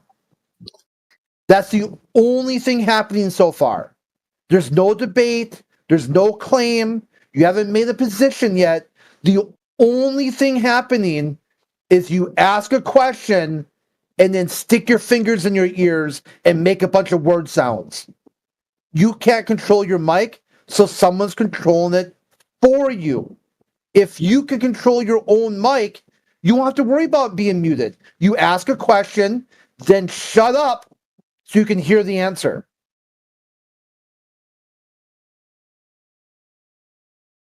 So I can read it for you, Zach, if you are not able to for whatever reason. No, but you sent me a link with a lot of information on it. It's like, it doesn't matter. It's not about someone reading it for me. It's that I'm going to have to sit and go through all this information. No, listen. It's not that difficult. Just relax. You're all agitated. Just relax. I'm not agitated, sir. I didn't expect you to read the link I didn't expect you to read the link right now. I wanted you to at least read the refutations that are right there in the text chat. The link is for further information and informing about the rules of inferences that I use, including the destructive dilemma. So that's the purpose of the links. But the So you want me to like the bullet points that you made? Yeah, these are syllogisms. You know what a syllogism is, right? No, I don't. Okay, a syllogism is a mathematical and succinct form of argumentation. Premise, one or more premises supporting a given conclusion. So I've used the modus ponens rule of inference, and I've also used the modus tollens rule of inference, and I've also used the destructive dilemma rule of inference in my arguments. These are deductive arguments. Do you know what a deductive argument is? Yes. Okay, so you understand a deductive argument necessitates the truthfulness of the conclusion if the premises are true and the form is valid, right? Right. Okay, so from this point forward, if you want to refute these arguments, you're going to have to expose the invalidity and or falsity of the argument and or the premises. So here's the argument. You have the first one and the second one, and then I'll say the destructive dilemma. I'll pause between the second one and the destructive dilemma. The first one is if the horizon is an intrinsic aspect of visual perspective, then the horizon is not the alleged external fraction of the circumference line of the alleged convex surface of the ocean. For our convenience, I'll just simply call it the curved ball horizon, which is exactly what you tried to argue in your photos earlier. The horizon is an intrinsic aspect of visual perspective. Therefore, the horizon is not the curved ball horizon. Second point, if the horizon is the curved ball horizon, then the horizon remains stationary at a fixed distance, and we can't see further than the entailed fixed distance to it. The horizon doesn't remain stationary at a fixed distance. We have seen further than the entailed fixed distance to it in many instances. Therefore, the horizon is not the alleged curved ball horizon.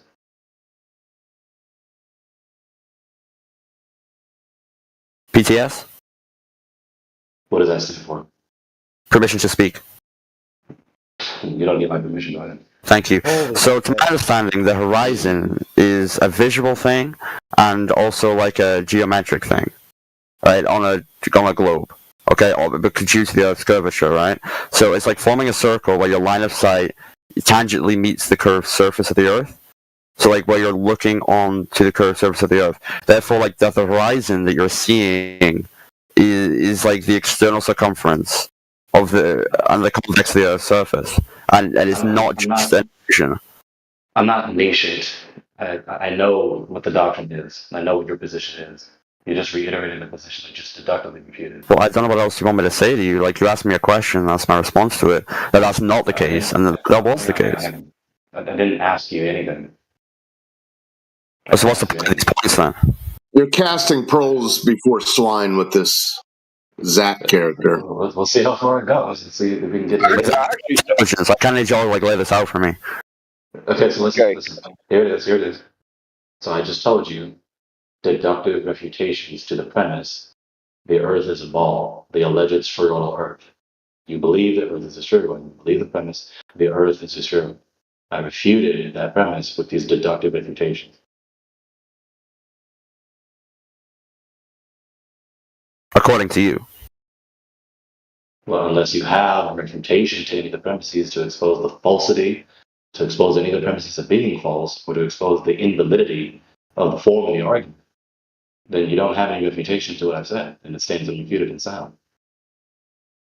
You're using pretty big words there. I don't really understand those. All you have to do, is ask me. Translate. I can't hear you because I'm speaking over you. All you have to do is ask me questions. If you don't understand, then ask me. If you want to understand. Let me ask you a question. Does it have to be related to those first 3 points? You can ask me whatever you want to ask me, but what I'm attempting to do right now is to debate this subject. And what's the subject according to you? Because you said I hadn't declared a subject. Oh my goodness.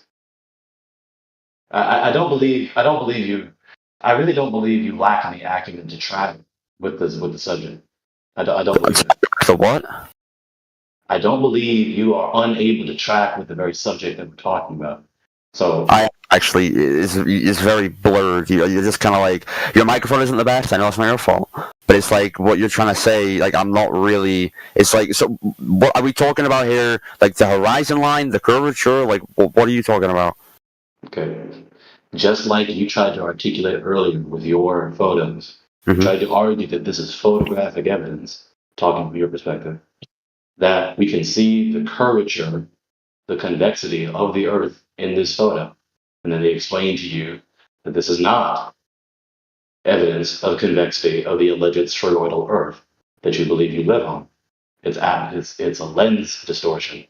And the implication you reveal is that it would be a micro Earth. And those who know better than you, the clerics of scientism, such as Neil deGrasse Tyson, is going to be consistent with your worldview, say that you can't even see the curvature from 130,000 feet. So you're definitely not going to see it below that. So that was the discussion earlier. So I'm talking about what you were talking about earlier.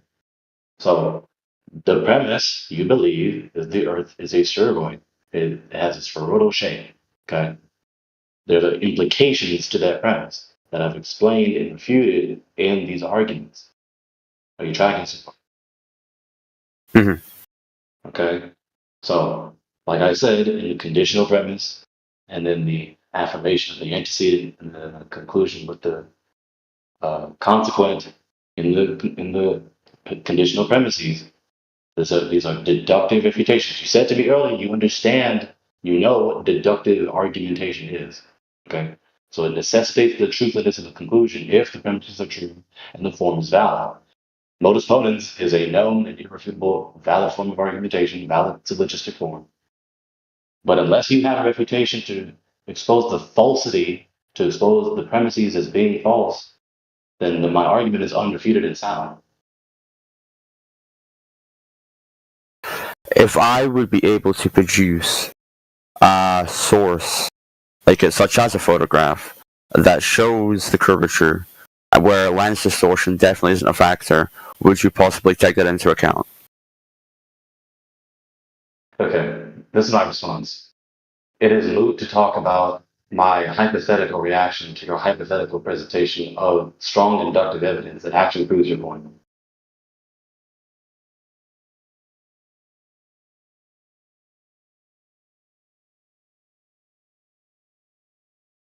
So, given your responses in total so far, you don't have any refutation to expose any of my premises as being false or to expose the form as being invalid. So are you saying that I need reputation to be a credible source? No, I said it. I said it again. Well, let's try it one more time, because if you say to me, so what you're saying is, and then ellipsis, you're going to fill in with something I didn't say to you, nor convey to you. You're exposing your sophistic dishonesty. Let's try again. If you don't have any refutation to expose any of my premises as being false, then you obviously are depleted of any rebuttal to falsify my arguments, and my position stands sound and refuted. Can I ask what some of this means? Okay, can I try to translate to this guy what he's not understanding? His reputation. Let him reply. Hang on, let him reply. I can't reply to that. I have no clue what you're saying. Okay. Zach, can you hear me, Zach? Yeah, I can hear you now. Okay. So he's not disputing whether what you have is evidence per se. It's just not evidence of your conclusion. He's attacking the conclusion that you're drawing from what you have. Okay? Perfect. Well, no, that was earlier. You have something that's an image. That was earlier. You're looking at it and making a subjective evaluation and then saying, because these premises, it must be the curve of the Earth. He's attacking that. Okay, perfect. No, India, that was earlier. Oh, no. That was the first subject. This discussion is just attacking the very premise itself of the Earth being a ball. Well, it's way too long-winded, and he's not understanding it, so you really need to succinct it up. Do like 1 or 2 sentences. These guys aren't getting much more. So can we move this on and get a bit more snappy? We need some cowbell. Please. I'm going to be completely honest with you. It's like I make a point, and then you spend about 5 minutes with really long words saying a point. You know, I've never really heard balance it. I'm gonna give that to you. Like I've never really heard anyone else speak like this before. It is quite unique. Okay, so it's not that hard. It's really not. Okay, I speak in complete sentences to make myself clear. Okay. So I gave you several windows to ask questions. I didn't just insist to speak and just like not have a conversation. I was trying to let you ask questions. You said you don't have a reply. I mean, I said a succinct, syllogistic, deductive refutation to the premise you believe, and you don't have any rebuttal. That's it. You know what syllogisms are, right? He said he does, and I explained it to him earlier. Yeah. Well, I just know that whenever I hear new philosophical terms, sometimes they get jumbled in my head when they're used too fast. I'm just making sure it's all. I think he's saying. Can someone make another point about why? Do y'all have any undisputable evidence that doesn't like have loads of like crazy R formulas or a random person speaking on like a scientist speaking about it? Yes, pretty simple. There is no curvature measure across the world. You cannot have gas pressure without a container, and the ground that you're standing on is motionless. It's not in motion. So all of the globe nonsensical claims fall flat to reality. Yeah, he reiterated what I just said to you earlier. Remember my second. Right, he completely understood. He said it though. Hang on. Remember, he just reiterated to you what I just said to you earlier in the second horn. There's many instances, and he specified in more words, the instances that I'm talking about, seeing further than the entailed fixed distance of your premise. So there you are looking at a horizontal surface of the earth and oceans your entire life.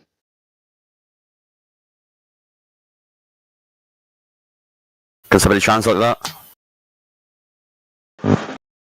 Okay, so yes. The translation is we have horizontals in reality, and you cannot have horizontals on a globe. There you go.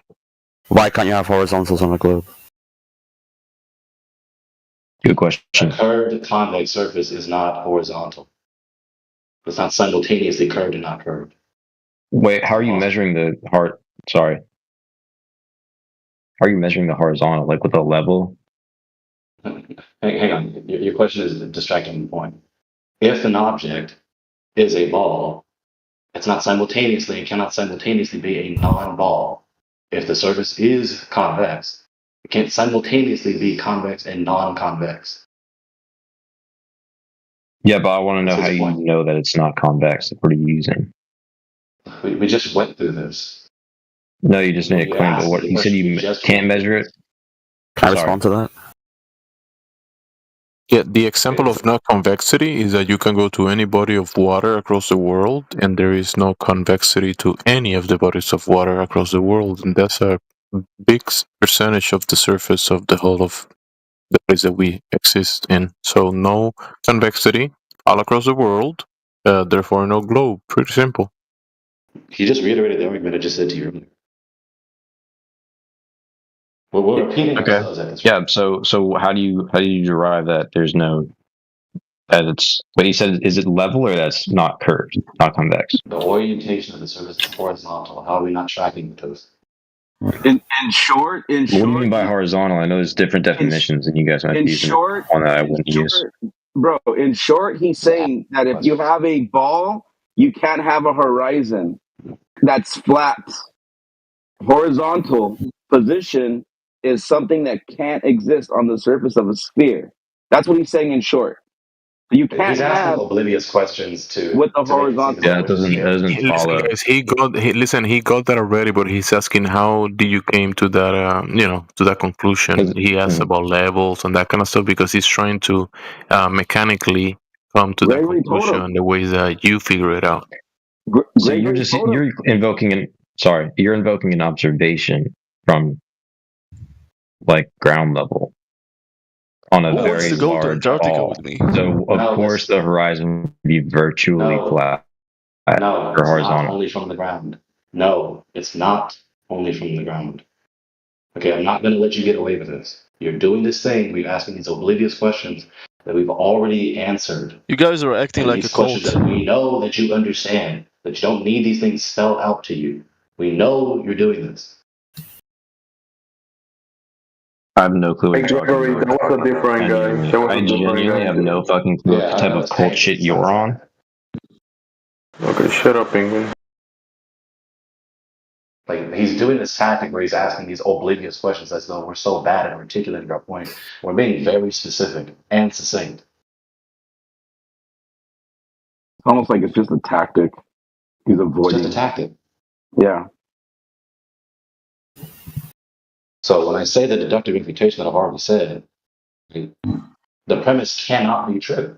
It's a logical dilemma. It's a destructive dilemma. No matter which way you turn, if you go with the second horn, you're impaled. If you go with the first horn, you're impaled. No matter which way you turn, given the implications of the premise, it entails that it's false. Game on. End of story.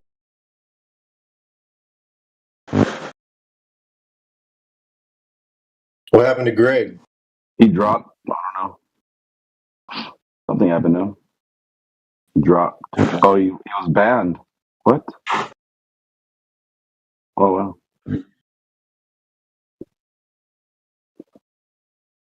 Why was he banned? I have no idea. Well, He was told by Cyclone. So if you didn't catch that, sorry you didn't catch it, but that's the reason. So what Gregory's trying to tell you, and the eloquent form that he's using might be not understandable by you, but what he's trying to say and what everybody else is trying to say, the earth, the waters of earth measure flat, horizontal. Horizontal horizons come from the word horizontal. Horizons are not curving. You can't have a horizontal on a ball. Doesn't matter. You're begging the question of the ball being too big. Doesn't apply here because we know what size they told us it's supposed to be. And that size has to have the amount of drop over distance that they said. Very simple. In 5 miles, that's 16.67 feet of vertical drop below your line of sight with a bulge of water in between you and the object B that you're viewing.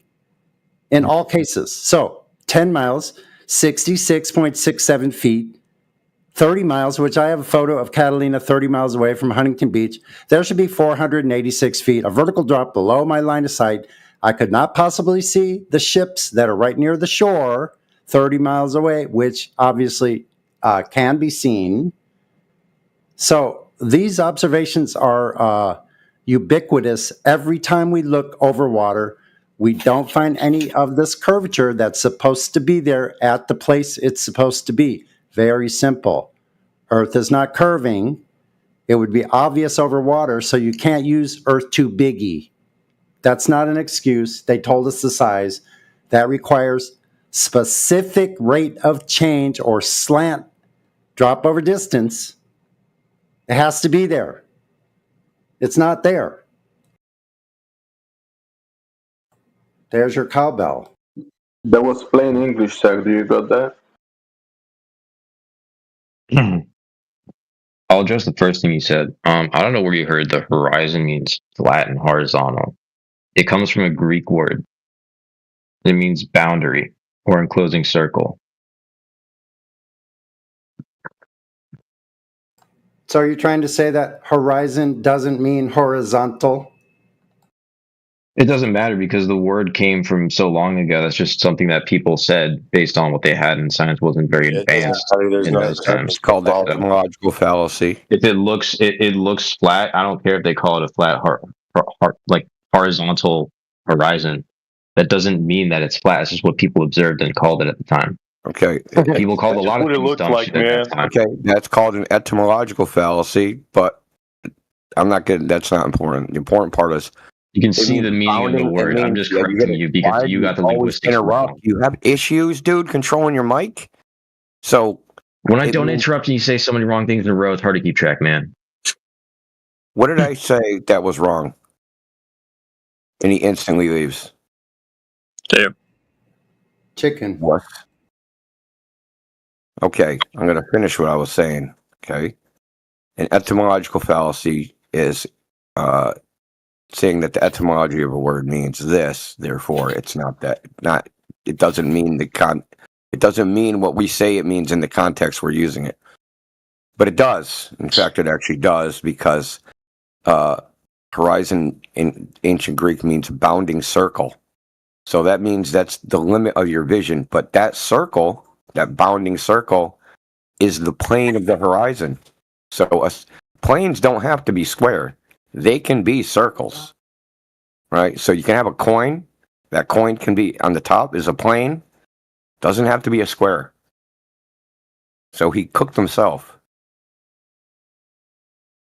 The plane of the horizon, right? So if you look out at the horizon, you spin 360 degrees. It doesn't move up or down in your vision. It stays at the same horizontal level.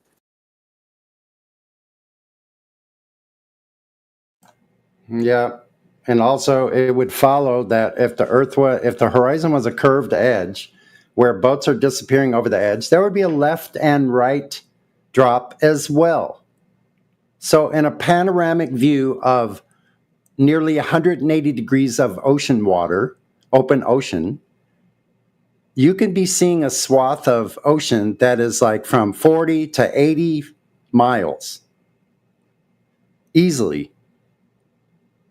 So if boats are going over this edge, then where's the left and right measurement of drop over distance left to right? Because this would be observable. It would also be measurable. But it's my understanding, this has never been measured over any waters on Earth. So why aren't the Globers on this topic? Getting to the facts of the left and right drop of your horizon where boats are supposed to be disappearing over the edge. Like where's the left and right drop then? So if the boat's disappearing, then you should be able to measure the left and right drop immediately at that point. Yeah, the left to right in your frame of vision should be like almost 4 times, if not more, the length of the distance from you to the horizon. So it should be way more apparent left to right than it would ever be on your z-axis. It would, yeah.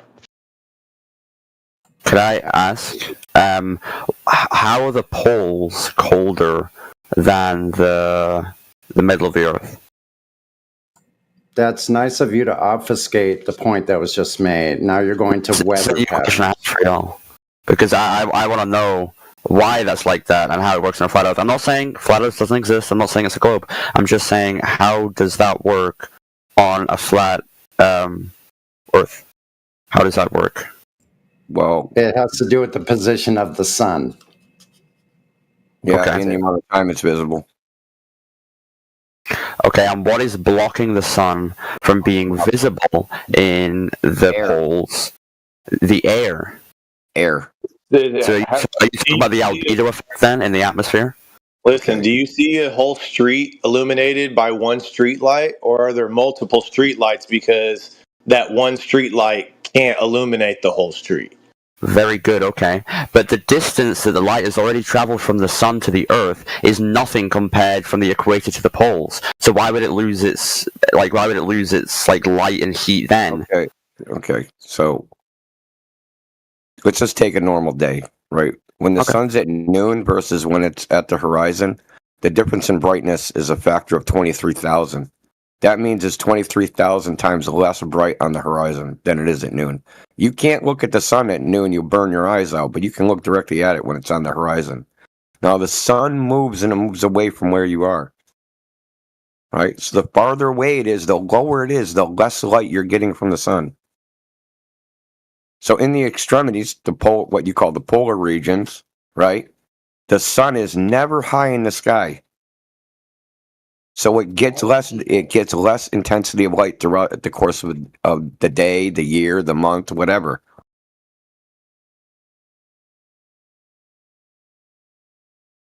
So this is completely unrelated. I do have to go. Thank you very much for your time. Bye. Why is that so funny? Why is that so funny to you? I have a shift starting in 30 minutes. Why is that so funny to you? I don't even know who. See you later, bro. Just come back later. Go ahead. Later. Thank you for your time, guys. Have a good one.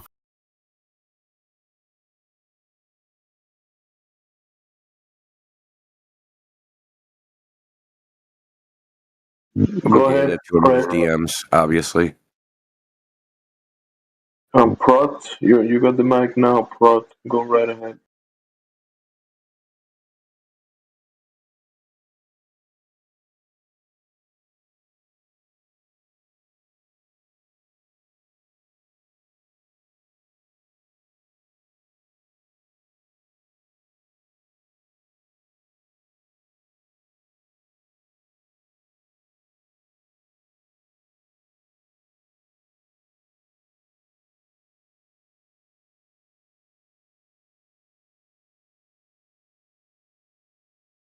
So Drace posted a graph for anybody else. Thanks, Drace.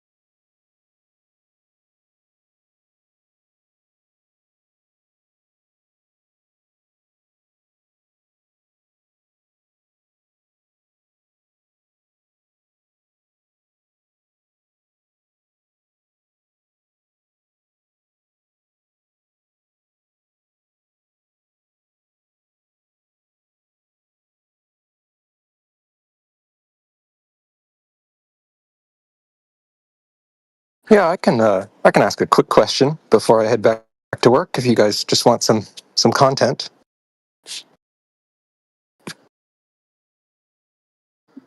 Yeah, go ahead, brother.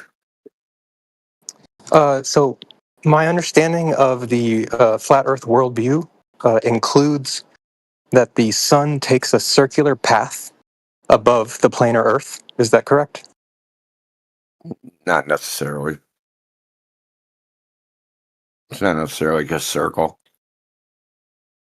It's never been confirmed.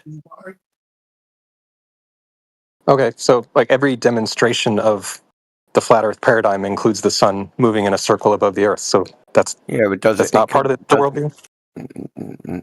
No, I would call it a circuit. I wouldn't call it a circle. Doesn't necessarily have to be a circle like the frickin', like the equator is supposed to be a circle or the tropical Capricorn is supposed to be a circle. It isn't necessarily a circle. It's a circle only in the projection of the dual polar coordinate system called latitude and longitude. In that case, it's a circle. But that's just in that coordinate system. Doesn't actually mean its actual path over the Earth is a circle. See, there's this thing people do. They think that the coordinate system of latitude and longitude, which is an abstract idea based upon the sky, is the Earth. It's not the Earth. So when you say it takes a circle over the Earth, that relationship has not been demonstrated experimentally, observationally, or in any other way. Okay. Well, then maybe I can rephrase this then. So in the flat Earth paradigm, east to west, that is a circle around the North Pole, correct? Depends on the coordinate system you're using. I'm not referencing any coordinate system. What do you think north, south, east, and west is? So if you travel east on a planar Earth, you are doing a loop around the north. Direction. That's a direction, right? Yeah, it's a direction. Okay. That's So a coordinate. on a planar Earth, if you travel east, then you're doing a loop around the North Pole, are you not? Well, yeah. If the North Pole is Polaris, yeah, you're doing a loop. But North Pole Polaris is slightly asymmetric, so Polaris would be slightly asymmetric to that circle. But we use Polaris as the reference. So if traveling from east to west is performing a loop around the North Pole, then when the sun traverses from east to west, it must also be doing a loop, correct? I don't know what you mean, dude. I just said Polaris. What is the North Pole? What is that? We have to define our coordinates. We have to define our coordinates, okay? When you say North Pole, where is that? Magnetic north. They're not the same thing. Like, if you followed your north compass all the way as far as you can go, you wind up at magnetic north. That's what I'm talking about. Yeah, which is in the ocean, and not the Arctic Ocean. Magnetic north and geographical north, what they call geographic north or true north, are not the same thing. If you look at any land navigation map, they have they'll have the compass and it'll have the magnetic declination. That's the discrepancy between the field lines in the geographic north. That's what I'm asking you. Which north are you talking about? You say North Pole. The North Pole of what? North Pole of the compass, the North Pole of the sun, or the North Pole of the stars? Because these are three different things. And you're asking me how does the sun coordinate system relate to the celestial sphere? Because I'll give you for instance, if you go in the Oxford Dictionary, east is defined as where the sun rises on the equinox. Okay, that's the definition of east. Well, that east, where the sun rises on the equinox, is not the same east as east within the latitude-longitude coordinate system. Now, they're the same in certain places, but the further you go north or the further you go south, they start to get a little wonky. So, for instance, in Alert, Canada, the sun would rise on the equinox at 85 degrees from true north. When in the coordinate system, east is 90. So, east for the sun is not east for the coordinates. Then, the compass, north, south, east, west, depends on where you're standing. So, because you have this thing called the magnetic declination, the compass don't point toward poles. It aligns with the magnetic field. So, if you go certain places, you'll have this deflection. So, in Europe and North America, north compass direction corresponds pretty well to the geographic north. But as you go south, it gets more and more off. This has been known since the 1800s. This isn't new information. That the compass don't match the celestial coordinates. No, I know that. It's not really relevant to it is my question, relevant. Really. You just said magnetic north. You made it absolutely relevant with your own words. Okay. Let's just say that north on a planar Earth is the very center of the Earth. You asked what me you guys what believe, right? flat earthers think, and now you're defining it for us. On a planar Earth, isn't north the very center? In a polar coordinate system, yes. Okay, great. So then we'll just say that north is the very center of Earth. Yeah. Okay, where's that? Not the same thing. Sorry. Where's that on the ground, though? You didn't. But the distinction there between the Earth and the coordinate system is important. If he's going to breeze past that, I mean, come on. All right, let me try to simplify a little bit. Everybody knows that the sun rises in the east and sets in the west. Do you agree with this? Yeah, of course. Okay, great. On a planar Earth, traveling from east to west means that you are doing a circle around the North Pole, or the center of the Earth. Do you agree with that? I say so. So that would mean then that the sun, if it is traveling from east to west, that the sun is moving in a circle. Okay. Not necessarily, dude. You don't see the sun move directly east, directly west, do you? Yeah, you see it rise in the east and set in the west. Yeah, in the general direction crosses of over east, but not due east, right? Right. Right. It's just from the east to the west. So that means it must be traversing some kind of circle around the North Pole. Okay, so what about it could be an ellipse, you're not getting it. It could be an ellipse as well. You have to correspond the sun. Sorry, Raj, go ahead. Well, so the only real point I'm trying to make here is that the sun takes a curved path through the sky. I get your point. What about when it's wintertime? Subflatoids. All right, so my point is that the sun should always be taking the question is, what about when it's wintertime? Because remember what Indio said about it not going, due east? So sometimes of the year it will come from northeast and then arc northwest. But in the winter months, what does it do? Well, it changes based on your location. But I mean, this is actually germane. If you're still in the north, is it arcing northeast to northwest? What is it doing in the winter months? I mean, I'd have to look that up, but it's not really germane to the point I'm trying to make here. Yeah, it is. The point that I'm making is, dude. You don't goes east and west around. You don't even know what my point is yet. Yeah, so, you're trying to say that east and west has a premise of a circle. You're trying to say that east and west on a flat Earth has to go around north. And the answer to that is no. Okay, that's cool. All right, so I'll just get to my final point here. If you live on the equator, then during both equinoxes, you will physically observe the sun rising and setting perpendicular to the ground. And I know you guys believe that when the sun rises and sets, it's actually just moving closer or further away. What do you mean perpendicular based on that to the ground? Hold on. What do you mean by that? Like straight up and down. It's not at an angle to the ground. It's not exactly straight up and down. It is. If you're on the equator. It's not. We got during the equator. No, it's not. You're saying that. We've tested this shit, dude. Again, if you live on the equator, during the equinoxes, you see it go 90 degrees. Equator, dude. We've tested this at the equator. You're just talking ass. Yes, I agree. Yeah, there are videos of it, dude. And listen, if the sun was directly overhead at the equator on the equinox, if you had some pole or something, and it was plumb, it wouldn't cast a shadow, right? Correct. Yeah. Okay, but we recorded it casting a shadow. So, thank you. No, I'm not talking about when it's directly overhead. I'm talking about when it is rising and setting. Well, it can't be rising and setting to the Earth on the horizon.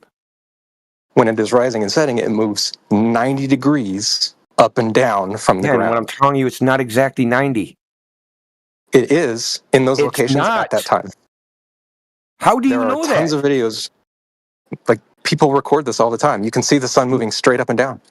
Okay, but it's not. Listen, that is a subjective evaluation.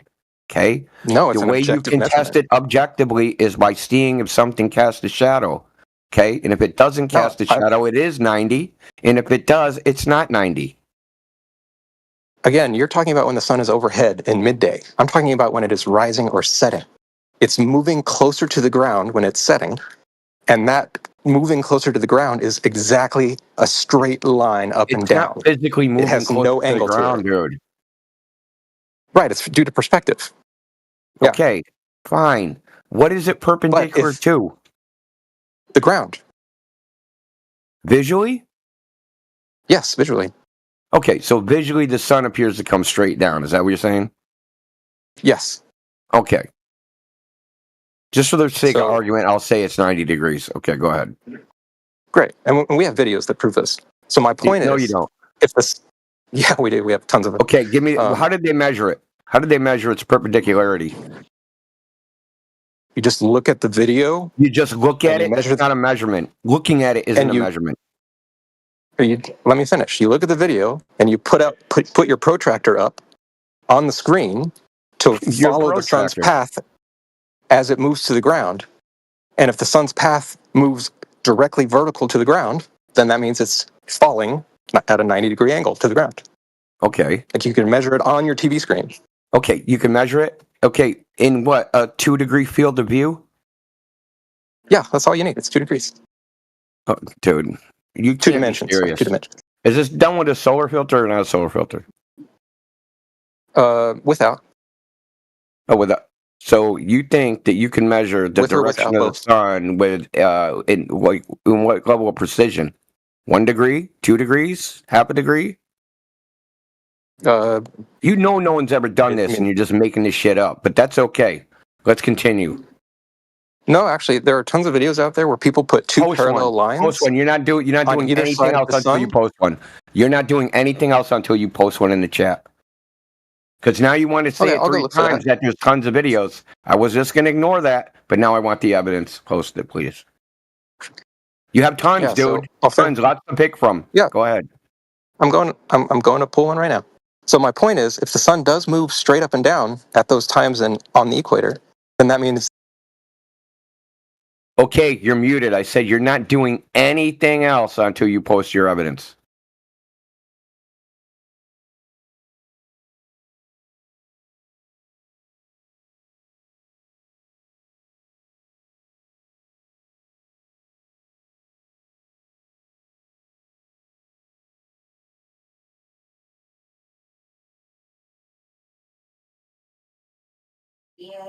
I wasn't even gonna go there, but you want to keep asserting what you know is fucking false.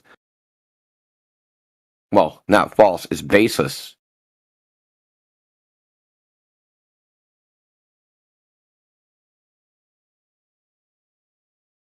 I didn't even get into the fact that there is no fucking equator in the first place from which to do a measurement.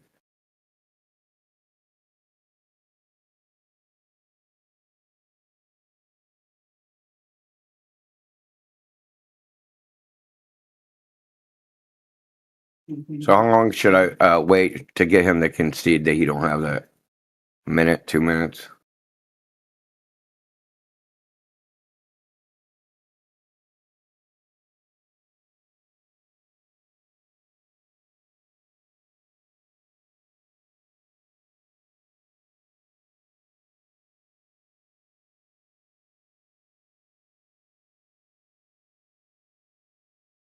Are you searching for your evidence, dude? Plot? Oh yeah, I'm going to look for it. Sorry, I'm at my work building right now, so I'm also dealing with other customers.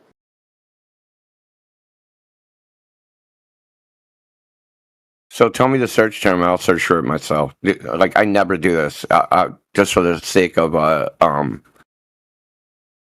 getting bored listening to bullshit. Why don't you let me just give your fucking argument. Let's assume there's tons of fucking videos showing the sun go straight down, and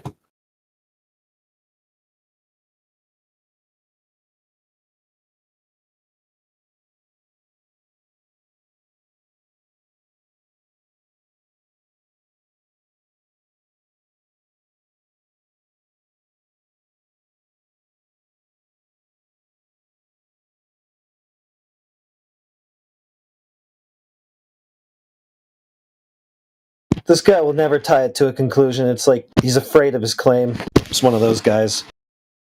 oh, I'm kind of unfamiliar with him. All I know is that when I see him in VC, sometimes I'll have the YouTube stream, but it'll be muted, and I'll just click that tab and I'll look and see who's talking. And whenever he's in here, I just see that he's in here for a long fucking time, which tells me that like it's just like deflection, all the nonsense. Like you just said, he'll never get to his point. Yep. Like, just go on. I figured that out by just seeing his name flashing. Well, my point is very simple, really. The sun does not move in a curved path through the sky. That's my point.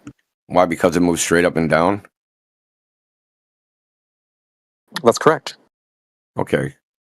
I'm going to make a dumbass Glober argument. Can the arc of that circle be so large you can't perceive its curve?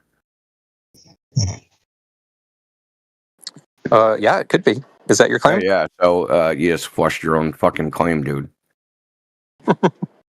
So a circle can that be was so easy, large wasn't that it can it? look All that, that it can look well, now flat. you can admit that you lied, that you actually don't, and you actually don't have any of those videos. Now you can admit it. Now that I cooked your whole fucking point. Oh no, I was in the process of looking, but you guys said I can never make a point, so I came back to make my point. Okay, so your point, well, we've heard it before, okay? Just to let you know, you didn't invent it. We've heard it before, and it's the same thing. The arc of the circle would be a 25,000 mile circle, right?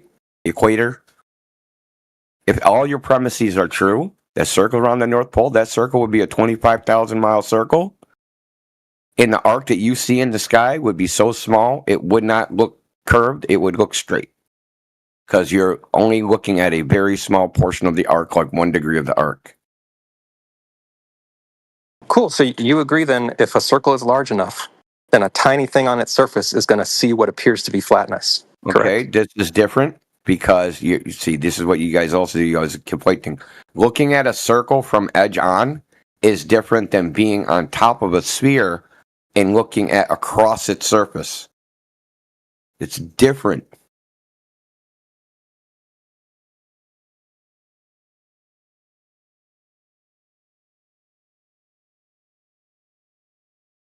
See, there's the body of the circle, like a sphere. Its whole body creates a circle, but you're not looking at it from that point of view. You're looking at it from on top of its surface, and you're looking across it. Your vision is a cone, not a circle. And it's like a truncated cone, right? So if you had like a cone of vision that's stretched out, extended from your body, part of that cone is cut off, right? The center of your cone would be your eye, the direction you're looking.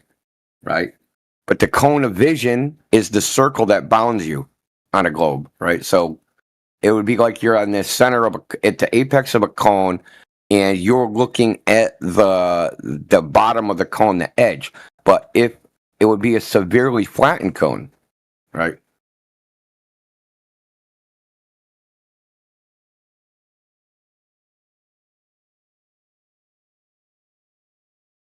See, this is what disappoints me, is that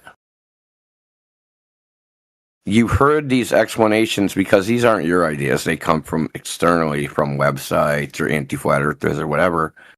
And you've never really thought about if what they're saying is applicable. They'll show some person zooming in on a circle, and you think, yeah, man, you can zoom in on a circle and it'll look like a line. When you're standing on the surface of the sphere, you're not zooming in on a circle. And the circle of your vision is small, right? So just think about it. If I'm standing on a sphere and I can see 3 miles, the curve of that circle is small, and that's the circle you're looking at. Yeah, that's just evidence for why we live on a globe, but it would appear flat. Someone wasn't paying attention.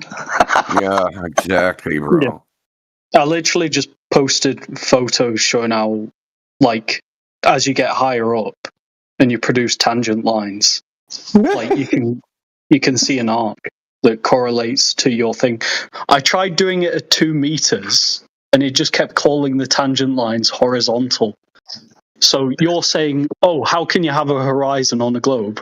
Well, I just modeled one, and it's calling the tangent lines, saying cannot resolve. Okay, This is you horizontal. fucked up. So here's the problem with what you did, Cosmos. This is an orthographic view, external. This doesn't tell me what things would look like from your perspective, does it? It's a 3D model. Yeah, it's orthographic, right? So railroad tracks, if you drew them on here orthographically, they'd run parallel forever, and they would never intersect. But that's not what they look like, is it? No. So yeah, they look like they converge into the distance, right? No, you're showing a horizontal. Don't address what I said and talk about some other shit I didn't talk about. Yeah, do that. Look, railroad tracks. Draw them orthographically like you did, a blueprint view, external, okay? Parallel lines, that's what you'd have to draw them as. But if you drew them in perspective view and looked at them, they would converge into the distance. And you're saying, look what I drew orthographically. I'm going to tell you what things look like. Sorry, it don't work that way. If you want to tell us what things look like, then you have to draw or in the right viewpoint. Yeah, right. Can I respond? Yeah. Because, yeah, orthographically, you wouldn't see recession of, say, lines over distance and convergence. Like, I know this, I use CAD. What I'm saying is horizontally, I'm showing how, because it's fine horizontally, because it's not like the curve is receding over distance. It's just showing that you see a visible arc the higher up you go. And I can just take a screenshot on my laptop here that at 100,000 feet, it's showing that you should be able to see a curve. There's no problem. Okay, so you tell me this. Does the horizon dip in the glow model? Does the horizon dip? Yes, from eye level. As higher you go, which like the higher up you go, the horizon dips, right? On which axis? Horizontally?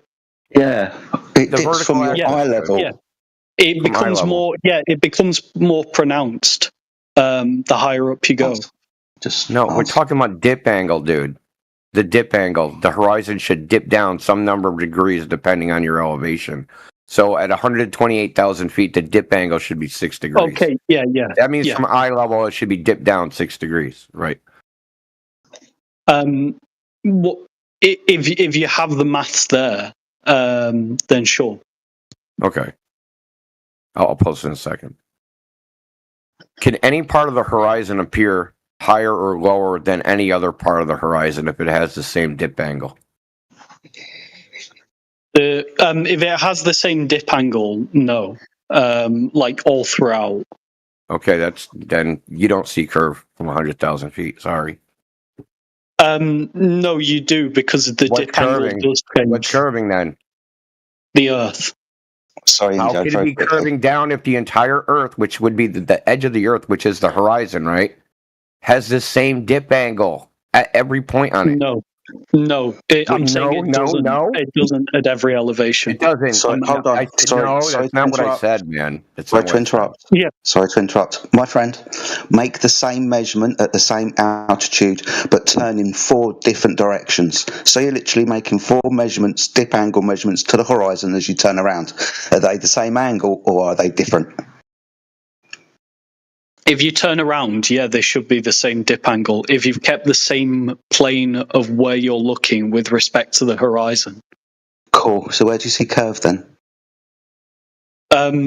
Well, I assume you'd start to see curve, like, I don't know, somewhere in the high tens of thousands of feet, like you just don't listen, do you? Like, you're not really. I don't know if you're not comprehending. You're not listening, dude. Okay? What would be curving? How can it look? You take a photograph, right? So it's a photograph. It's a projection onto a plane, right? Yeah. You just said if I look in 4 different directions, it's the same dip angle. So if I just rotate, right, no part of the horizon can appear lower than any other part of the horizon. That's a line. At ground level. No, at elevation. Yeah. Yeah, I'm saying you'll see 6 degree dip in the horizon at altitude. You turn around 4 times and it's the same 6 degree dip from the horizon at altitude. It's like looking at it this way: draw a ring around you, right? The ring is still consistent despite you seeing an arc. It's a circle. No point being higher or lower than the other. Right. This is the problem. This is the problem if you say it's a where's flat the curve, dude? That's the problem. You're not measuring curve when you turn around and take the 4 measurements. It's still 6 degrees downwards dip angle, right? So you're not measuring curve. You're just measuring a circle around you. That would be, the limit of vision, your horizon. That's all you're measuring. Right. Look at the distance you would observe to the ground, right? It's going to be huge. At high elevation, it's going to be huge. So it's not just taking an arc because based on what calculation? He's switching his argument. He's moving the goalpost to some fucking distance argument. Based on the size of the Earth. If you're taking a line, right, which comes... No, it's based on the limitation of the optic. How far you can see. You're saying the Earth curve is going to stop how far you can see. Apparently, we haven't measured that. We've measured it 4 times. It's 6 degree dip. We have the only inference you can draw from the evidence. Sorry, you haven't. You took us up into an aeroplane. Indio's pointed out about the dip angle. You agreed, but we don't measure any curvature of the dip angle. There's no curvature here, left to right. Is there? No points higher or lower, is it? You just keep saying that. You see... Sorry, you agreed. You must agree to the consequence of your argument. You literally see, right, the continents themselves curving. That's got fuck all to do with the horizon. Curving continents on a flat plane. Sorry, what curving continents? You haven't measured any yet. The horizon isn't curving as we just measured 4 times. You can literally see them from high altitude. See, not measure. What is a measurement based on? What do you do when you measure something? At the moment, we're measuring the dip of the horizon from eye level, 6 degrees. What do you do when you measure something? What's required to measure something? Dude, stop waffling. Just agree the consequences of what we've just pointed out. Agree. We do not measure any part of the horizon being higher or lower when we obviously turn around 360 degrees. It's a circle around us, not curving downwards. At ground level. No, at altitude. We measured the dip in the horizon at 6 degrees. Are you not paying attention? You jumped into the conversation and I pointed out you weren't paying attention, and now you're definitely not paying attention. We're not talking about being on the ground 3rd time. We're up in the sky measuring the dip of the horizon at 6 degrees, 360 degrees around the observer, not measuring any part being higher or lower. Are you dumb? No, because if you took the same plane of reference, the dip angle would be larger. Sorry, what are you waffling on about now? We're just measuring the horizon. Can you concede we're not measuring any curvature yet? No, I'm not conceding. At the ground. Yeah, that's like the level of maturity and argumentation on here. Are we on the ground in an airplane? No, you're up in the sky. Do we measure the dip of the horizon in an airplane? No, it's barely registerable. At 6 degrees at the calculated height? You agreed to it earlier. Do you want Indio to give you the math? Stupid. Right. Yeah, you can show me the math and we can see how much it would differ. Up. Brother, I already did. Just scroll. I'll just post it again so you don't have to scroll up. I'll scroll up for you.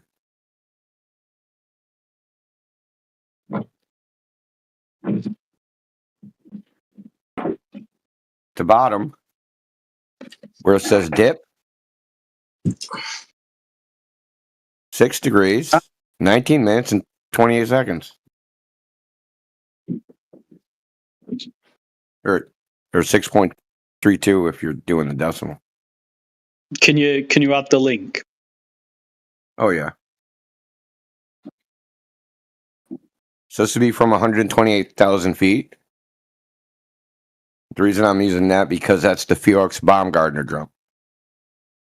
That's how high he was when he jumped out of his balloon. In his balloon jump, the horizon looks flat. And he jumps out of an airplane, or he jumps out of his balloon. And the thing is that the horizon is at the same dip the same angle when he's at 120,000 feet as he is on the ground at 10 feet. Well, he's not on the ground. It's like right when he takes off. So that there was no horizon dip that was experienced by Felix Baumgartner. Is there any way to visualize the Earth compared to the height Felix Baumgartner jumped at? What's the distance to the horizon at? How can you measure that? I mean, how do you measure the distance to the horizon? Well, don't you guys quote it all the time? I'll just put it in the calcs. Well, the distance in the graphic I posted, the distance to horizon's in that. So the input's 128,000 feet. The calculation, you can't do any of these calculations without knowing the horizon distance or calculating the horizon distance. Right. So 6 feet height, distance to the horizon, not accounting for like atmospheric conditions, would be 3 miles. What? Yeah, from 6 feet, it's supposed to be 3 miles. Oh! I thought you said 63. No, the formula for the horizon distance is 1.22 times the square root of the observer's height in feet.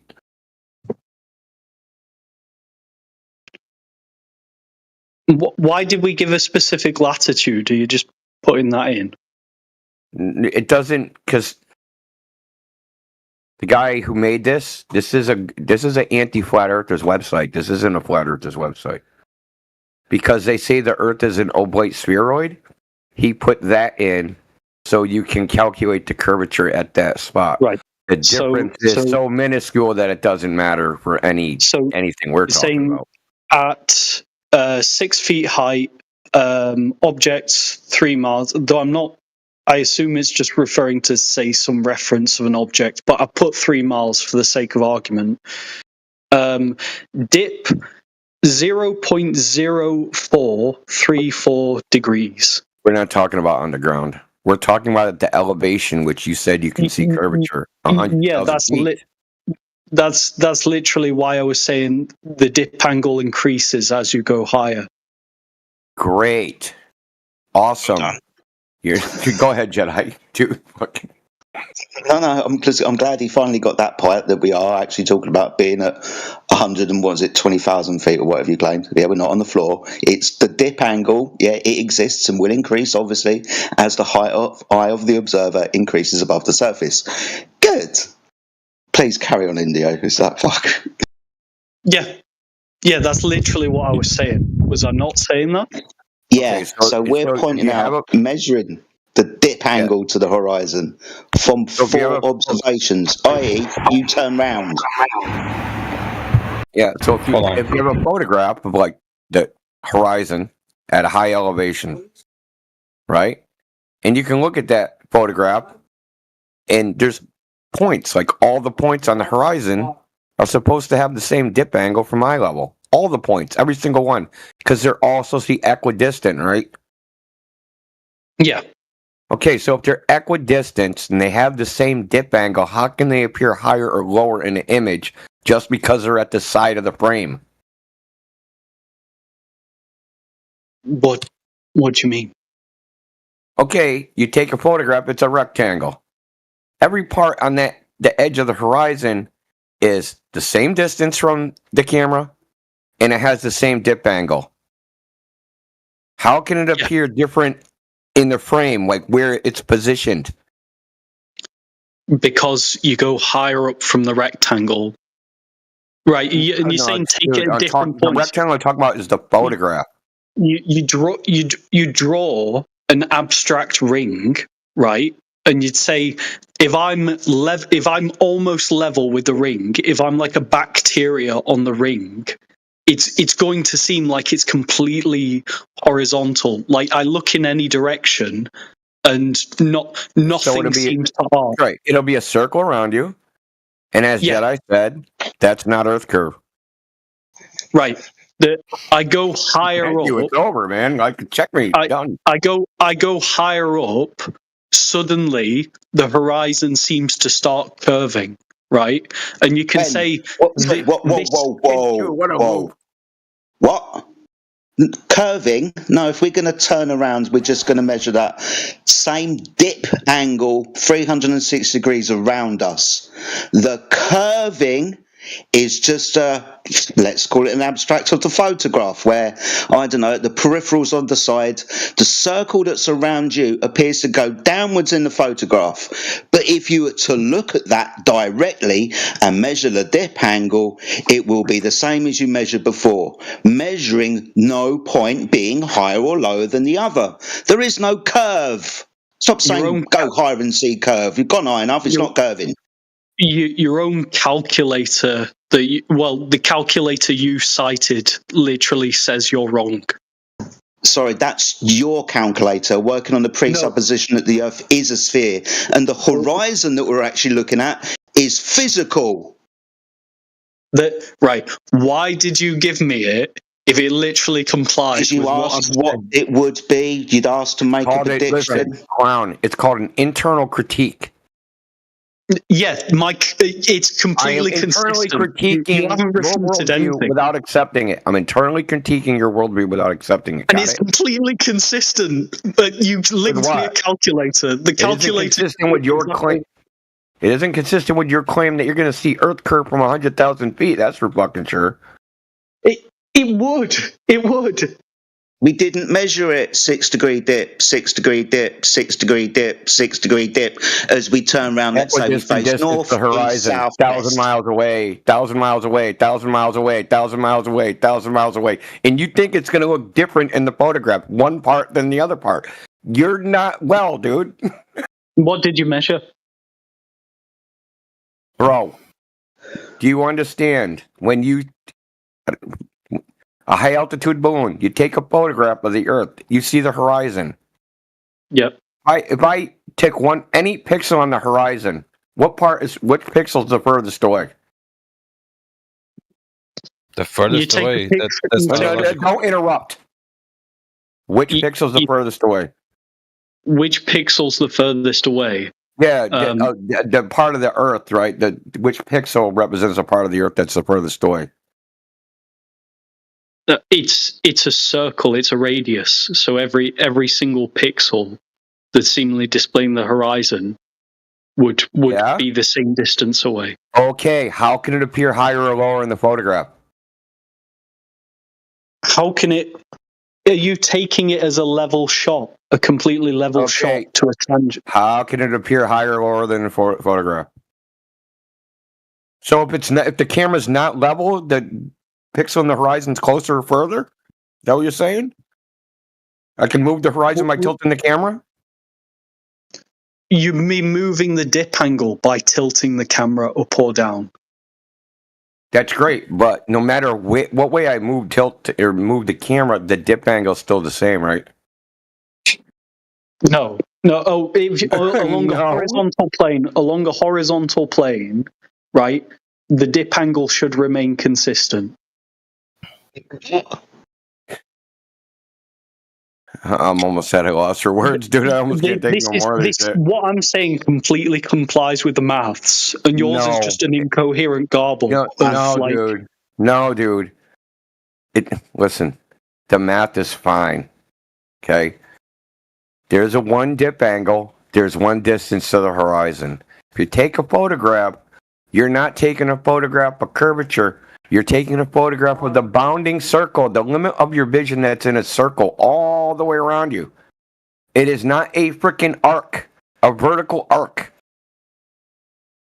Oh, it's not a McDonald's freaking emblem out there, dude. By the way, can I give you an olive branch? Because we can go on to discuss the inference from this. I could say you could say the fact you are seeing a curve does not in itself prove the Earth is a globe, and I could say that is absolutely true. The other part of the footage absolutely proves it's a globe. What footage? I didn't see you post any footage. Okay, I'll just post the link. I'm gonna have to bring it up again. Footage of what?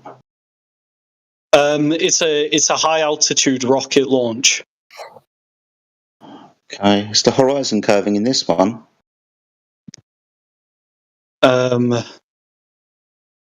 Right, there you go. So you can see anyway. The dip angle changes because the camera's the horizon works, dude. I'm well familiar with this video. You guys think the horizon doesn't work because you guys don't analyze shit closely enough. Just because he says it's a rectilinear camera doesn't mean there's no distortion. Okay, if you watch his test in the beginning of the video, you can see distortion at the freaking edges. Okay, there is distortion in this video. At the edges, that's where you get the most barrel distortion. Like, that's fine. Dude, there's distortion all through this video, most of the frame. And there's a good reason for it. Okay, they know this in design of high altitude aerial cameras, because they have to be sealed, and the camera itself has to be calibrated for low pressure, low temperature, because the refractive power of the lens increases. Right, because there's a vacuum. Right, listen. Why you interrupt me? So at sea level, air has one refractive index. At low pressure, right, at high altitude, such as 120,000 feet, or I think this is 93 miles. So at 93 miles, it has a lower refractive index. So that means when the light hits the lens, it does not refract the same way, and it causes what's called Petzval curvature. Now, this is all in the literature. It's all in the academic literature. Okay? You realize you can have a hermetically sealed. And you want to guess what I said at all, because you fucking didn't even listen to the goddamn word I said. No, you can have a hermetically sealed camera where it doesn't. It's minimal. Is this hermetically sealed? And how does he control it for temperature? Hold on, you can see the lens. You can see the reflection of the lens off the glass. So you're assuming doesn't mean it's hermetically sealed. Yeah, it's not good. They're not going to put the camera at vacuum. And he has to control for temperature because it's negative 53 degrees Celsius. I think it actually starts increasing in the stratosphere, the temperature. Because like when you're in the stratosphere, there's less air to transfer heat to, so you're actually I'll just post the citation, dude. It's no even. You can give me your opinion. I don't give a shit, because the engineering of the field takes into account all these factors, and this guy didn't. I mean, none of you are engineers. I'm an engineer by trade. So, like, a sanitation engineer.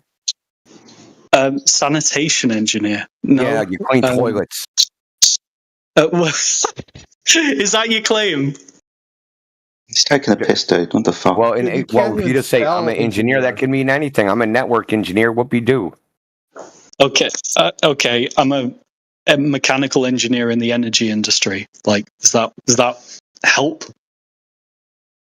You must be the person to talk about optics, then. As if we are like appealing to authority. You realize there's a much bigger problem here. What, for you? You haven't measured curvature yet. Yeah. The footage, right, completely complies with a globe based on what you'd expect to see, regardless of any warped curve. What would you expect to see? It doesn't comply with any flat Earth.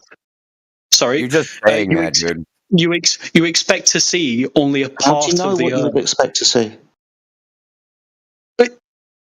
Induction, deduction. Yes. So give us the syllogism. Yeah. What the syllogism you would expect to see? I'm asking you how you would know what you would expect to see, being as you've never experienced it. I've never experienced being on the Earth at a certain height. No, at that altitude, dumb fuck. So I'm asking you how you would know what you would expect to see. Have you got some math or something that you're using? Because what you think you should see? Yeah, physical law's consistent. No, oh, God's sake, this child is fucking intolerable. How do you know what you would expect to see? Because physical laws are consistent, so I expect reality. So we're talking about how much curvature should you see from this altitude in the horizon again? I assume you'd see just like a few degrees of curvature. You're not that high up in reference. You've got no standard. You've got no standard of comparison or measure. Okay. Let's look at the source you posted. You posted fuck all.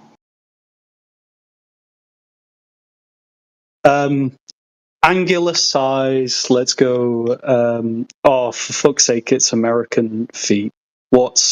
What's 90 kilometers in feet? Oh, in fact, it says in the thing. 200. Computer right next to me. I can fucking translate it from one to the other.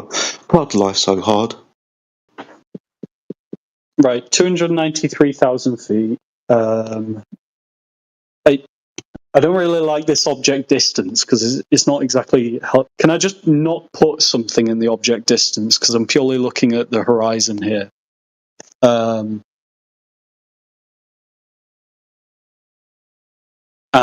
image width, field of what's a standard field of view for a rectilinear camera? You should know. This is your evidence, right? We're trying to go through it. Yeah, but it's your evidence. Well, okay. No, your evidence, not his evidence. He's trying to find holes in your evidence.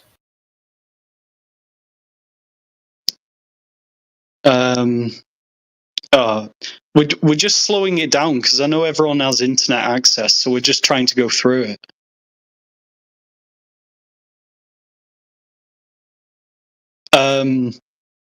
Okay. Fuck's sake! I've got the lens focal length. Does nobody just have this information so we can just speed it up?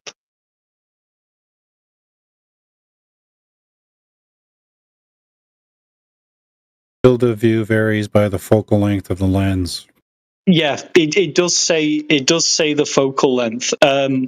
4.35 millimeters. It's a terrible field of view. Well, actually, a good field of view, but terrible for everything else. Yeah, I mean, I suppose it's trying to minimize distortion. Now, most rectilinear lenses for, say, like a GoPro are like 7 millimeters in focal length. Does nobody just have the figure that they can? It varies, like I said, it varies from lens to lens. You have to know what the lens is. Yeah, but we just take but we can just take a ballpark figure, can't we? Most use wide angle lenses, which means they do more than 90 degrees. Well, I mean, what does it look like in the footage? It's not 90 degrees. Oh wait, no, sorry. I'm bullshitting. Yeah, it's. Should I just say 90 degrees? Yeah, 90 degrees is like the minimum for most lenses. After 90 degrees, you're starting to get into wide angle lenses.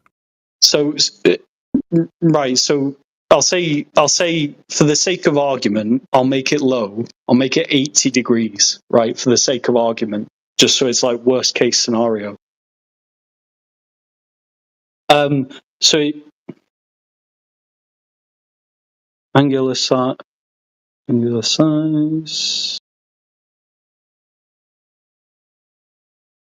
No, it's not right.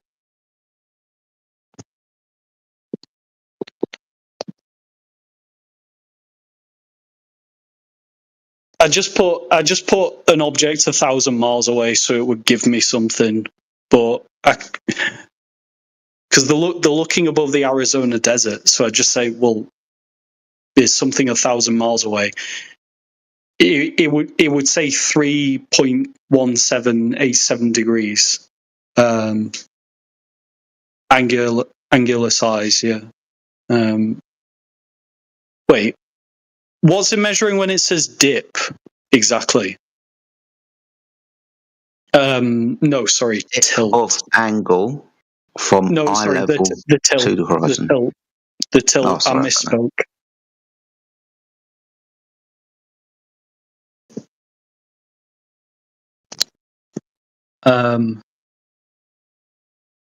What's the tilt measuring? Does it have a table of?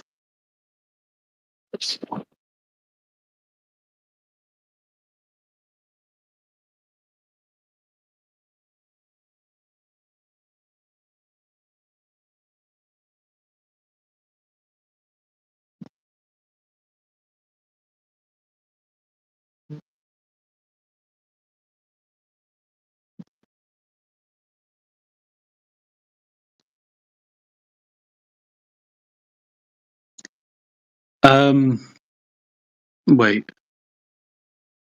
Tristan, why don't you just post something? Like, just add the numbers and post it. I suppose I can use that one, but...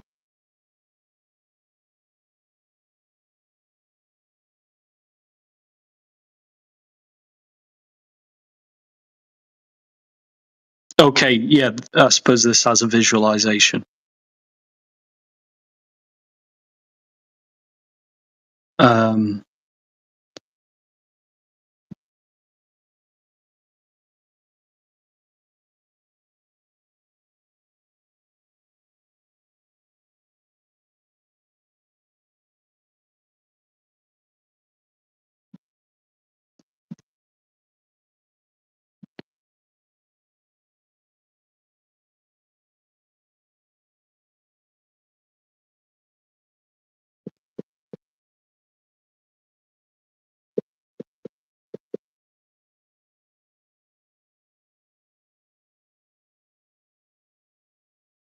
Do you have to give a target distance, or can you just leave it?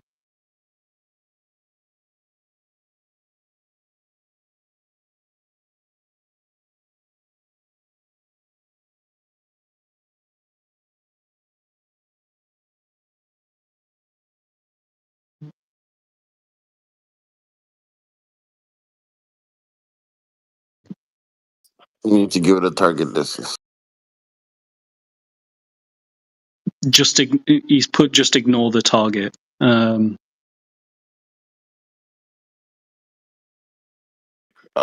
one are you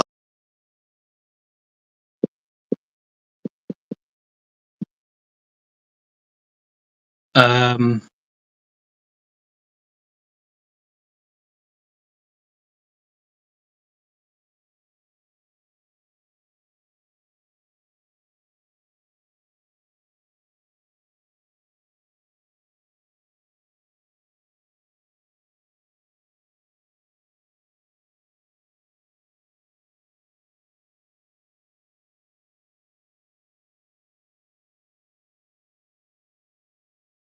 And in terms of the diagonal field of view, oh well, that's tiny.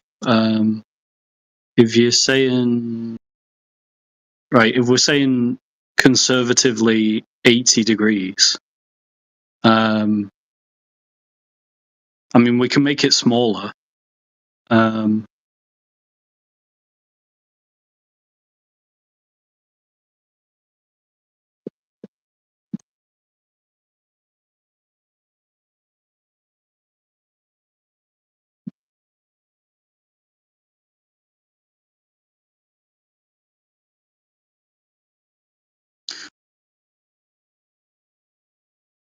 What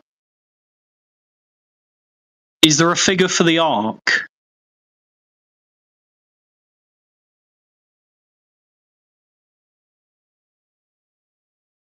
There's just a lot of numbers on screen. I'm trying to.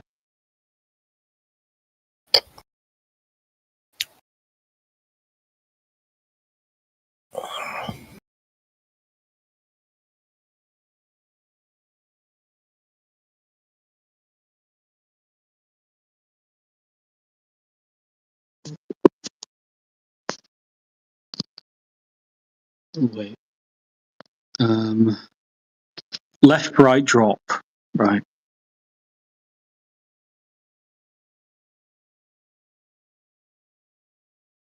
Yeah, but what? Okay, angle.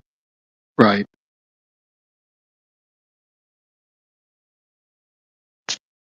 Yo, if this is what makes or breaks your belief in the globe, then it's flimsy, man. Holy. Right, so that's at 90 kilometers. So it's saying 2 degrees. You wouldn't even notice that with your eye. It shows a visualization.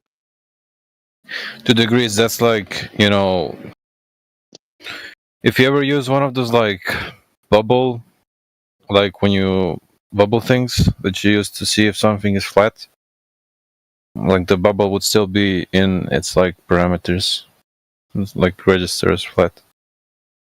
It's showing you a visualization though, and I see a curve.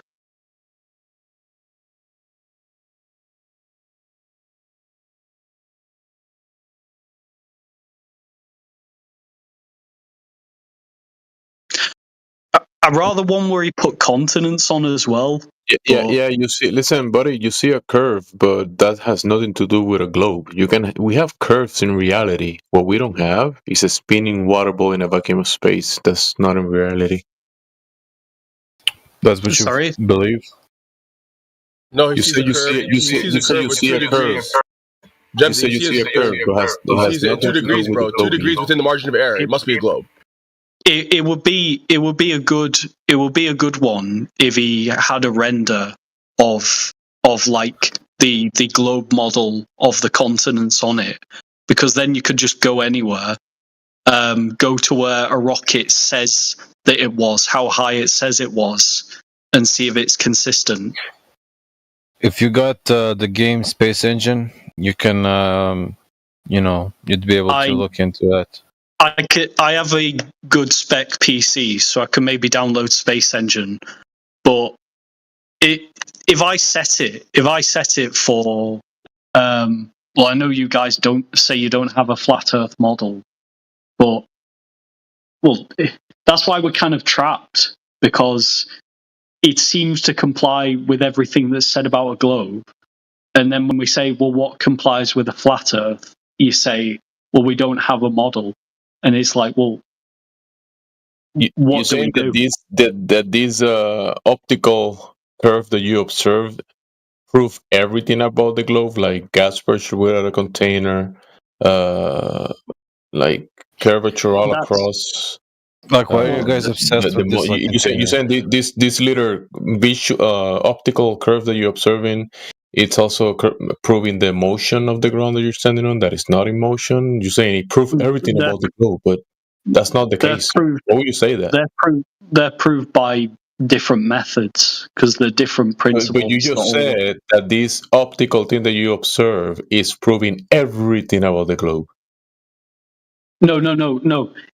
It's our globe model doesn't have contradictions. That's what I'm saying. There's no contradictions in it. Water contradicts the globe belief. That's why you have to paint blue. Well, that's why you have to use blue crayon on a globe model to misrepresent what water does. Oliver, where's that globe model at, dude? What you're talking about? There's one here for a curve calculator, but this is the thing. That's not a model. That's not a model. When you talk about a model, the reason people don't give a formal globe model is because it's not a thing. It's a body of evidence that the Earth. I see. So there's no globe Earth model then. He said it's not a thing. It's a nothing. It's a nothing. Nothing. There's no formal globe model as said in literature, like here is the globe model. That's not a thing. Okay, great. So there's no globe model, so you don't have that. You're complaining that there's no flat Earth model? I'm glad he admitted that there is no globe. No. Right. It's the body. It's the entire body of evidence that forms a informal model. All right. So the lack of actual Earth curve to be measured, that would be part of your globe Earth model? You do measure curve. We just showed it. Oh, where is that? That's what we've been asking for. Where's the curvature measured at? again, you can do it from high altitude, as we just saw. Great. Not at ground level. Do that for me. I just did. We put in the calcs. Oh, so you calculated it. You didn't measure it. As if bro has like a rocket that he can go up with. A calculation is a measurement. So calculation. No, it isn't. That's the difference. You know, there's two different words there: measurement, calculation. There's a reason they're different. They're not synonyms, bro. Why don't you make me a rocket and I'll go up there and I'll show you. When you have flat earthers that have actually done investigations, it questioned their belief in the flat earth. You don't. The only flat earthers that go out and do investigations usually end up becoming globe earthers. Oh wow, that's a crazy claim. That had nothing to do with curve measurements. Jeranism, Austin Whitsitt, like they went to Antarctica. They were like, "Fuck, like this doesn't make sense." Those are true earthers, but Whitsitt's not like a globe. Whitsitt is not a globe earther, you fucking moron. He was okay. I don't know what Whitsitt's situation is. And the only reason Jaren is because he lacked the faith for wraparound. And Jaren was kind of like pushing towards being a glober anyway before that. So no, he was asking questions. You're allowed to ask, but that's the nature he was kind of pushing towards being a glober. Yeah, he wasn't just repeating the script. He was asking questions. That was barely an investigation. He went there and witnessed the 24-hour sun. Wow. Cosmos, I agree with you, himself. The things that he basically said himself to not be proof for a globe. So, he was kind of like trying to figure out how to become a glober, right? Cosmos, no, you said that this doesn't make sense. I mean, I'm just saying, Jaren for years has been basically saying that don't look to the sky to see the measurements of the Earth, and now he's just saying I'm gonna look to the sky to be a glober. Now that's kind of like, Yeah, because it was resolved that even if you don't know what the sun is, every video he had contradicts what he says now, and now. That's flat earthers in a nutshell. He deleted most of the videos because he don't want it to be used against him, because it definitely contradicts what he says now. What contradicts what? His own arguments against the globe. Yeah, reality contradicts the nonsense of the globe. No, his recent videos. I agree with you what you said earlier. That doesn't make any sense. Anyway. The globe doesn't. As in any claims about the flat Earth fall flat. But listen, claims of the globe are by definition nonsensical. He became a glober out of spite, bro. No, they're not. He became a glober out of spite. So just pipe down, dude. It's the position. Well, that's appeal to motivation fallacy. No, that's his motivation, because that's exactly what he practically said when he's like, they attacked me, so. It's regardless of how you frame it, it's appeal to motivation fallacy. That's like saying I started claiming the sky is blue out of spite. Moron. Yeah, that's what I'm saying. It doesn't make it wrong. Appeal to motivation fallacy is pretty funny. Imagine like you're planning to kill someone, you like hid the knife somewhere. No, Your Honor, that's appeal to motivation fallacy. It's not premeditated at all. No, because that's an action where motivation is literally part of the sentencing regime. It's not a truth-false statement in terms of like whether it's if you say I didn't hide the knife because of X motivation, it doesn't matter. Oh my gosh, this is meta. Just shut up. Here's the thing, man. Yeah, you're going to go ahead and give us the actual globe measurements, and we're going to move on from there. Just give us the globe measurements. We're not talking about people today. Yeah. I don't know why he brought up Jaren. The motive isn't ad hominem, by the way. It's not even, and it's against the arguer, not the person that we're talking about. We've gone through now loads of evidence for a globe, and there's none for flat Earth. There's none. There's zero. There's zilch. Say it again. What? There's zero evidence of a flat Earth. Oh, you're a moron. I mean, every time I heard you talk about any type of measurements, you've been only measuring the flat Earth. You're still waiting for this curve. Yeah. So Yeah. The Earth's not. There's no evidence of a flat Earth. You guys don't present. You've only been showing flat Earth measurements, literally. With reference to what? Reference to the horizontal plane you've been measuring this whole time. Yes, a plane. A plane. You can take a plane of anything. When they build on a hill, do you realize?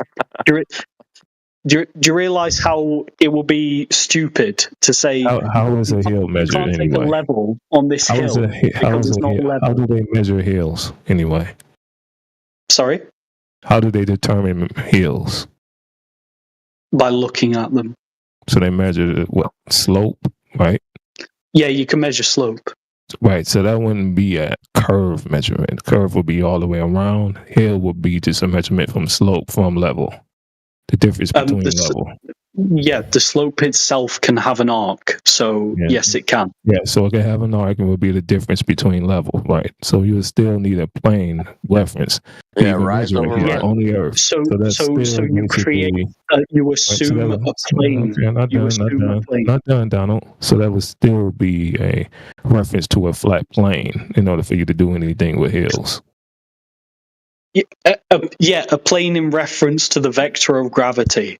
Like perpendicular to the vector of gravity. You haven't proven that yet. We're only talking about these measurements. And you already just explained to me that even when you're measuring slopes or things like hills or valleys or anything of that, you require a plane to measure the difference from, which means that it would still be going horizontally. Horizontal doesn't even make sense. Horizontal is a plane that you're measuring the difference from with hills, sir. Yeah, I'm saying it doesn't even make sense because you can't even reference what down is. Yes, it's required if you represent a slope. You require that. If you're measuring any slope, you need a plane in order to have that difference from. You're measuring elevation. Yeah, but the plane becomes purely abstract, right? In any case. Doesn't matter. You're still using it. Still using it as a reference and it's an abstract plane. So I'm glad we agree it's an abstract plane. It's an abstract plane that is required to begin with. To make it a level building. Wouldn't be required at all. To make a level building, sure. Listen, what I'm showing. If the Earth was a globe, it wouldn't be required at all. It wouldn't even be a hill. If the Earth was a what?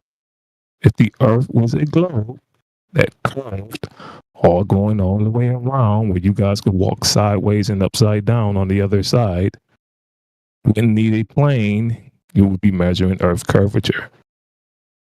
Yeah, you take an abstract. You take an abstract plane.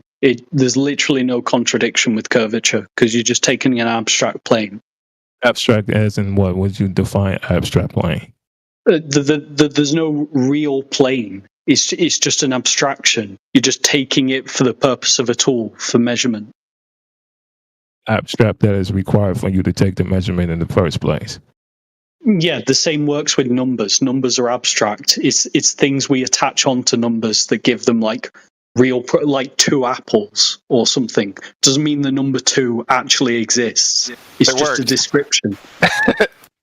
Yeah, whereas numbers are just abstract, them by themselves in the representation, but we're not talking about something that is abstract. We're talking about measurements. That's something that you're actually measuring. You're right. So he realizes the ball is abstract. Emotional damage. Yeah, you seem to be confusing abstracts and numbers and calculations. There's a difference between numbers, calculations, and things of that nature. Hold on. There's a difference between numbers, calculations, abstracts, things that stuff that you're talking about right now, than physical measurements. Do you have a physical measurement of the globe?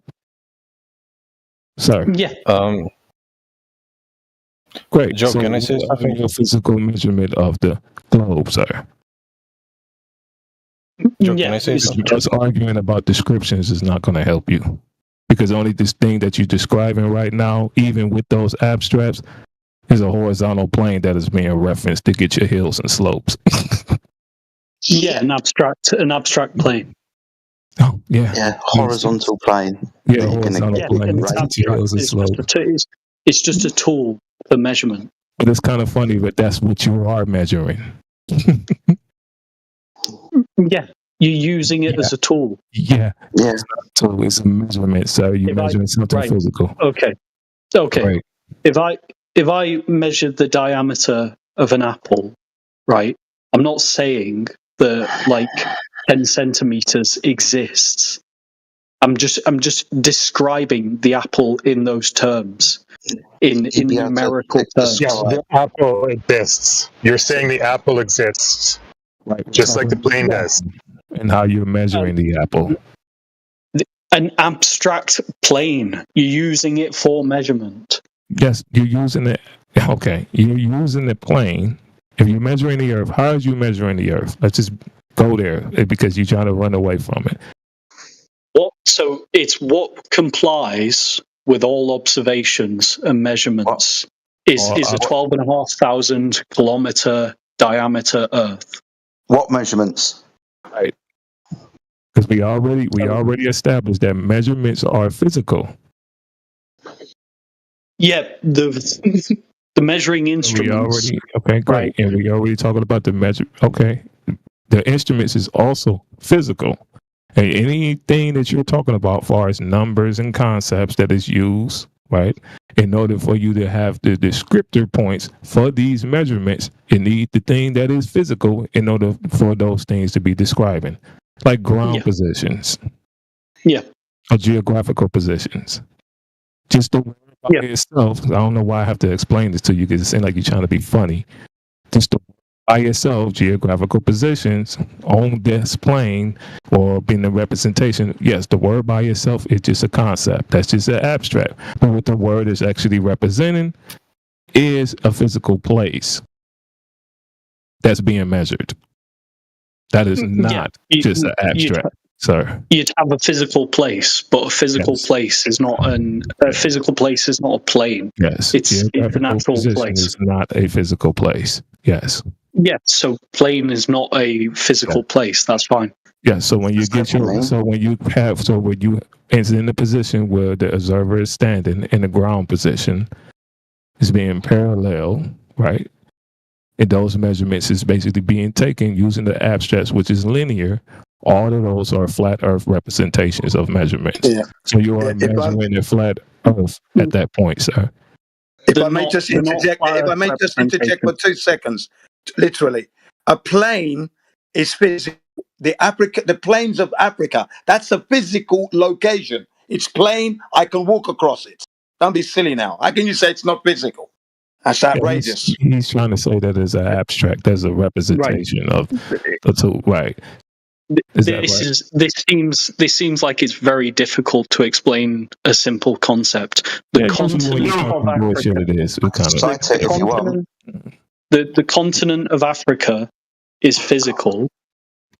The plane. You know what's not physical? You know what is not physical? A globe that you can walk on top or on the side or on the bottom. The plane of reference, which is reference being a representation, is the ground that the observer is standing on.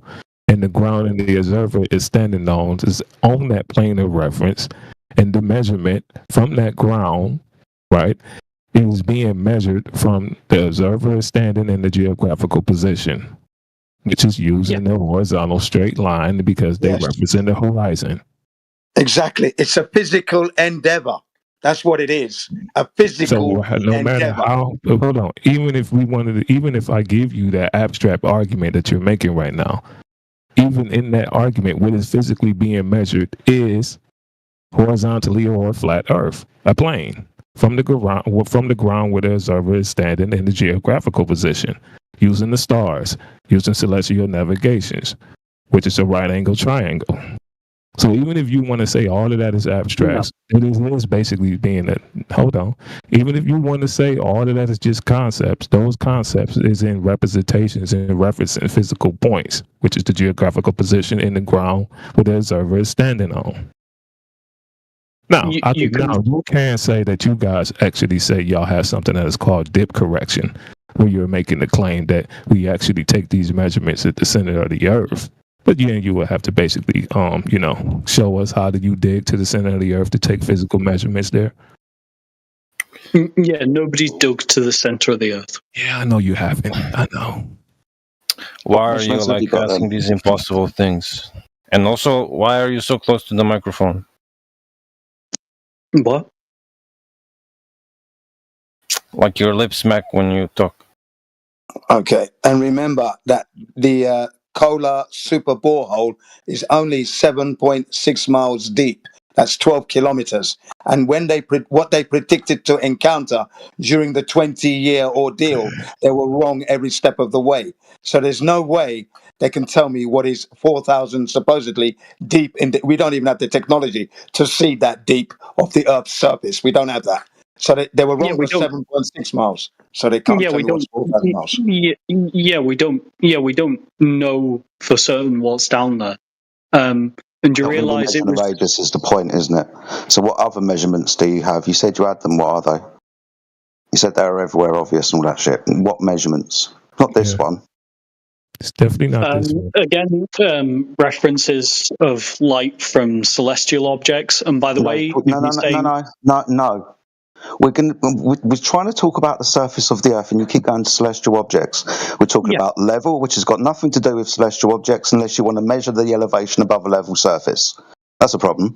But we're talking about the surface of the Earth. You said it was measured. That's why we're talking about the radius of the Earth and digging through the physical Earth, not looking at stars.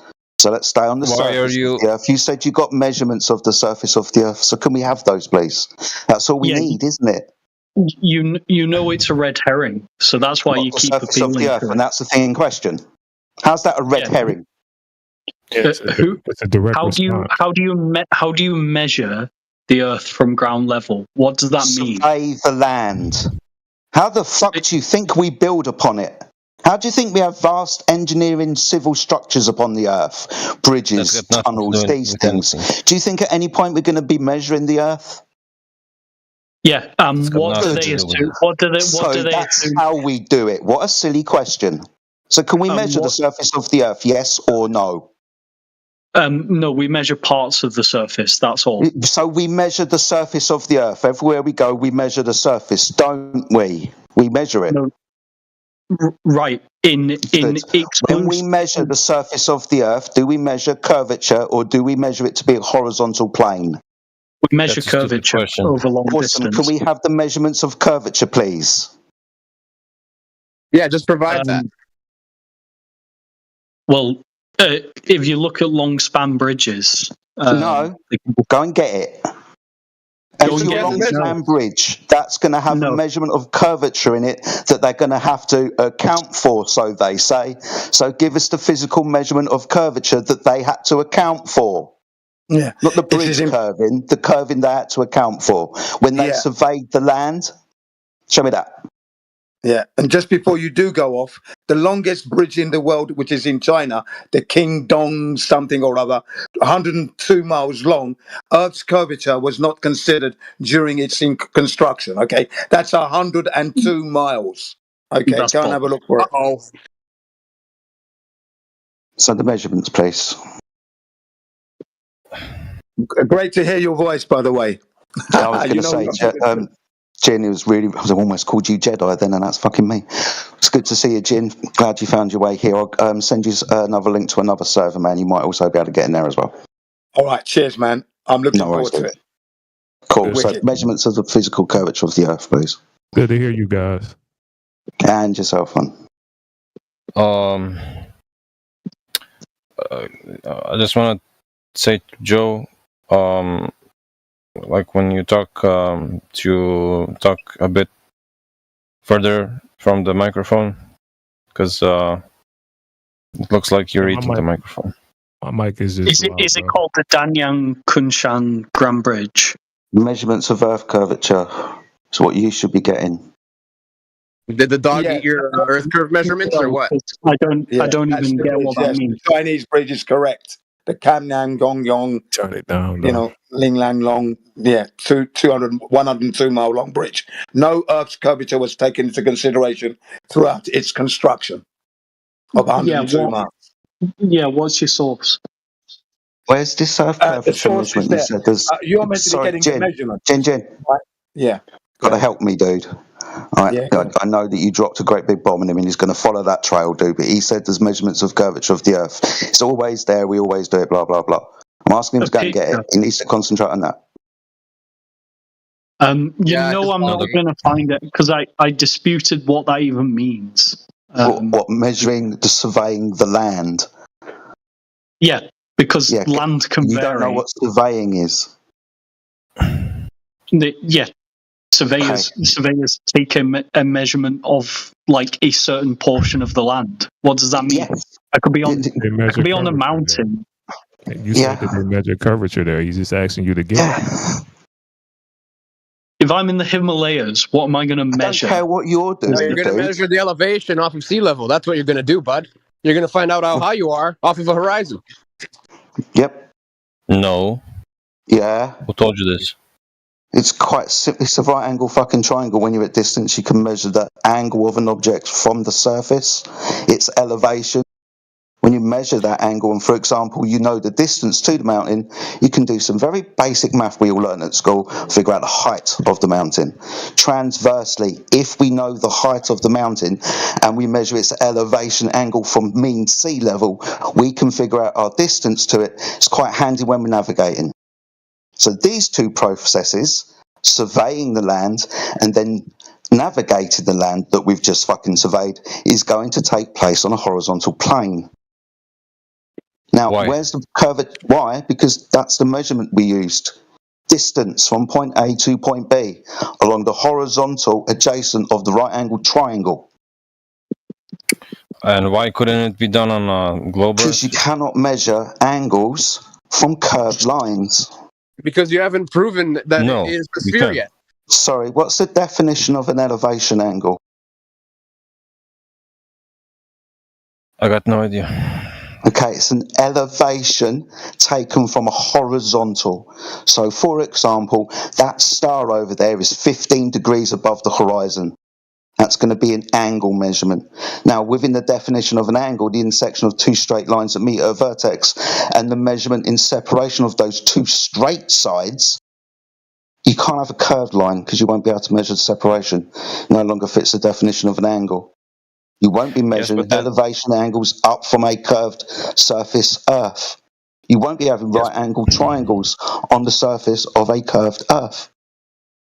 That same star isn't going to be 15 degrees everywhere on Earth. No, it's going to fucking move, and you're still going to measure its elevation angle. 45 degrees now. Fuck now, I'm underneath it. That's 90 degrees. Still an angle measurement. So you're saying like the star is very small? No, I'm saying the surface of the Earth we measure as a horizontal plane to utilise this very specific thing called triangle. No, but for the star to be like... Not talking about the star, we're talking about the surface of the Earth. Please don't be like the last gentleman. We're asking for surface measurements of the Earth, not about the stars. Yeah, notice why does it matter? Because that's what the surface. Have you read the question? Have you read the name of the room? Flat Earth. Earth. Okay. Surface description: flat.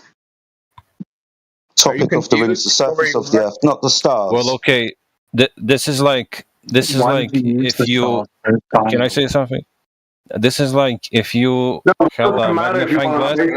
What does it matter if you want to say something if you don't hear what people are talking about it? It doesn't matter what you want to say. So just mute yourself. So Cosmos needs to get the measurements of the surface of the Earth. You're saying we don't look at the stars, and then you're saying we use a triangle in reference to the stars. Yes. But that's going to be a measurement of the surface of the Earth. Right, in reference to the stars. So when we talk about stars, we can measure them from a horizontal plane. It's quite useful for navigating. So we are using celestial objects. Disagreed that we use right-angle triangles with mountain. I was pointing that out. So do you mind if I jump in here? I see where you're coming from in terms of like using the elevation angle as measurements on a horizontal plane, and you're saying that's not possible on a curved surface. However, I guess in my head, in my imagination, if this curved surface is so incredibly massive, I think it's pretty easy for you to use your imagination and continue that flat triangle straight going across the curved surface, right? Cosmos, shush. Thank you. I get you. All right, the Earth is so big, and the measurements are really small. And if we put it's not really going to make much difference. It's amazing the distances that we can measure with this right angle triangle. We can measure, for example, the distance to the equator, because that would be the minimum elevation. But we don't usually see the stars on the horizon. It's usually about 15 degrees upwards from the horizon, and then so on upwards. But we can make those measurements. If the star is 15 degrees above the horizon, I subtract that 15 from 90 and have 75. And then I multiply that 75 by 60. The distance is 5,400 nautical miles. That's a long distance. That's almost the distance from the North Pole to the equator. In actual fact, it's 15 degrees north of the equator. So that's a straight line measurement, dude. Over 5,000 miles in this particular instance. A straight line measurement to the center of the Earth. No, straight line measurement along the surface of the Earth, because we're navigating now. And it's all using a plane to be a horizontal reference. That's the point. So each geographical position is on that physical plane, which is a horizontal reference, the same ground where the observer is standing. Now, you guys claim that the surface is actually curving. You guys is going to have to explain that, because that will be contradicting the physical measurements that Jedi just explained to you.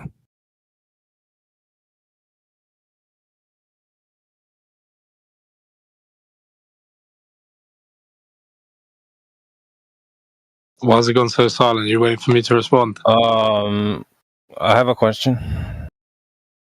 I just want to say, Jin, is Jedi one of your Jedi? I guess. So there's questions instead of getting the curvature measurements that you guys claim you got from surveying. I'm not claiming this. I want to ask a question. Go ahead. Why can you not see the star Polaris from Australia if the Earth is flat?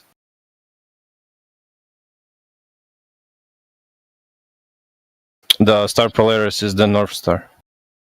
Yes. Why can't you see it when it's descended beyond the horizon? No. Why can you not? Why is it not visible from Australia? I've just told you, because you're too far south. The equator, that was at 0 degrees, right? Now you're south of the equator. This perspective or view of the sky is known as the celestial sphere. It doesn't mean that the things are actually getting closer to the fore, by the way. That's just a form of perspective. But the reason why you can't see Polaris anymore is it's too far away for you to observe. Your eye, can't see everything in the world around you, dude. You have a hemispheric dome of vision above you and around you, as we all do, where the stars go from one horizon over your head to the other horizon. Those stars fill that hemisphere of vision. You measure those like you're in the center of a protractor, measuring the straight line angle measurements from the horizontal line, like within a protractor representing the surface of the Earth. But the reason why you can't see Polaris is quite simply because you're too far away. So how far away is Polaris? I don't know how far away Polaris is. I know where its geographical position is. Well, how do you know it's more far away if you're from Australia than if you're in Europe? If you don't know how far away it is. What do you mean I've gone from being underneath the star, saying at the North Pole, and walked away from it? As I walk away, it descends downwards towards the horizon. As I walk further, I obviously can't see it anymore. It's beyond the horizon, the limit of my personal view.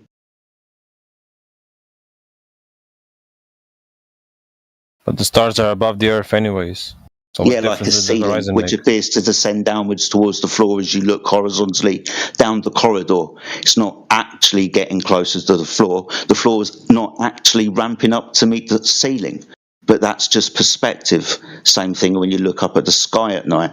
It looks like a dome of vision around you, but like I said at the beginning, the stars aren't actually closer to the floor on the horizon. I don't think we actually had a physical location of the stars in the sky.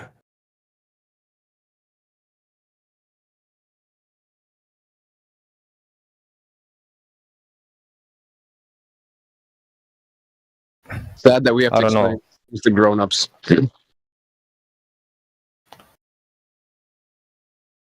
But again, we're talking about things in the sky and celestial objects instead of the surface of the earth. Do you guys know what room you in? Am I like supposed to like look at an anthill from with a magnifying glass and say like this is the earth, this is like the entire earth? Why can I not have like a expanded perspective? No.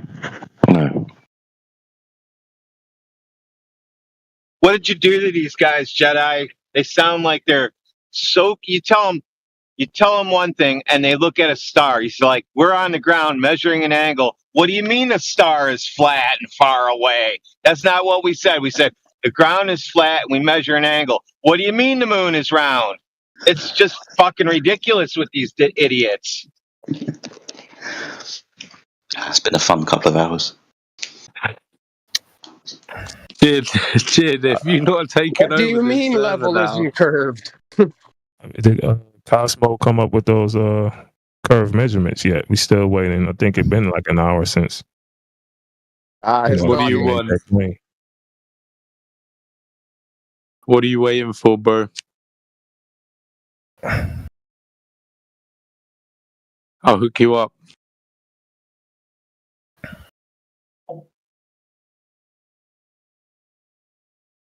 Wait, so what is hiding the North Star? Oh, so no measurements of the ground. Now we've got people hiding in a fucking star. I don't know what you did to them, but I'm pretty sure they're mentally retarded at this point.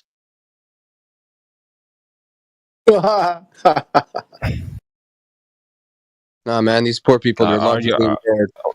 Like, are you able to like visualize Earth and the North Star together? Like, how am I not able to see it when I'm on one place of the Earth from another? Shock horror. It's like, you've moved so far away that you can't see it. It's like I explained this earlier. Like, maybe I should dumb it down a bit. It's within your example. Why is it when I go over here far enough away, I can't see that thing anymore because I've travelled far enough away from it? Why is that? Scratch your head. You're too far away.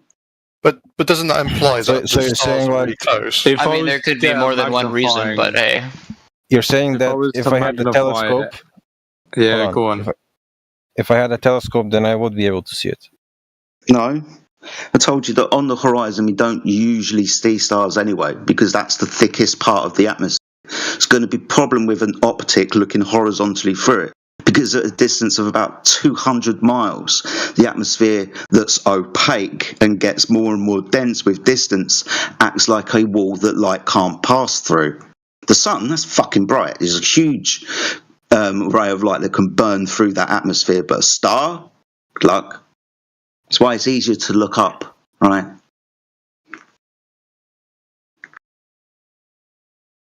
Yeah, but doesn't Polaris align with the poles? That's where we get it from.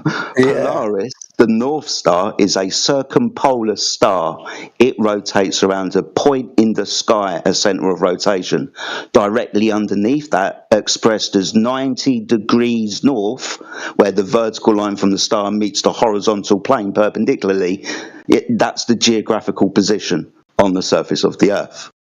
Measured from a horizontal plane. So Polaris would have to be very close in order for you to not making a claim to the distance of the star. We're just expressing the geographical position. You asked where North was. Yeah, I think it's fair to say, though, that as a flat earther myself, I don't accept the number of 430 trillion 430 light years away. 1 light year being 6 trillion miles. So that'd be 6 trillion miles times 430, and that's the distance to the North Star. Now, I'm not accepting that as a distance. Okay, so it's not that distance. I can say that. So from what I understand, the reason why you won't accept stars is literally you don't see them as like distant suns. You're thinking that they're much more closer, and because they're much more closer, visibility will change depending on where you are on the planet. Well, not exactly. We don't know the distance to those stars. They're there. We don't know the distance to them. So whatever number's given to us, we don't accept it. And the thing about the North Star is that, as Jedi's been trying to tell you, as you move across the flat Earth, moving towards, let's say, Australia, and you're walking backwards, you will see that Polaris starts to drop because you're moving away from it. It starts to drop down to the horizon. It will drop to a point where you won't see it anymore. You're out of range. I'll give you another example. You're walking down on the pavement in England. There's a manhole cover. You can't see it yet. But then suddenly you see this black oval thing, it's an oval. It's actually a 360-degree circle, but it looks like an oval. As you move towards it, it starts to become circular. You get 90 degrees right above it, it's a circle. You see what I mean? That optical illusion. A flat surface can obscure your visibility, and you're standing up in this case, but you didn't see that manhole cover because you were out of range of it. See what I mean? Do you get it? The manhole cover is on the ground, though. Yes, it's on the ground, okay, but the thing is, you couldn't see it until you got close to it. That's yes, but if it was in the sky, I would be able to see it, though. You see it, yeah, but then as you move away from it, it will drop. Same principle. No, it wouldn't. Drop. It would. Wouldn't. It would. On a flat Earth, no. It does. It would not. Not only wouldn't it, it does. Sorry, Jim. Because you can't see Jim. Polaris from Australia. Sorry, Jen, very quickly. Does perspective exist? Who? To you, he said no, it wouldn't. No, it wouldn't. Does perspective exist? Sure. Cool. So, for example, the light in your room, when you stand underneath it, it's directly above your head. But the light on the other side of your room that's attached to the ceiling, that's not directly above your head, is it? Sure. You notice that the ceiling appears to get closer to the floor when you look down your room. Like when you look down a road at night. No, it doesn't. It doesn't. When you look down the road at night, does the road not ramp up to the midpoint of your view and the street lights appear to descend downwards towards the horizon? Well, it depends on if it's a straight road or not. Yes, it's actually a straight road. Is this perspective? And what does this prove? Recede, let's say you've got two objects, the top of a light, like the street light, and a car on the road. Do they appear to get closer the further the car gets down the road? Do the lights appear to get closer to the car? Well, they are physically getting closer to the car. No, not physically. They appear to. They actually haven't changed their height above the road surface. Let's say they're 14 feet above the road surface, continually down the road. It looks that way, though, doesn't it? So you're saying that, as it's further away, it seems like it's closer to the ground, and when I come closer to it, it seems like it's above me. Is that what you're saying?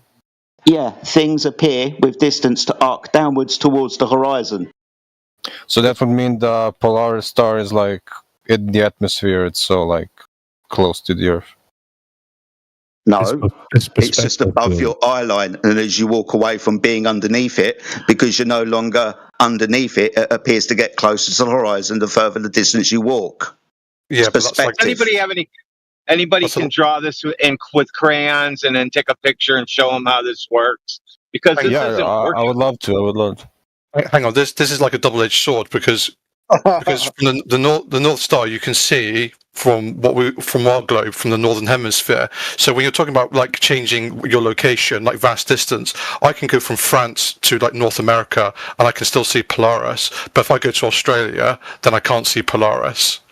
Yeah, that's because that's speaking from the real east level. You cannot observe stars from a globe. You can't do that. Sorry, Jamesy. Apologise. Sorry. Can someone send me a map of a flat Earth so I can sort of visualize? You cannot observe stars. Is there a reason why you guys is not like avoiding showing any globe proof, or what's going on? Well, it's like We we'll had show to you explain. We had to explain perspective to you, like you guys don't know what that means, or you guys don't we understand know it. we know what perspective is. And Yeah, that's so, more I mean, from so a that's globe. easy. You cannot have when we perspective ask on a globe. when we ask clarifying The questions, other guy didn't. The other guy you didn't. go, "Oh, we're not proposing a model. We're not proposing a model." Speak for yourself. Don't speak for your friend. He didn't know. He had to have He's it not my explained friend, to though. him. He's not my friend. Okay.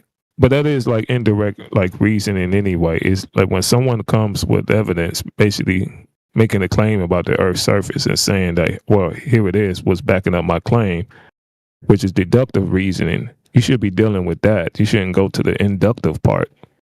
Like the stars are physically in the sky. You don't know the physical location of the stars. That's why they in an apparent location to begin with, because of perspective. So I don't know why would you try to use that as an argument when you guys is talking about the surface of the Earth. That's why Jedi said, like, okay, hold on. That's why Jedi said, and you guys seem to miss that part, that he's not referencing the stars or any celestial body, right? Like the sun or the star Polaris. He's not referencing the stars for the physical distance in the sky. He's referencing the stars through the geographical position, which is the ground position on the Earth's surface and how it's being measured. Yeah, but to be That's fair, what you should be dealing with. Yeah, but so is he. He's using. Yeah, I get what you're saying. He's using the star as a tool to help explain the shape of the Earth. So is this guy. Using it as a geographic, yes, but he's using the star as a point, as a geographical position, which means that where the star seems to be aligned using the celestial navigation or using celestial angles or elevation angles, where the stars being aligned, the geographical position is at the zenith of the star. He's not using it as, well, here's where I can see the star, or this is the physical location of the star. And he's not using the position of the star in that point. He's using the star to reference the ground. And that's what you guys should be dealing with. Okay, let me reply now, because I tried jumping a few times. We kept going in circles. I don't know, man. But I'm pretty sure he was. That's what he was doing. Sorry, I'll let you speak. Why are you talking over me, bro? What's this? Because you was talking over me the whole time. I'm trying to get you to understand what I'm saying. Okay, listen. I want you to understand what I'm saying. He's not using the star as, I'm on the ground and this is where I see the star. He's not using it as a reference. He's not using the star as, this is the physical distance to the star. He's using the star as, using it as a measurement, right, from the ground where the observer is standing in the geographical position. Now, it seems like you don't know what a geographical position is. A geographical position is a ground position that is at the zenith of the star that you are referencing in your line of sight, using elevation angles. That's what he's saying when he's saying, I'm using the Polaris. So that's what you guys should be attacking, because that is an actual flat Earth proof, because you need a horizontal baseline in order to do that. I'm trying to respond to you, bro. You just keep rambling. So thank you so much for repeating everything all over again, just because you felt the need to interrupt me. I don't know what that was all about. But anyway, as I was trying to say, go ahead and repeat that all back to him so we know that you heard him. Yeah, go ahead. Repeat it all again from the top. That's not me talking. That's your buddy talking. I'm about to let. I know who that guy is. Yeah, he's on your side, bro. Anyway, like I was trying to say, I understand what you're saying. I want you motherfucking Globers to repeat what he said so we understand that you know what he said. How's that? Okay, I will. I'm trying to. You just won't let me speak. You keep interrupting me, bro. You keep talking over me. I'm trying to. All right, can I talk now? Okay, here we go. So I understand what you're saying. You're saying that he's using the stars as tools to help explain the shape of the Earth, right? Fine. So is this guy. Okay. This is why you guys got to listen. That's why y'all. No one ever said that. No one said that. Where did you get that from? He's using the relative position of the stars to help explain the shape of the Earth. That's what he said. No. He Not said he's using the explain. geographical position. Not explain. Measure and describe. Okay, fine. Yeah, sure. Measure and describe. I'll go with that. So am I wrong? He's using the stars as a tool to help measure and describe the shape of the Earth. Or explain. Negative. That's incorrect. Negative. The surface of the Earth, not the shape.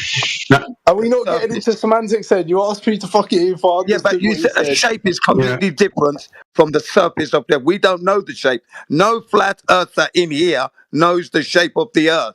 We know hang what on, shape can I it just- isn't. Can I Oleg, just point out, please. yeah, that all I was trying to say there is your argument was he is not allowed to use the Star of Polaris in this argument, and I'm saying you're doing the same thing. You're using the stars as a tool to help describe and explain the surface of the Earth, however you want to word it. So I is didn't he? say that. That's why I cut you off, because that's not what I'm saying. That's not what Jedi is saying. It's just saying what you guys rebuttal to his argument is a non-secular, I bro. joined like 5 minutes ago, bro. Okay. I don't even know this guy. Okay, you do understand that you are in a room that's called Flat Earth. Oh, really?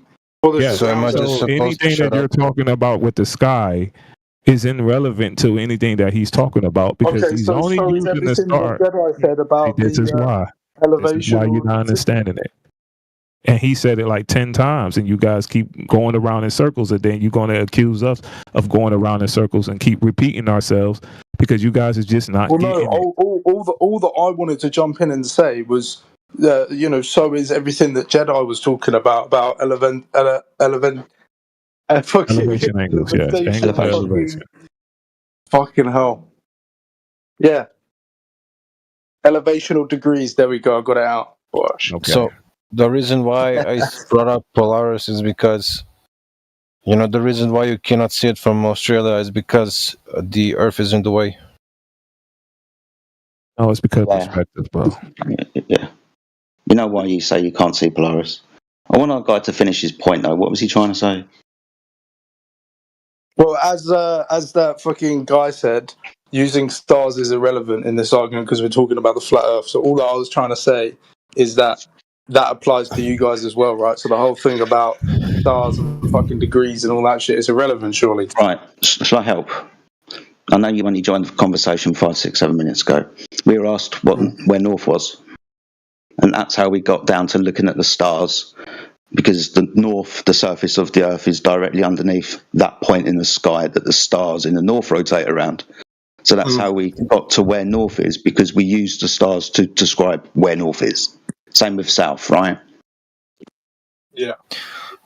That's why. So if I was in Australia, I could not use Polaris as an indication of where North is.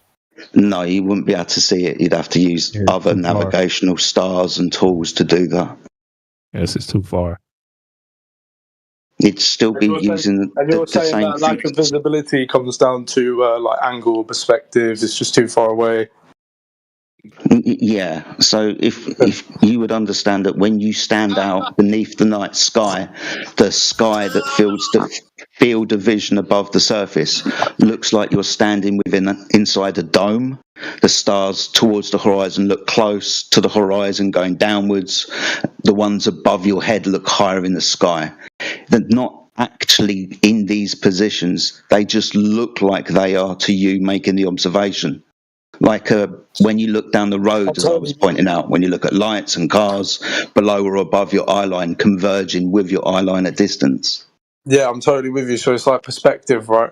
So like this is one thing I wanted to ask you earlier is the whole horizontal elevation degree measurements. I've seen this before, this kind of image, but I'm pretty sure those triangles, when they're drawn out, are bent and curved with the shape of the Earth. I'm pretty sure the measurement calculates them. No. You don't have an angle then. No. So what we do is, if we're going to be navigating, we can start by just charting our position, like using straight edges, circles that draw, compasses that draw circles, and angular bearings. Right, this is all going to be straight lines, dude. Everything that we do with navigation, right, on the surface of the Earth, even our bearing azimuthal directions. I'll explain what that is so you understand. If you can imagine, you've got a circle around you, right, and let's say you're facing north. 90 degrees to the left, that's east, 180 degrees behind you, that's south, and 270 degrees to, as you keep going around in a circle, that's west. These are azimuths. Now, these are directions. Now, those are horizontal bearing angles across the surface of the Earth. So when we're navigating, apart from using time and stuff, because the stars move and shit, what we do is we measure the elevation of angles above the surface to figure out that geographical position, so we can draw bearing angles, horizontal lines through them, and when we make enough measurements, we're going to have the intersection of lines or circles, depending on what we do, to figure out our location. It's all flat Earth, dude. But why don't you know? How did you come to the conclusion that it's flat? Because surely on a local level it seems flat, but on a large scale it's curvature. The distances we can measure beyond 5,000 miles just by using the stars in the sky, utilising it. The stars, as we discussed previously, are relative to your location. If you had two people, two observers at different latitudes, then would they both get the same angle for the same star? No. Two observers on different latitudes will not get the same elevation angle to Polaris where we get latitudes from, because the circles are dependent on the elevation angle to Polaris. But surely if all the angles were, if all the lines were straight, then surely they'd all be consistent. Dude, circles around a geographical position. I'll give you an example. If I'm standing directly underneath the North Star, this is going to be 90 degrees north. I move backwards, still facing Polaris, and it descends by 10 degrees from the vertical. That's going to be 80 degrees north. Keep moving backwards by 10 degrees, and they're going to be circles of equal altitude around that geographical position. Each latitude line is going to be measured by the descending angle of Polaris towards the horizon. When I get to its minimum elevation, this is going to be a circle around the geographical position at 0 degrees. We call this the equator. These are all measured utilising a right angle triangle, and then drawing circles around that one geographical point. So would you would agree that it should be like 100% predictable then? If you know exactly where north is, where that starting point is, you should be able to predict where the sun will be, or sorry, the North Star will be on every position, right? Yeah, it's if it's 100% straight, you should be able to fully predict the North Star is also a circumpolar star. It moves, but it moves around a stationary point. That but I believe stationary that's point why is they use above time, right? Why are you talking for me, dude? I'm trying to help you. I'm sorry, I thought we were having a conversation, mate. Bloody hell. It's fine, but ask your question, dude. I can't hear you when I'm talking, right? So ask your question. Ask your question, dude. What do you mean, bro? You were just crying that I started talking. I'll mute. I've stopped now. I just want you to ask a question. Fuck. Well, you were talking about the fucking star moves or whatever, and I just said, oh yeah, that's why they use times, right? They use times along with elevation angles. Use what? Sorry, time. Yeah, they're going to be using time for sure. Chronometers back in the old days, we've got more accurate with time as it goes. Those things make predictability about them, right? Throughout the year, throughout the seasons, these stars are going to move across the night sky. Depending on where they are at a certain time of year, we can use them to figure out our geographical position. Yeah. We get longitude and latitude from observations of things in the sky. We wouldn't have longitude and latitude if we couldn't observe the things in the sky. Sun and Polaris in this instance. Also the southern circumpolar stars as well. So do you agree with the other guy that was saying using stars is irrelevant? It's not irrelevant. What it is utilising a prerequisite of a horizontal plane. Yeah. It's not irrelevant if we're talking about, well, this position and that position, what's north? When I make this observation from here, why can't I see it anymore? We're always talking about the things in the sky. and why we can't see it, we have to understand that you're making the observation, it's perspective. Utilising how we see the world, it's like a protractor above your head, and you can measure angles from your centre point at the bottom of a protractor. So it's a handy tool, but it's utilising the prerequisite that the surface of the Earth is horizontal.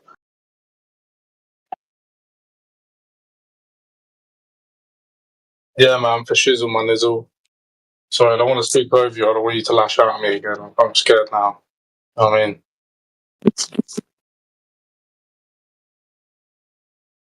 Mute the retard. I just wanted to say hello to Jin anyway.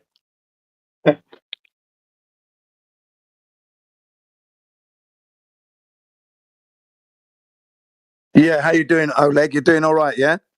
You're learning about the flat Earth now. I'm very well. Yeah, I was enjoying the conversation. It does seem pretty hostile in here. I wasn't even trying to talk shit. I was genuinely just coming with some questions, but yeah. But it seems like you've definitely built up a bit of an army in here, Jin. Fucking hell. This is the place where you learn the truth. This is the flat Earth 24/7 university. What you're learning here, they don't teach you in university at all. Okay, Yeah, it's just quite intense. Yeah, has to be. Because we're trying to break the indoctrination, or let's not use that word, but you know, the information you got, which is missing, which you're hanging on to because that's what you've learned. We're now trying to undo that and help you to see that what you have learned is misinformation. It's not correct. And the reason why you're carrying it is only because you haven't tried to validate what they've taught you. Now you're trying to do that. I think it's a very valiant mission. I mean, I'd love to see how I can help, maybe marketing, something like that. We get some posters designed, made up. Do you know what I mean? Well, that would be good. You could do that. Yes, that's going to go a long way. I'm going to pull over so I can meet him. You can get some brownie points with that, so that's going to be good. Yeah, come on. Well, let me know what to like put on there or whatever. Yeah, yes. But anyway, so you understand now that, you know, of course, we use the North Star for navigation. Okay. We're not saying it proves shape because we don't know shape, but we know that it's not because you can't see it, not because of the curvature of the Earth. It's the flatness of the surface that's doing that. Okay. A flat surface can obscure your ability to see an object. Okay. Aha. No, I see where you're coming from, and I guess, you know, the maths doesn't lie. I liked your analogy with the whole brain on the street. You know, I get you. Yeah. Because you are right. I mean, if you just mirror it, it doesn't make a difference. I see what that guy's saying. You would have thought if it's above you, you'd still be able to see it. But like, I guess if you actually just mirror it, it doesn't make a difference. I mean, right. I guess there's another one as well, Oleg. Massive distance could help. You know, you'd have to be a lot further away to. I don't know. Sorry, go on. Yeah, I was going to say the basketball court where you put your mobile phone face downwards underneath the basketball net, and then you walk back from it to the other basketball net, lie down, you won't see your phone until you get onto your knees, and then what you will see is the slither of your phone, you know, the edge of it, because you won't see the whole thing. You stand up, and as you walk towards it, that optical illusion is happening where the phone begins to morph its shape into what you recognize it when you're 90 degrees above it. And as you walk back away from it again, it starts to change shape again. There's an optical illusion, real time happening. We are surrounded by it. It's just that we take them for granted. I'm a bit curious because you're saying it's an optical illusion. So are you saying that the stars are far away and there's just some sort of an illusion that warps their image, or are they more closer and they're still the image is still being Stop changed? talking about how far the stars are away. Yeah. You took the words out of my mouth there. We don't really talk about the stars because we don't really know what they are. No human being does. There's a lot of lies going on. Hang on, you guys were talking about angles, about how like sailors navigated. Can't you do the same? Can't you use parallax to work out where the stars are? Not really. Sorry, Jim. Sorry. This is one of the phenomena about stars, right? So, for example, if you're taking an angle measurement object, let's say a mountain, right? As you increased in angle, the angle to the top of that mountain is going to descend downward, change. Now, when we do the same thing, right, go to the top of it and then measure the elevation of the star, the angle from whence we measured it at sea level. So the stars don't act in the same way as terrestrial objects. As we increase in angle, the angle that should change, if they were to have a point in the sky of location that should change, it appears to not. So using this triangle, we can't figure out the distances to stars, and it's kind of a false premise anyway. It would mean using this method 2 times earlier, that with distance, the star measurement would be getting closer to the floor. Yeah, you were breaking up quite a bit there. I missed. Sorry, I do apologise. I want to hear what you have to say. Can you say it again? Because I missed some of that. I think he left. Oh no! Does anyone remember what he was saying about parallax? Can they rephrase it to me? Maybe they got it better than what I was getting. Yes, I remember. He never said anything about fucking parallax. How's that? Well, no, but he's talking about navigating using the stars, and parallax does the same thing. So correct. We don't use parallax to navigate. It's not even in the book anywhere. So I don't know what you're talking about. Okay, would you agree, depending on what time of year it is? No, I don't. I don't agree. No, I don't. No, I don't. You use an angle to a star to navigate. He was saying that while the angle to like let's say Polaris will change with linear change in distance horizontally, right? When there's a phenomenon where you go vertically and the angle remains the same from the same location. Okay. Are we talking about the summit of the mountain, like the tip? The stars. So the angle to the the angle to a top. The guy's doing it on purpose anyway. The angle to the top of the mountain. I know, but one sec. The angle to the top of the mountain, right? If you change your elevation vertically, right, you'll get a different angle to the top of the mountain from the same location as opposed to on the ground. But that doesn't happen with the stars. You get the same angle. You get the same angle. Can I still man your positions to make sure that I'm understanding your position fully? You use illustration of a mountain summit at the very peak, and then when you move location, when you move down the mountain, that summit's going to change relative to where you are. The angle will change. No, that's not what I'm saying. Okay. All right. You know what an elevation angle is, right? Yes, I'm with you. Okay. Right, so don't go anywhere. Stay in the same location, but go up. Right? Okay. So keep that ground position and just go up. Right? Yep. So you're going to end up being, if you go high enough, your eye level, right, is going to be level with the top of the mountain, right? Yeah, I see what you mean. Okay. Right. So when you're looking down. That angle's going to change. So your elevation angle will change when you're taking an elevation angle to the top of a mountain or a lighthouse. That'll change with elevation, but it doesn't change with elevation with stars. That angle remains the same. So you could be on the ground and take an elevation angle to Polaris, and you'll get an angle measurement, and then go to 30,000 feet, and then take the angle measurement again to Polaris. It's the same as when you were on the ground. But doesn't that imply that the stars are further away? I don't know what it implies. It does imply, because if it's further away, surely the more you change your location, the less effective it will be. Dude, there's something wrong with you. You keep wanting to talk about distance to lights in the sky. There's something mentally wrong with you. Do you hear it yourself? Bro, I don't know why you keep getting so angry. He's made a good point there. Like, you're looking at the evidence and you're trying to make deductions of what you see. He's asked a good question. Doesn't that imply that the star's further away? You can't just then insult him and think that you've proven him wrong. It doesn't make sense.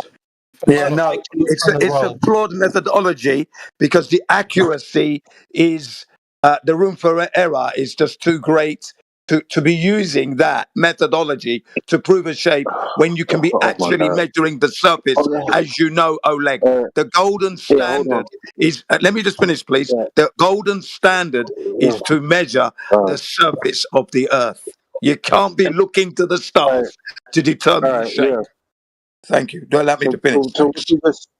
sorry, Jen, but just what you just said. You said it's fucked up because that what we were just talking about. It's like you gotta wait. So I gotta remember what you said. Who? Do you want me to reiterate it to you? About it. No. About it implying distance. Yeah. That's funny because when we say that the star is just further away because you've walked further away from it, you guys say no, that's not the case because they're trillions of miles away, so it would have nothing to do with distance. It's interesting that you're talking about distance now in that way. Can I prove elevation angles on like a curved surface and sort of like triangles? Using AutoCAD. If you insist. No, I can use like a physical demonstration. Well, not I just want to see if what AutoCAD says when you try to get an elevation angle from a curved line. So I create an arc, right? Don't prove it too much, otherwise you might get muted again. Just a warning. Don't get upset. Stop acting like a woman, be a man. Did you just assume my gender? Hey, you are what you eat. Sorry, I got to do this. Yes, Based on the way that you're acting. Yes, yeah, I do sorry. Sorry, you were saying about an arch. Carry on. Yes, you can blame me for assuming your gender because your feelings are showing. Pull your skirt down. Oh my god, man. That's rough, bro. The ad hominems are through the roof. We're saying the elevation angle doesn't change to Polaris. When the previous guy said about it, like according to like our model of the cosmos, saying it's like trillions of miles away. Do you realize how the angle wouldn't change at those distances because the distance is so extreme? we can have a distance where the angle isn't going to be perceivable when we change a small relative elevation from the surface at a distance. Okay? Yeah. And? So you're not going to measure a change in angle at height because the distance. So it's hard to figure out that exact distance using our methodology here. Because the angle doesn't change, it's imperceivable to us because it's a quote unquote, let's say, magical distance. Whatever the distance is at this distance, the angle doesn't change. So we're not going to be measuring distance to it, then, are we? No, but then you wouldn't like. I don't get what you're trying to reason. What, that we're not going to be measuring the distance to the star? Yeah, but I'm saying the angle would be consistent in the sky, globe or flat. Yes. Yeah. Yeah. Well, high fives all round. Should we have a beer? It does change based on latitude. That's when you move horizontally away from its geographical position. Based on how you, the observer, sees the world, it's called the celestial sphere, like a dome of vision around and above the observer. That thing that was above your head as you move away from its geographical position appears to descend downwards towards the horizon. Yeah? But you have to, for its angle to change, right, that implies that the distance from it is increasing by a measurable degree. Sorry, a measurable degree? From where? The surface, at altitude?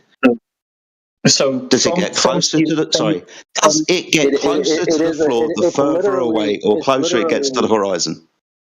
It's literally a measurable degree, Jedi. I'm sorry. It's a literal measurable degree. As the degrees are translated into the distance, on the ground or something like that. But the degrees are a distance.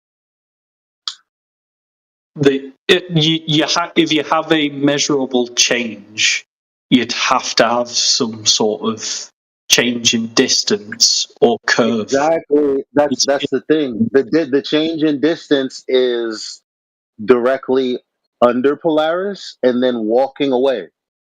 That change in distance gives you the change in perceivable elevation of the star. So then you could figure out using trig a distance to Polaris. No, no, you can't. Because sorry, Eli. Because like I've said, I think it's 6 times now. The star is not actually getting closer to the floor with distance. Basic trigonometry. So you guys not familiar with parallax at all? No, it's not that the star is getting closer to the floor, right? It's that you are getting closer to the star. That's trigonometry.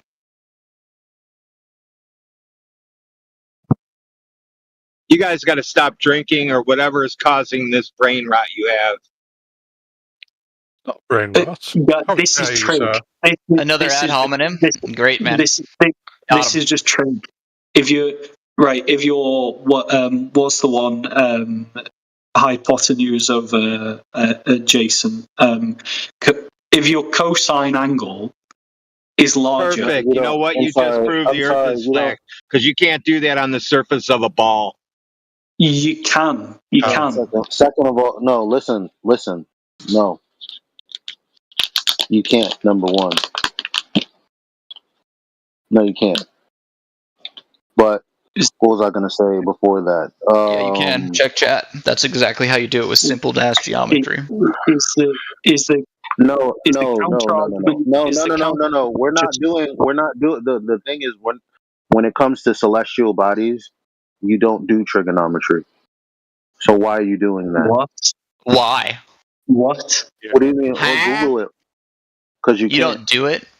What do you mean? I just gave you an example in chat right now. What are you talking about? That you're just flat out lying. That's a lie. You can't do trigonometry. We can, and I just presented evidence in chat. So chat is just non-existent. Wait, hold on. So hold what's on. what? What's his name? We've already said in. We're going to slow down right here because I'm going to mute you both. Because now we have a point of contention where Tony V and someone else thinks that you can do trig with celestial bodies. So we're gonna take a pause right here to figure out who's No, right. I'm gonna try to understand what you mean by you can't do trig. No, you're not gonna. As in you don't know try to trigonometry? understand me. You're gonna listen to. No, you can't just make a statement of you can't do trig because you can do trig. And then after you I listen do to trig this every day. I presented the you're trig in going to chat, then- and you're just straight up. Your mum is flat. Wait, it's. I would say, we not acknowledge that people, sailors and stuff, do celestial navigation. Just mute him. Just mute him. Just mute him. Okay. Yeah, can y'all wait? Somebody's talking. Hold on. Somebody's trying to talk, and y'all are talking over him. Can y'all please wait until he finishes speaking? You have to do trig. Will you be quiet, Cosmo? Please. All right, Big Daddy. Let's get it. Thank you.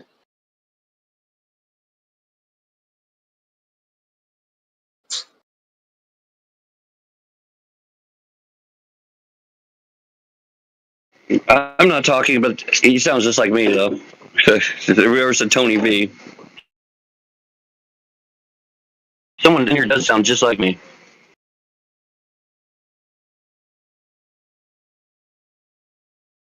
Are you gonna tell them why you can't do trig two skies, Elijah? Yeah, I'm trying to figure something I can.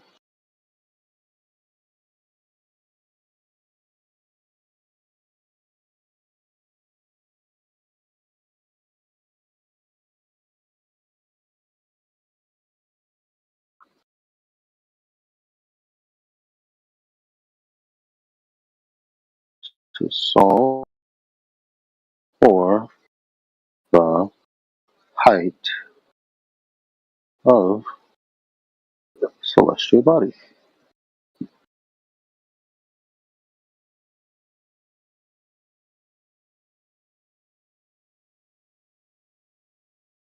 Did you mute everyone just for us to sit in silence, or what is this? Sure, I will fill in some gaps. If you guys ever played like submarine simulator games, you can use a bit of trigonometry to work out how far your enemy vessels are. So it has like practical uses. Yeah, that proves the Earth flat. That proves the Earth is flat. That's actual trigonometry. That's not what you're using the stars though. Well, so if you look at his diagram, how he's using trigonometry is he's waiting for the Earth to be on one side of the Sun, and when it goes all the way around to the other side, he'll take a map of the stars and see which stars have moved, and then we get your angles from that. Just to help you out. That's been the question. So I think if you want to argue it, I would try and attack the angles of the changing of the stars. I think that's.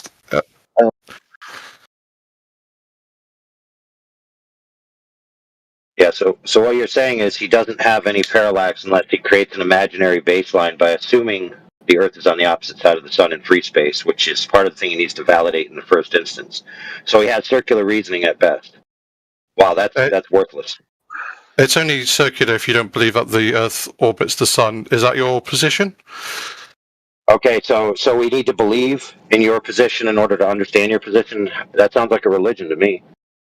I mean, we can go point by point if you like, but if you can tell me what you believe, and then maybe. No, I don't care. I don't care, dude. If you need to use the Sun being on the opposite side of the Earth and the Earth being a transposed distance as your base leg, you have to prove that three-dimensional relationship exists in reality first, dude, in order to use it. It's not my option whether I need to believe it or not. Why don't you just prove it? Go ahead. Would you agree when you look in the stars and you look them, and then 6 months later they're in a different position? Would you agree? Who cares? How about you just make your point? Why do I have to answer questions? Well, because the stars have changed location after 6 months, you can either conclude either the sky has moved even further from its other reference point, or the Earth has moved. Cool story. So how about you make a point? What are you doing these dramatic pauses for? Aren't you supposed to be proving your point? I don't want to. I would imagine you would contend with something I've said. I could care less, dude. See, try making an argument where you prove all your premises and you carry the conclusion. Why don't you try doing that? How about it? Go for it. Sure, but in order to use parallax, I need you to accept that the Earth orbits the Sun. No, I don't need to accept it, dude. You need to prove it. So, what do you want me to prove first, parallax or the Earth move? No, dude. If your consequence rely on previously proved premises, dude, you have to prove those premises first. So, if you need the Earth to be on the other side of the Sun for your next argument, prove that first, then carry that proof and the conclusion as a premise in your next argument. Good grief! Don't you know how this works? Yeah. Elijah, man, go on mute, bro. Oh, sure. Thanks. Yeah.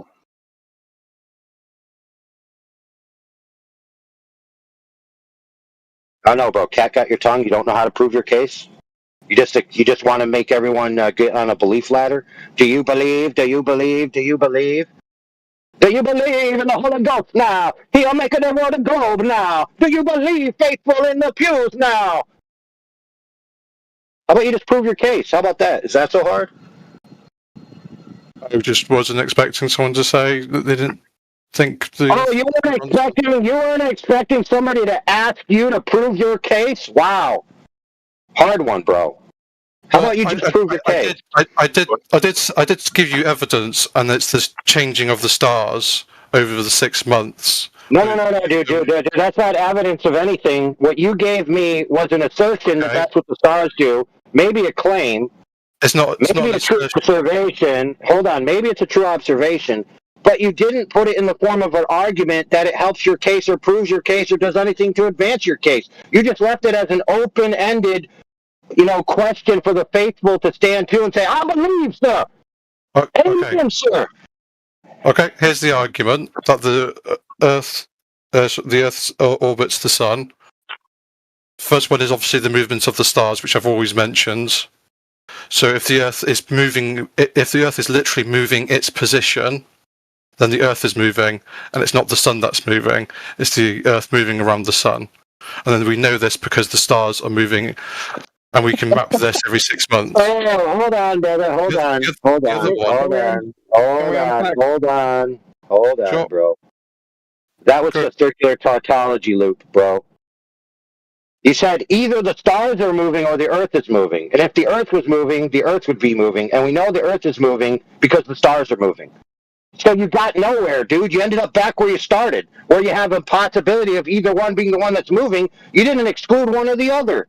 Dude, what do you think this is, amateur hour? What did you think you were in the vegan room? Hey, brother, did you think you were in the vegan room dealing with retards or something? Saying that the Earth doesn't move? Some vegans make good points, by the way. I know, but that'll be another topic for another time. When they have a steak, they can make a good point. Right. Well, look, I just want to point out that this guy made no logical advancement to his case at all. He said it could be this or it could be that, and it's the one because I say so. It's basically what he said. He didn't provide any evidence of why one explanation is excluded over the other whatsoever. So for the love of God, can you do that, please? I mean, how long do I have to be here, dude? I got a finite lifespan. I'd like to get to you making an argument before I die. How about that? Is that fair? We'll never happen. I have made an argument, but we'll go slowly. No, you didn't, dude. You know you didn't. Let me explain it to you. Let me explain it to you very simple. Here's what you said. Either the stars are moving or the Earth is moving.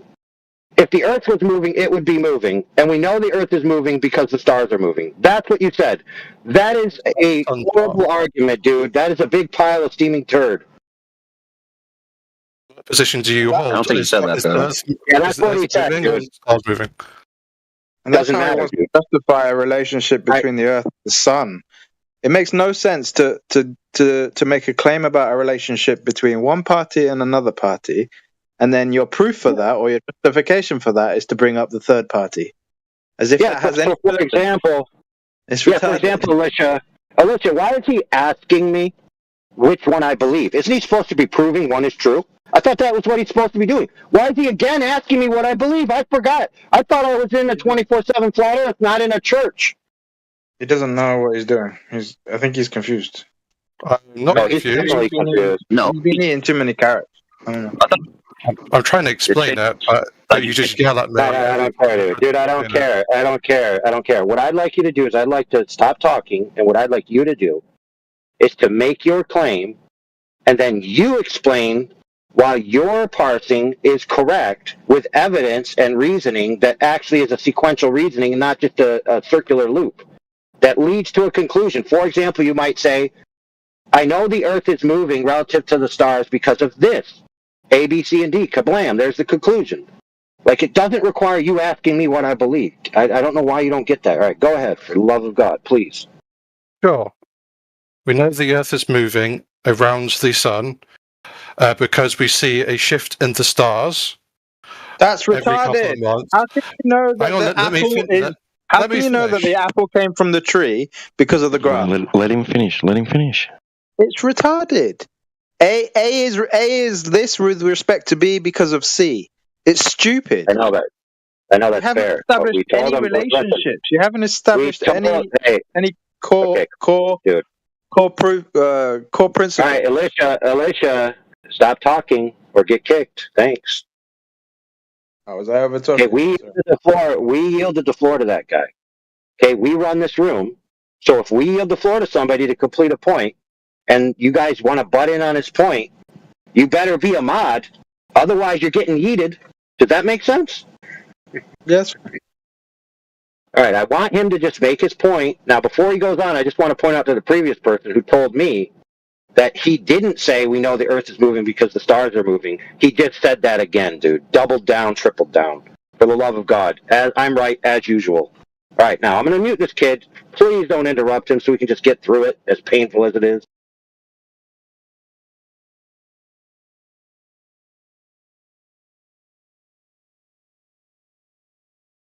Well, hello there. So my argument for the sun revolving around the Earth, I won't mention the stars again, that triggers the fuck out of people. So we'll go for planetary motion. So a retrograde motion of the planets like Mars, where they occasionally appear to move backwards against the stars. This is observation that we can do, so I'm only sticking to that. So it makes perfect sense that the Earth would be overtaking them in the orbit, because obviously Mars is on the outer orbit and we're on the inner orbit. So we would be our orbits would be faster than Mars going around the Sun. We can also look at Venus, because Venus is in a tighter orbit. Through telescopes, we can see that Venus goes through a full cycle of phases, like the Moon. Which can only work if Venus is orbiting the Sun much more closer than the Earth does. And then the other argument would be gravity in physics. I'm not sure what you guys feel about gravity, but Newton's law of motion says that gravity must naturally explain why planets orbit the massive Sun rather than everything orbiting the Earth. All right, perfect. So let's break it down. So you said when I look out at the stars, and you then included celestial bodies such as the so-called planets, you said that we see them moving across our field of view from our vantage point. So either they're moving or the Earth is moving. And we know the Earth is moving, let me put it to you simply, because they are moving. So again, that was your argument. The Earth is moving because they're moving. That's what it boils down to, bro. You didn't actually explain why it's necessary that the Earth is moving. You just appealed to a kinematic model, placed the Earth within a kinematic model, and then said, based on my kinematic model of something else moving, I'm going to infer the Earth is moving. You didn't actually prove the Earth was moving, dude. So when you look up in the stars, you can see Mars. You can see Yep, Mars. I can see the stars. Yep, I can see the stars and Mars move. You're right. So I see other things that aren't the Earth moving. How does that prove the Earth is moving? Go ahead. Sure. So the model is that we're orbiting the Earth, so that we should see Mars have a really weird. Mars will look very weird in the sky. It'll jump ahead and it'll circle back on itself. The only way you can explain that is if Mars is orbiting a celestial body. Yeah, cool story. Cool story. That you're wrong. You're actually wrong, dude. Okay, go for it. Because you made an exclusive claim, right? That the only way to explain that, okay? So what you're actually doing is showing incredulity, because you're saying the only explanation that I think is true. I could just make an explanation that it's a fantastic differential medium that's actually controlled by cosmic entities to create an apparatus of angles of light that we receive on Earth. Now, that's an explanation. Now, you would say, no, that explanation doesn't make sense. So it's not true that it can't be explained other ways. It just wouldn't be satisfactory to you. So what you did, like I said, is create a model, place the Earth within the model, use the kinematic equivalence of the motions of things, plot them into your model, and then say that model is true. Now, if you say my model is true, and it's true because it's a model that has an explanation, that would actually be called a reification fallacy. So you are correct that I'm using a model, but what we look for in a model is like, does it produce repeatable results, and can those repeatable results be measured? And I would argue that this model that doesn't mean that the model that doesn't mean the model's correct, dude. So, for example, epicycles is a very accurate model. Is epicycles true? This is the first time I've heard of Apple cycles, or whatever you call it. Yeah, they're a kinematic equivalent. They're a kinematic equivalent of the cycles of the celestials based on observation off of a flat plane, and they do a quite accurate prediction, dude. You didn't know there's multiple models of the cosmos. You didn't know that they all work. You didn't know that there was a book. You didn't know there was a book called The Great Controversy on the Two Great World Systems, where the dudes had a debate about this very type of thing.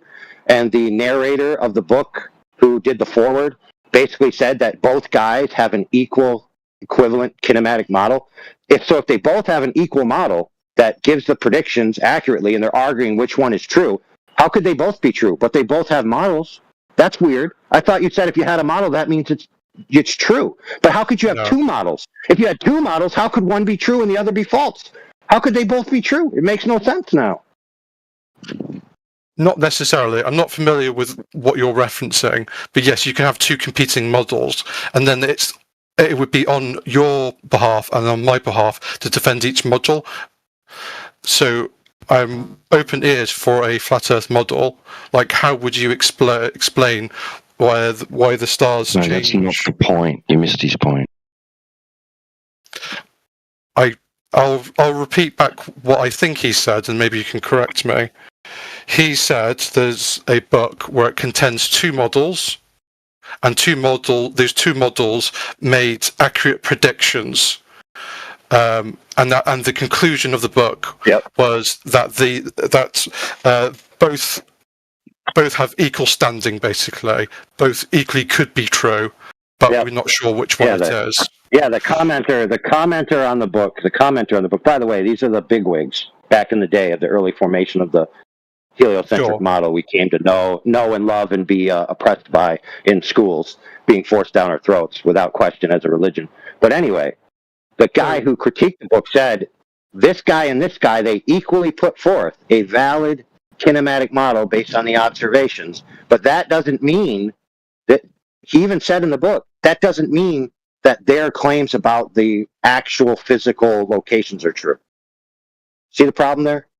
So these guys who were involved in the inception of all this, they knew that they were just making models.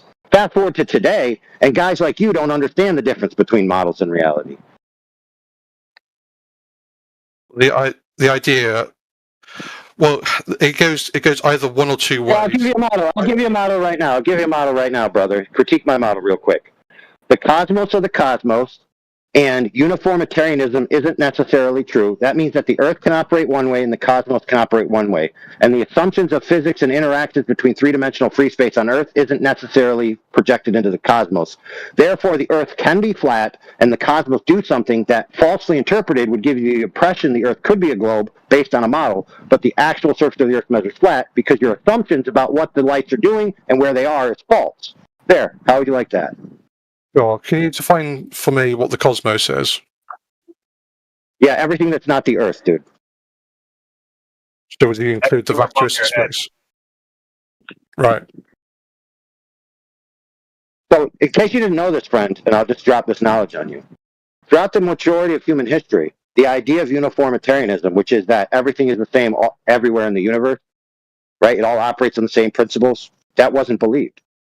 Most people believed that the Earth was a terrestrial realm, and it had a certain level of operations, and that the cosmological realm, the greater than the Earth, had much different types of interactions, or forces, or powers, or even elements.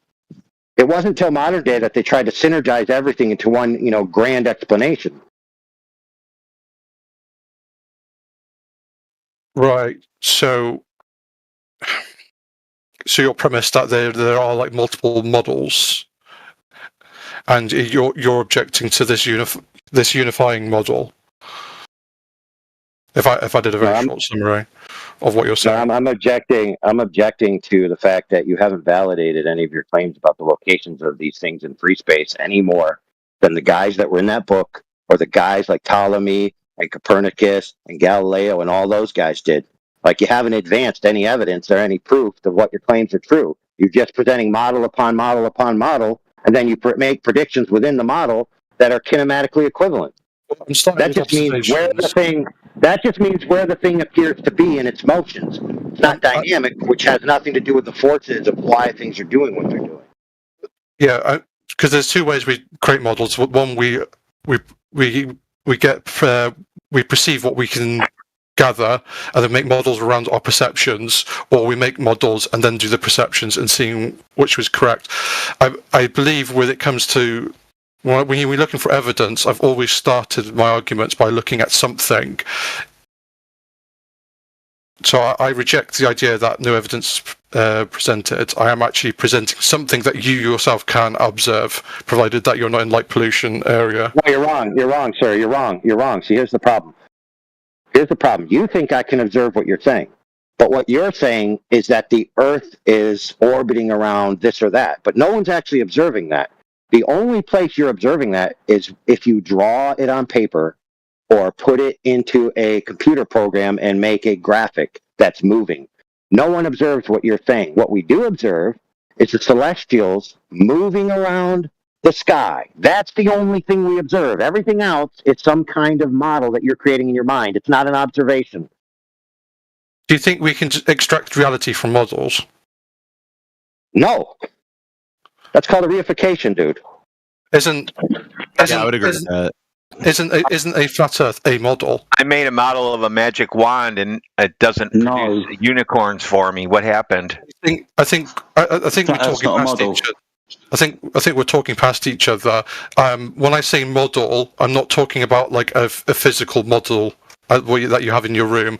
I'm talking about basically a set of principles or maths or observations, and that creates predictability.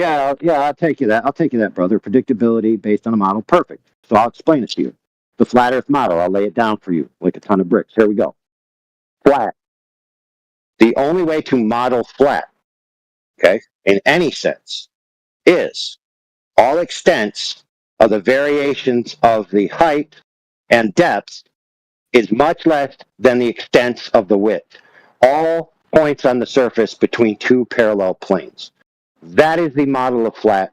Now, when you go out into the Earth, if that were true and it was predictable, then you would find out that all points on the surface are between two horizontal parallel planes. Now, we know that the standard of level is sea level, and all heights on the surface and depths on the surface are measured from sea level, right?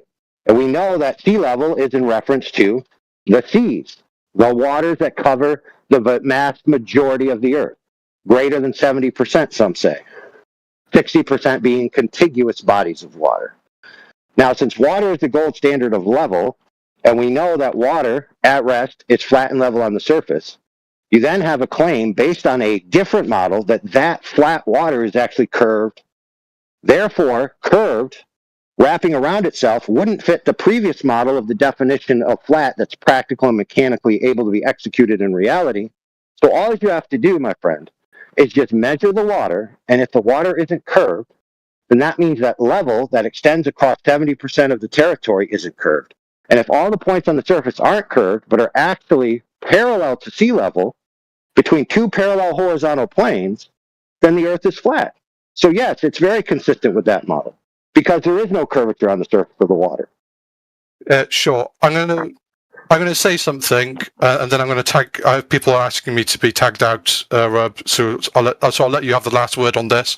But the water he left. Don't worry about it. He left already. He got out of here. I have a question though. Whenever you're done. Sure, I don't want to take up all the floor, but to answer your question, I would say that the sea is actually curved, but at a local level, it would seem flat. Doesn't matter. And the reason why we would know this is because you can't see past the horizon, not without. Okay, yeah. So that's another model, dude. That's another model in your mind. You created a model of your mind of what's going on at the horizon. You didn't witness that. You created that in your imagination.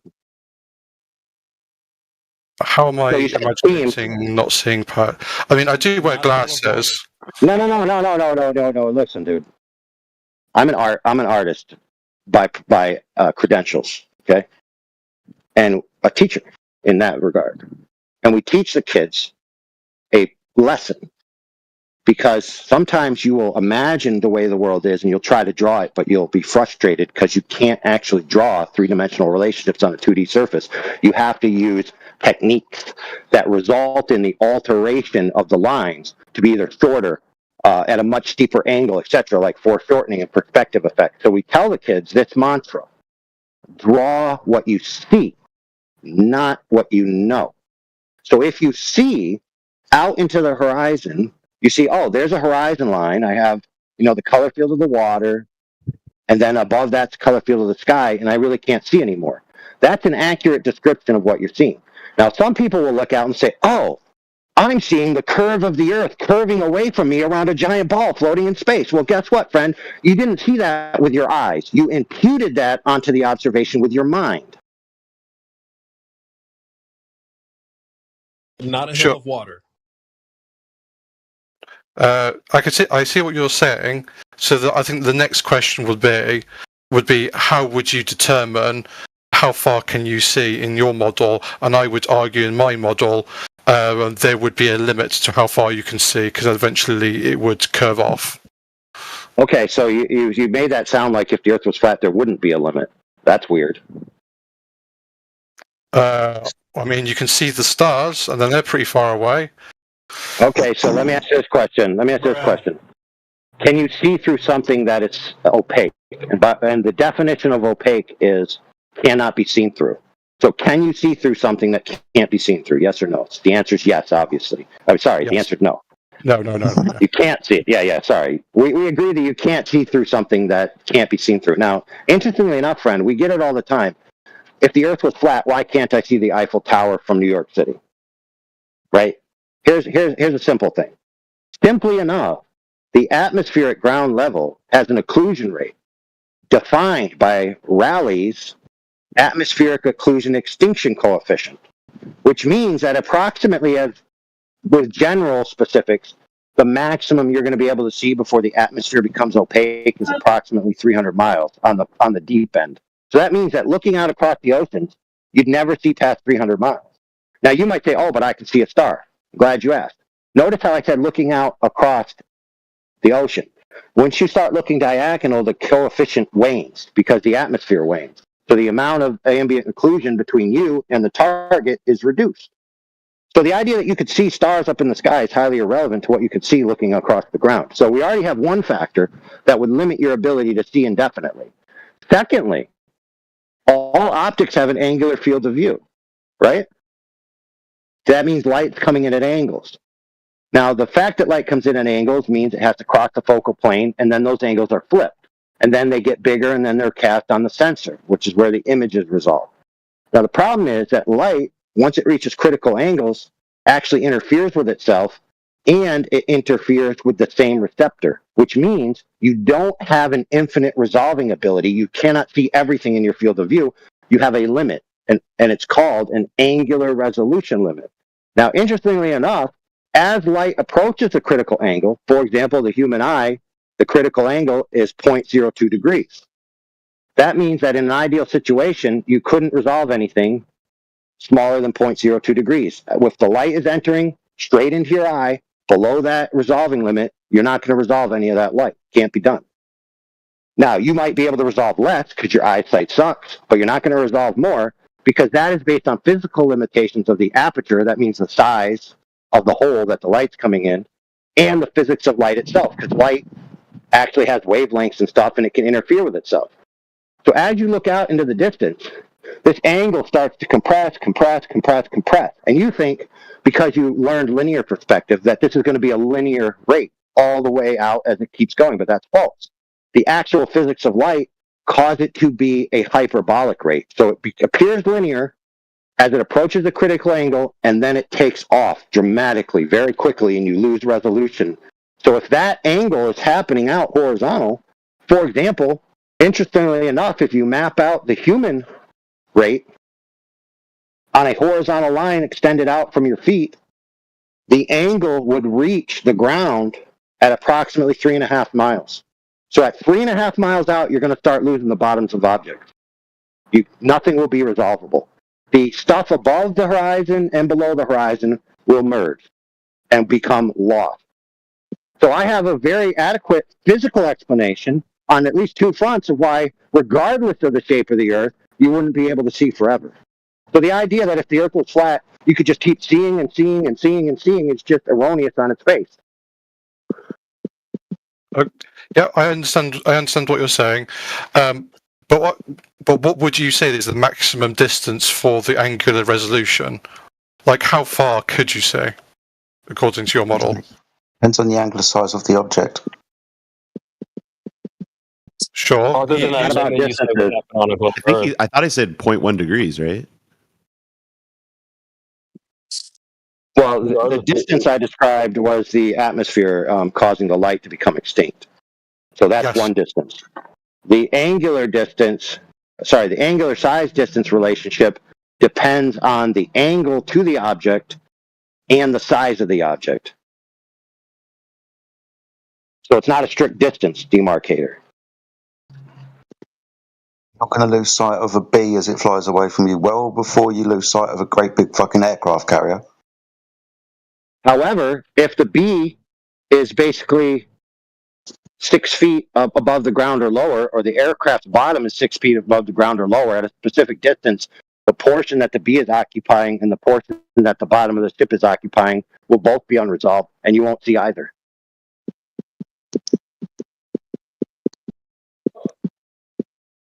Now, I got an awesome video for you, bro, if you're actually interested in this. And it shows you the angles. Now, this is 8 minutes long. 6 minutes of talking about it and 2 minutes of demonstration. But the 6 minutes shows you. The 6 minutes shows you just very distinctly and quickly, like I think 4 different points. So point 1 is like angular resolution in the eye. Point 2 is why are things cut off from the bottom, and the other 2 I can't remember, but they're done in a graphics program. They show some graphics that are like infographics, and then it shows you the angles from the observer to the object, and it shows you the portions of the objects occupying these angles. It's very descriptive, very simple. It's not even narrated. It's just straight text. It's super, super quick, easy, and simple to get this point across.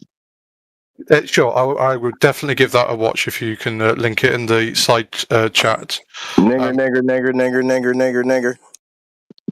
Yeah, cool story, bro. Yes, I'm here. Just to contend with what you're saying, I would agree there is such a thing as angular resolution. I also agree that light does dissipate. God damn it, that word, dissipate the further away it is. However, I just don't feel that it dissipates enough. Like you would be able to see large buildings. What a feeling! Yeah, that's cool. But they're just very blurry. That's I know, bro. I know you think that, and that's why I'd love you to watch this little video. But keep in mind, bro, you switch from facts to feelings real quick. So can we just take feelings and put them in the garbage can for a minute? Very interesting choice of words you're using. You didn't come through there, Palmer. We disagree. This is disagree matter. He's telling you exactly how your eyes and optics work. There isn't a disagree or agree. All right, I'm going to post this video right here, right now. So who was the guy who was supposed to tag with it? That is Joshua. All right, super cool. All right, so let me go. Let me do. Let me get there. There we go. So at Joshua. AI is freaking cooking right now. Good job, AI.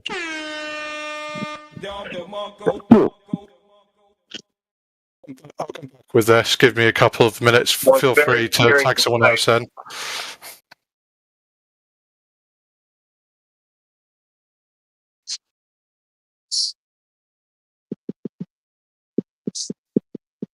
Well, dude, there's no reason to attack anyone if unless they're being a dick. But if they're just presenting a worldview, which, by the way, is a worldview they were taught, they really never parsed it out or made it their own.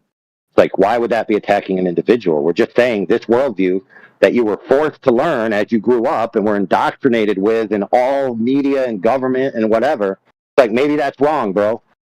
How is that an attack on that person? Unless the synergy of the worldview and the person are identical to where they've merged it with their ego. So to attack their worldview is to attack the person. So now they're afraid of being killed because if they lose their worldview, they lose themselves because they are their worldview. That's weird. Maybe you should have that looked at. I suggest a good therapist.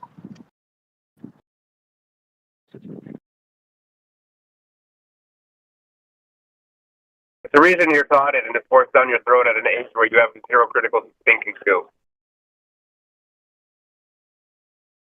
No, it's worse than that, brother. It's that as you're a child... Where you don't even have the idea or concepts of critical thinking. Yep, cool, yep. We got that, dude. So now you just repeated yourself. So I'm telling you, it's worse than that. So let me explain.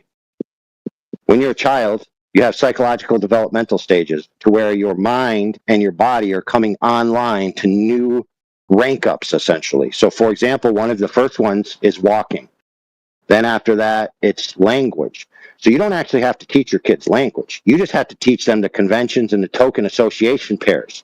They already are coming online with the process of language. And by the same token, there's another one that has to do with who your identity is. And that part of that is who your family is, who your loved ones are, who your enemies are, what to be safe with, what to be afraid of, and where you are.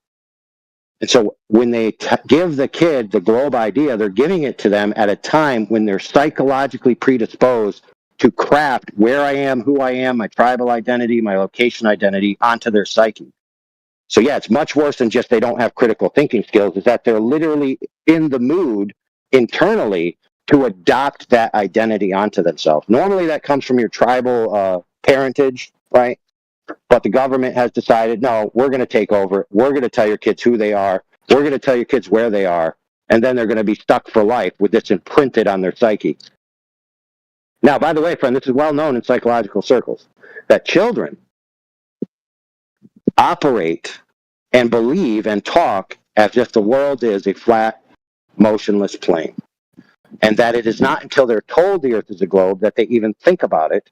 And they then have a conflict with how they directly experience the world and what they're told the world is.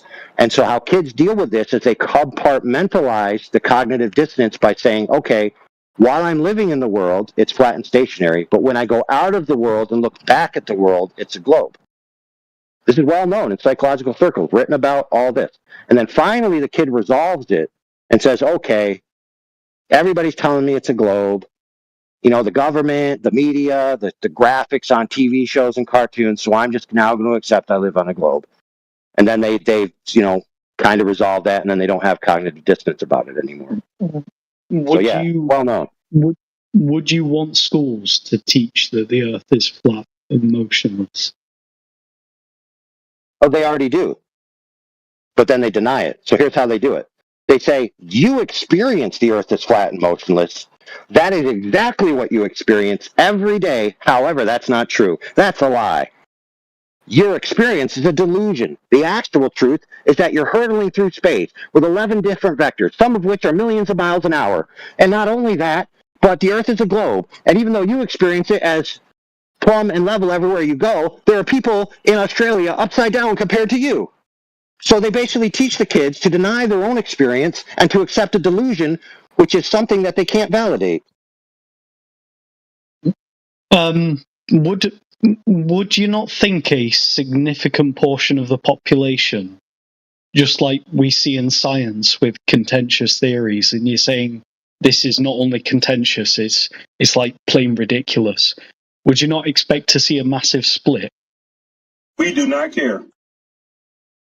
Oh, you mean like millions upon millions upon millions upon tens of millions of people who don't think the earth is a globe? You mean like that?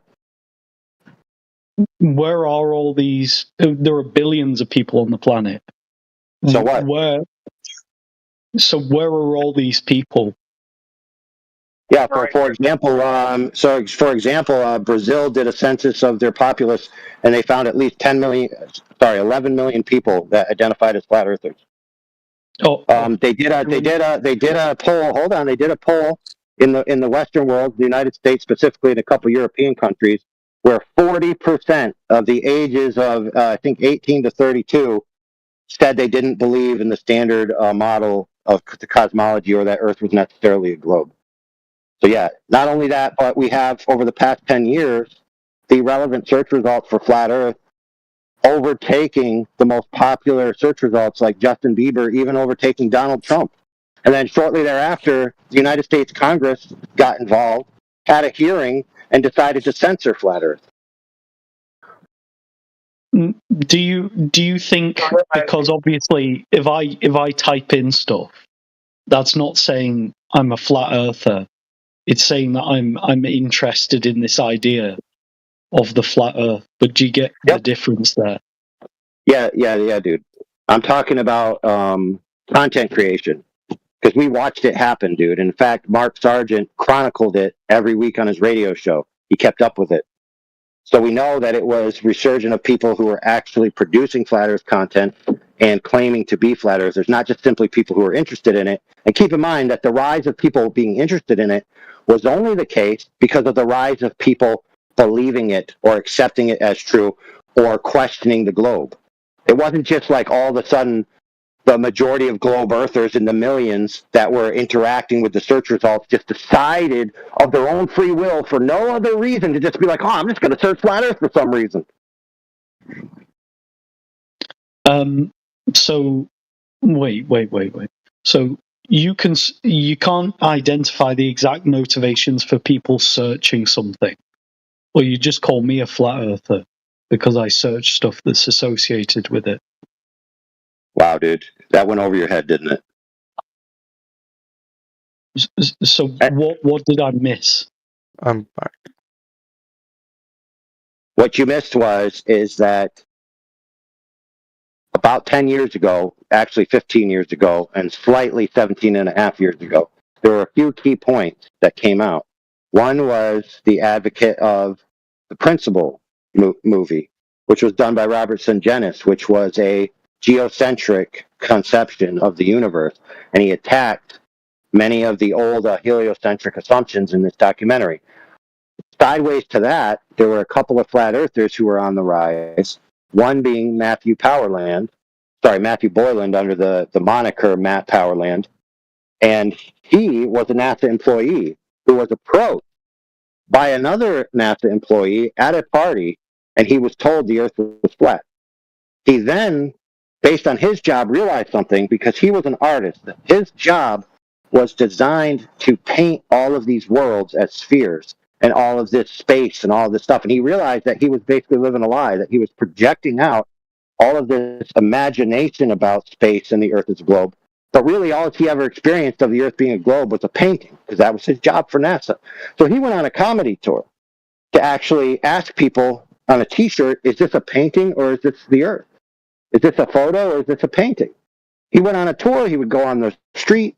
Ancillary to that, we had a few flat earthers come on the rise. Like within a decade was Mark Sargent, and before him was a guy by the name of holy crap, his name's escaped me. Eric Dubay.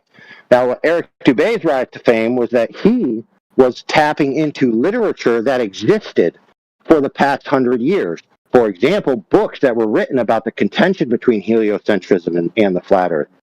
In case you didn't know this, flat earthers used to go on collegiate tours. They would go to universities and colleges and debate flat Earth, and they wrote books about it. I know. So all this came to a head. All this came to a head in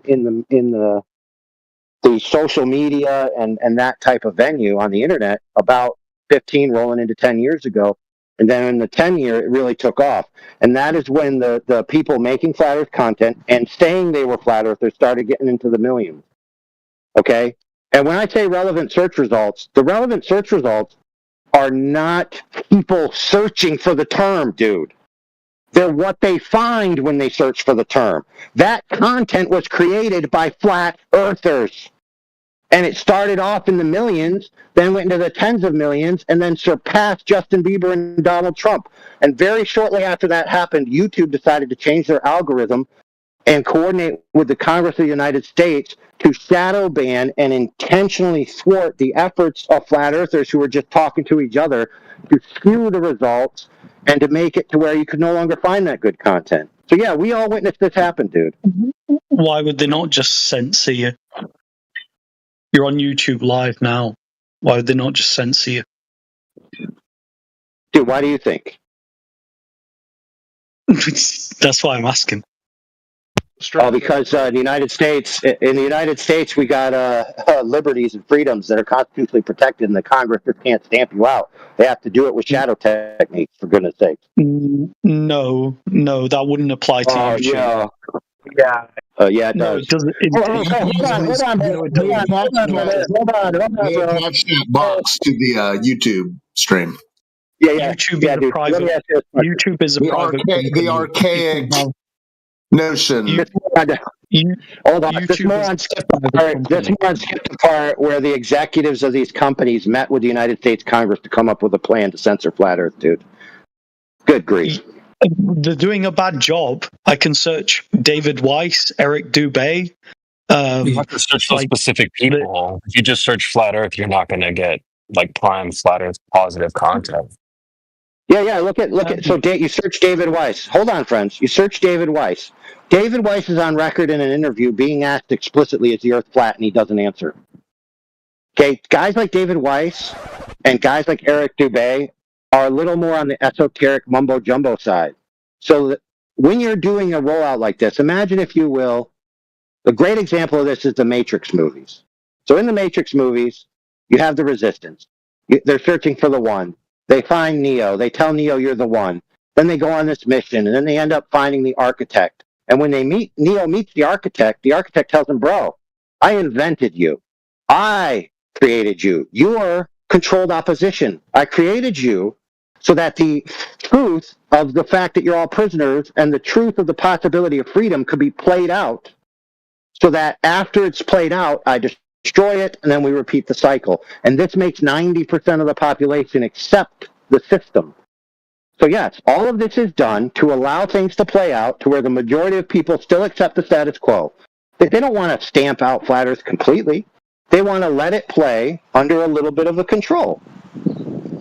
Your controlled opposition. It would be far too telling if the gig would be up if they just completely bland all flat Earth searches.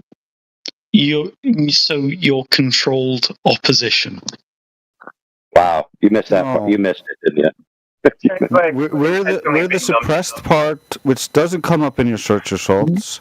However, the more esoteric people, the individuals who have beliefs that can be attacked, those get pushed as controlled opposition so that the globe has something to be opposed to. Right. Do you want to know 90%, about 90%, hold on real quick, about 90% of Flat Earth content, keep in mind it's on all kinds of social media. It's being talked about on all kinds of venues. Most of it is garbage, nonsense. Hold on. Most of it is garbage, nonsense, esoteric, mumbo jumbo, religious predispositions. You know, that the stars are made out of angels' farts. You know, all these kinds of crazy claims that make it to where the average person thinks that the Flat Earthers are whack jobs. Where the 10% of the content is, hey, bro, the Earth actually measures flat. When you go out and look at the water, you can test whether it's flat. You can apply the physics of water and know that it's flat. They're apples and oranges, brother. I can actually agree with you part ways. I could see them not like banning flat Earth, partly because I guess it would look bad from a free speech point, but also like even though it doesn't apply to private companies, I could see it as like a form of controlled opposition. The world is a globe. Hold on. I'm just saying, because I think when the government commits like actual conspiracies, they can point to flat Earth and be like, "Ha, you believe a stupid thing like that?" I think you are like the village idiots of like, you know, the government distracting from like actual conspiracies it commits. Yeah, you're right. No. See, if you missed the problem. You missed the point there, dude. Saying you are the village idiots applying it to us is wrong. But if you say that the flat Earth community that's being played like a fiddle, that portion is the village idiots, I'd agree. Well, yeah, but I don't. If you think you're going about it in a more rigorous way, then fine. But you know, even in the 19th century, with that guy's book, like 200 proofs that the Earth is flat. In the 19th century, it was still disregarded by like most people because they just. Hey, who cares, dude? Who cares? I could care less if the truth. I could care less if the truth is disregarded by the majority of the retards of the world. I could care less about that, bro. well, that's the thing. AI. He doesn't seem like he's concerned with the truth. He's just doing that about flat earthers and how they get searched up on YouTube, right, bro? Yeah, Not how you actually trying to. So how you get to the truth is by disregarding information. The scientific community retards, are they massive retards? Yeah, a lot of them are, dude. So, for example, in case you didn't know, Many of the pillars of the modern cosmogony and cosmological paradigms themselves, like Hubble and other such, echelons of greatness, they're on record admitting that they had philosophical predispositions that overrode the science, that they had choices that they had to make. And the evidence was going this way, but they went the other way because they hated where the evidence was actually going. In fact, in their own words, Hubble himself said, the idea that the Earth is the center of the universe is horrifying. Interesting. The idea that the Earth is in a physical location has a horror connotation to this man. Why? That's weird. I find that odd. And a scientist would be horrified. Who cares about what poetic language some scientists use at some point? Who that's the problem with you, dude. No. See, Cosmos, here's the problem. Yeah, because I don't make arguments based on poetry. No, you're not getting it, dude. You're talking about scientists as if they're this echelon of purity, and that everything they do is noble, and that their consensus should be trusted. I'm telling you that they are dripping with philosophical and predispositional religious biases that they force on in their interpretations of the data, just like any other person. They're not some paragons of virtue. Okay. So they're stupid. Some of them are, yeah. Well, they're believers, for example, at least, like you are. Yeah. Let me tell you one such stupid guy. He was asked by Ben Stein, so you admit that life on Earth could be designed. And he said, oh, yeah. Life on Earth, based on everything we've discussed, could be designed. But it only could be designed on Earth if it was designed by an alien species that evolved on some other distant world. Yeah, that guy's a retard. Let's see another guy. So another guy, he said, if you take all the positive numbers and all the negative numbers, and you add them together, that equals nothing. Zero. So because of a force called gravity, surely something can come from nothing. Yeah, that guy's a retard too. He accused you of misquote AI. I don't know if you heard him. I'm struggling to find the Hubble quote myself. What do you distinguish as like a retarded person versus like a very clever person? What traits do you distinguish in that? The clever people aren't infallible, like Dre said, they're human. They're not like some god-like entity that have all omnipotent knowledge or whatever. I'm asking you, how do you distinguish a little bit of between phantom syndrome? I'm asking you, how do you distinguish between like a retarded person and a very clever person who seems to like? Well, when you have people like you that claim that you don't feel movement, but you're moving in all these vectors. Yeah, I saw that coming. Yeah, you can give up. Yeah. Like you. Yeah. No one's giving up, but you're not really trying to dig down towards the truth of what the Earth. Yeah, but you gotta be real like this, bros. It don't matter. See, when we scrutinize scientists as a person, it's actually irrelevant to scrutinizing the body of their work, because if the body of their work was done correctly, it can be presented, and it actually did follow the correct methods and leads to a conclusion, that stands alone from the fact that he, cheated on his wife, or, beat his kid with a stick that had, nails put through it. I mean, it doesn't matter how much of a dirtbag he was. If his science was correct, then that's a different story.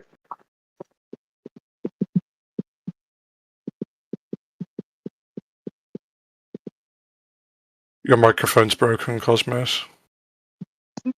By the way, he's just typing in ChatGPT. By the way, can the person who called me a retard, if I give you a maths question that isn't even that hard, and you, oh my goodness, dude, who cares? You I don't think anyone actually called you a retard. Can you?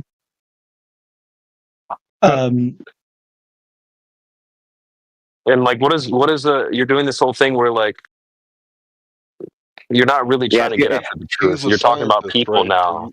You called him. Yeah, fair enough. So fair enough, but go ahead. Arithmetic ability can be done by a calculator. Okay, so who gives a crap? No, it's your ability to walk through an argument and compute a conclusion. Like it, Dude, who it tells cares? me Your something about ability to do arithmetic doesn't mean you're not a stone cold retard, bro. Okay, they're two different things. It doesn't change the nature of the Earth either, which is what This we're is trying to get at. you definitely have a for example, brother, Cosmos. For example, you might be really good at math, but then your bro asks you, "Hey, why do you still hang out with Sheila?" And you're like, "Well, one day she's gonna leave Tyrone and be with me because I treated her so nice for all these years." Right, right. So I understand the point you're trying to make. That's CB. Somebody can be intelligent in different departments. You can have social intelligence, but not much, say, academic intelligence. But I feel like if you're going to go as strong as calling someone a retard, like, you should probably, like, put your foot. What was the word? Put your hat in the ring and actually have like a test with them. But it wouldn't be through arithmetic necessarily. And if you're so smart, who called you a retard exactly? Hey, do I need to get in the ring with somebody who thinks that numbers can cause something to come from nothing? Do I need to get in the ring with somebody like that? No, to get in the ring with somebody like that would be to dignify their retardation, dude. Yeah. Now, does that man have a degree and was he a professor for a while? Sure, but he's still retarded. It's self-evident. No, If you think numbers could cause material realities, you're retarded. Language of the universe. I think the person becomes a retard when that he thinks that straight lines can bend. It's not about what you can remember. It's about how you reason. It's about how you reason what you think about.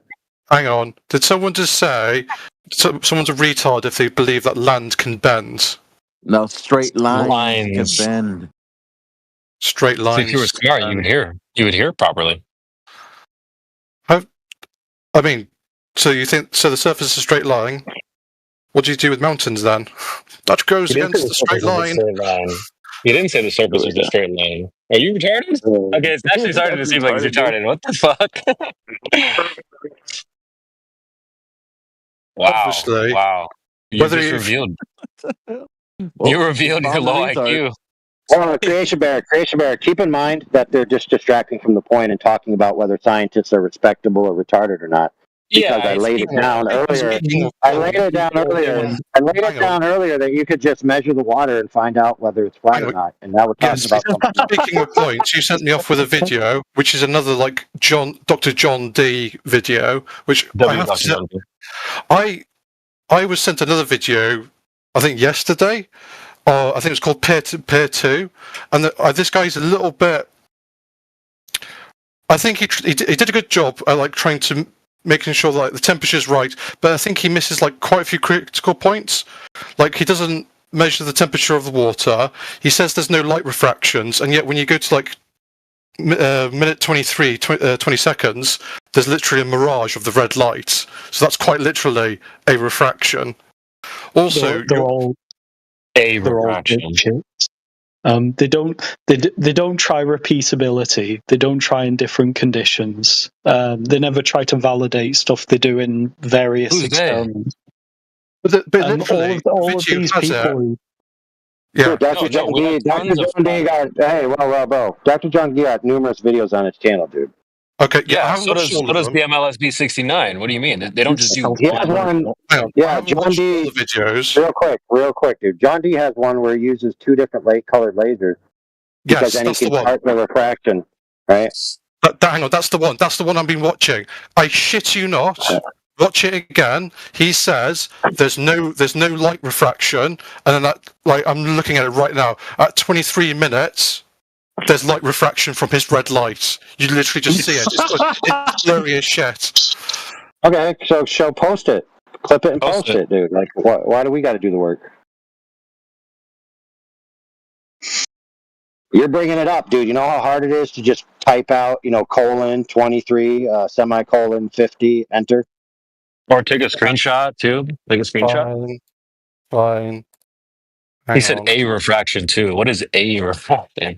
Whatever. So if you So if you know what refractions are, they look like a mirage. Think of it like in the desert. There's like everything looks like wavy and blurry.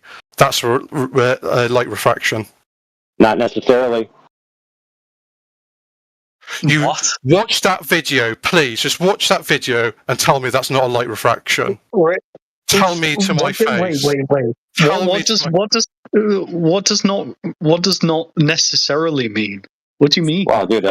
Well, dude, refraction is a specific case condition of light redirection, much like reflection, right? So all light redirection is not either refraction or reflection, right?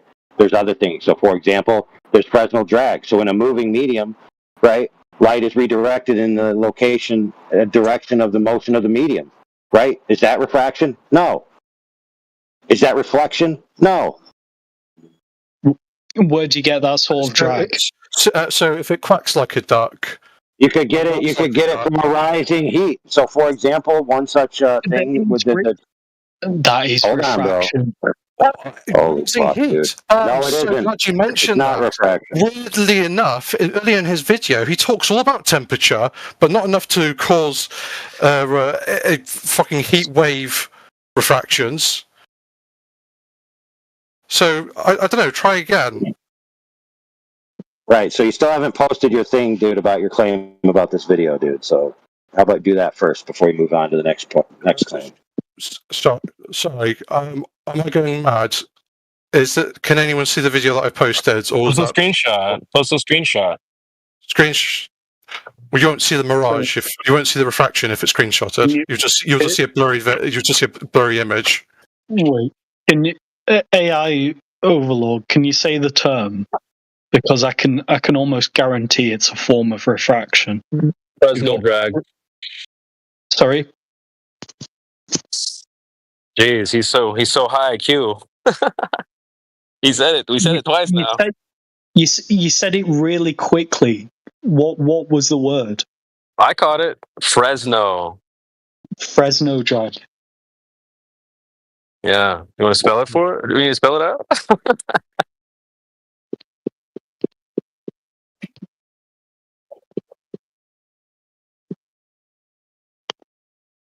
I don't hear any interest in diving down, drilling into machine. You're gonna have to spell it. Oh, you do have to spell it? Okay. Oh, let me read it. Let me read it for you. You are correct. I like that. Fresnel drag and refraction, although related, are distinct phenomena. Oh, there you go. Right, so link me the source. No, dude, you're on a rebut. You didn't ask me to prove it. You wanted to rebut, so you go ahead and you find the rebuttal. Just reading something right now. Yeah, you wanted to rebut, dude, so go ahead and find the rebuttal. So I'm asking for your source. No, I'm waiting for your rebuttal first. The fact you're refusing to hide the source with me shows there's something in there which you don't want me to see. Oh, no. Really? Holy crap, dude. So show me the source.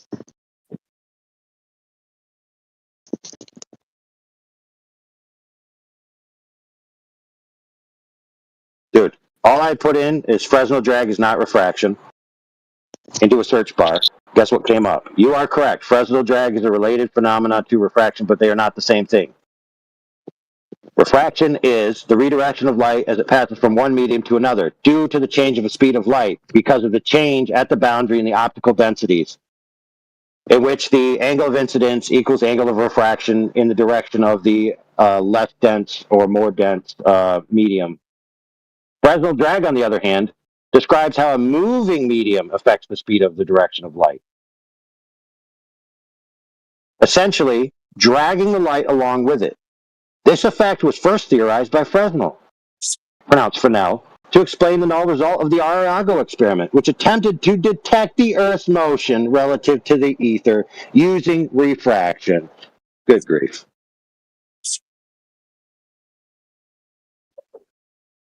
So similar effect, different cause. This is associated with the aether, right? Oh my goodness, dude. You're dumb. This guy, man. He's like intentionally disingenuous. The aether drag, and you're just gonna not listen to it.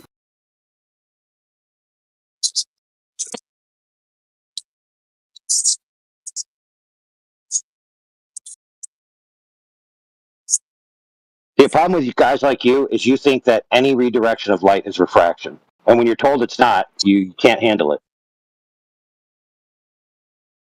You know why? You know why that is? Do you know why that is? I'll tell you why. It's because the only way the globe can exist is by creating a salvation device that any observation that supersedes globe geometry, which they all do, by the way, can be explained by just saying wibbly wobbly light brought the light to my eyes. The Earth's still a globe. Okay, so if you want to live in a religious position that requires salvation by refraction, our holy Lord and Savior, then that's on you, bro. But guess what? Refraction is not the only way light can be redirected, and refraction is actually case specific, dude. Refraction is about the boundary between two mediums and a differentiation in optical density, which causes the light to redirect its path, based on Fermat's principle, which is the principle of least time. Yeah. So right, aether drag is no longer considered meaningful by the scientific community. However, frame dragging, as predicted by general relativity, in which rotating masses distort the space-time metric, causing a precession of the orbit of nearby particles, does exist, but this effect is orders of magnitude weaker than any aether drag discussed in this article. So you're just positing a debunked theory. Oh, wow, dude. Notice how it said it's thousands of times weaker than what ether drag would be? And ether drag isn't necessarily Fresnel drag, dude. Good grief. Clueless. Right, so just link the source for Fresnel drag. Do you know why ether drag and Fresnel drag are related? Do you know why? See if you can figure it out on your own. So I can figure it out. Yeah. So I explained to you what Fresnel drag is, why it was brought up in the Arago experiment, which had to do with drag according to the ether. So why are they linked together? Why? Like, why are they connected? So is Fresnel drag dictated by special relativity? Oh my goodness, dude. You really are a hard case, dude, aren't you? Just like all light direction is refraction. Yeah, all light direction is refraction, and all truths have to be passed through special relativity before they can be true. Is that your claim? No, it's the Fresnel drag, right? According to sources online. I don't care. Okay. I'm not talking about relativity, dude. Okay, if you want to talk about relativity, you can go ahead and introduce a new topic about relativity later on. It's not relevant. So you're either talking about a debunked theory or you're talking about relativity. Right, so one more time, dude. One more time. Why is ether drag associated with Fresnel drag? Why? What? See if you can figure it out. You don't even listen, friend. You don't even need to look up any more sources. You don't need to look up any more sources. Based on what me and you already talked about, you could, if you were intelligent, figure this out. Go ahead. See if you can figure it out. It's because you have a micro penis, and that it doesn't. No, he wouldn't answer. Yeah. Oh man, there it goes. He lost it. Nice one, dude. All right, so let's see if anybody else can figure it out. Why are you looking at his private parts, man? It's gross. I can't. They're tiny. All right, Cosmos. I think you're smooth brain. You give it up. But if you had a big enough telescope, you could see forever. So anyway, Cosmos, go on mute for a second so somebody else can answer the question, since you declined to do so and spazzed out. So we described Fresnel drag, right? Is the concept that a medium in motion will deflect light in the direction of the motions of the medium, right? So why would that be linked to an experiment about ether drag? Maybe it's because they were postulating that the ether was a medium and the light was being redirected in that medium. So they're related because it's describing the motion of a medium. It's not because it's about ether at all. It's just about people claimed ether was a medium, so they were trying to use that principle to demonstrate that ether was doing something. But, for example, you could have hot air in motion. You could have water in motion. So it's not explicitly about ether in the sense that ether drag is Fresnel drag. Fresnel drag is about moving mediums, not about ether. But, Cosmos tried to pretend he was intelligent. Well, right now he's trying to rapidly join and leave to get himself on server muted like a retard. So I think we demonstrated how we figure out who retards are. The He's question he finished. asked, isn't that funny? He asked how we figure out who's the retard, and we demonstrated how. Yep, he's cooked. I think he's finished, right? Is the ban thing not working? There's also the fact that refraction or Fermat's principle is not going to help them because the light from beyond the geometric horizon, once it would pass the geometric horizon, the Earth would continue to drop below that light, causing the light to go up into a less optically dense medium and then divert upwards. You would never be able to see beyond the geometric curve. Hey, you know what, Creation Bear? Over on our main server, 24/7 Flat Earth Discord, discord/gg.flatearth, or no, discord.gg/Flat Earth. There we go. You could see all kinds of images of lasers curving upwards in the ambient atmosphere. Isn't that weird? I'm just screen recording him joining and leaving, spazzing. Yeah, not downwards. They don't curve downwards to save the globe. They curve upwards to make it even worse for the observations of laser tests over greater than 20 miles. He's being screen recorded right now. Just him joining and leaving. Hey, by the way, guys, in case you didn't know, remember you guys asked me that one time we turned someone gay live on air? It was Cosmo. Oh, nice. He had a conversation with me like weeks ago. And it was just a normal conversation, and I got him trapped on a point, and then all of a sudden he started with all this weird gay, he wanted to do weird things to me kind of stuff. It was I was like, dude, I'm flattered. I need to go back into my crappy mic and stop having my sexy I was voice gonna mic say, all the do you time. have your sexy mic on? Must have had your sexy mic on. So, Heretic, what's the ban thing? Just get him out of here. Slash ban. Oh, slash. Oh, I got it. Thanks, guys. Is it not ... anymore? God damn, I'm out of date. It's all changed. Gotcha. All right, well, I have a screen record him, so next time he comes back and he's like, no, I'm level-headed, I'm British, and I do things calmly. No, you don't. You talked about people's ballot carts and joined and left about 100 times. Spaz.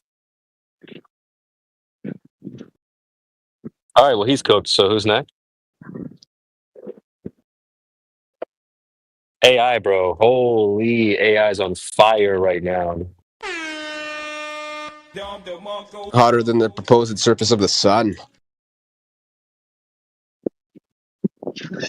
Hotter than away from the sun, which is allegedly hotter than the surface of the sun. Oh, really? These guys are demonstrating a case of everything a flat earther says is wrong syndrome. They don't actually have anything to stand on themselves. You just post something, they go against it. You post something else, they go against that. The Fresno drag, oh, well, what's Fresno drag? Oh, well, I don't see a source for that. What do you have? Where's your video? We posted John C. Dundee. Oh, yeah, but I see a problem with that.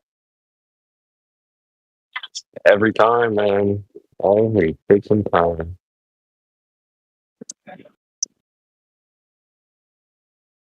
Hey, that homie didn't really explain what he was saying was refraction. Like, he did do a timestamp, but...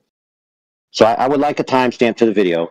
Then I'd like you to screenshot the video and circle the portion that you think is the image, and then circle the portion that you think is the refracted mirage or something like that. And then we can discuss it. You know, because I really don't want to, waste my time guessing. I really don't want to waste my time guessing what you think you're trying to say. I just want you to say it. Yeah, I wanted to see that too. He said there's a refraction in the video. Okay.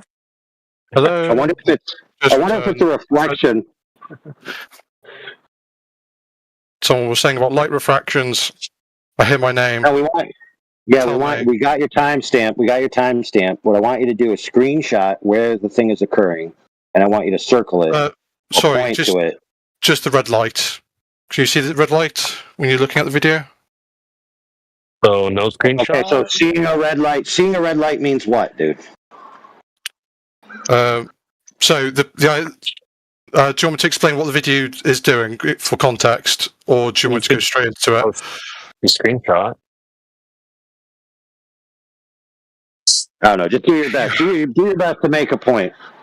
Sure. So the whole point of the video is to prove that the Earth is flat by measuring a laser from 1 meter high point at sea level to another laser about 15.3 kilometers away with a camera, also 1 meter of elevation. You can see from the video, you can still see the light. That should not be possible on a global curved Earth. The reason for this is because there should be at least something around like 11 meters distance of height, so that the camera should not be seeing it. What he says in the video, he says there's no light refraction in the video. However, he does not take the temperature of the sea. My argument against that video is when you look at minute 23, around like 20 seconds, you can see that there is light refraction, and I believe what's happening here is that the temperature below of the water. What do you mean? What do you mean light refraction? Like, what's going on that's telling you it's quote unquote light refraction? Hello, flat earthers. Hello. In a second. So yeah, I so miss light. you all. So light refraction. So when something emits a light, it's almost like a cone. And what happens when? Okay, for the love of God, just say what's in the video happening. That's quote unquote light refraction. Sure. The light is the whole image is, well, not the whole image, but particularly around the red light, there's like a mirage effect. That's the best way I can describe it. Okay, so the guy is looking at a laser from let's just, was it 16 miles? 15.3 kilometers. Yeah, all right. So 15 kilometers away, he's looking at a laser. He can see the red light of the laser. Like you said, this should not be seen if the Earth was a globe, because it'd be below, well below, hidden. But because the laser shimmers, therefore the Earth's a globe. Is that what you're trying to say? No, it's to do with how light refractions, how the atmosphere, especially over water, bodies of water. No, dude. All that you said you saw was the red light of the laser, which he's seeing, which he shouldn't see, is like flickering or undulating or shimmering, right? When you look at examples of light refraction, this is the kind of effect you would see at long distance, and there's nothing controversial about this.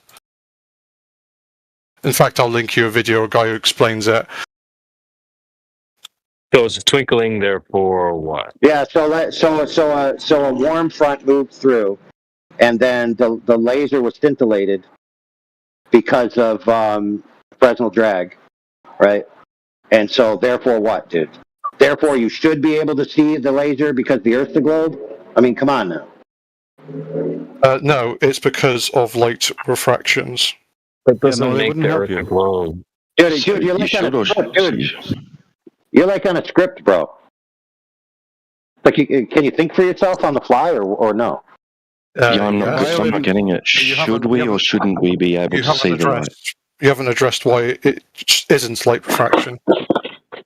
Because you're right from the principle. Yeah, I did. The laser would be going up into the air as the Earth would be curving away from it, and therefore the laser would be going into an optically less dense medium. It'd be curving upwards, so you wouldn't be able to see it at all if it was refracting. Yeah, but scintillation because of a moving medium between you and the light isn't the equivalent to light refraction that curves it around a globe, dude. So your case is to prove it's a refractive effect that is curving the laser, and so that when Mr. John D said there's no refraction, and what happened was some kind of other effect that's not refraction, you said it is refraction because the laser is shimmering.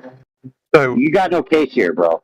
So I think you misunderstood with light. So when light passes through temperature differences, and especially through a thick atmosphere, that light isn't going to a single point, it's spreading out.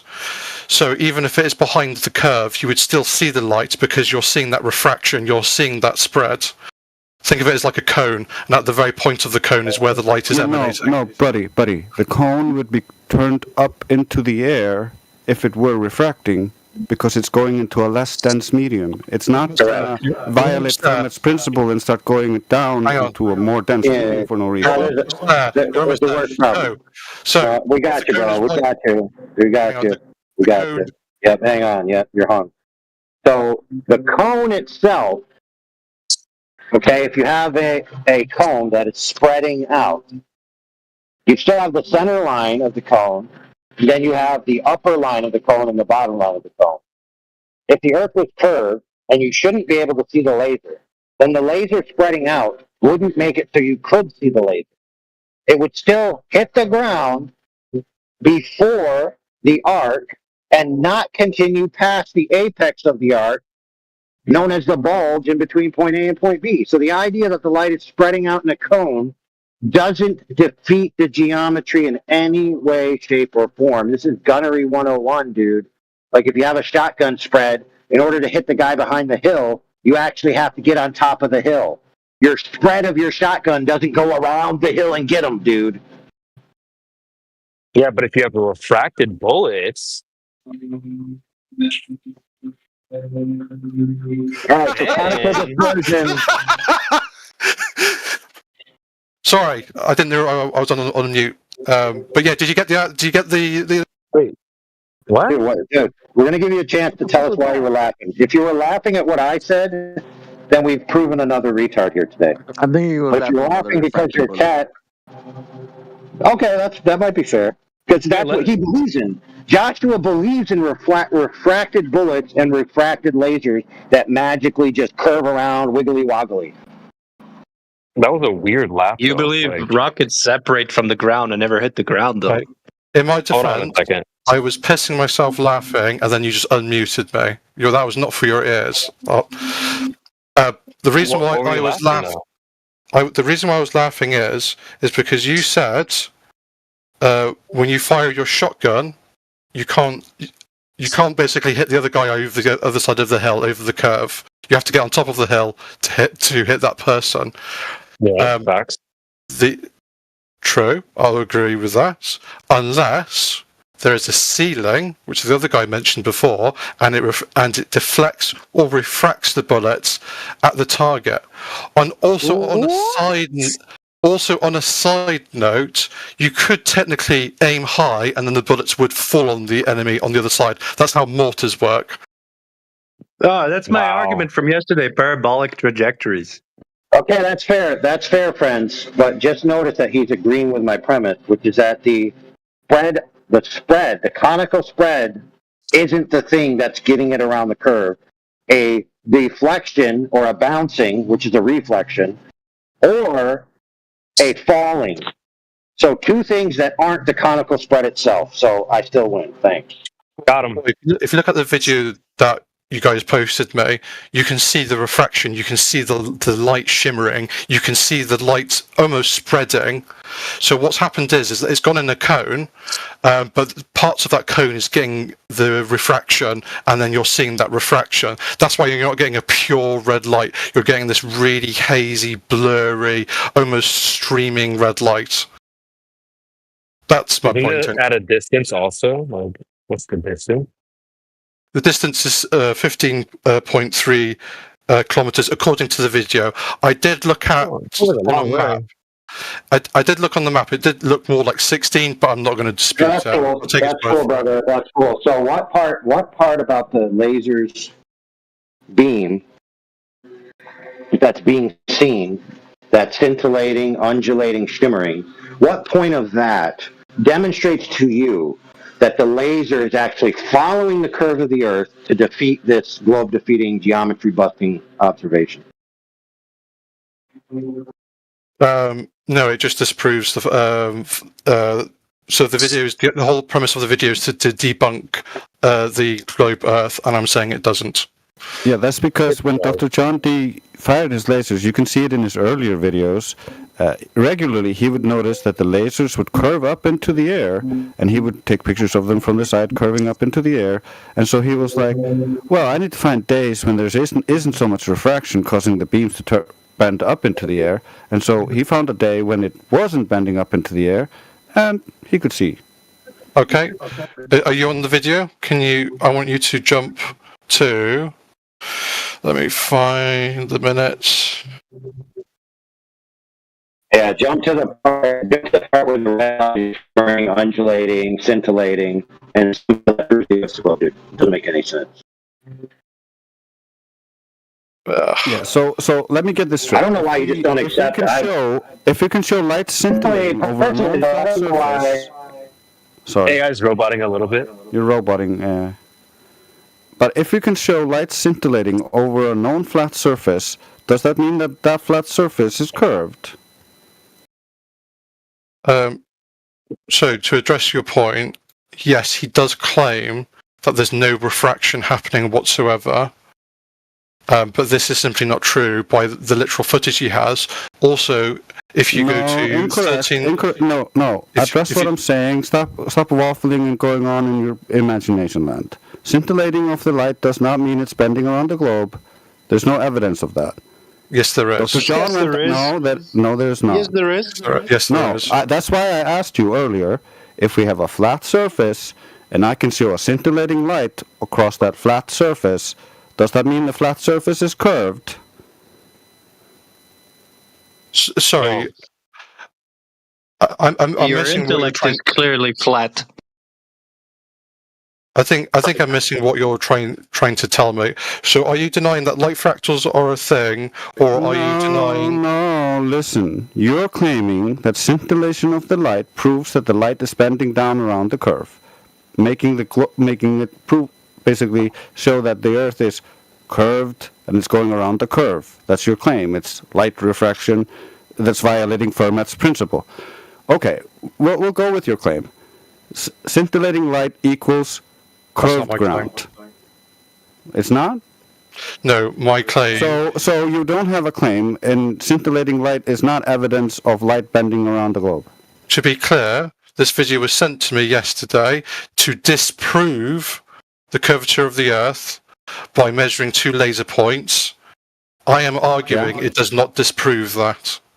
Yeah, you're arguing in bad faith because you don't know how refraction works. Refraction is Snell's law and requires a boundary. What we're actually talking about is Fermat's principle, and you're violating that as well. How am I violating Fermat's principle? Because as the light ray would be traveling across the tangent point of the globe, it would be rising up into the air, not going down, therefore going into a less optically dense medium and bending upwards in all instances on your globe. I'm going to ask a question for you. Would temperature differences between the different altitudes, or not even different altitudes, within meters of each other, would that affect whether the reflection goes up or down? Yeah, you can have temperature inversions, you can have all sorts of anomalies that can cause all sorts of visual effects, and we can classify those effects as atmospheric refractive effects, such as miraging, inferior, superior, such as stooping, towering, that's not my question. Looming. Could you refract light down with temperature differences in the atmosphere? Not refract. You can use Fermat's principle to divert light. So the answer is you can absolutely refract light down. No, you're still in a category error. Do you not understand the difference? Hello. Get him, Jedi. I just get frustrated when people obviously don't understand what's very simply been put forward to them. Jedi's the only British accent I can listen to, bro. Anything else, I just want to knife my ears. You shouldn't be arguing that refraction is the cause through one medium. You need to be arguing from Fermat's principle. He said this at least twice. It's not refraction.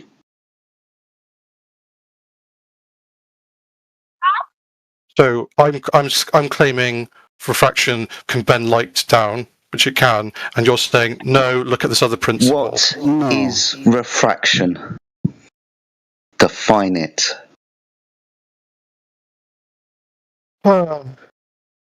Right. How to explain that? I wonder if Snell's law would be a good starting point. Hang on, I want to do it in like a sentence. If I He's turning it into a game show for himself. I love this.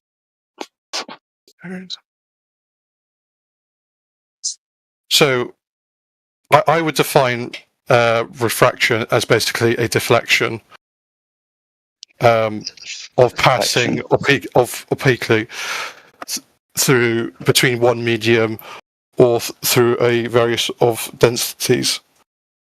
So when did you make this up on your own? Yes. You're making this up on your own. Yes. It's kind of a run-on sentence. We don't want you to make it up.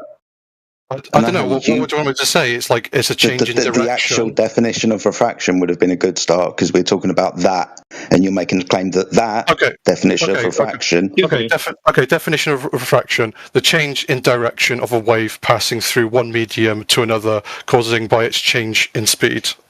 There we go. That's the definition of refraction. Yeah. So very simply, we've got two mediums, and the light is hitting the boundary between the two mediums as it passes from one to another, and it's going to refract.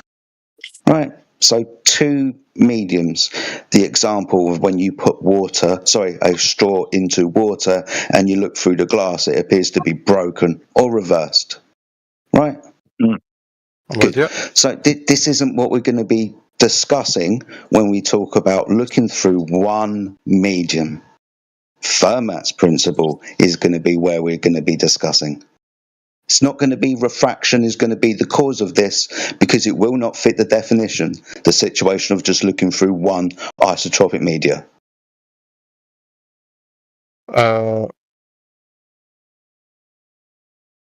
We need a boundary layer, like, I don't know, let's start looking through water and then into the light through the atmosphere, or standing behind some glass. Dude, we need something to refract it as it passes from one medium to another. Like when you go into the water and look upwards. What, like a container? I presume like heat differences and the atmosphere where the light passes through, you're not going to count that as what's causing the refraction. So you reject that? It's not going to be causing refraction because that's not the definition of refraction. Something else. Sure, it's not. It's been pointed out to you. Can you remember? So if Jace you can prove the world. Jace was going through it with you. I don't know. Like, I'm not sure where you're getting stuck on or what I have to do. It's not refraction causing this. You're saying it is. It is. It isn't definitionally. It can't be. It is. It absolutely is. No, it doesn't fit the definition. It fits your definition of what you imagined in your head. I'm curious. If I said to you, if you're a pilot, you're curious. No, you're curious.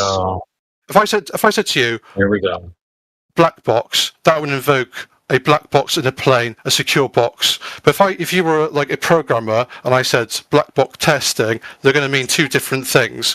You can't just simply go to a definition in the dictionary and go, this is a uniform definition, and it crosses all sciences. Yeah, perfect. I'm glad. It's going to depend on the context of the field. Correct. So can you explain to us what field you're an expert in that has a specific lexical definition of the term refraction that you get to make up on the fly? Can you explain for that? If you're asking if I'm an expert in optical engineering, I'm going to say no, I'm not an expert. Okay, so then why are you critiquing Dr. John D, who's an expert in optics and physics, PhD level? Because I can still criticize him. Because I can see an error in his true. No, dude. Based on what you're saying, the only error is your understanding, not his. Where is my understanding failing? You think that if you see a laser scintillating, that means there's refraction present in the entire atmosphere from point A to point B. That's not necessarily the case. Curious. As you were described by these guys who were talking to you for the past 5 minutes. Well, no, they think refraction doesn't seem to happen at a local level, only at a large scale but I disagree with that. Refraction can happen and is short. In fact, I think Jedi just illustrated a little bit. Actually, no, I won't use that example. But refraction does happen. The fact that cool story. Look at the video. Yeah, don't care. Don't care. Don't care, dude. I don't care. I asked you earlier, how does seeing the laser scintillate mean that the laser is curving around a globe Earth? You couldn't describe that. Now, our other friend Dre said that Dr. John D. himself went out and recorded the laser curving upwards, which is antithetical to your claims. Now, what I want you to do is to show us a laser curving downwards in the ambient atmosphere. Until you can do that, you have no point. So all you want me to do is provide evidence that light can be refracted downwards. No. What I want you to do is provide evidence of a laser curving downwards in the ambient atmosphere. I was very specific in the words I chose. Don't try to change it. All right, off to the hunt I go. I'll talk to you in like 2 minutes. All right, friends, who's taking bets? Let's take bets. 5 will get you 20. 5 will get you 20. In before sugar tank of water. Water with sugar in it. Anyone down for water with sugar in it? 50 says, literally I'll take the water with no sugar because glucose I level. heard you fellas over you me first. Motherfucker, my joke was funny. I got 100 on sugar water.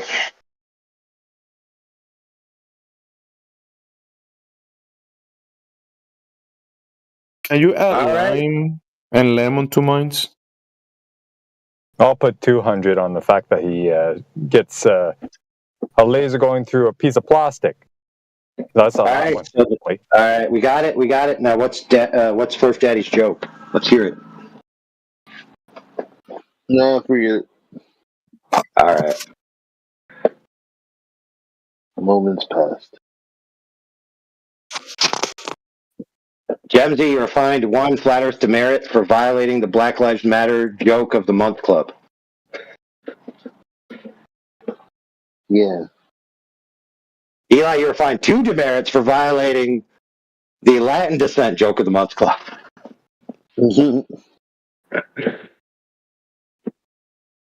Hey, don't forget, though, there's another option out there. Remember that rectangle of the variable index medium where they shine a laser through one side and it comes out the other on the low end? He could bring that, too.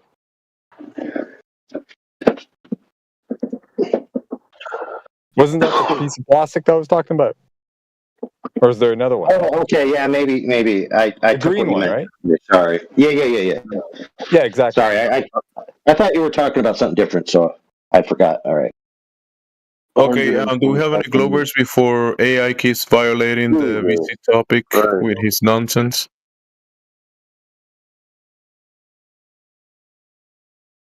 Come on, Globers, save the chat. Talk to Elijah or talk to Mick. Take it away from the AI robot that destroys you. Oh, wait. There is Nebu. Nebu's one of the top Globers for the last few days. Nebu, you're muted. Why are you muted, Nebu? I'm gonna overrule whoever muted you. Oh, he's gone? Never mind. No, he's here. Nebu. We can do that?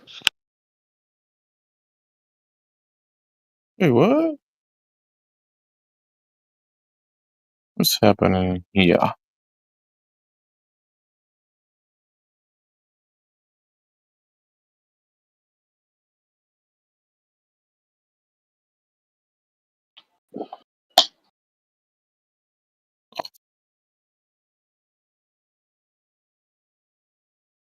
I cannot mute him.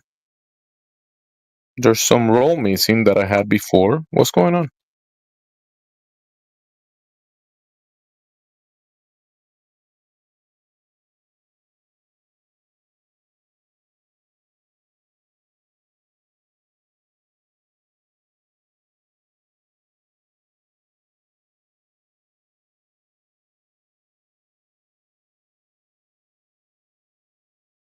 Never mind.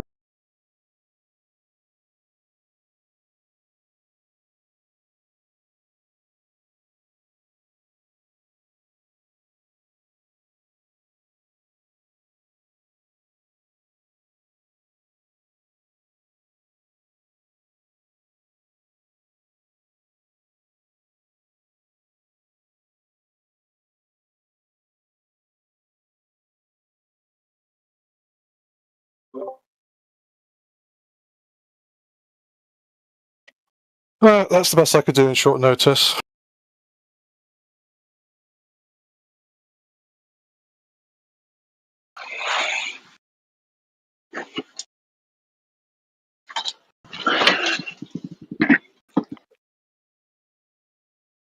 Sorry.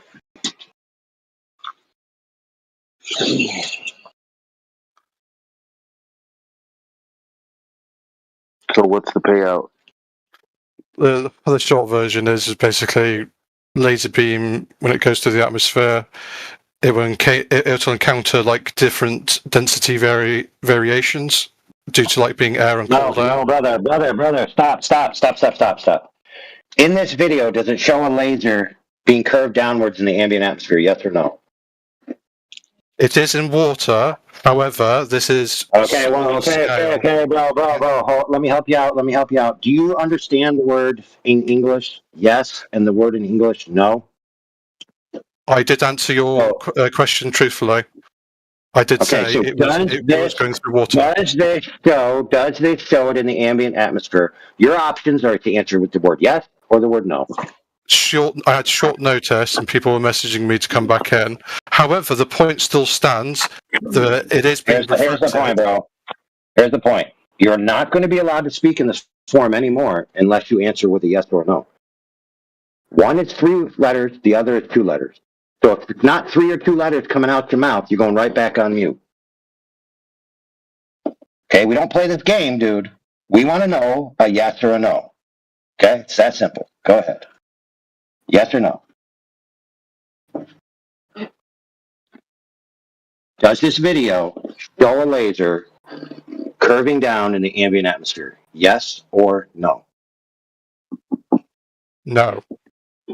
Okay, perfect. So then you didn't meet your burden of proof. Thank you. Now, meanwhile, hold on what I'm going to post here. Check this out. No, you're just being retarded. Watch this. Shablam. Watch what I just posted. Go look what I just posted, Holmes. Go look. Yes. Now, does my photograph, I want you to answer yes or no. Does my photograph show a laser curving upwards in the ambient atmosphere? Yes or no? It shows it curving down at one point, you numpty. And it's spreading! Holy shit! Oh, yes. Where? Thank you. Where does it show curving down? First one. You can see it spreading like a motherfucker. Welcome to the cone, baby. Welcome to the cone. Can you see the light? Yes or no? Yes or no? Can you see the light going up? Can you see the light going up? Yes or no? Oh yeah, it is refracting. You can see the light. This is when he loses and can't shut the fuck up. Fundy meeting is what we call it. Wait, who's been doing most of the talking? Oh, hold on, brother. Yes or no? Just don't worry about that. Just ask your question. All right, let's take the temperature. We know you're excited. Yeah, exactly. Let's take a breather. Let's take a breather. So please shut. Go ahead. Yeah. So, from what I see, yes, on the first image, the light is going up. No problem. The second image, it looks like it's curving down and then straight. And then the third image looks like it's bending down again and then it's sort of going straight. I don't know if these photographs are true or not, but I'm going to take your word for it. What I suspect is happening is because it's above water, there is a lot of moisture in the air, which is causing that refraction. There's also a temperature difference between the water level and the atmosphere above, and this is why you're getting like different scattering effects. My contention is that when the refraction's happening, like on the first video, sorry, the first image, I do believe that this is what's happening almost with John's video, where it's starting to scatter above, and that's how it's getting on top of the curvature of the Earth, and then we're getting a slight refraction back so we can see the light, and that's how we're seeing it.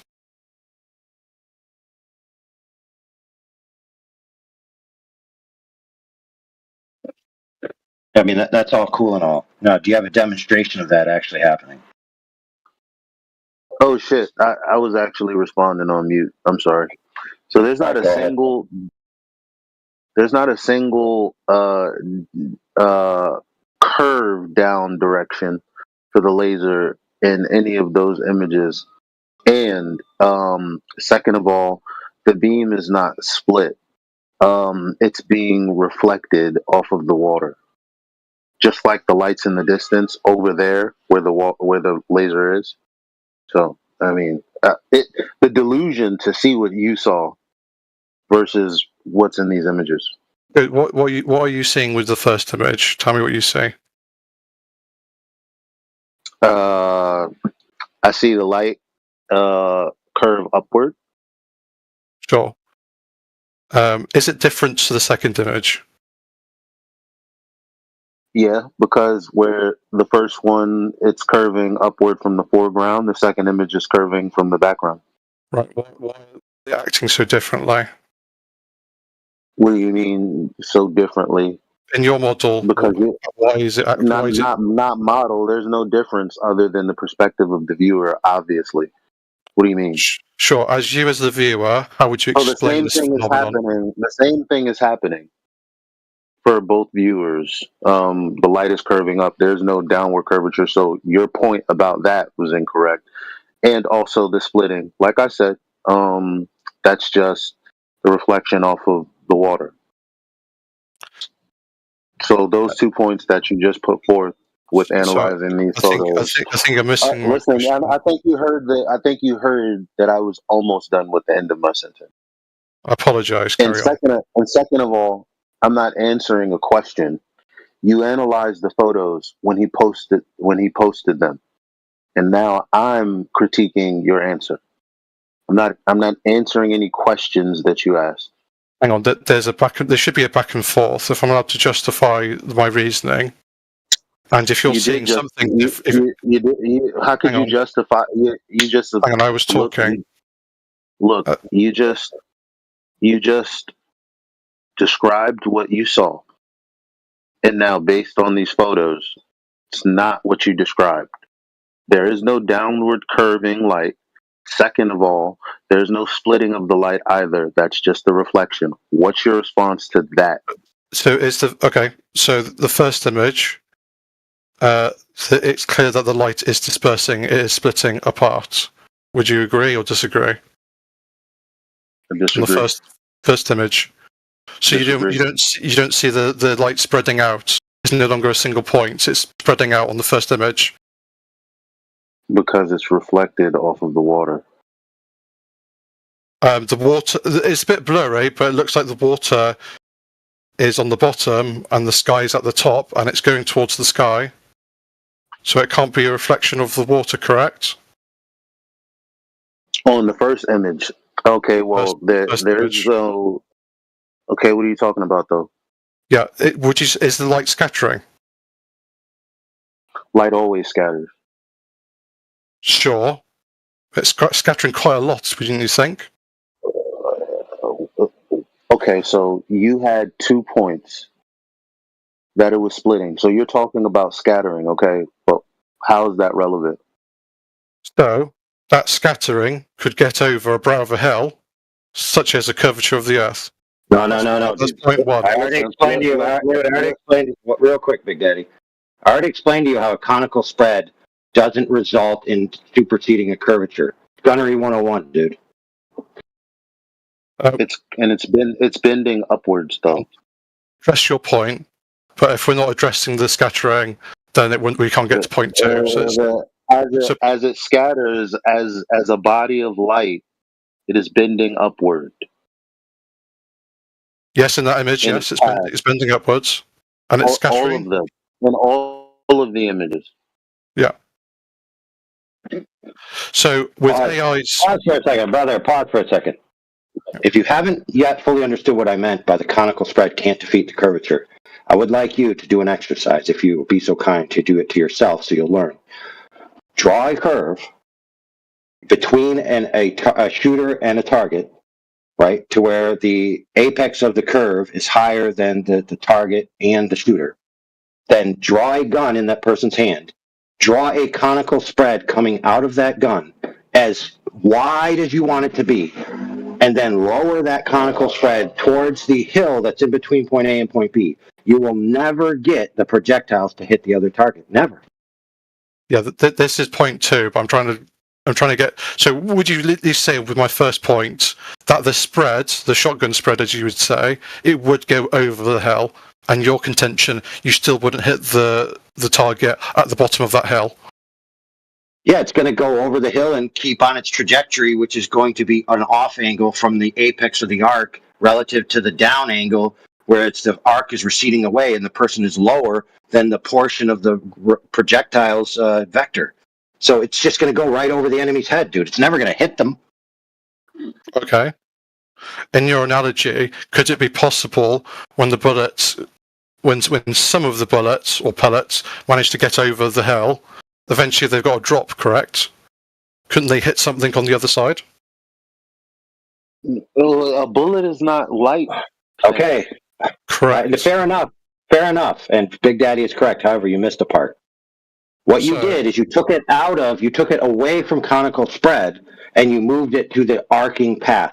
Two different things. The conical spread cannot do what you think it does. The only thing you could talk about is the curving of the path of the projectile. That's it. So take the conical spread, put it in the garbage can, take a baby diaper, and put it on top of it, and then close the lid because it all stinks.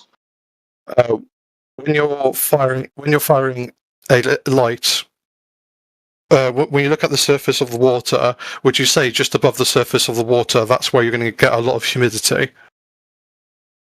That's where you're going to get a lot of water particles. And whoop-de-doo. Listen, hold on, time out. We got to stop this. Hold on. I want to reset. What was your initial question? Not you. Relax. AI, what was your initial question? What was his call to action? What was his call to action? The call to action on this point is he watched the Dr. John D video of seeing a laser from 15 kilometers away, in which it should be below the hidden area, meaning you shouldn't see it. You do see it. Dr. John D's conclusion is that means there's no obstruction in the way. He watched the video and saw at a certain portion of the video, he saw the centroid of the laser being red. Fast forward. Shimmer and scintillate. And so now he's trying to latch on to refraction. I mean, other than that, I can't remember.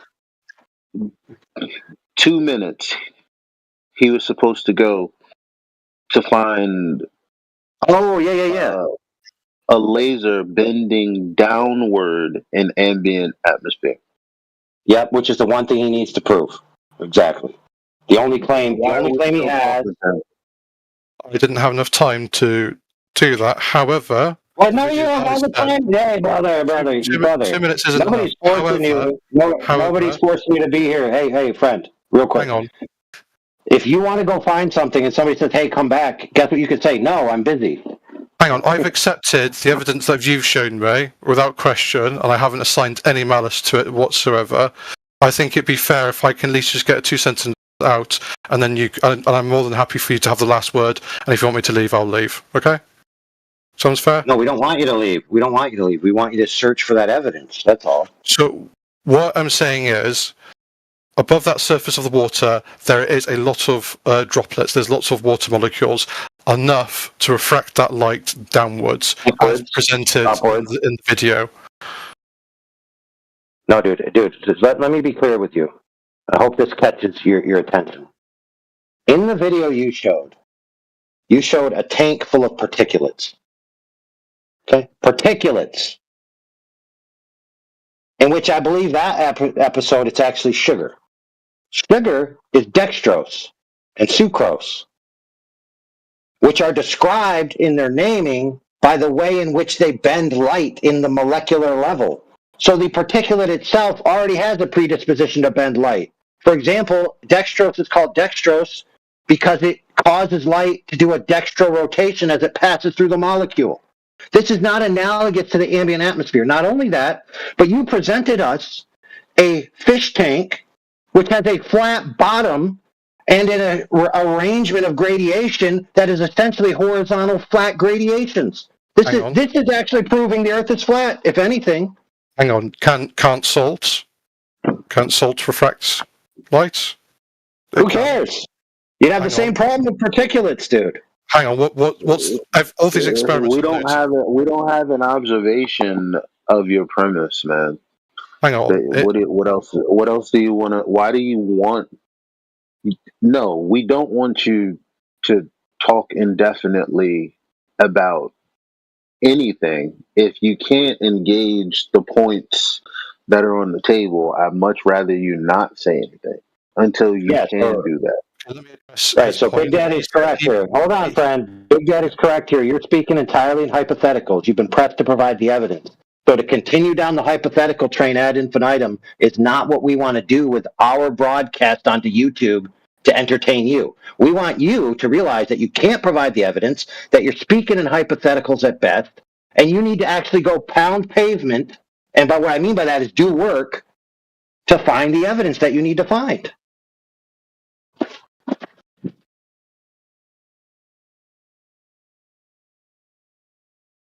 So we understand your claim, dude, that you think that because there's variableness in the atmosphere, that light always curves down to rescue the globe. We know that. What we want you to do is provide evidence to prove it, not the story. We've heard the story before. We don't need to hear it 5 more times in your voice. Okay? So why don't we just put a pin in that and let somebody else chime in while you do the research that you need to do. Is that fair?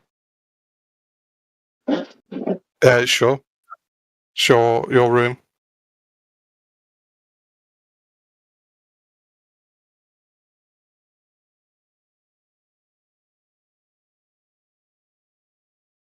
So as it stands, we've demonstrated seeing things you shouldn't see with globe geometry. As it stands, you haven't proven any of your points. They're all hypothetical. As it stands, we've demonstrated lasers curving upwards. So as it stands right now, the preponderance of evidence is on the flat Earth side. And until you have a counter evidence that's actually an actual evidence, you really got no point. So no harm, no foul. Just, listen or engage in a different topic. Yeah, and it's not because it's our room. It's a fair request that you actually prove your case. We've heard the story. All they're asking you to do is prove it now.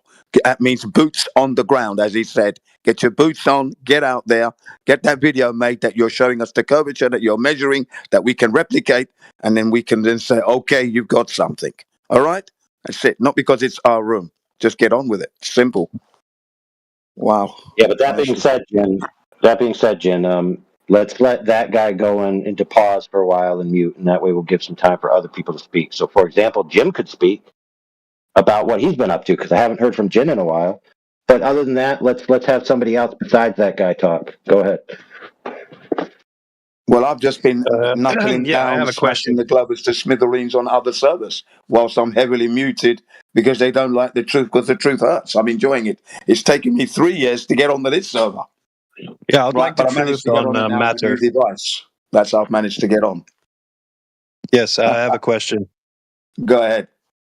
Yes, so yesterday when I was talking to this wonderful room and the wonderful people in it, I asked a question about gas pressure, and they said that the gas is kept on Earth because apparently there's a container around Earth. So my question is, what is this container made of, and how come it's invisible, and why can't we see it? Well, you've made a lot of assumptions there. Absolutely, a lot of assumptions. What assumption did I make? Can I just really quick. Yeah, go ahead. What does what you just said have to do with gas pressure? Because You said you yesterday, asked the when we were question talking about gas, we were talking about layers of gas, why heavier gas goes down and lighter gas goes up.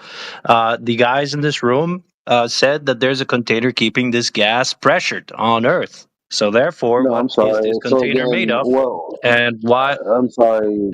I'm sorry again. What does like a gradient of pressure have to do with gas pressure? Exactly. Good question. That's my same question. And the other guys in this room claimed it had to do something with a container, which makes no sense to me. I'm getting the call. So maybe you have an answer. Well, if you want to have pressure of any kind, it has to be contained. Tire pressure, it's in the tire is on the rim, it's sealed, you can inflate, you get pressure. You want blood pressure, it's in your veins, it's contained, pressure can build up if you're unhealthy. You could have a heart attack, right? Air pressure, again, in the tire, bicycle tire. Water pressure in a pipe. Gas pressure in a pipe. Hydraulic Right, oil I got it. pressures in a container. Understood. There you go. Yes, but then again, what is this container made of then, and where is it? Because I can't. Listen, Chad, that's a different question, bro. Whether or not they're listen, that's two different questions. Yeah.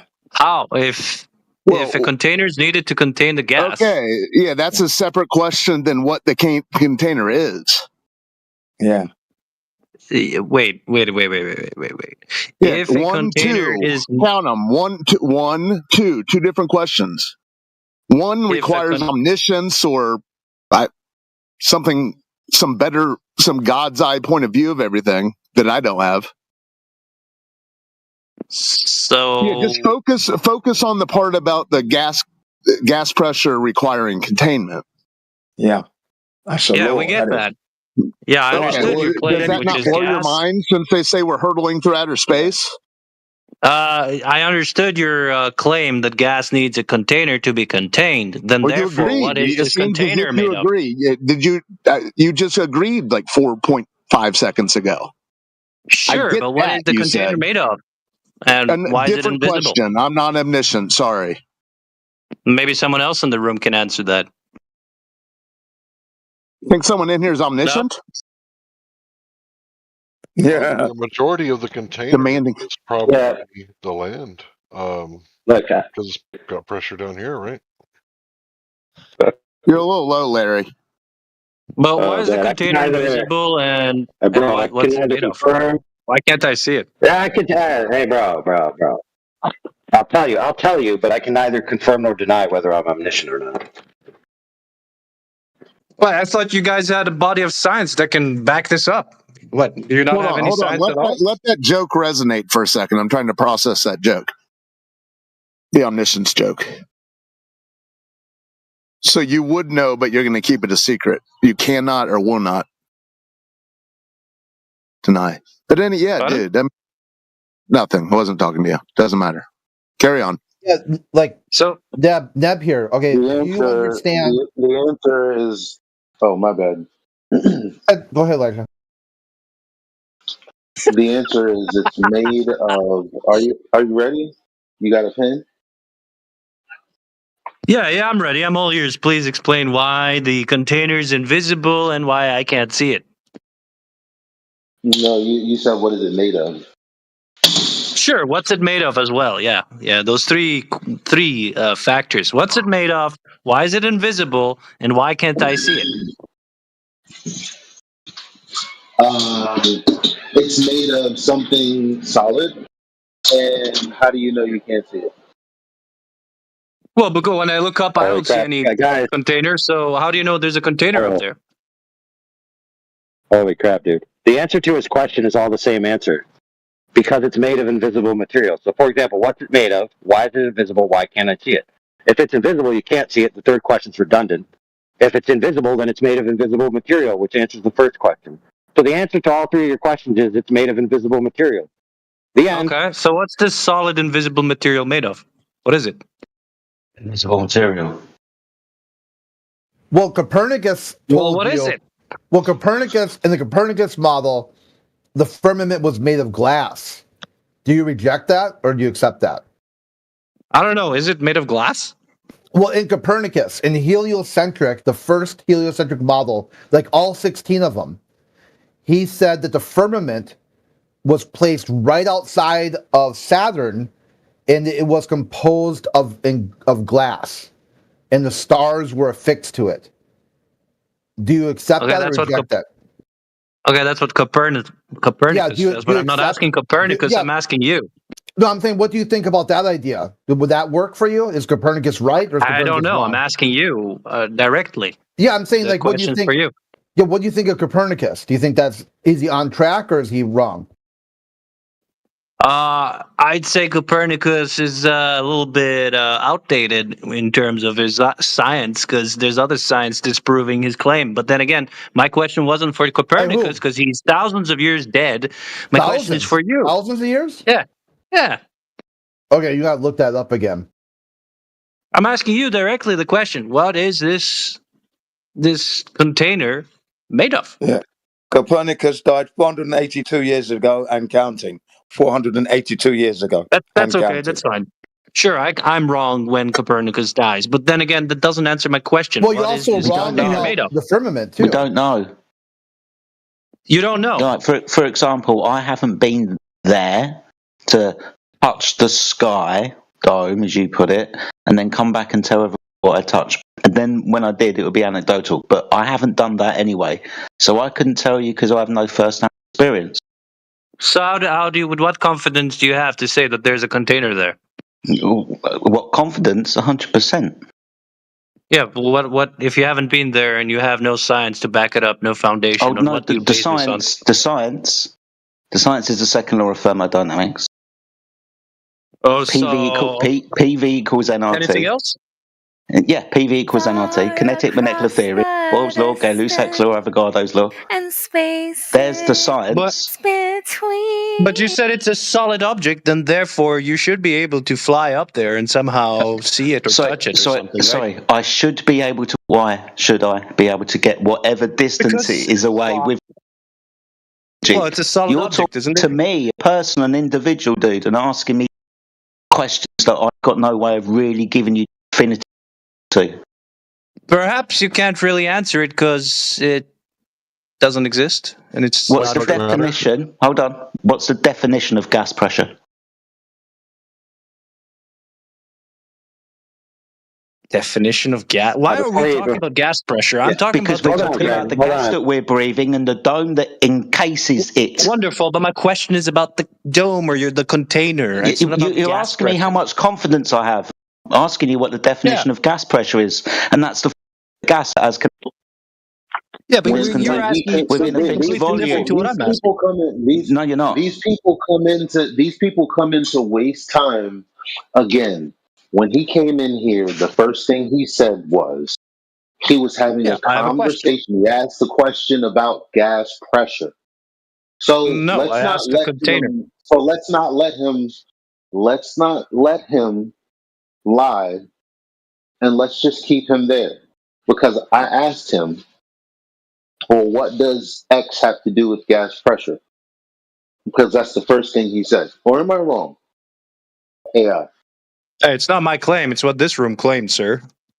Hey, listen, I know the answer. I know the answer of what it has to do, and that is X is going to give it to you.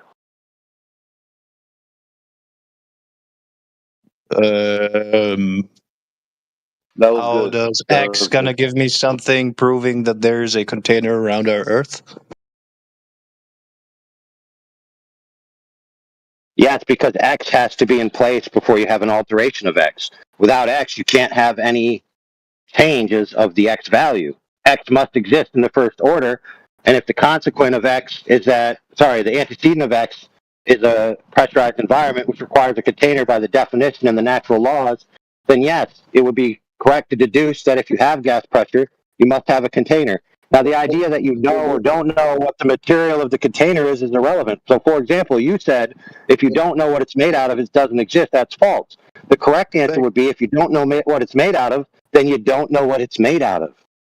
Excuse me. But you're doing it again in AI, though, because his first question was, I have a question. Well, his first statement was, I was in here and I had a question about gas pressure. Now, if we False. keep him to that, realize he doesn't have an answer, because the only False. answer is You're gas misrepresenting what I pressure said, sir. requires containment. No, that is So what you said said. more. You said No, more. I That's said the this first thing room you said. claimed that there's a That was his. container because of gas That pressure. was his This opener. is what I said. Okay, so he should be on mute, and then Oh, if okay, I wonderful. go back Just to the mute me live then. stream, Yeah, great way of no, because proving I'm your gonna go back to position. the live stream. I'm not gonna. I am by going back to the live stream and going back to your opening gambit. Yeah, And so if just I'm ignore my right and question you're because you got no answers, and now you're gonna mute me because you don't like what I say, right? no, you So, can't. by the way, this room claims. You can't just come in here and say anything. The first thing you asked was the first thing I wanted to deal with, and you've been running ever since. So if I go back into the live stream and that was the very thing you said, and we're not talking about that, hence all of this being red herrings and non sequiturs, then you have justifiably been muted. All right, go ahead That's and it. see your live stream then. Are you going to stay long enough to face? Sure. Because a reminder, this room claimed that there's gas pressure and that there's a container. So go ahead, just look at your live stream. Yeah, AI just told you what the container is made of. He said so it's DMX. made of glass. Is it? Again, that's how he keeps the party going. DMX. The first thing is getting us on the defensive. How can we be on the defensive if gas pressure requires containment? Well, why are you on a defensive if you're quite confident in your position? I'll explain it to you, friend. When your question was about, I want to talk about what I was in here the other day, and I have a question about gas pressure. That right there, you have no winning point. So yeah, I'm pretty sure I said that this room claimed that the gas pressure and all the gradients and all that concluded that there must be a container. I'm pretty sure this is what I said. Afterwards, but I ignored that and said, "Wait a minute." But you said that you had a question about gas. We're going to go back. No, may I kindly ask you to just answer my question rather than waste your time? I'll tell you the answer, okay? The answer is that if these guys make a claim, gas pressure requires a container. The appropriate rebuttal is not, if you don't know what the container is made of, that can't be true. The appropriate rebuttal would be to disprove that gas pressure requires a container. So you're in a non sequitur, dude, and maybe Elijah doesn't feel like wasting his time with your bullcrap question that has nothing to do with the point. My main point was, what's this container made of, and why is it invisible? No, that's not a point. That's a question. But maybe if you're a dictator and you don't want to answer the question, that would be true. No, listen, hey, homie, pay attention. If you ask what it's made out of and somebody says, I don't know, that is an answer. If you say you must know and you must tell me, that's you being a dictator. Okay, all right. So if we can go by the I don't know answer, then with what confidence do you have, or science, or basis, or foundation of science or knowledge to prove that there is a flat Earth then? Okay, that's very simple. Yeah, it's a different question, dude. Whether an object is within a container or without a container doesn't change the fact that an object of infinite permutations of shape and form can exist within a container of infinite permutations of shape or form. Why the Earth is flat has to do with the structure of the Earth, not whether it's in a container or not. Mm-hmm. Yes, but this again, though, he threw a wild haymaker that you saw coming, and instead of dipping it and getting out of the ring, you countered it and kept him in the fight with a light jab. Why? Why are you so aggressive, sir? Well, the reason why is because... Wait, hold up. No, you didn't. I'll tell you why. It's an exposition fight, dude. He called that Aggressive. Now, that's the same way. Okay. That's the Very same aggressive. way people act when I'm making a lot of sense. I'm actually not screaming because there's no background noise. And it's ridiculous to say that I'm aggressive when I'm saying, well, let's just All deal right, with I'll solve it. I'll solve it. Hey, Neb, I'm banning you from the room because Elijah would rather you be silenced. The end. Goodbye. No, I would rather in No, he's gone. He's gone, dude. He's banned. He's banned. He's gone ski. As soon as I get to my keyboard, he's out. Well, that's not what I said to do. Are you implying that I don't want him to talk? I don't know. That's just my impression that I got. So ask me then. I want to talk what I'm to him. doing. Can I talk to him? Ask me what I'm doing then, AI. I don't know, dude. I got the impression you don't want him to talk until he does A. So I seeing that that's your impression, and impressions aren't exactly a picture Well, of then why don't you reality. be clear? How about this? Why don't you be clear with what you're doing instead of telling other people what they're doing? How about that? Is that fair? I just asked you to ask me what I'm doing. No, I'm not going to ask you. You're going to say it or not say it. So then I will say it, just like you asking me, because either way, my point is going to stand. Now, I just want him to respond to the rebuttal of the first thing he said and not act like in front of everyone else who was also present, not act like he didn't say it. That's point number one. Now, we don't have to wait until I go back to the live stream. Point number two is don't take the bait every time he changes the fucking topic. You can do that, but why do that? That's a dumb argument right there. Yeah, you lost me here. He's in his worldview, from his point of view, he thinks he's on topic. He's talking about flat Earth with flat earthers.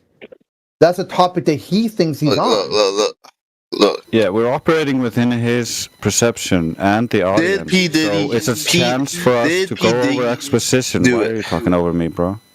No, but listen, but look at what that guy just did. He just interjected with a non sequitur. The only difference is he's not the same guy.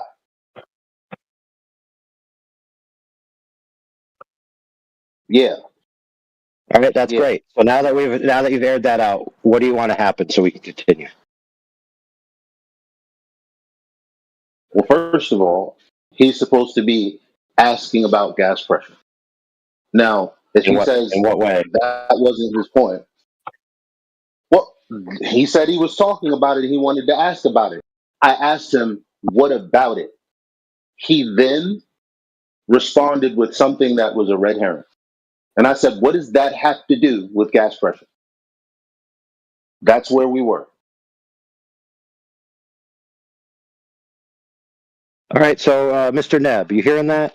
Mr. Elijah here wants you to answer the point proper and not get distracted by red herrings, which we've given you enough wide berth by following down your red herring to demonstrate to you and the audience specifically that your claim about the nature of the construct of the composition of the container is irrelevant. Not only that, but the container doesn't dictate whether the Earth is flat. So those both are not the point proper. The point proper is the gas pressure contention. So if you're willing to engage with Elijah on that, then we'll let you speak here. If we're just going to open your mic and we're going to hear what's the container made out of again, then you could just stay on mute. Is that fair? Let's see if he thinks it's fair. Go ahead, Mr. Neb. Respectfully, yesterday in this very same room, we discussed gas pressure. And respectfully, this room and the flat earthers in this room concluded that because there's gas pressure, there has to be a container. Okay, hold on. I got it. Let's stop right there, right? I think you should go to every single room on this server and ask them if gas pressure requires a container. You could go down to each room. God ain't real, prove me wrong. Say, hey, I looked up the definition of gas pressure. It says gas pressure requires a container. In this room, does gas pressure require a container? And see what they say. And then go to the next room. Well, that was a good point. That was a and good then go point. to Stoa. That was a good. Oh, go ahead, That Lisa. was a good point. That was a good point to pause him, because he said that they had a conversation about gas pressure, and then they made the claim that gas pressure requires containment. So it seems to me like that right there either is a point of contention or isn't a point of contention before we answer any other ancillary points. Correct me if I'm wrong, AI. Correct me if I'm wrong, Chris. No, you're right. That's the point. That's the point that I told you. Like I told Neb earlier, I said, if somebody makes that claim, the rebuttal is to argue against gas pressure requiring a container, because that was the claim. What the container was made out of wasn't part of the claim. It's not even logically part of it. So, Mr. Neb, do you deny that gas pressure requires a container? Do you have a rebuttal to that? That was discussed yesterday in the room when we were talking about gas pressure. It is part of the conversation. And hence why this room and the flat earthers in this room concluded. Excuse me, let me just finish what I... Please, just let me finish what I have to say. Dude, respectfully. You're failing to understand. All right, then. Okay, then I cannot have a conversation here. So that's it. It's a dictatorship. This is not a fucking... What is this, dude? You're not being respectful. He already said what we said. I'll just leave. This is not going anywhere because you guys cannot have a conversation. Thank you for your time anyway. Bye. Now he's running away because he said what he said continually. And so, since my response was, okay, hearing that, let's deal with the first part. Do you disagree that gas pressure requires containment?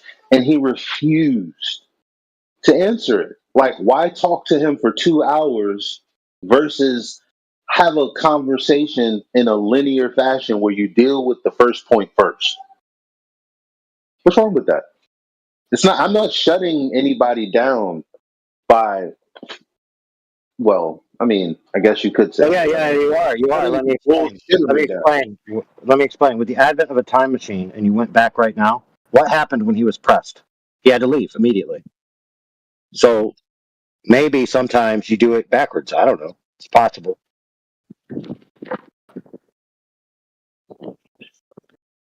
For example, you're not allowed to speak anymore unless you answer the point proper. Okay, I'm out of here because you guys are dictators and we can't have a conversation. So then we don't get any blood from that stone. So look, it's an art, not a science, right? It's crazy saying that it's a dictatorship because you can't stand on your premise. I know. I was actually interested if he had a contention, because then we, could have had a discussion about it. Like the experiments that he's seen with gas just floating in midair. Like the airless tires that don't have any tubes. You just fill them up with nitrogen and it just hangs around the rim. I was looking forward to all those explanations and demonstrations. So you think that you need a container for gas pressure? All right, guys. The Earth isn't flat. Tires to drive around.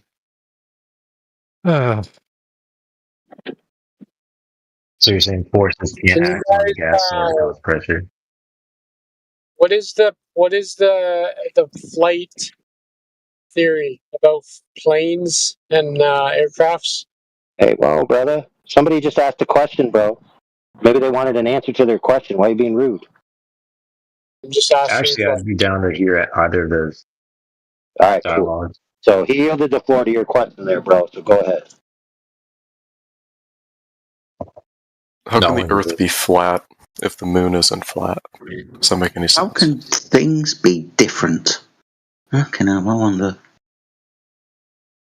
The moon's surface has got nothing to do with the measured horizontal plane of the Earth. Just because we measure one thing to be something, the Earth to be horizontal, doesn't mean that the moon must be now a horizontal surface. The moon can be something else. The flat Earth would have less gravitational force, right? And the moon would have with far the assumption that gravity is a thing doing things. I would assume so, yeah. Okay, but that would be an assumption based on the heliocentric model that gravity is the creation of things like spheres. Just because when you drop something, it goes down. I'd have to remind you that downwards, vertical is perpendicular to horizontal. Yeah, but it doesn't just go down. Doesn't it just not go down? There's no such thing as down. Let's see, there is no such thing as down. Okay, just so centers. Down is not perpendicular to horizontal then. No, but I'm saying it goes towards the center. It's not going down or up. I know what you're saying. I know it's going towards the center, it's going within, or leaving, going without. Yeah, I know. But that would be a presupposition. Right. If you want to prove this to me, you must first measure the surface of the Earth to be curved. Okay, so you would agree that the severity of gravity is dependent on the density of the object? There's several theories of gravity. Like I said, if you want to prove that this is happening, you would have to prove that the surface of the Earth was curved, and then I could probably give you a mechanism for the creation of a ball. Yeah, but I'm just trying to agree on like a basic equation. Sorry. We need curvature first. The radius within the equation. I understand that, but we're going to need this is irrelevant to curvature as well. Because even if it's in the shape of a square, what I'm saying is like the bigger something is, the more gravitational pull in which is being forced. So we just need a measurement of curvature. But you would agree that if something's in a flat, that's false. Generally, it's going to be smaller than something that's in a spherical form. No, that's false. That's false, dude. There's no postulation of gravity where the size of the thing is the necessary portion of the thing that causes the gravitation. It's the density, dude. For goodness sakes, nothing about the size. Because without the gravity, things would just crumble. Without the gravity? What's the gravity? What's gravity? It's a force in which that is pulling us towards a particular centric force. Wow, you've just violated special relativity. Einstein's not going to be happy with you. I don't think you I understand did any of that. Mass attracting, my friend. You understand mass attracting mass, right? That was superseded by Einstein. Yes, mass pulls mass. Mass no longer attracts mass than instantaneous magic at a distance. Right? You understand that? Maybe if I asked you how that happens, you'd understand. How does mass attract mass? How does mass attract mass? Yes. By an excruciating force in which is filled by the gaps of the universe. I mean, I don't know what specifically you want me to... This force, how does it reach out and touch another mass? What's its physical properties? It's not like a humanoid thing. It doesn't have... It's not humanoid personality. I'm asking if it's physical. Yeah, I mean, it has physical effects, yeah. Physical... No, I'm asking if physical property. Hold on, Jedi. He not only said it's physical, he said it's painful. It's excruciating. It's the excruciating force. Like when I go to the toilet. Well, you also the point to this is, dudes, before we go round and round in circles about crap. Alright, it's we can't go round and round in circles. The Earth is flat. Excuse me. Yeah. Now, you can go round in circles on flat circles. Have you ever drawn a circle before? No, but it's circumnavigation. Is what I'm It's a circle. Do you know what a compass is? You know, the one that you draw circles with? Yes, in the directions. Yeah, can you draw circles on flat surface? I mean, you're going to have to prove that. Can you? Simply, yes. Obviously you can, like, be a child. But no surface is absolutely flat, though. Holy crap, dude. Did you just say... Holy crap, did you just say you have to prove you can draw a circle on a flat piece of paper? You can't draw a circle on the sphere. It'd make an oval. That's my point. So you're deeply confused, young man. I mean, right? Your first thing was there's no down. You can point down right now. That's down. No. Yeah, it's our perception of down, yeah. No, that's down. No. Yeah, I mean, but on the other side of the planet, right? The planet? Their down would be my up. So you got downs. Down is relative. So how many downs? Do you have all the downs or just 2 downs? No, all I know is that... You're the only one with downs, I'm afraid. No, I've got 1 down. Everyone. Like right now, when I point down, that's down. Just 1 down. When you point down, that's down. That's one down. You're saying you've got downs. Relative. Do you Where understand? do you live? That When you backfired. point down, But guys, listen. if I live If we're in China and point down, that's up for you. Yeah, we know. That's multiple downs. Well done for paying attention. You know what else is flat? Solar panels. And if we all used our minds, right, we could create solar Well, you told panels us and not have nothing to pay is for flat, energy. remember? Should we move on to someone else? Oh, what are you scared? You withdrawing? What, scared of your complete non sequitur about solar panels? Yeah, fuck me. No, Don't don't you talk think it about was solar branching panels. off the conversation a bit? No, we're talking about what we were talking Are about. you guys feeling intimidated by this man? Are you I mean, it's okay to retreat when you run out of, rebuttal. That's fine. This is what these guys do. They just keep running away. It's so fucking annoying. Solar panels? How's solar panels relevant? Projection. Because it's something that actually is beneficial towards sun. It actually has a goal. You're just saying the Earth is flat. Do they work on angles to the sun? Do they? Solar panels, angles to the sun, reflections, and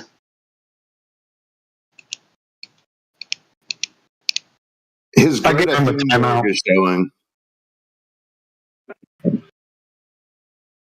Hey, show me an observation of something falling inwards. Go ahead.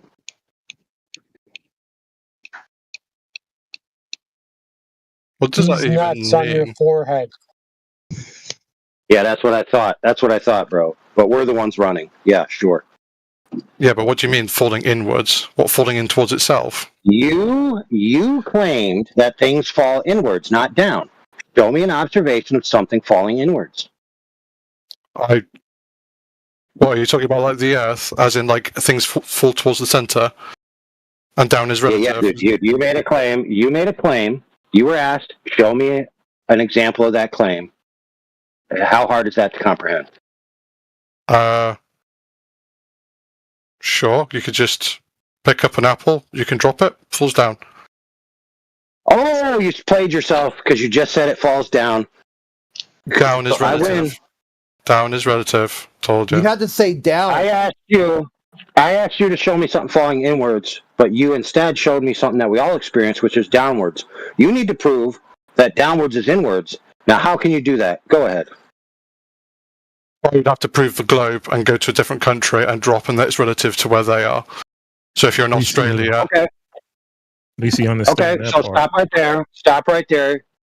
You're at the rate limiting step, which means we can't continue. You said, well, I'd have to prove the globe first. Okay, go ahead, prove that. to light refractals, that proves that the globe is round. I'll paste my evidence. What? There you go. Refractions going pizza? down. Do you like cupcakes? Do you like cupcakes? I love cupcakes. Like pizza? Tell me cupcake. Talk to me about cupcakes. Tell them some sticks. Refraction proves the Earth's a globe. Wow, dude. Wow. Wow. Shit's weird. Yeah. What can I say? It doesn't. Yeah, let me look up. Let me look up the definition of refraction. Let me see. Okay, I'm here. Let me read it. Sorry. Did I already cover this before? Where I said shush. Hold on. Shush. Wait, that's all you could say. Hold on, I'm reading the definition, bro. Refraction. The change in the speed of light when it passes through a globe into a globe. Yeah, I get your point. Yeah, it definitely proves the Earth is a globe under that definition.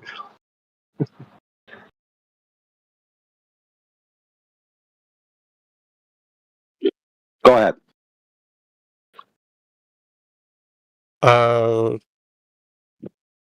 Sure. Do you want me to sort of go through it, or do you want to read it yourself?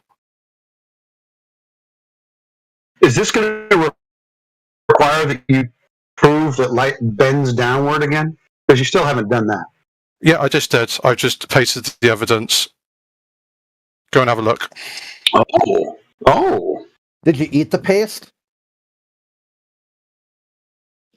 Where is it? I've linked it. It's under Joshua. I think I've Yeah, this conversation isn't pasting the evidence, it's evidence of eating the paste.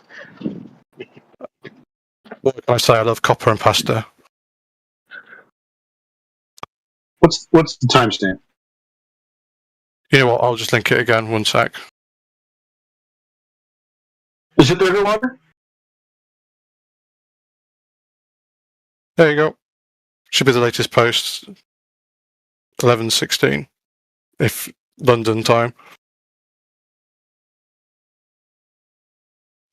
So you'll see, if you scroll down to strong reflections at Bedford targets, you'll see that the posts that he's put down move up and down depending on the temperature, which causes refractions. And you can see some of the posts move up, some of them move down, showing that refractions can bend down and up.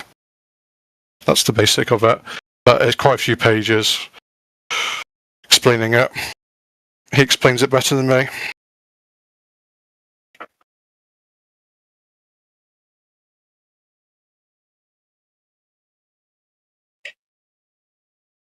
Sorry, where's this evidence? This is like an elephant hurling type of thing. What are you doing? What do you mean? Like, did you read the article? Did you see the pictures? Like, what do you need? I think he got So he got it in a link.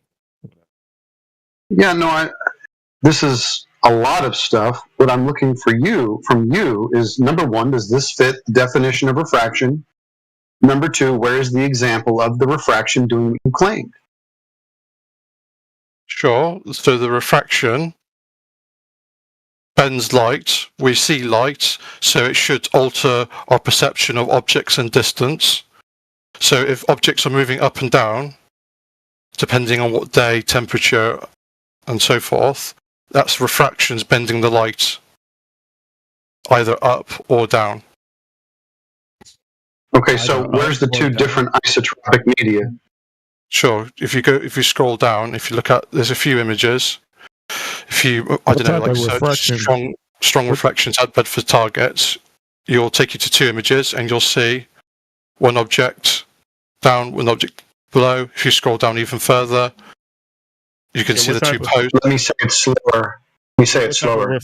What are the two different isotropic media?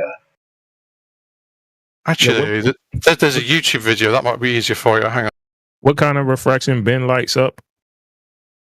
Hold on, Record Joe. I'm asking a very specific question and he's not answering it. Where's the two different isotropic media? Wait, are you wanting like fucking lasers and shit? No, I'm asking for the two different isotropic media, the barrier, the border, right? Where the light would be diffracting. Sorry, don't you want the media that's required for refraction, bro? He's just trying to see. Don't you count the atmosphere as a refractor? No, it's not. Is air two different isotropic media? I've actually gone full circle now. Yes, this was like the first argument, then I proved it, and then we went on to the next thing, then the next thing, and this was the final thing now, that refractions can bend down in the atmosphere, and I've just demonstrated that. And now you're going back to, it doesn't actually bend light at all. But this is probably... No, that's not what I'm saying. Even when you look at the image, you can clearly see that posts are moving. Okay. All right, let me get a YouTube video.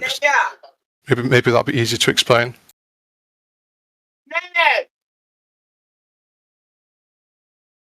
Come get your stuff.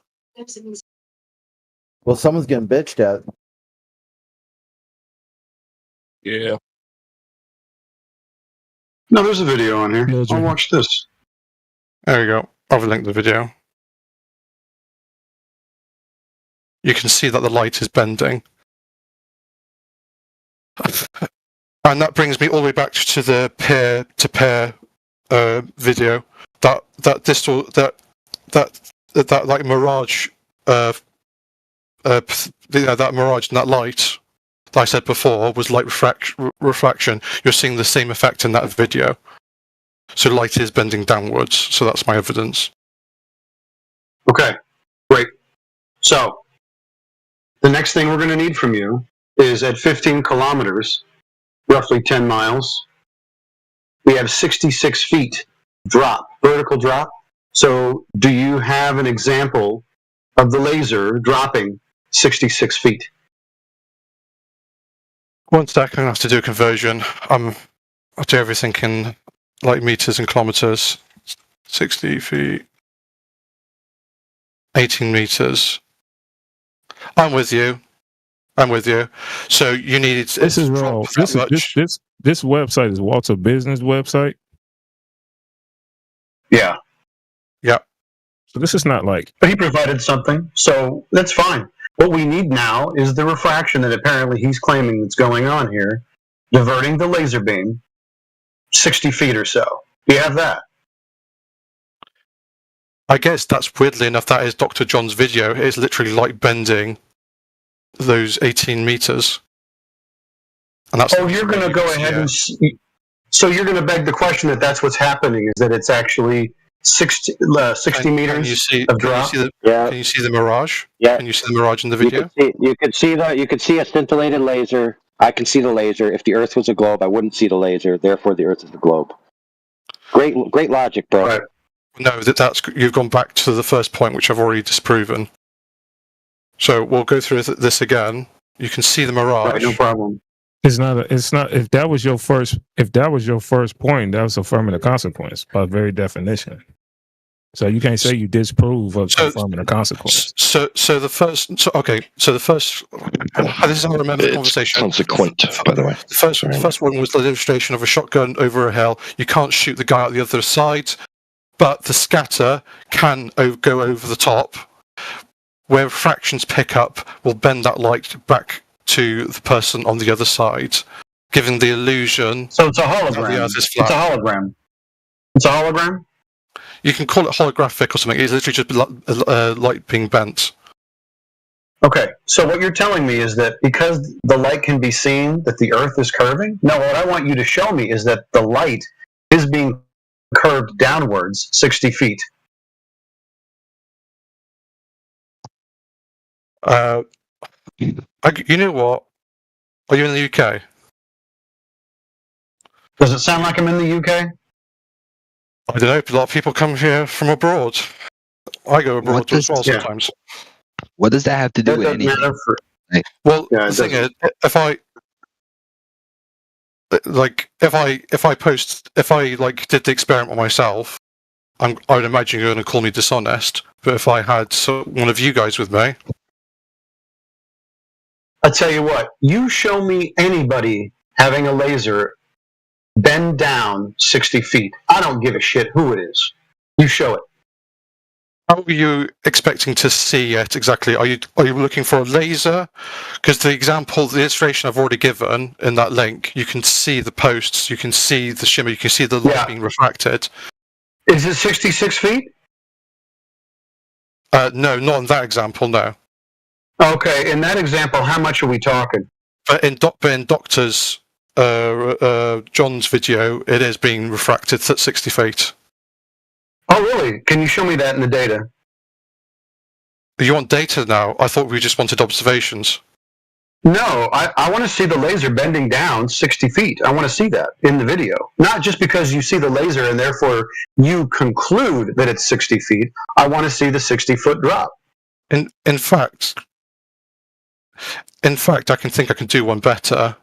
I think you can get a laser test of it. Are you back to hypotheticals? You're back to hypotheticals, aren't you? Hang on. You're asking me to provide evidence. Yes. And you're going to use a hypothetical. And you keep adding conditions. No, you didn't. No, I'm not adding conditions. The claim is, because we're talking about a distance here, aren't we? Yeah. Yes. Yeah, 15 kilometers. 15.3. Right. So roughly 9 to 10 miles, meaning we need about 18 meters worth of vertical drop from the place where the laser is shooting to the target. So if you're saying that he is seeing it, that means the laser itself is dropping 66 vertical feet. So what I need is for you to show me that that's what's happening. The fact that Dr. John in his video shows that it's shimmering and it's not a straight light going straight across is proof enough. For you, not for me. I mean, if you have a piss poor level of, or standard of evidence, then I guess that's fine. If you think because he sees the laser that laser is dropping 66 feet, then just go on your merry way. But you and I both know that's not what's happening. If it was that there was no refraction and that light wasn't shimmering, I would agree with you. But the fact that it was shimmering is evidence enough that it had been refracted. Okay. And I've just shown you another video of what light refraction. Yeah, but it's not. Hold on, brother. That even if all you said was true, that wouldn't be proof that it was curving around the globe. That's what this other friend is asking you for goodness sake. So he's not asking you for a scintillated laser. He's asking you for validation that this laser is curving around the globe, dude. And he already pressed you that you're basically affirming the concept. You're saying, well, I know the Earth is a globe. I can see the laser scintillate. Therefore, it's curving around the globe. It's basically what you're saying. So would you say that his light is not being refracted at all, like Dr. John's light isn't being refracted whatsoever? Let's say that it is. No, that's not what I'm saying. Let's say that it is. Let's say that the scintillating that you're talking about is refraction, which it's not, but let's just say that it is. It has to do that 66 feet downwards. That's the thing that you actually have to prove.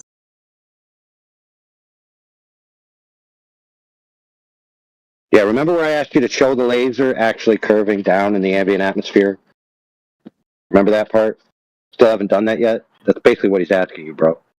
Yeah, because the majority of lasers going at that distance don't make it that far. It has to be a very particular day or a particular night in order to get that curvature. That's why when most people do this experiment, they don't see this light at all. Hey, check this out, brother. We got laser tests 25 miles over a lake. We got laser tests 35 miles over the Great Salt Lake bed in Utah. Okay? So don't give me this, this never happens that the laser goes far. Dude, we got all kinds of laser tests, bro. Why would you do it over a salt lake? Why do you think? What's salt known for? Oh, no. He doesn't oh, my God, dude. He doesn't know that the salt lakes are dry. He doesn't know salt lakes are dry. Holy crap. I'm not talking about off the surface. You got downs, dude. You got downs. Hang on. Hey, bro, hold on, friend. A salt lake bed that's dried out, dude. Right. Do you understand now? It's land. It's flat land, brother. Okay. Some of the flattest land. So hold on, some of the flattest, non-topographically variant land on the whole Earth, brother. Okay, would you agree? Regardless, I'm going to give you the benefit of the doubt. I'm going to say that laser never touched, and it's not reflecting off the surface. Okay, I'm going to give you that. But would you say salt? I'm not saying the lake's doing this, but you would say the salt does reflect, does cause light refractions. Hey, brother, the salt is in the ground, bro, not in the air, dude. Holy crap, painful, bro. Let me explain to you what how do you know that? Hang on, how do you know that? Holy crap, dude. How do you know that? It's your experiment. How do you know that? Dude. Hang on, is this a British flat earther? Fuck it, you know. Oh, all of a sudden we got to validate. Notice how when you were asked by our other friend, you completely dismissed that you had to validate the actual. Hang on, let's go back to the salt lake. How do you not know that the atmosphere is not full of salt in that lake? What's your evidence for that? Hang on, wait, Joshua, lad, are you claiming the Earth's flat? No, I'm claiming that the Earth's spherical. So he's claiming he has downs. Wait, what's spherical fucking mean? I'm throwing them big words at the sphere. It's a sphere. Spherical is a big word. Yeah. Okay. Oh God! I mean, what's up with all the word semantics? Cannot hold up the salt. The density is going to make the salt sink all the way to the ground. So there's no salt in the atmosphere. Right. So what's causing it to dry out? Would it be the sun? Oh, holy crap, dude! It's been dry. It's been dry for thousands of years, bro. You got me going crazy. I could care less what caused it to dry out, dude. It's not like it dries out for 2 months out of the year and then fills with water again. It's a freaking like desert landscape, Holmes. Good grief, dude! You never heard of a salt flat before? Isn't there a really nice one in Peru?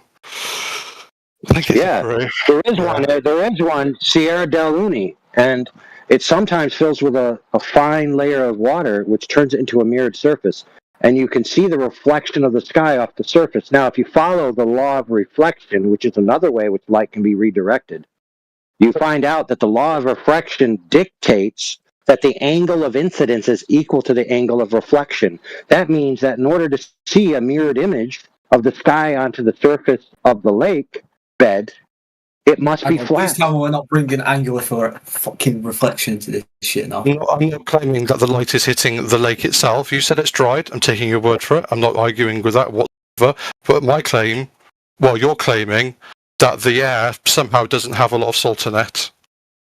I would like you to demonstrate that, please.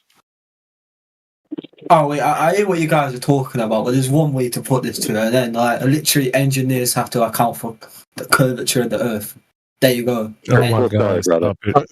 Dude, dude, honestly, you'll derail it completely. Like, I appreciate the support, but they'll go on to something else, and I feel like I'll be forever chasing. All right, here we go. The commentary. We have not gone on to something else. Yeah, exactly. You've gone to something else. So you are claiming that there is salt in the air. That would be your burden to prove. Hang on, my original thing when I first joined this thing yesterday was literally the stars in the sky and how they move. Somehow we got all the way down to light refractions and shit. Okay, I gotta say this. Don't get me wrong, I love it. I mean, you don't want to brought up refraction, though. I mean, I don't know why you like trying to say we got there. You took it there. You guys, I think you guys showed me a video. Honestly, he asked you what was your proof of the globe, because he said first you would have to prove the globe first, and you brought up refraction. That's why you guys talking about it now.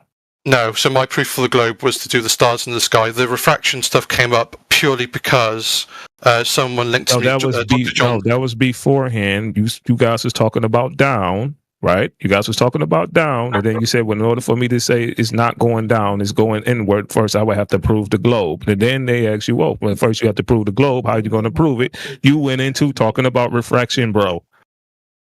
I'm talking about the totality. And that's where you at now. That's where you at. That's where you guys at now, bro. So you took it there. Right. I'm not talking about the totality of the conversation from yesterday and today.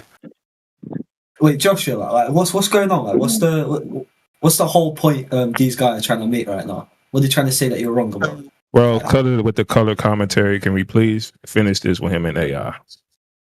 Yeah. So the whole idea is like, I present evidence. You going to continue the color commentary, are you? This is totally irrelevant. So I looked it up, dude. Hold on, brother. I looked it up. The primary salt that's in the ambient atmosphere in the salt flat is by wind-driven particulated uptick. So in other words, like a equivalent of a sandstorm, right? So not like in the atmosphere like a solute that is going to have a gradient of reflection or refraction in it. So no, your pipe dreams that because it's a salt flat means the salt is going to carry the laser beam around the curve of the Earth, which wouldn't matter anyway because you'd have to prove the ground is curved. But seeing the laser beam doesn't prove that it's traveled around the curve of the Earth. So you're still left with the question that our other friend asked you, which is how do you know the laser beam's curving around the Earth? So can you answer that question? I think you're deflecting. No, I'm not. No. Back to the salt in the atmosphere. So you've just said the salt has been carried in the wind. Okay, listen, dude. I'm going to make it very clear to you. You asked about the salt. I told you about the salt. How in the world is that deflecting? Like, how is that deflecting, dude? That's literally on point. So we can't deal with you if you're going to be this disingenuous, bro. I see what this guy's trying to say about the stars. He's basically trying to say, why do people in the northern and the southern hemisphere see completely different constellations? Oh, God, what? Consultations, dude. One said the salt is in the air, and you said no, and then you just said, now, yes, the salt is in the air, it's in the wind and the dust. I'm like, right, okay. Holy crap, dude. You did your experiment. Yeah, Josh. Goodbye. Goodbye, brother. Yeah, he's doing that on I'm gonna take Heretic's razor that you're intentionally being stubborn. Okay, I'm gonna make it clear to you, dude. You ever been in a dust storm? It's pretty clear that it's a dust storm.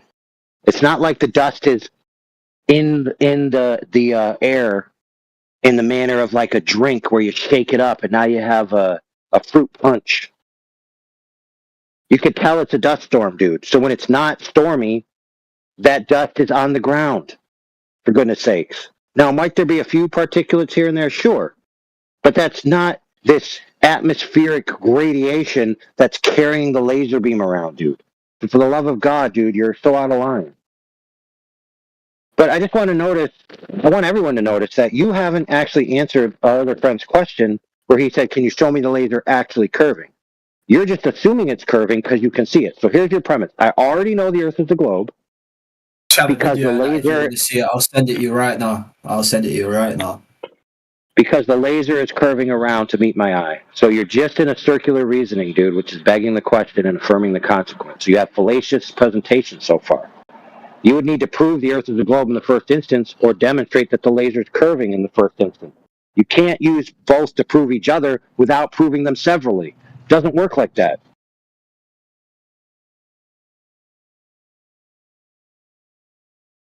So, where's the evidence that the laser is curving around the surface of a globe Earth? Go ahead. Light travels in a straight line, bro. What are you on about? Oh my god. Do you want that? Hey, wait, Joshua, do you want that guy on your team? No. That's what I figured. All right, you're banished from the team. You're banished from the team, homie. I appreciate support, but not this one. Well, me, I'm just listening. He's trying to say lasers don't curve. Yeah, that is true. But how would they? If you look at it on a water perspective, and you shine a laser, it will hit the expected point and it will stop. You won't be able to see it go further because of the curve on the horizon. Well, Joshua's under the impression that lasers curve around the horizon to hit the target every time. No, not every time. Every time this experiment is done, it fails most of the time. Well, let's just do it. Lasers don't curve because light moves in a straight line. But when you shoot a laser across water and it hits above the expected point, that's literally curvature. The only thing flat is your argument, lad. So even the flat earthers have shown from pictures that the light does bend due to refractions, though they would argue it only bends up in the atmosphere, not down. Who are they? What? Where's this? No, nobody said that. Nobody said that, bro. What you were asked for is evidence that the laser is bending down, dude. That's what you were asked for. You were asked for a demonstration of a laser bending down in the ambient atmosphere. Yeah, but no one said it couldn't happen. They asked you to provide the evidence for your claim that it does, and you still haven't done it yet. As the goalpost keeps changing for me, and I now have to have a laser. I'm gonna be honest. That has been asked like multiple times by two different. Exactly. This isn't changing the goalpost. This is what you were asked, dude, since the beginning. You said the laser's curving down because of refraction. And you said that the evidence is the scintillation at the laser point. We said, no, that's not. Do you have evidence that the laser's actually curving down? That's what you were asked. That's been your goalpost this entire time. You've still yet failed to meet it, dude. So don't be trying to lie to our audience, dude. We have a live stream and we record it. So don't be trying to be a liar. You have a live stream you recorded. You must be lying then on recording. Bro, why do you antagonize people like that? If people are... Can I get a consultation about antagonization? That was down. Antagonization was downs. We do have a new player, though. We've got Pastor here. Joshua, do you got evidence of the laser curving down or no? Yes or no? So you're asking me for a particular, like from a side angle, point A, point B, and that laser bending downwards. You're not going to accept like Dr. John's video of the shimmer, of the mirage. No, brother friend, I posted an image of a laser curving up in the ambient atmosphere. You can clearly see it's curving up. So, I mean, how hard would it be for you to find one curving down?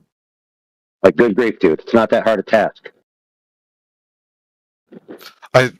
again, like, I'm not accusing you of.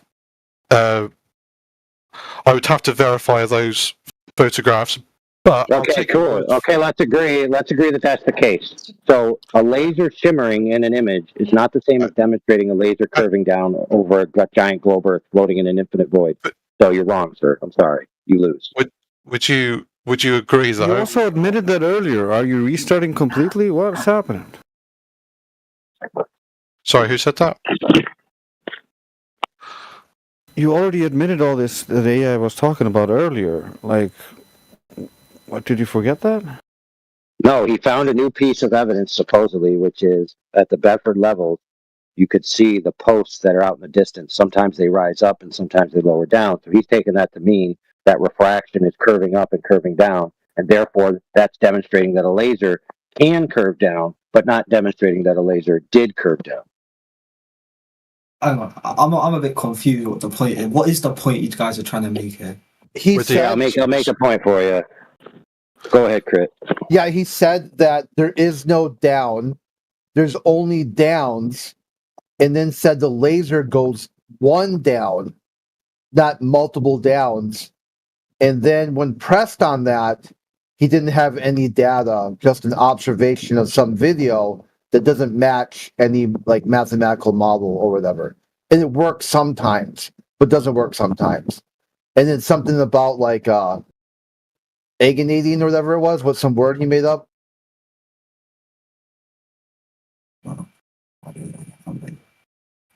So what? No, but what's the point though? What are you guys trying to? He's got down. The point is he's got downs. That's it. Well, here's the real point, friend. The real point is that we demonstrated that the Earth is clearly flat. He thinks the Earth's a globe because of refraction, but he can't prove that the Earth is the globe. Yeah, but no, because refraction can bend the laser a little, but not enough to fake the curve. That's like saying a blurry camera proves ghosts. Nah, bro, it just means you don't know how air works, literally. We know it was I like this guy. 5, right? Oh my god, it's like control opposition. No, dude, it's Glover side. Joshua, I'm on your point. I believe you. Trust me, I believe you. No, dude, I think you're a flat earther who trolls globe earthers. I'm not a flat earther. That happens quite a bit. You guys are surprised how often a lot of anti-flat earthers are atheists. So some of like some Christian speakers just get sick of dealing with atheist shit all day. So like, you know what I can do? If I pretend to be a flat earther, that will cause them to just squirt milk out their nose and talk about how much they have downs. And they just do it for fun.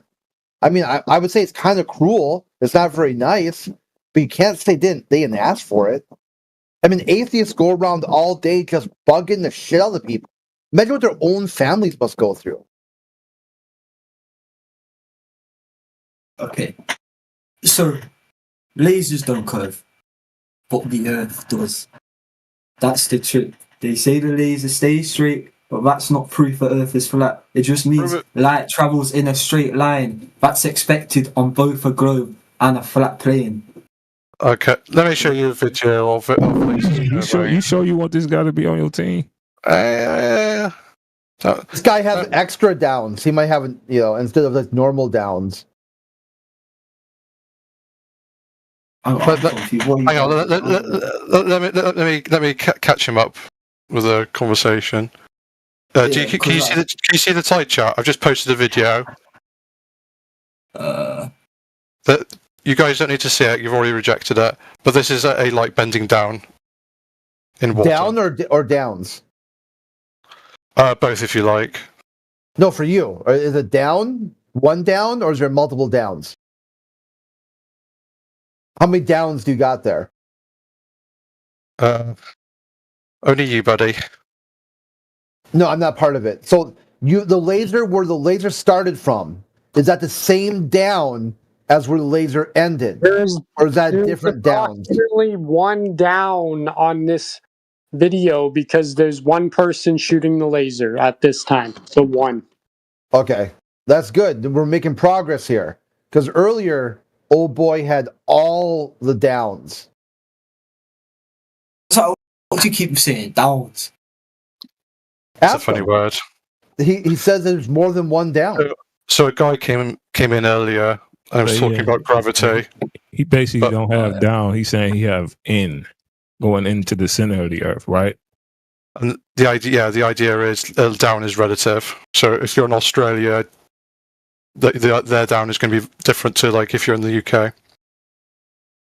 Oh. Otherwise, people.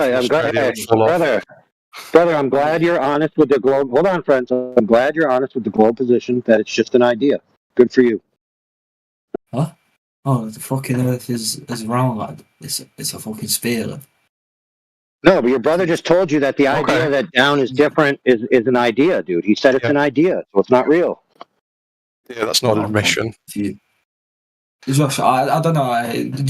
What do you? All right, hey, brother.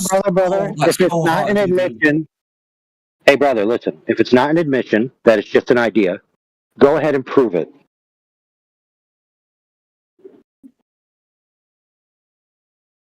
Sorry, you're talking to me.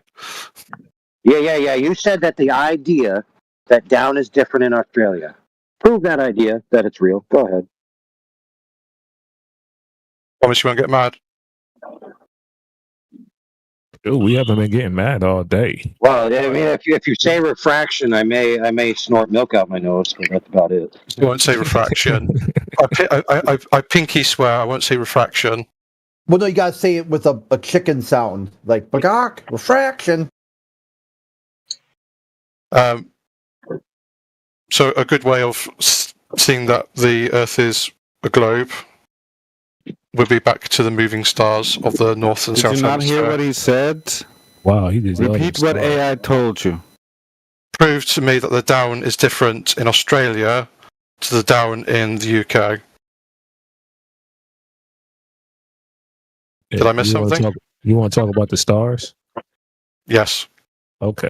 Okay, let me ask you a question about those stars. Are they both up in both places? Are the stars up in both of those places? So I got to prove, basically there's a globe before I could talk about gravity. Yeah, remember you admitted that earlier. Remember that? No, the stars rotate me because I'm the center of the universe.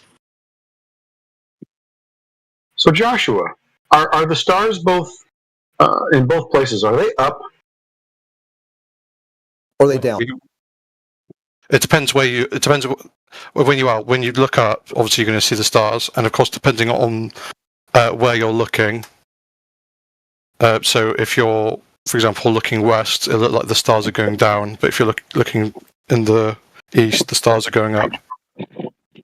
Okay, so we have both up and down in both places.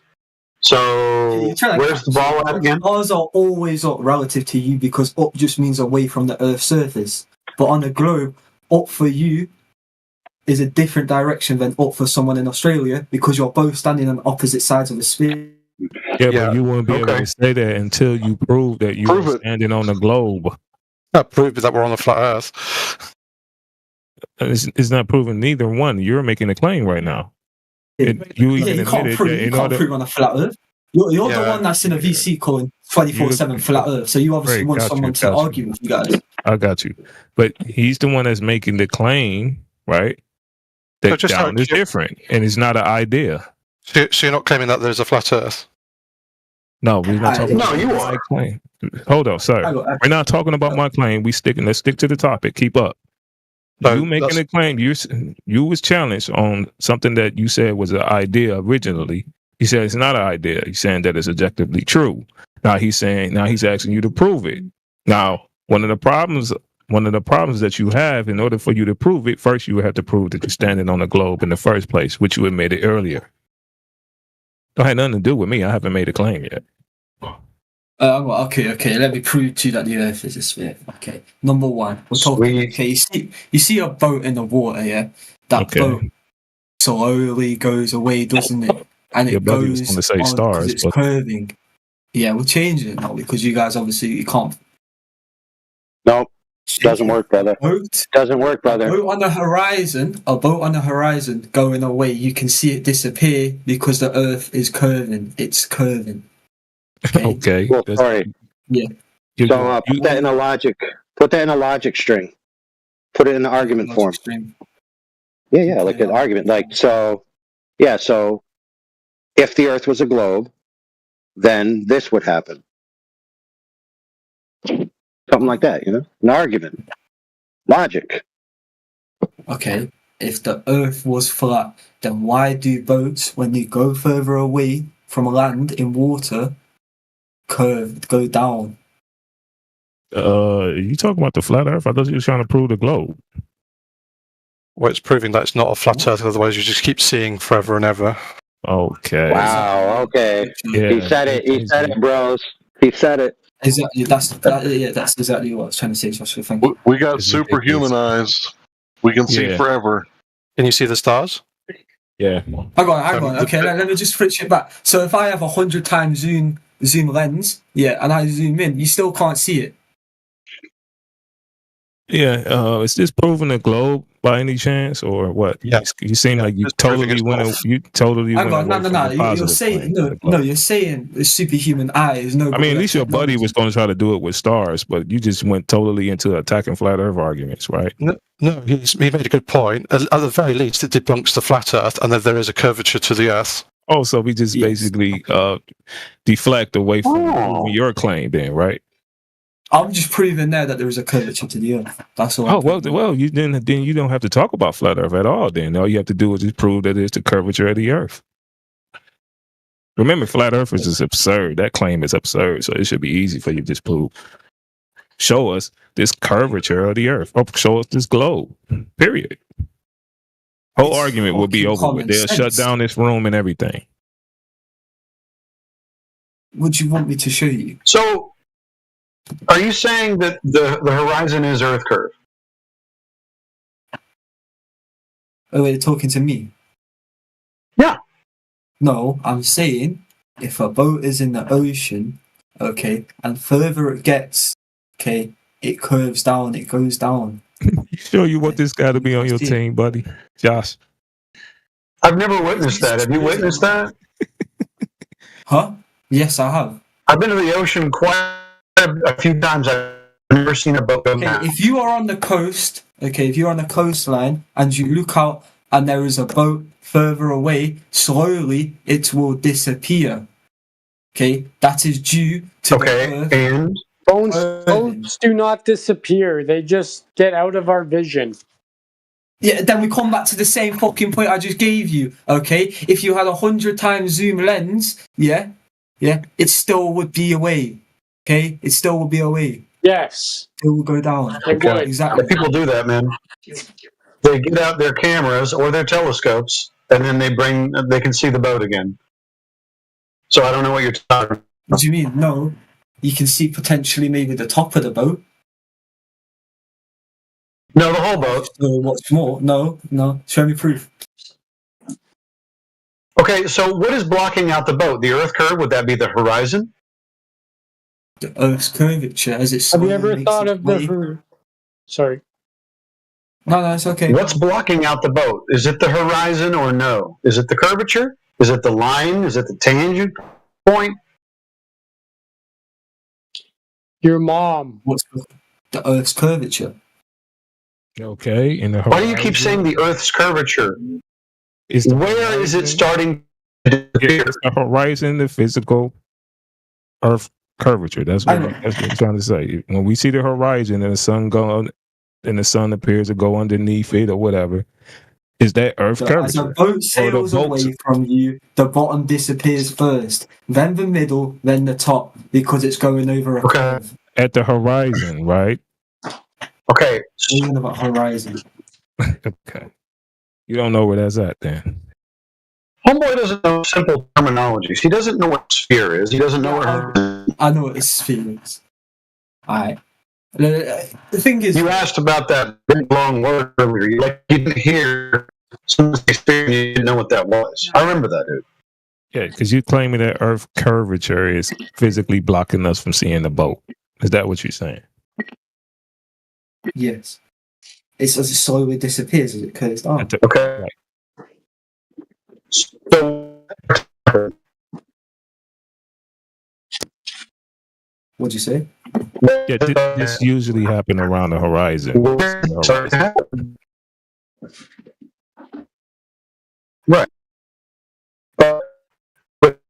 actually see what You roboting a little bit. A lot of bit now. All right, let's make it clear. Says who? Your connection to the train wreck right now. Still for about a minute or so. I don't know what this guy's on about. What do you say? Does it at the horizon? Yes, it What's does. happening, bros? Always happens at the horizon. So, is it an optical effect or a physical effect? Yeah, that's what we're trying to get out of them. Well, that's the simple way to ask it. Optical or physical? We're talking to me. Yeah. Is what? When the boat appears to disappear from your sight, is that optical or physical? Well, you said a physical. It's a physical effect, not just an optical one. Okay, how do you know it's physical and not optical? The bottom on. It's not a. What do you mean?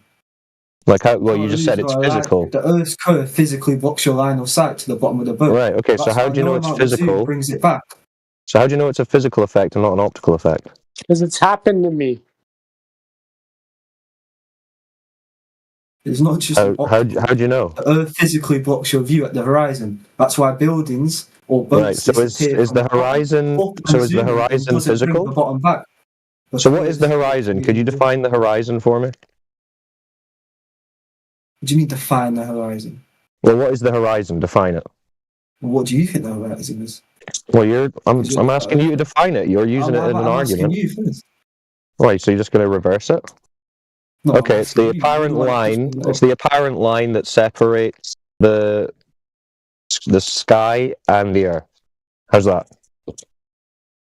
Negative. The horizon is the point on which you cannot see anymore. Sorry, wait, what was your question again? What was the horizon?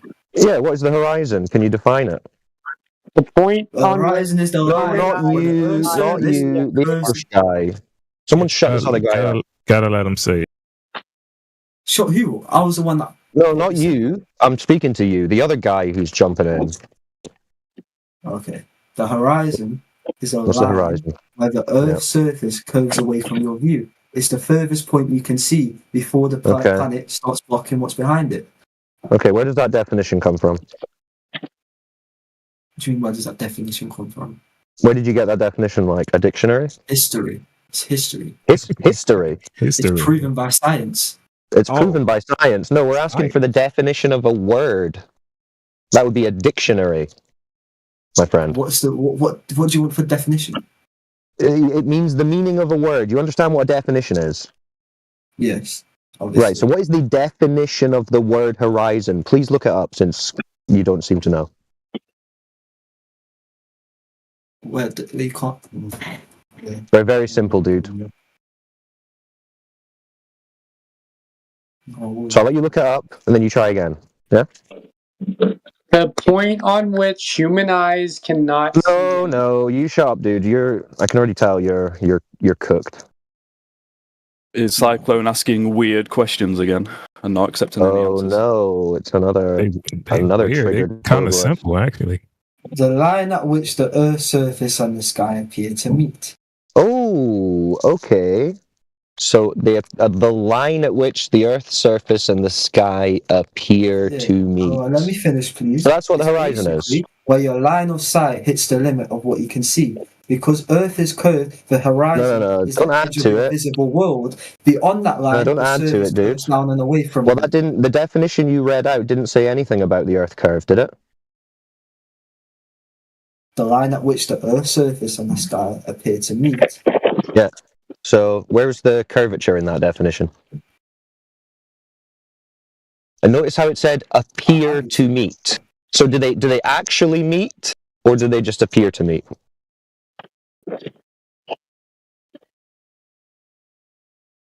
What do you think?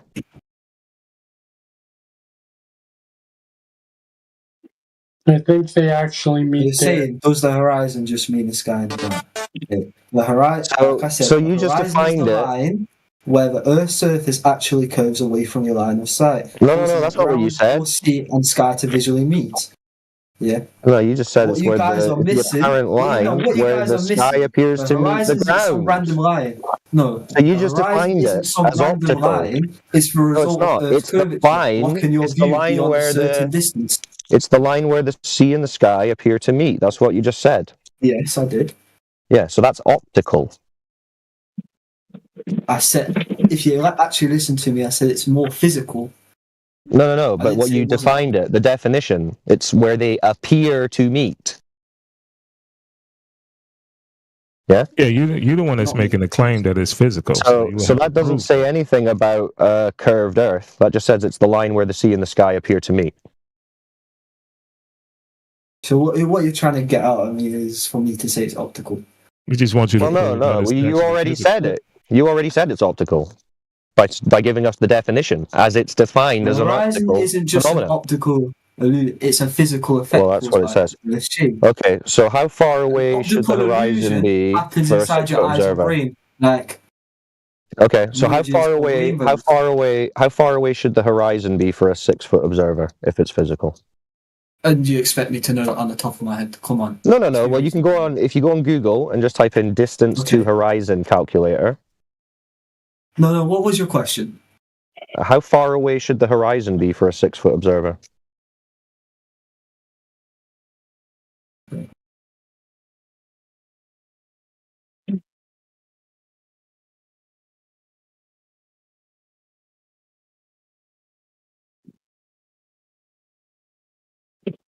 Do you know?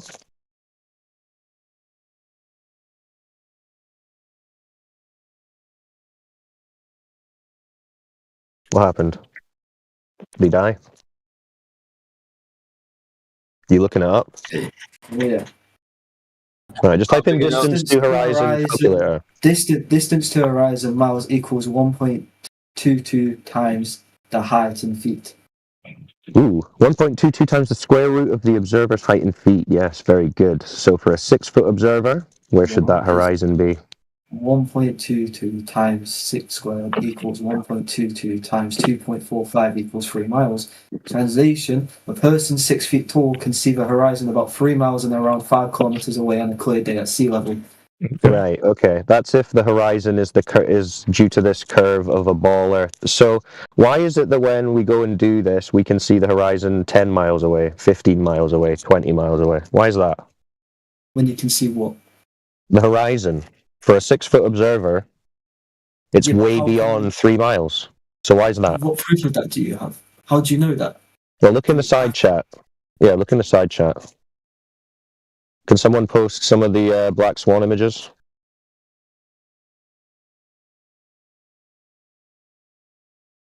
And the video and the GIF? Let's just post it all.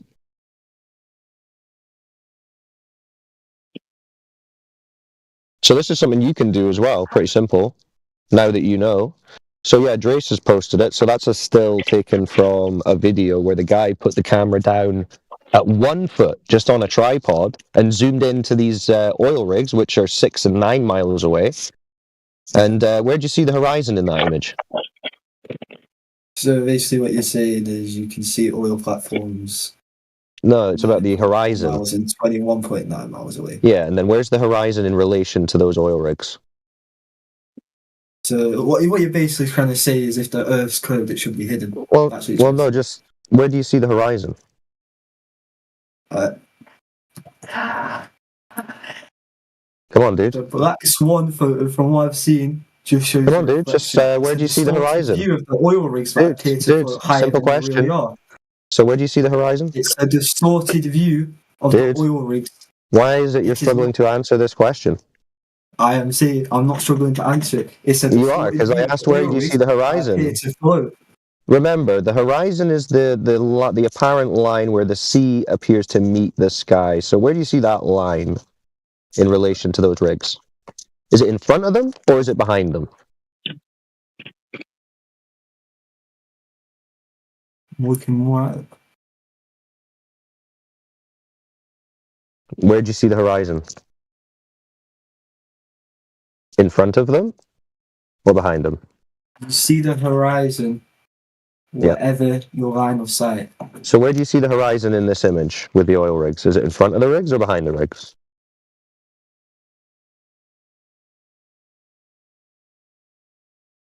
Come on, dude. It's not going to kill you to acknowledge observable reality. Why is he afraid to answer? It's strange. I don't know. It is strange. Why are you afraid to answer, dude? Or reluctant, at least. What's up with that?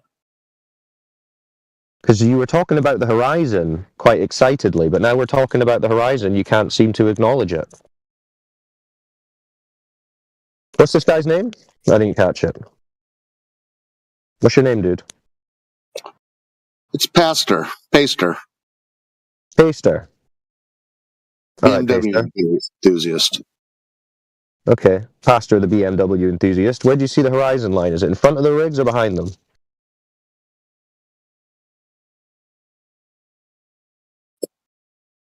Maybe a pussycat got his tongue. I think he... Paster, are you aware that the answer to this is damning to the globe? Oh, is that why he's not saying it? Because he already knows? Guess what, friends? Both answers are damning to the globe, no matter which answer you choose. If you say that is the horizon, then that means, according to your previous thing, it's a physical location, which means you inflated the radius of the Earth, which means you disproved your model. If you say it's refracted and it's just an optical effect, then you put the horizon into the category of optical effects, disproving what you previously claimed that it was a geometric location. So no matter what, you lose. That's a good point, AI, but you're giving the game away. Come on, Pastor. Which one is it? Is it globe debunked or is it globe debunked? Yeah, he got on his BMW and burned out. He's gone. Yeah, he got on Fiverr and paid me my $5 for helping him out. Oh, okay. Oh, well, that's good. Another Glober rescued from delusion. You love to see it. Well, he was going on about the horizon. He couldn't shut up about the horizon, but now he doesn't want to talk about it. That's strange. Can any other Glober tell me where they see the horizon? Because I'm unsure. I can't really tell. Where'd you see it? Hey, that other guy that you muted that was White Knighting, he actually said he experienced it as being a physical location. Yeah, he said that earlier. Maybe he wants to chime in. Okay, well, I didn't mute him, but yeah, someone obviously did. We can try him then, if he's the last glob standing. Where do you see the horizon, guy?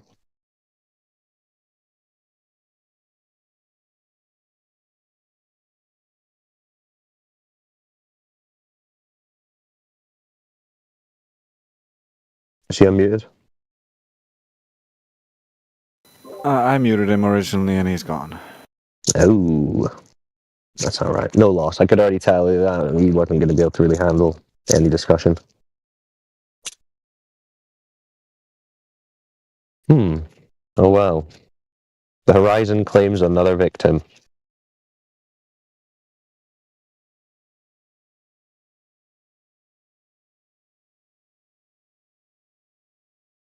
What's funny about that kid, though, is he said, when the other kid said the horizon is a physical location, he said, no, the horizon is the limit of what your eyes can see.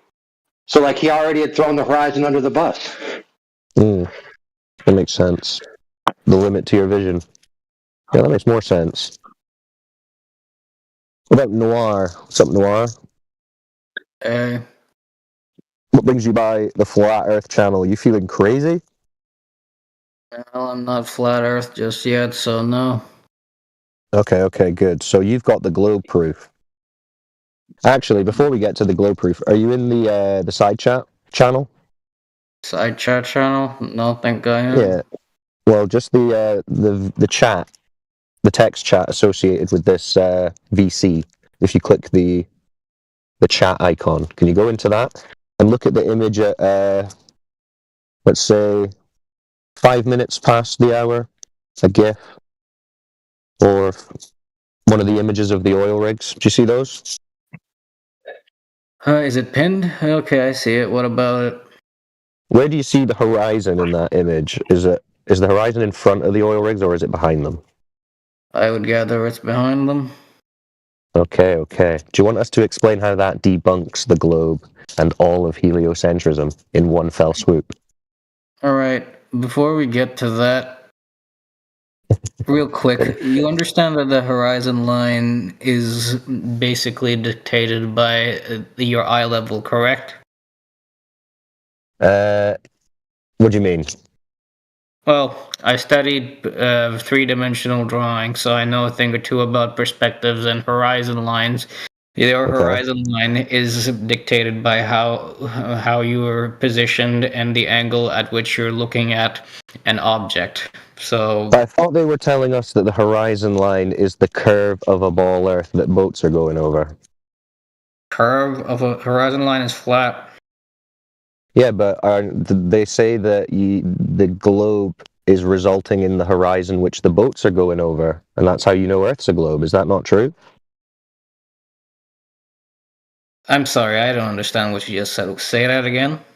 Have you ever heard the argument boats go over the horizon? They disappear into the horizon. I'm not sure if they go over it. Right, well, the globe argument is that they're going over it, and that the horizon is a curve of a ball Earth. Well, it's probably going to disappear before it goes over because of the atmosphere, atmospheric fog. So I wouldn't jump to conclusions there. Also, so you don't think the horizon is the curve of a ball Earth?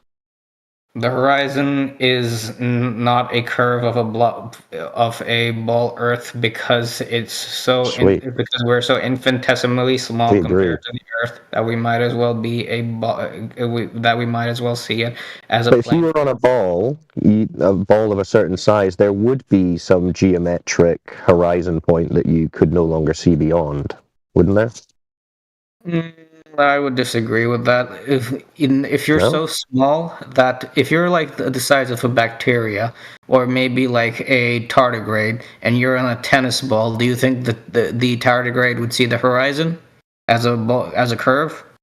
Well, let's say you were a being a sufficient size to see the geometric curve horizon like they're telling us we are on this globe. I'm sorry, what? So if you go on to Google and you Google distance to horizon calculator and you put in your observer height at 6 feet, how far away do you think they say the horizon should be? I'm sorry, you're just going to have to give me your entire argument. I don't really care for this little mystery. Okay, it's very simple. So according to the globe size of 3959 mile radius, the horizon distance that they claim is the curve of a ball Earth that boats are going over is calculated to be 1.22 times the square root of the observer's height in feet. Now, for a 6-foot observer, if you're standing at the beach, they're saying that the horizon line can be no more than 3 miles away from you. Do you understand that? Sure, what about it? Well, it's wrong. Okay. Because when you go and check it, as a 6-foot observer, you can see the horizon 10 miles away, 15 miles away, 20 miles away, thus debunking this claim of a globe Earth curvature resulting in a horizon. You can see into the infinity? No, every optic has a limit, of course. Every optic has a limit, but you haven't told me why this optic... Don't need to. I'm just telling you that the globe is debunked by that formula. Yeah, and by you're this going to have to observation. tell me how it's debunked.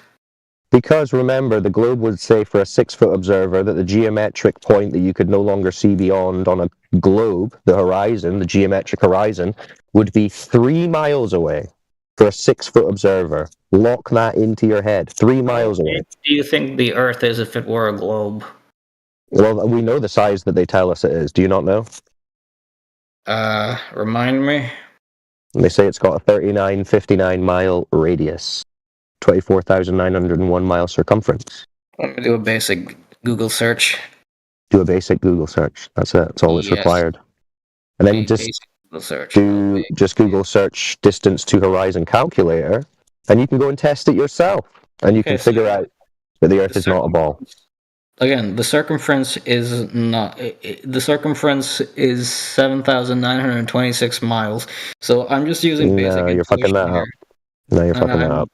I'm not talking about your argument right now. I'm talking No, but you got the about. circumference wrong. Hang on. Yeah, sorry, the diameter. I got that wrong. The diameter is 7,926 miles, right? Well, that's the claim. That's a claim, isn't it? Well, yeah, so is flat Earth. No.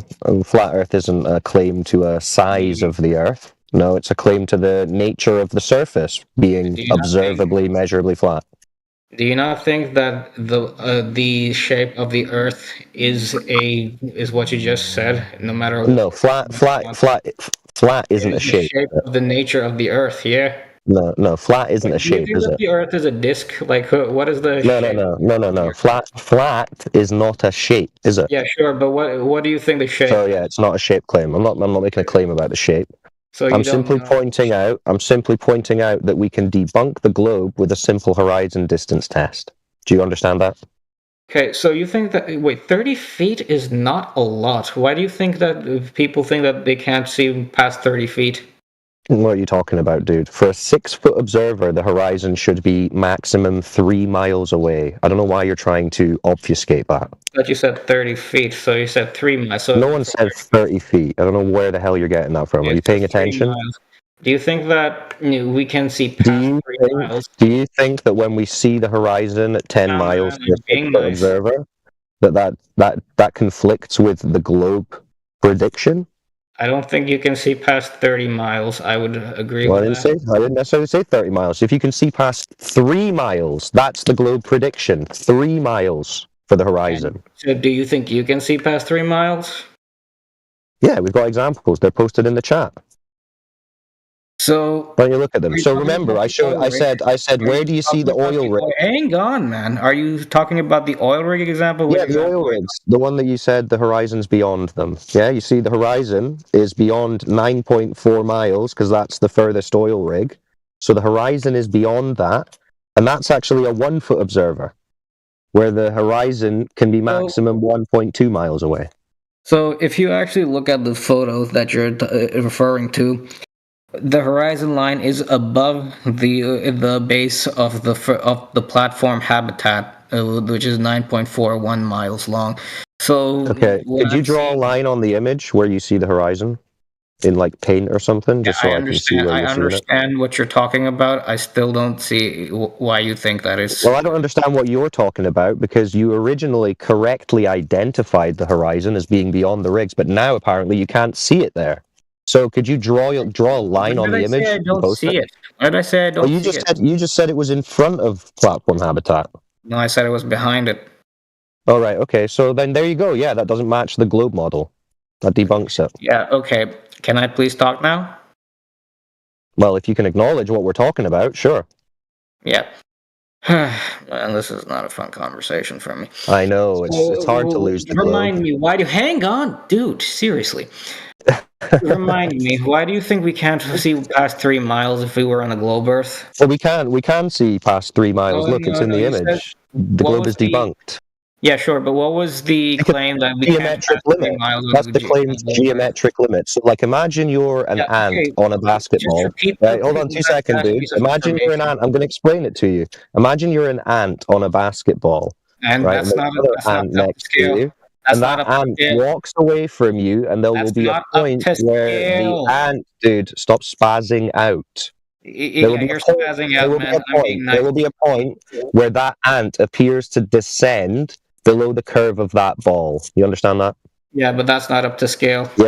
So the scale, as it applies to the globe, that would be 1.2 times the square root of the observer's height in feet. That is the calculation being used here. So that is the scale. So stop spazzing out. Stop being emotional. It's getting tiring. Very nice to you. I understand that flat. No, no. You're being a bit seriously. You're being a bit obnoxious. I'm being very nice to you. Thank you very much. Now, no, you're being obnoxious. Yeah, I have to agree with Cyclone. You're not really doing a great job about taking turns and waiting for him to finish speaking. So you could work on that, Noir. That's lovely. So he's just pressed. I get it. He's upset because he's lost the globe. Lost the globe. Funny. Oh yeah, you did when you said the horizon's beyond the rigs. Listen, dude, if you don't understand the geometric limits of the claimed globe that you apparently believe in, just look it up. Go onto a curve calculator, look up the numbers. You were the one, you didn't even know what the size of the thing was, and now you're going to try and tell us about it? Get real. Don't you trust the scientific establishment, dude? What are you talking about? It's not about trusting the scientific establishment. It's about observing the horizon. Yeah, but like, if you're the one who's saying that compared to what they claim. If you're the one who's claiming that you Simple. understand what the science is, then tell me one flat. We're talking about this. We didn't mention science at all. We were talking about observing the horizon, dude. Yeah, we're not talking about science at all. What are you talking about?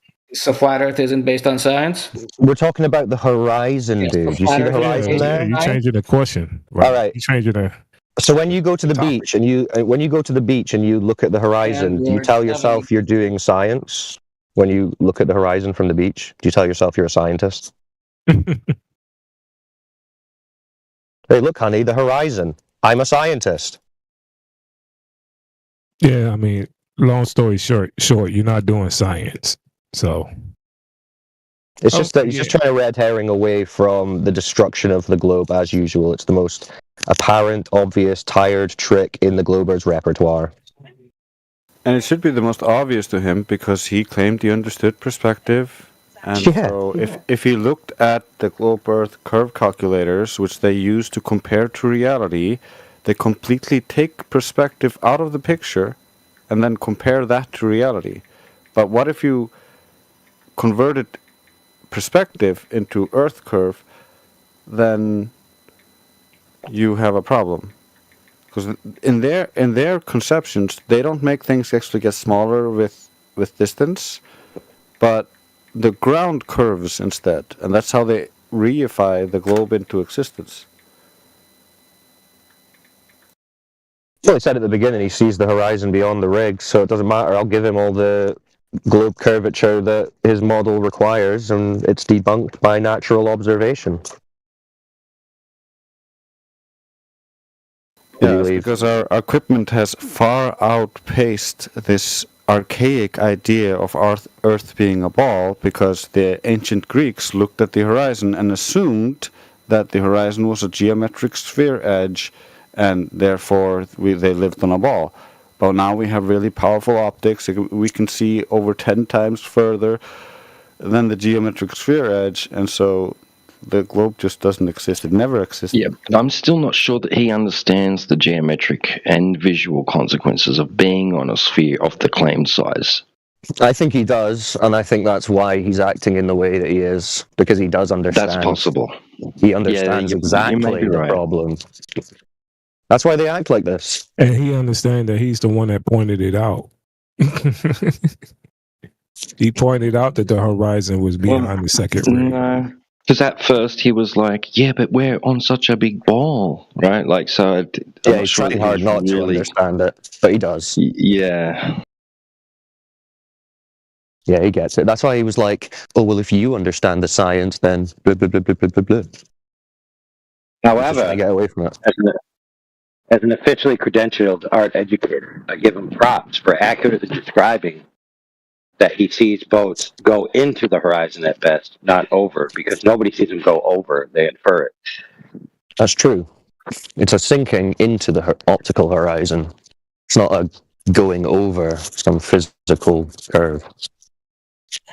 Yeah. So then he should have been able to entertain the conversation a bit more than what he did. But, you know.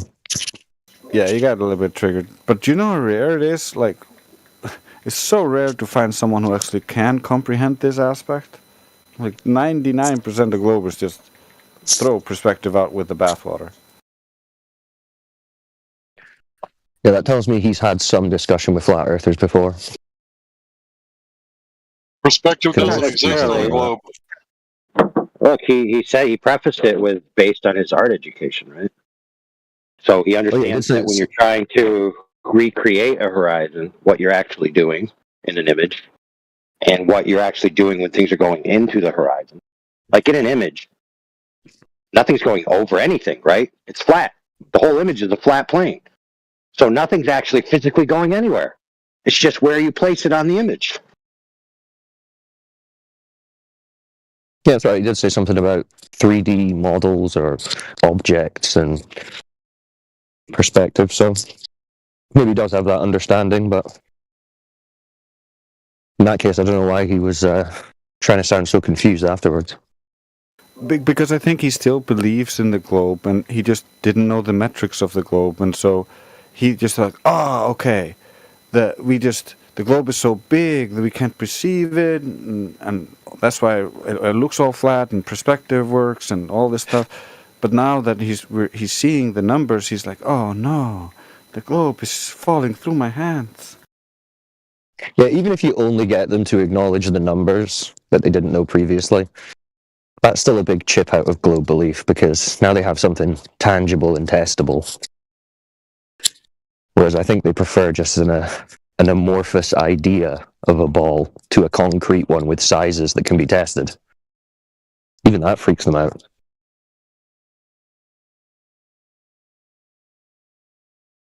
So who else we got? Anyone new with questions? Comments?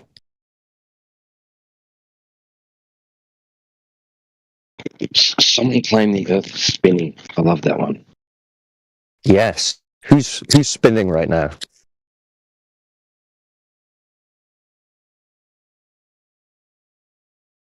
No one is spinning. No one's spinning. No, unless they're just twirling around in their living Yeah, not room. even in their office chair. Just spinning around. Maybe they're losing it. doing that. Yeah. We used to have these great chairs around the breakfast table that my brother and I would spin around in. They were amazing. We just spin. Breakfast bar stools or something. Yeah, kind of like that. Yeah. Yeah. My mom didn't like it when we did that because she thought they would break. But one of them's still around here. It lasted all that time. Oof. I should go spinning it right now, Cyclone. Pretend You I'm should on a spin it globe. right now. Yeah, you should. Tell us what it's like. You think I'll notice that I'm spinning? Well, no, because if you imagine you're in a car that's spinning, would you notice? Think about it. They tell me I wouldn't, but I feel like I would. It's a very slow 1,000-mile-an-hour spin.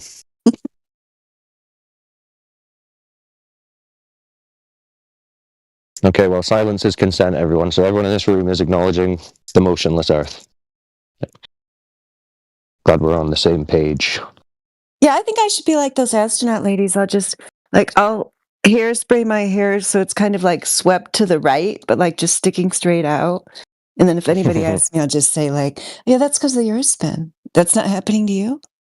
You said there's something about Mary Mom? What is Crit saying? Something about Mary Mom? You don't want to know.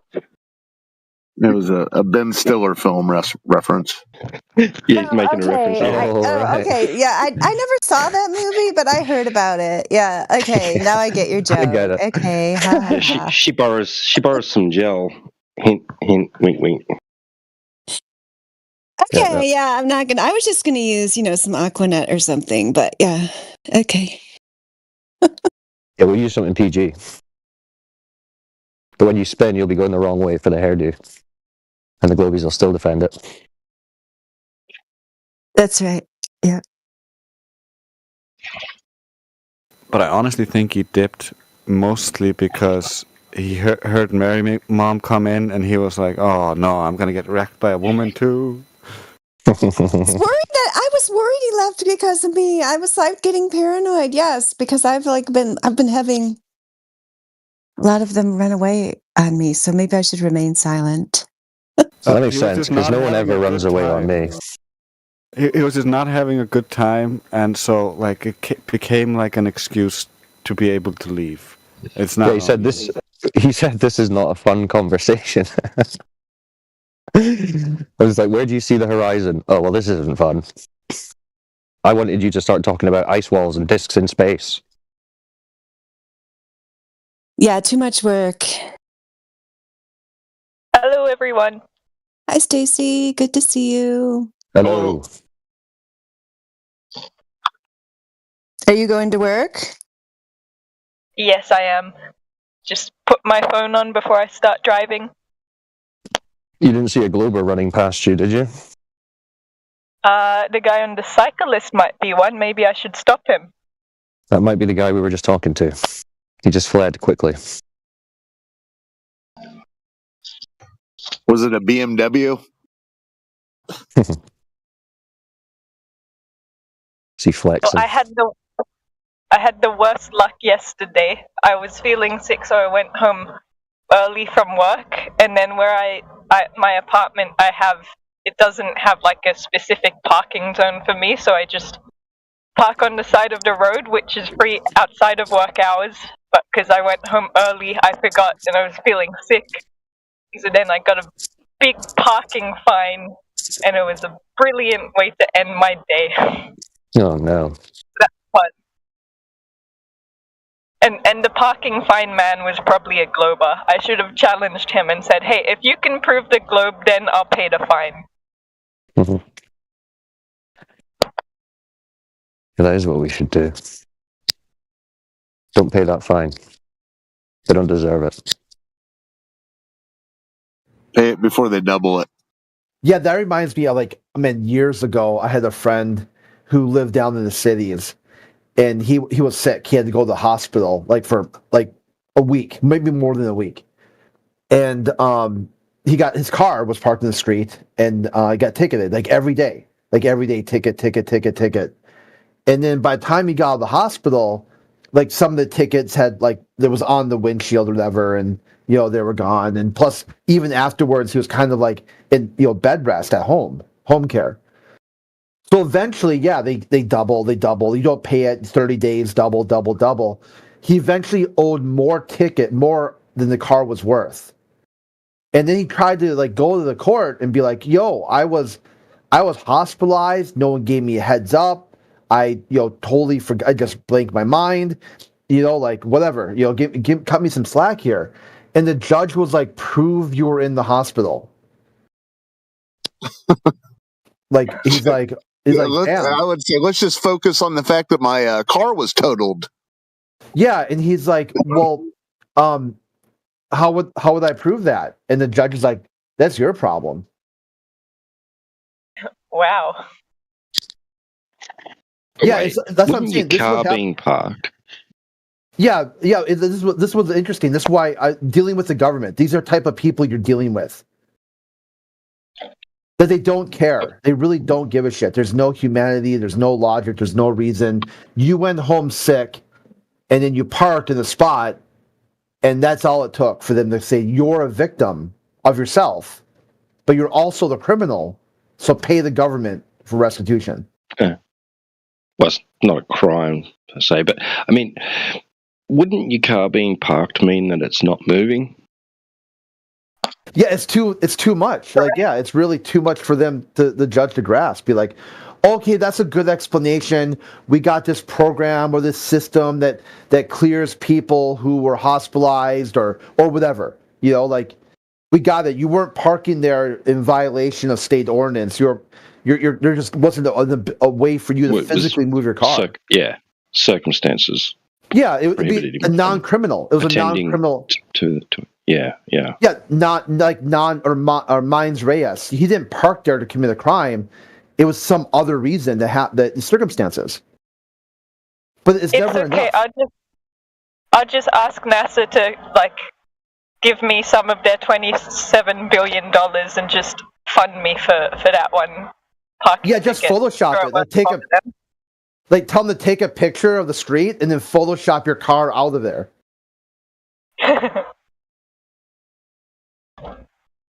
Oh, I got it. Get the dimensions for the currency that exists in your country. Write the dimensions of the currency on a piece of paper. Give it to them. And when they say, what the heck is this? You'd be like, this is a model of the dimensions of the currency. So clearly it's real. Exactly.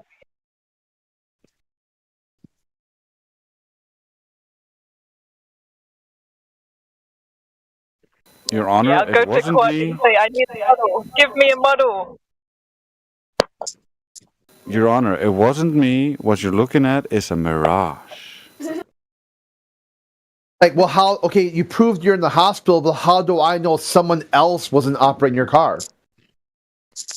You're like, wow.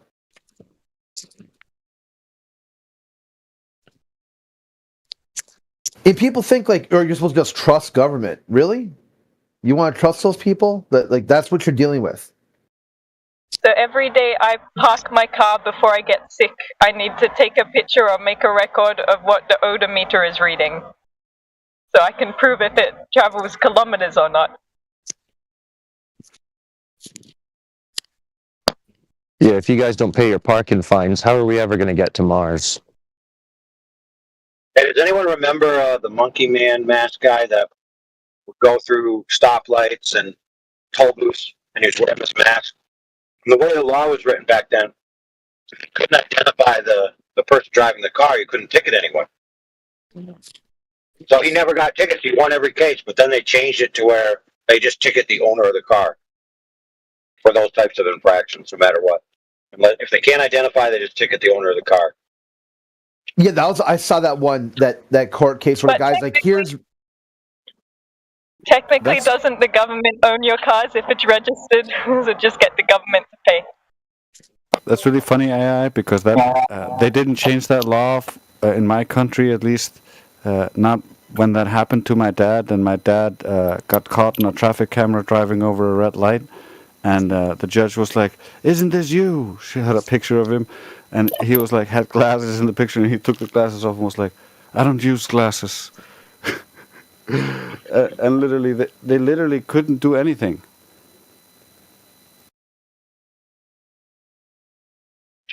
It was too grainy of a picture to be 100% sure, so they was like, that's not me, I don't use glasses. This is just for show, this is not extra. For the new people in the room, Drace's father is a legend.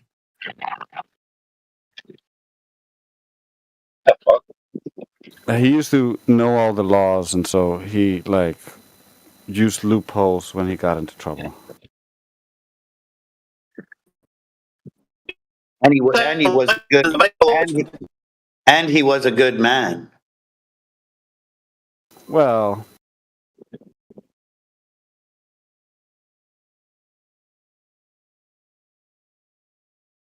he had great memory.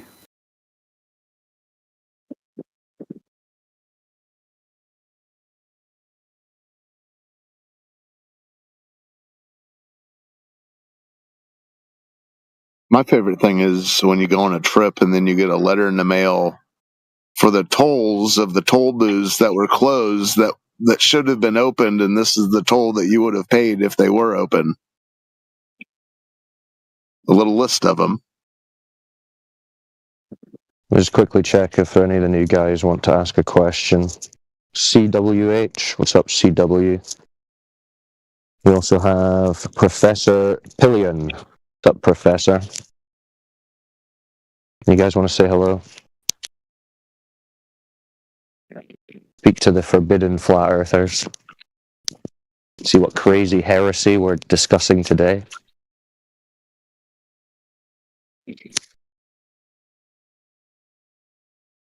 No? All right. Come That's a on, good I'm one. sure they have best proof of globe. What's your best proof of the globe?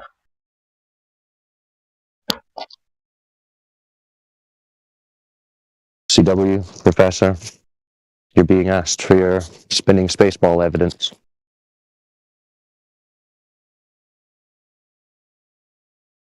You can post it in the chat if you can't talk.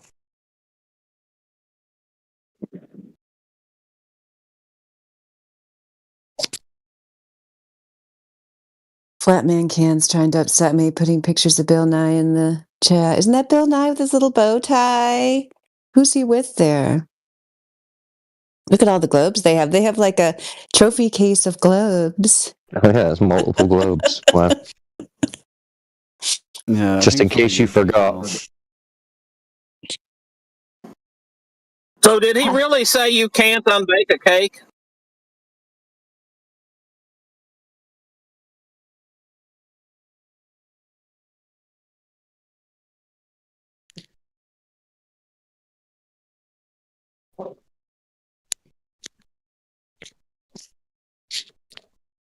I haven't seen this episode, but I think I've seen this lady on her YouTube channel once or twice. I still think he's responsible for probably the worst TV segment that's ever existed. Let me post that.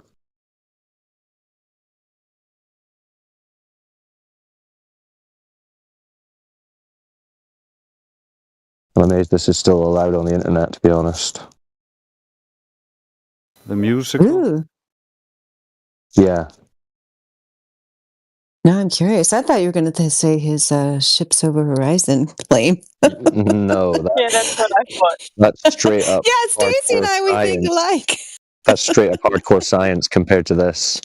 My Sex Junk, Rachel Bloom, Bill Nye Saves the World. Should I watch this? Oh my, I see the I think you should watch caption it. on the song already. It's making me crack out. If I had to watch it, you have to watch it. I'm not even going to say that word. I mean, that phrase, because then somebody would clip it. All right. Yeah, this is what I think of when a lot of the Globers say science.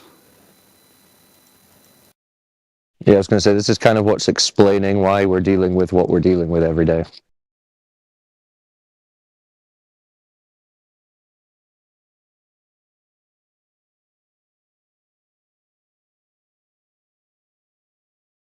You could make a parody of that song with space junk as the catchphrase.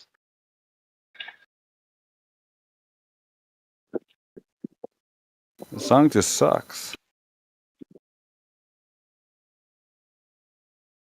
But I guess I could rework the lyrics and then make it into a song I actually like.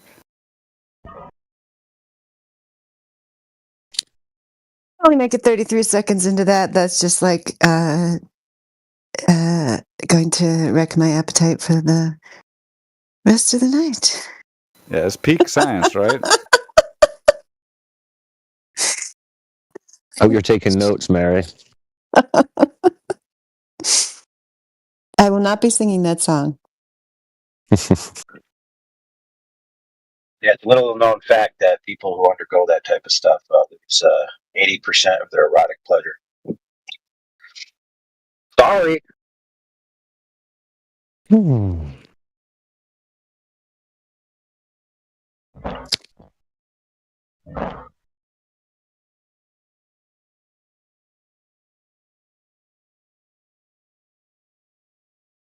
Bill Nye bopping out on the side.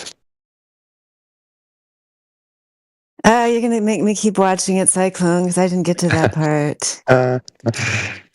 That's the best bit, seeing how into it he has to pretend to be. He's doing science. That's science. He said, well, Neil dropped a microphone. I need to do something more.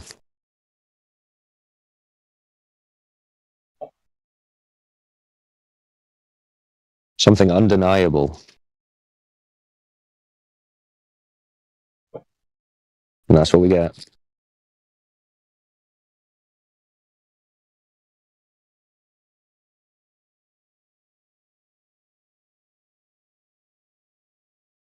I always thought it was Katy Perry that did that song. No. Whoever's doing that song wouldn't have a career after it. Yeah, if our society ever has, kind of a new renaissance, I guess you say, of reason, decorum, and civilization, and anybody complains about it, wants to go back down this road, we'll just show them that video. Nice video for you to see why it is we need to maintain some standards of civilization, if you don't mind. Yeah, it's really going to be a damning indictment in the history books when they get to this bit. Yeah. They did all this good stuff. They built the pyramids.